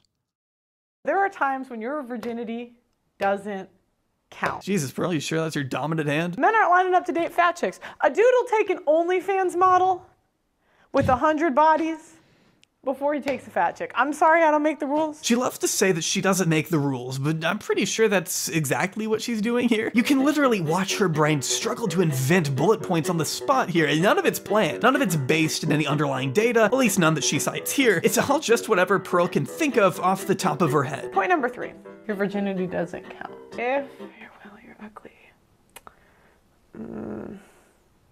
Oh yeah, I forgot. Words are spilling out, but somehow nothing is being said. Your virginity doesn't count if you're ugly, because if your girl's face looks like it was smashed in with a baseball bat, but she's a virgin, or would you rather you get a girl that's pretty hot, but you know, like 10, 20 bodies? 10 bloodies. And that's what it's saying. Your virginity, it's valuable, but it's not valuable if you're a whale or you're ugly. At a certain point, it's just depressing to listen to. It's discouraging and untrue to think that if you're an older woman or you don't see yourself as conventionally attractive, then you're lost in the dating market. Why is that the message you want to put into the world? Men value youth. Youth goes with purity. But if you're over a certain age, nobody's lining up for a 41-year-old virgin. If you're over the age of, should we give them 28? Men are starting to question what's wrong with you. Why are you a virgin at 30? If a dude is looking at you and saying this is a new BMW, or I could get a slightly used BMW for a lot lower price. It's pretty funny because like she's saying your virginity doesn't count if you're a whale, you're ugly, you're old. And like depending on who you talk to, especially people in her audience, like she hits all of those markers and she's not a fucking virgin. Like what the fuck are you talking about? Like what? Why are you saying that? Why are you saying these things? Like, why are you owning yourself? It doesn't make any fucking sense to me. With, you know, some mileage, but low mileage. Who are you picking? Low mileage. Low, right. Because it's like the outside is pretty, but the inside is just yucky. I'd be sad if someone like my sister was watching this and taking Pearl's words to heart here. And yeah, I mean, of course. Okay, yeah, no women is watching fucking Pearl. It's only women that are misogynistic would much rather watch like a Kevin Samuels than someone like fucking SustPearlyThings. Okay? Women that are misogynistic are not going to be watching her. It's only fucking deeply insecure men that I guess want to diversify their content that will watch her. By the end of it, she's comparing women to cars. Where have I heard that before? Every single one of my cars, there is a scenario in which I prefer that car over the others. The same applies to women. Like, one bitch can cook. When you're hungry, you call that bitch. You want a blowjob, you call that bitch. You want a you call that bitch. The house needs cleaning, you call that bitch. But I don't want anyone to think I'm sexist or misogynist. It obviously didn't take long for Pearl to grab the attention of the man who paved the way for her lucrative new business, cozying up with those who pioneered an industry of misogyny so airheads like Pearl could come along and steal the show by ripping all of their talking points, which in turn just boosted her reputation even more. Out of all of Pearl's podcast appearances though, the most controversial came when she brilliantly decided to bring self-described white nationalist and I guess now advocate for child grooming Nick Fuentes onto her show, The Pregame, which I haven't talked a lot about yet because it is so painstakingly boring. Okay. What was I gonna... When do you notice a woman's looks start to fade? The pregame usually just consists of Pearl dragging whatever random women she can find onto a panel and strong-arming them into agreeing with her takes. You can watch her physically preparing to jump down the throat of anyone who dares speak out against her. It's just such an unwelcoming format. I wouldn't recommend for someone to stay in an abusive relationship. So if someone's been Why is abusive the first thing that comes to your head? Because I'm not saying...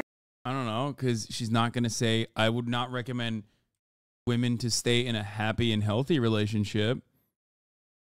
That's why. If she's setting fucking boundaries and making commentary on what she thinks is like permissible and acceptable, why would she fucking say, watch this Leftovers edit? Fucking. Oh, this guy unblocked me. I just ate so many fucking Oreos, so now I'm full of fucking Oreos. Let's fucking dock, dude. What is that? I don't know what you mean. Let's just start off by saying my penis is like How does it even work? I'll just announce some breaking news I saw right before we went. Shut the fuck up. Socialism is simply goated, you know what I mean? I'm not even going to argue that. That's just common sense. Did you hear what I said? I did. For sure. Yeah. This is a good conversation we're having. It's fucking nuts. Boom. So I've been doing heroin. Really? So what? What? This is pretty funny. I like it. I'm fucking retweeting it.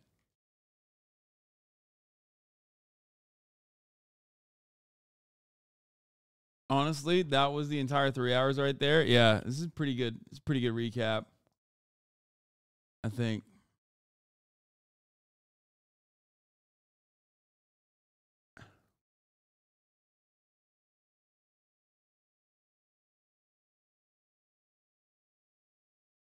I respect very tall Bart. We used to be moots before my band. I don't know why this dingus fucking blocked me for some time and then unblocked me to make this. But, you know, I'm glad that it's a good video. It's funny. Face, if you retweeted, I already did. Saying that's the first thing. It's the first thing you said. Yeah, but I've known women that have left from relationships because of physical abuse. Is that the majority? I can't really speak for the majority. Mm-hmm. You think the majority of men are abusing women? You think that's probable? Man, she didn't What the fuck is this conversation? God, people are so fucking annoying. even say that. Pearl hears what she wants to hear and doesn't settle for anything less than the absolute most generalized terms by diminishing nuance and forcing her guests to pick a side in the debate that demands far more depth than Pearl will allow. It all depends on the person that you are. Okay. I mean, there's a lot of people that are I'm gonna make one caveat. No, it depends. I'm banning it depends. I'm banning it. Like, we have to pick a side. And if you dare step out of line. I think what the lady is simply doing is trying to bring up the facts, and I agree that we should actually be holding men and women equally accountable, because we should be saying that there are men who should take responsibility. I think if men... No, Pearl, let me finish. Let me finish. I was speaking. No, we should again, be it's not holding your... men... Okay, get out. Go. Bye. Why? I told you no. But that's just what usually happens. The episode with Nick Fuentes is a little different, given that she doesn't actually argue with him at all. In fact, she just offers his cretinous talking points about race mixing and slavery credibility by agreeing with him at times. This sounds similar to the slavery stuff too, because that's literally the founder of, or the guy who made Roots said, I wanted a myth for my people to live by. So they often, but that's what they do, is they embellish, and I'm not trying to say it wasn't horrible, it was. Right. But they want to make it like more horrible so that they can control people. So that was Pearl perpetuating the idea that slavery was embellished. But hold on, yeah, we'll get back to that. Throughout this 3-hour podcast, Pearl gives Nick the floor to share why he believes the Holocaust was also embellished, casually laughing along while he rattles off the various Jewish entities that he says want to control us or whatever. I'm not even sure how much I could play here, but at one point Nick refers to himself as a Holocaust revisionist while disputing the actual number of people killed in the genocide. So I think that's all you need to know. It was only after she received criticism, though, that Pearl strangely removed this interview from the face of her channel, along with issuing an apology. I want to first say I take full accountability for everything that happened. Everything that happens in life, as I say to the girls on my show, is my own fault. The fact that people are making these videos is my own fault. And the situation that I'm in is my own fault. Come on, Pearl, don't backpedal on me like this. You happily put this episode out into the world. Don't deprive us of it now because you got scared of the woke mob. Don't tell me you're scared, Pearl. In between the time that we booked you to come on the show and you actually coming on the show, you had a guy called Nick Fuentes that you interviewed. Yeah, Nick. Yeah, you had him on, and then you took that interview down and apologized. So what happened with that whole thing? Oh, I can't talk too much. There's like legal things going on. There's legal things going on. Yeah, there's not with Nick, but just but there's I have a video coming out about that whole thing. So You do? you guys have to wait for the video. That video dropped a month later, where she seemed to issue a full retraction of her original apology, and instead opted to go even harder against her critics. But what led to such a sudden and massive change of heart, I wonder? She was willing to take accountability before realizing how beneficial it was to appease the audience of Nazi sympathizers she's garnered, reinforcing this new position a month later by calling Nick a nice guy, actually, and a great guest. Nick, he's a nice guy. Yeah. He's a nice guy. I think he's got some crazy opinions, but yeah, he was very nice on the show. And a lot of the stuff he was talking about, I didn't really know. Like, God, right-wingers are such fucking cretins, dude. They're so gross, so fucking slimy, just despicable. Just absolute fucking despicable, disgusting fucking cretinous losers, okay? Have I studied the freaking Holocaust? That's all I got. No, I don't know. Okay, but if you admit you aren't capable of pushing back against literal Holocaust denialism, then maybe don't have him on the show. I don't know, it's just something I thought of just now. But I will say, like, that's it, dude. If you fucking push back and constantly find yourself duking it out with people who are progressive or ostensibly progressive that are silly enough to go on your dumbass show, and you have more rigid opinions on people being like, well, sometimes men do abuse their wives and therefore divorce should not be illegal, you have more anger towards that kind of sentiment than like a dude who is literally fucking denying the Holocaust, then you're basically denying the fucking Holocaust as well. Or at least it's not making you uncomfortable, okay? You're offering a platform to it. I'm sorry, it's bullshit, okay? It's fucking bullshit. Not only that, but I also personally believe that it's not even necessarily just the having a Holocaust denier and not giving pushback, but directly even cooperating, collaborating, like being in a friendly setting with people who are out and about fucking Nazis. No shot, dude. You're a bad person, okay? Not a good person. You're a fucking bad person. I did not find Nick to be racist. My staff actually did not find him to be racist. Okay, roll the clip. I said to her that it wasn't a good idea having Nick Fuentes on there, and I said that he is a racist, bro. I don't wish luck to racists. Oh, I'm not racist. Yes, you are.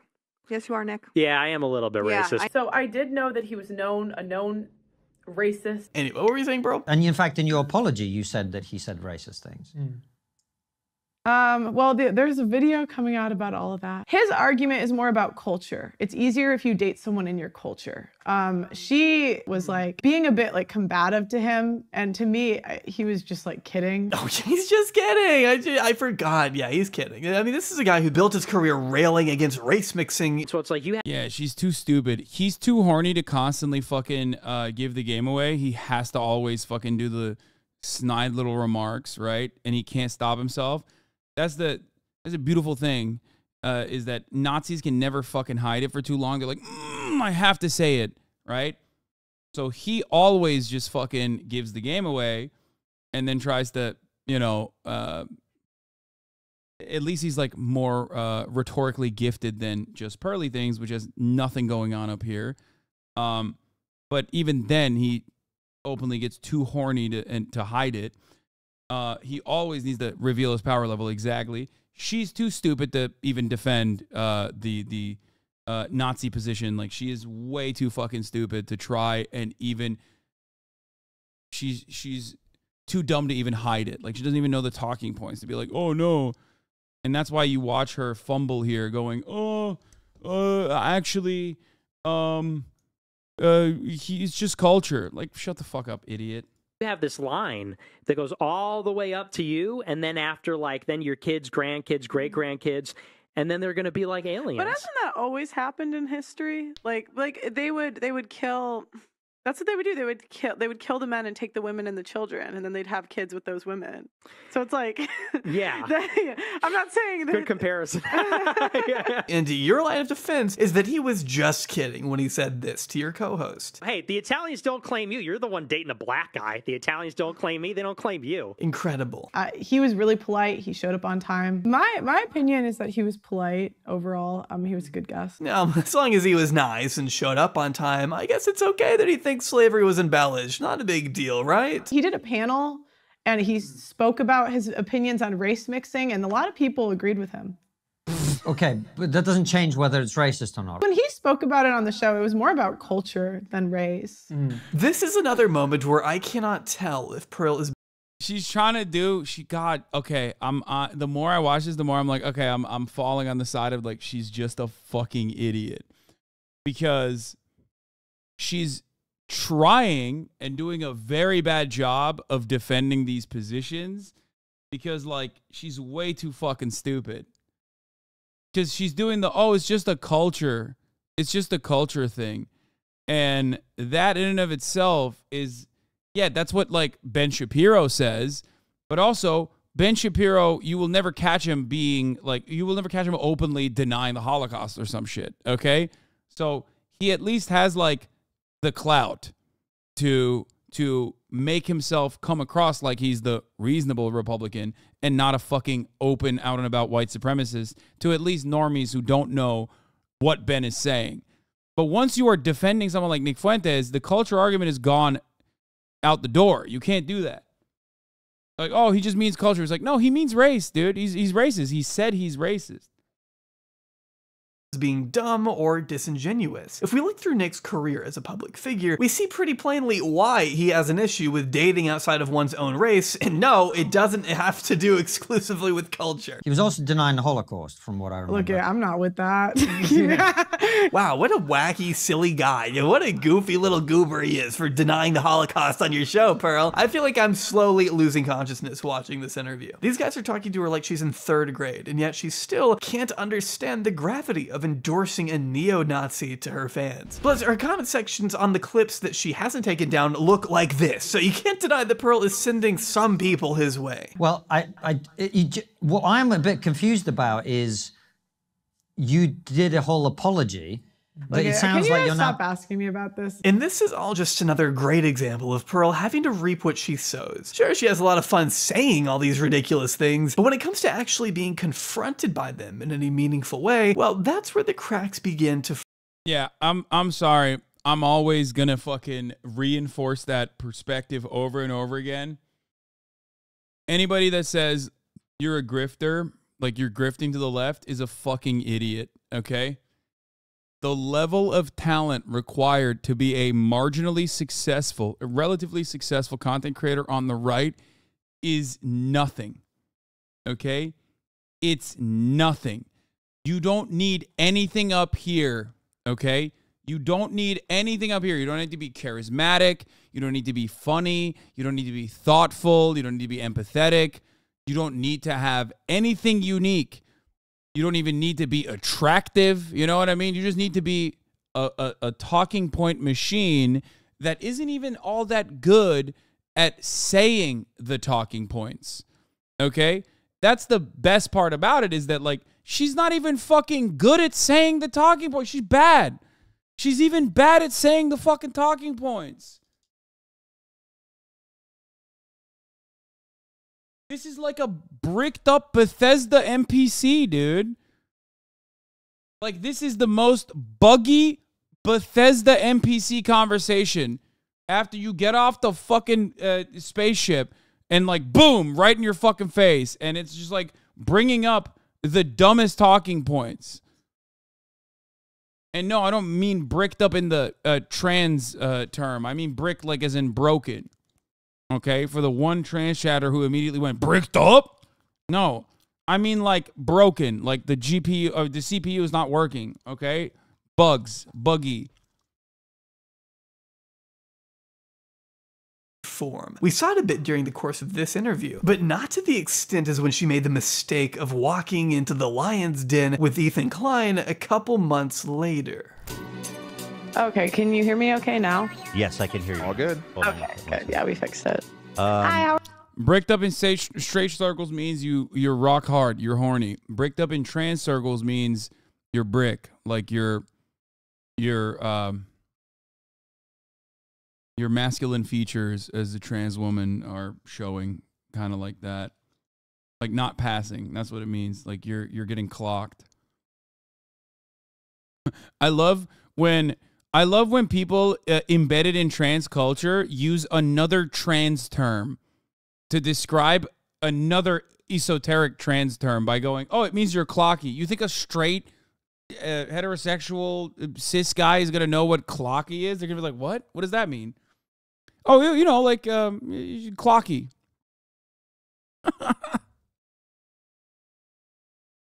are you? Your feed looks good. You sound good. Thank you.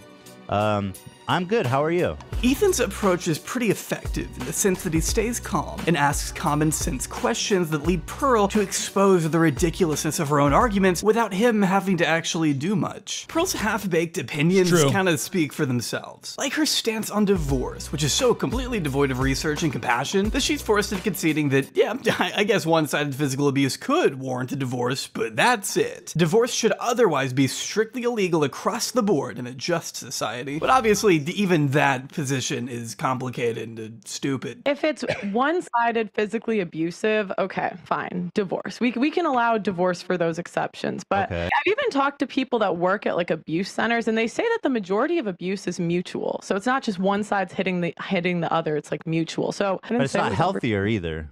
Mm-hmm. I just think that the goal should be to keep families together and that the goal should be to work through it. Okay, but what if they can't? Do married couples really deserve to be locked into a situation that is actively hurting both of them? Would you really wish for your parents to stay together when they're physically and verbally demeaning each other in front of you every day? What good could ever possibly come from being forced to grow up around such a dangerous, vitriolic environment? Having to watch your parents constantly at each other's throat all because the government says that's the way it should be. If Pearl had her way, divorce would also be handled in criminal court as opposed to family court. But she again completely neglects the mental and logistical toll it takes for a mother or father to go through the arduous process of criminally charging the other parent of their kids. I'd wager that a lot of parents probably don't want to go through that extra headache when they're already juggling so much. But Pearl knows that, because as she tells Ethan, she'd rather strip every existing incentive there is to separate from your spouse, which really means she doesn't want single mothers getting support from the government after leaving a situation that wasn't good for them. Well, I think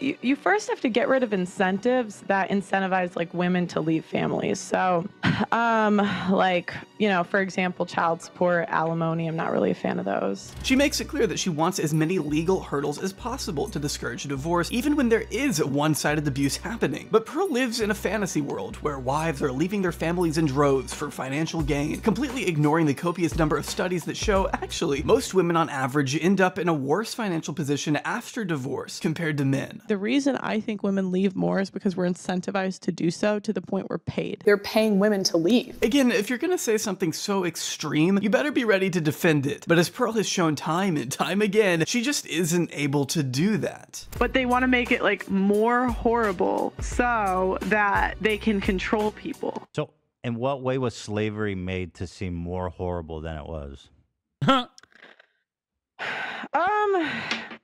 We were talking about, and I don't really want to go into this too much. Yeah, I bet you fucking don't. But just wait though, because Ethan doesn't let up, twisting the knife and forcing her to confront her own statements on slavery. Oh, so do you agree with that premise that slavery was embellished or no? I think that there are parts that are under-embellished and there are parts that are over-embellished. I think it just depends what we're talking about. That's so interesting. I've got to know. Dude, it's such a it's such a fucking idiotic way to try and argue just like an position that is just like optically speaking impossible to argue against and morally abhorrent in general. You know what I mean? Like even if you were like a bad person and you legitimately thought like you wanted to defend the historical violence of chattel slavery, okay, like it would be a very difficult task, okay? It would be a very difficult undertaking, and she is very bad at this in general. What was over embellished about slavery? Just like one example, I'm dying to know.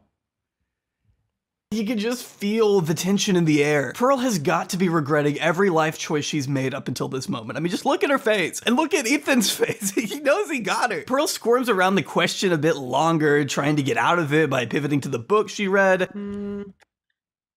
It's like, first of all, she did not read any of those books, but this is like when like a debate lord's fans come in here and try to argue on the same terms. You know what I mean?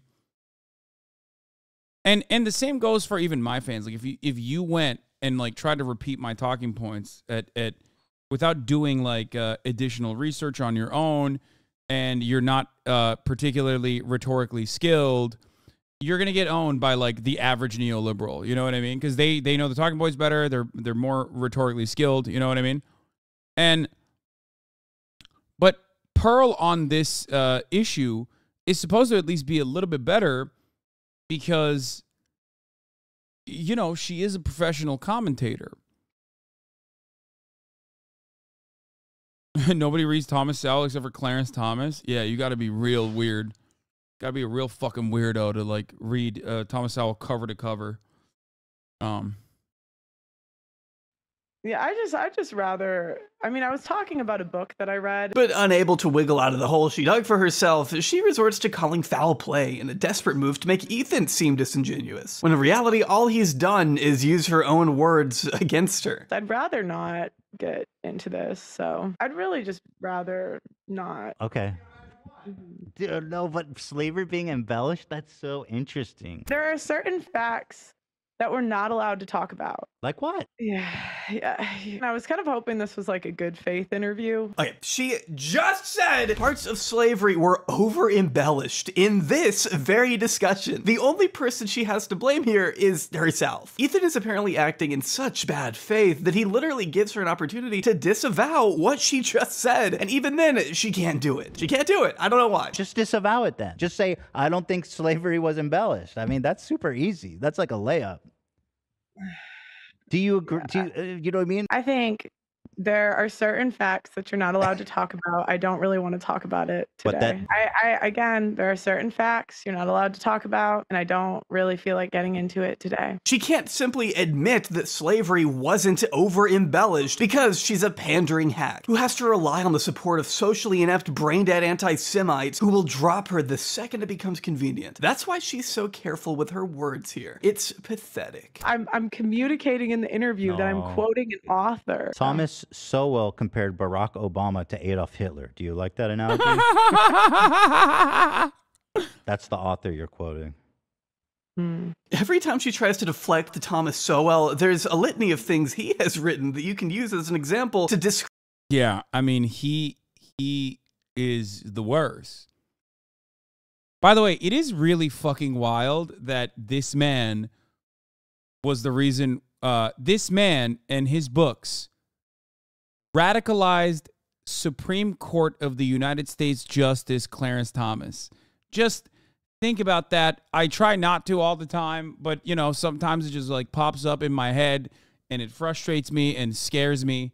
But yes, this is the man who Clarence Thomas read and was immediately captivated by.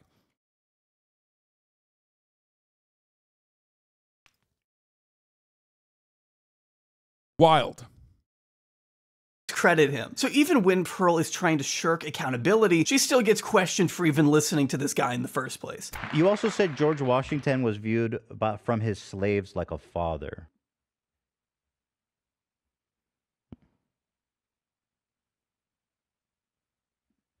Did you say that? I don't remember. I think like if someone's a great and powerful man in history to the point like they're talking about him hundreds of years later. Did he own slaves? George Washington? Yeah, he did. Yeah, not real man to me. I'm just saying. No, his slaves actually, like, he had a really good relationship with them, and they considered him like a dad. I used to read actual slave. Oh! I remember this happening in real time. It still fucking freaks me out. Such a stupid thing to say. Dude, you said that to a black person, too. It's like, what the fuck? Oh, gross, dude. Gross.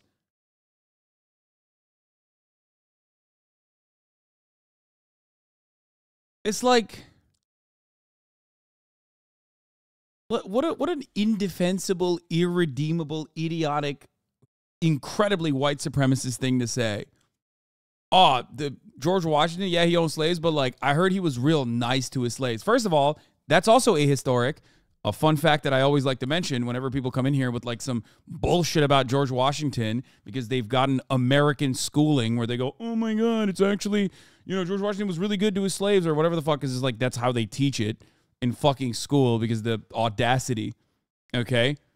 But no, he was not good to his slaves. First of all, you can't be good to your slaves. The best thing to do to your slaves is free them.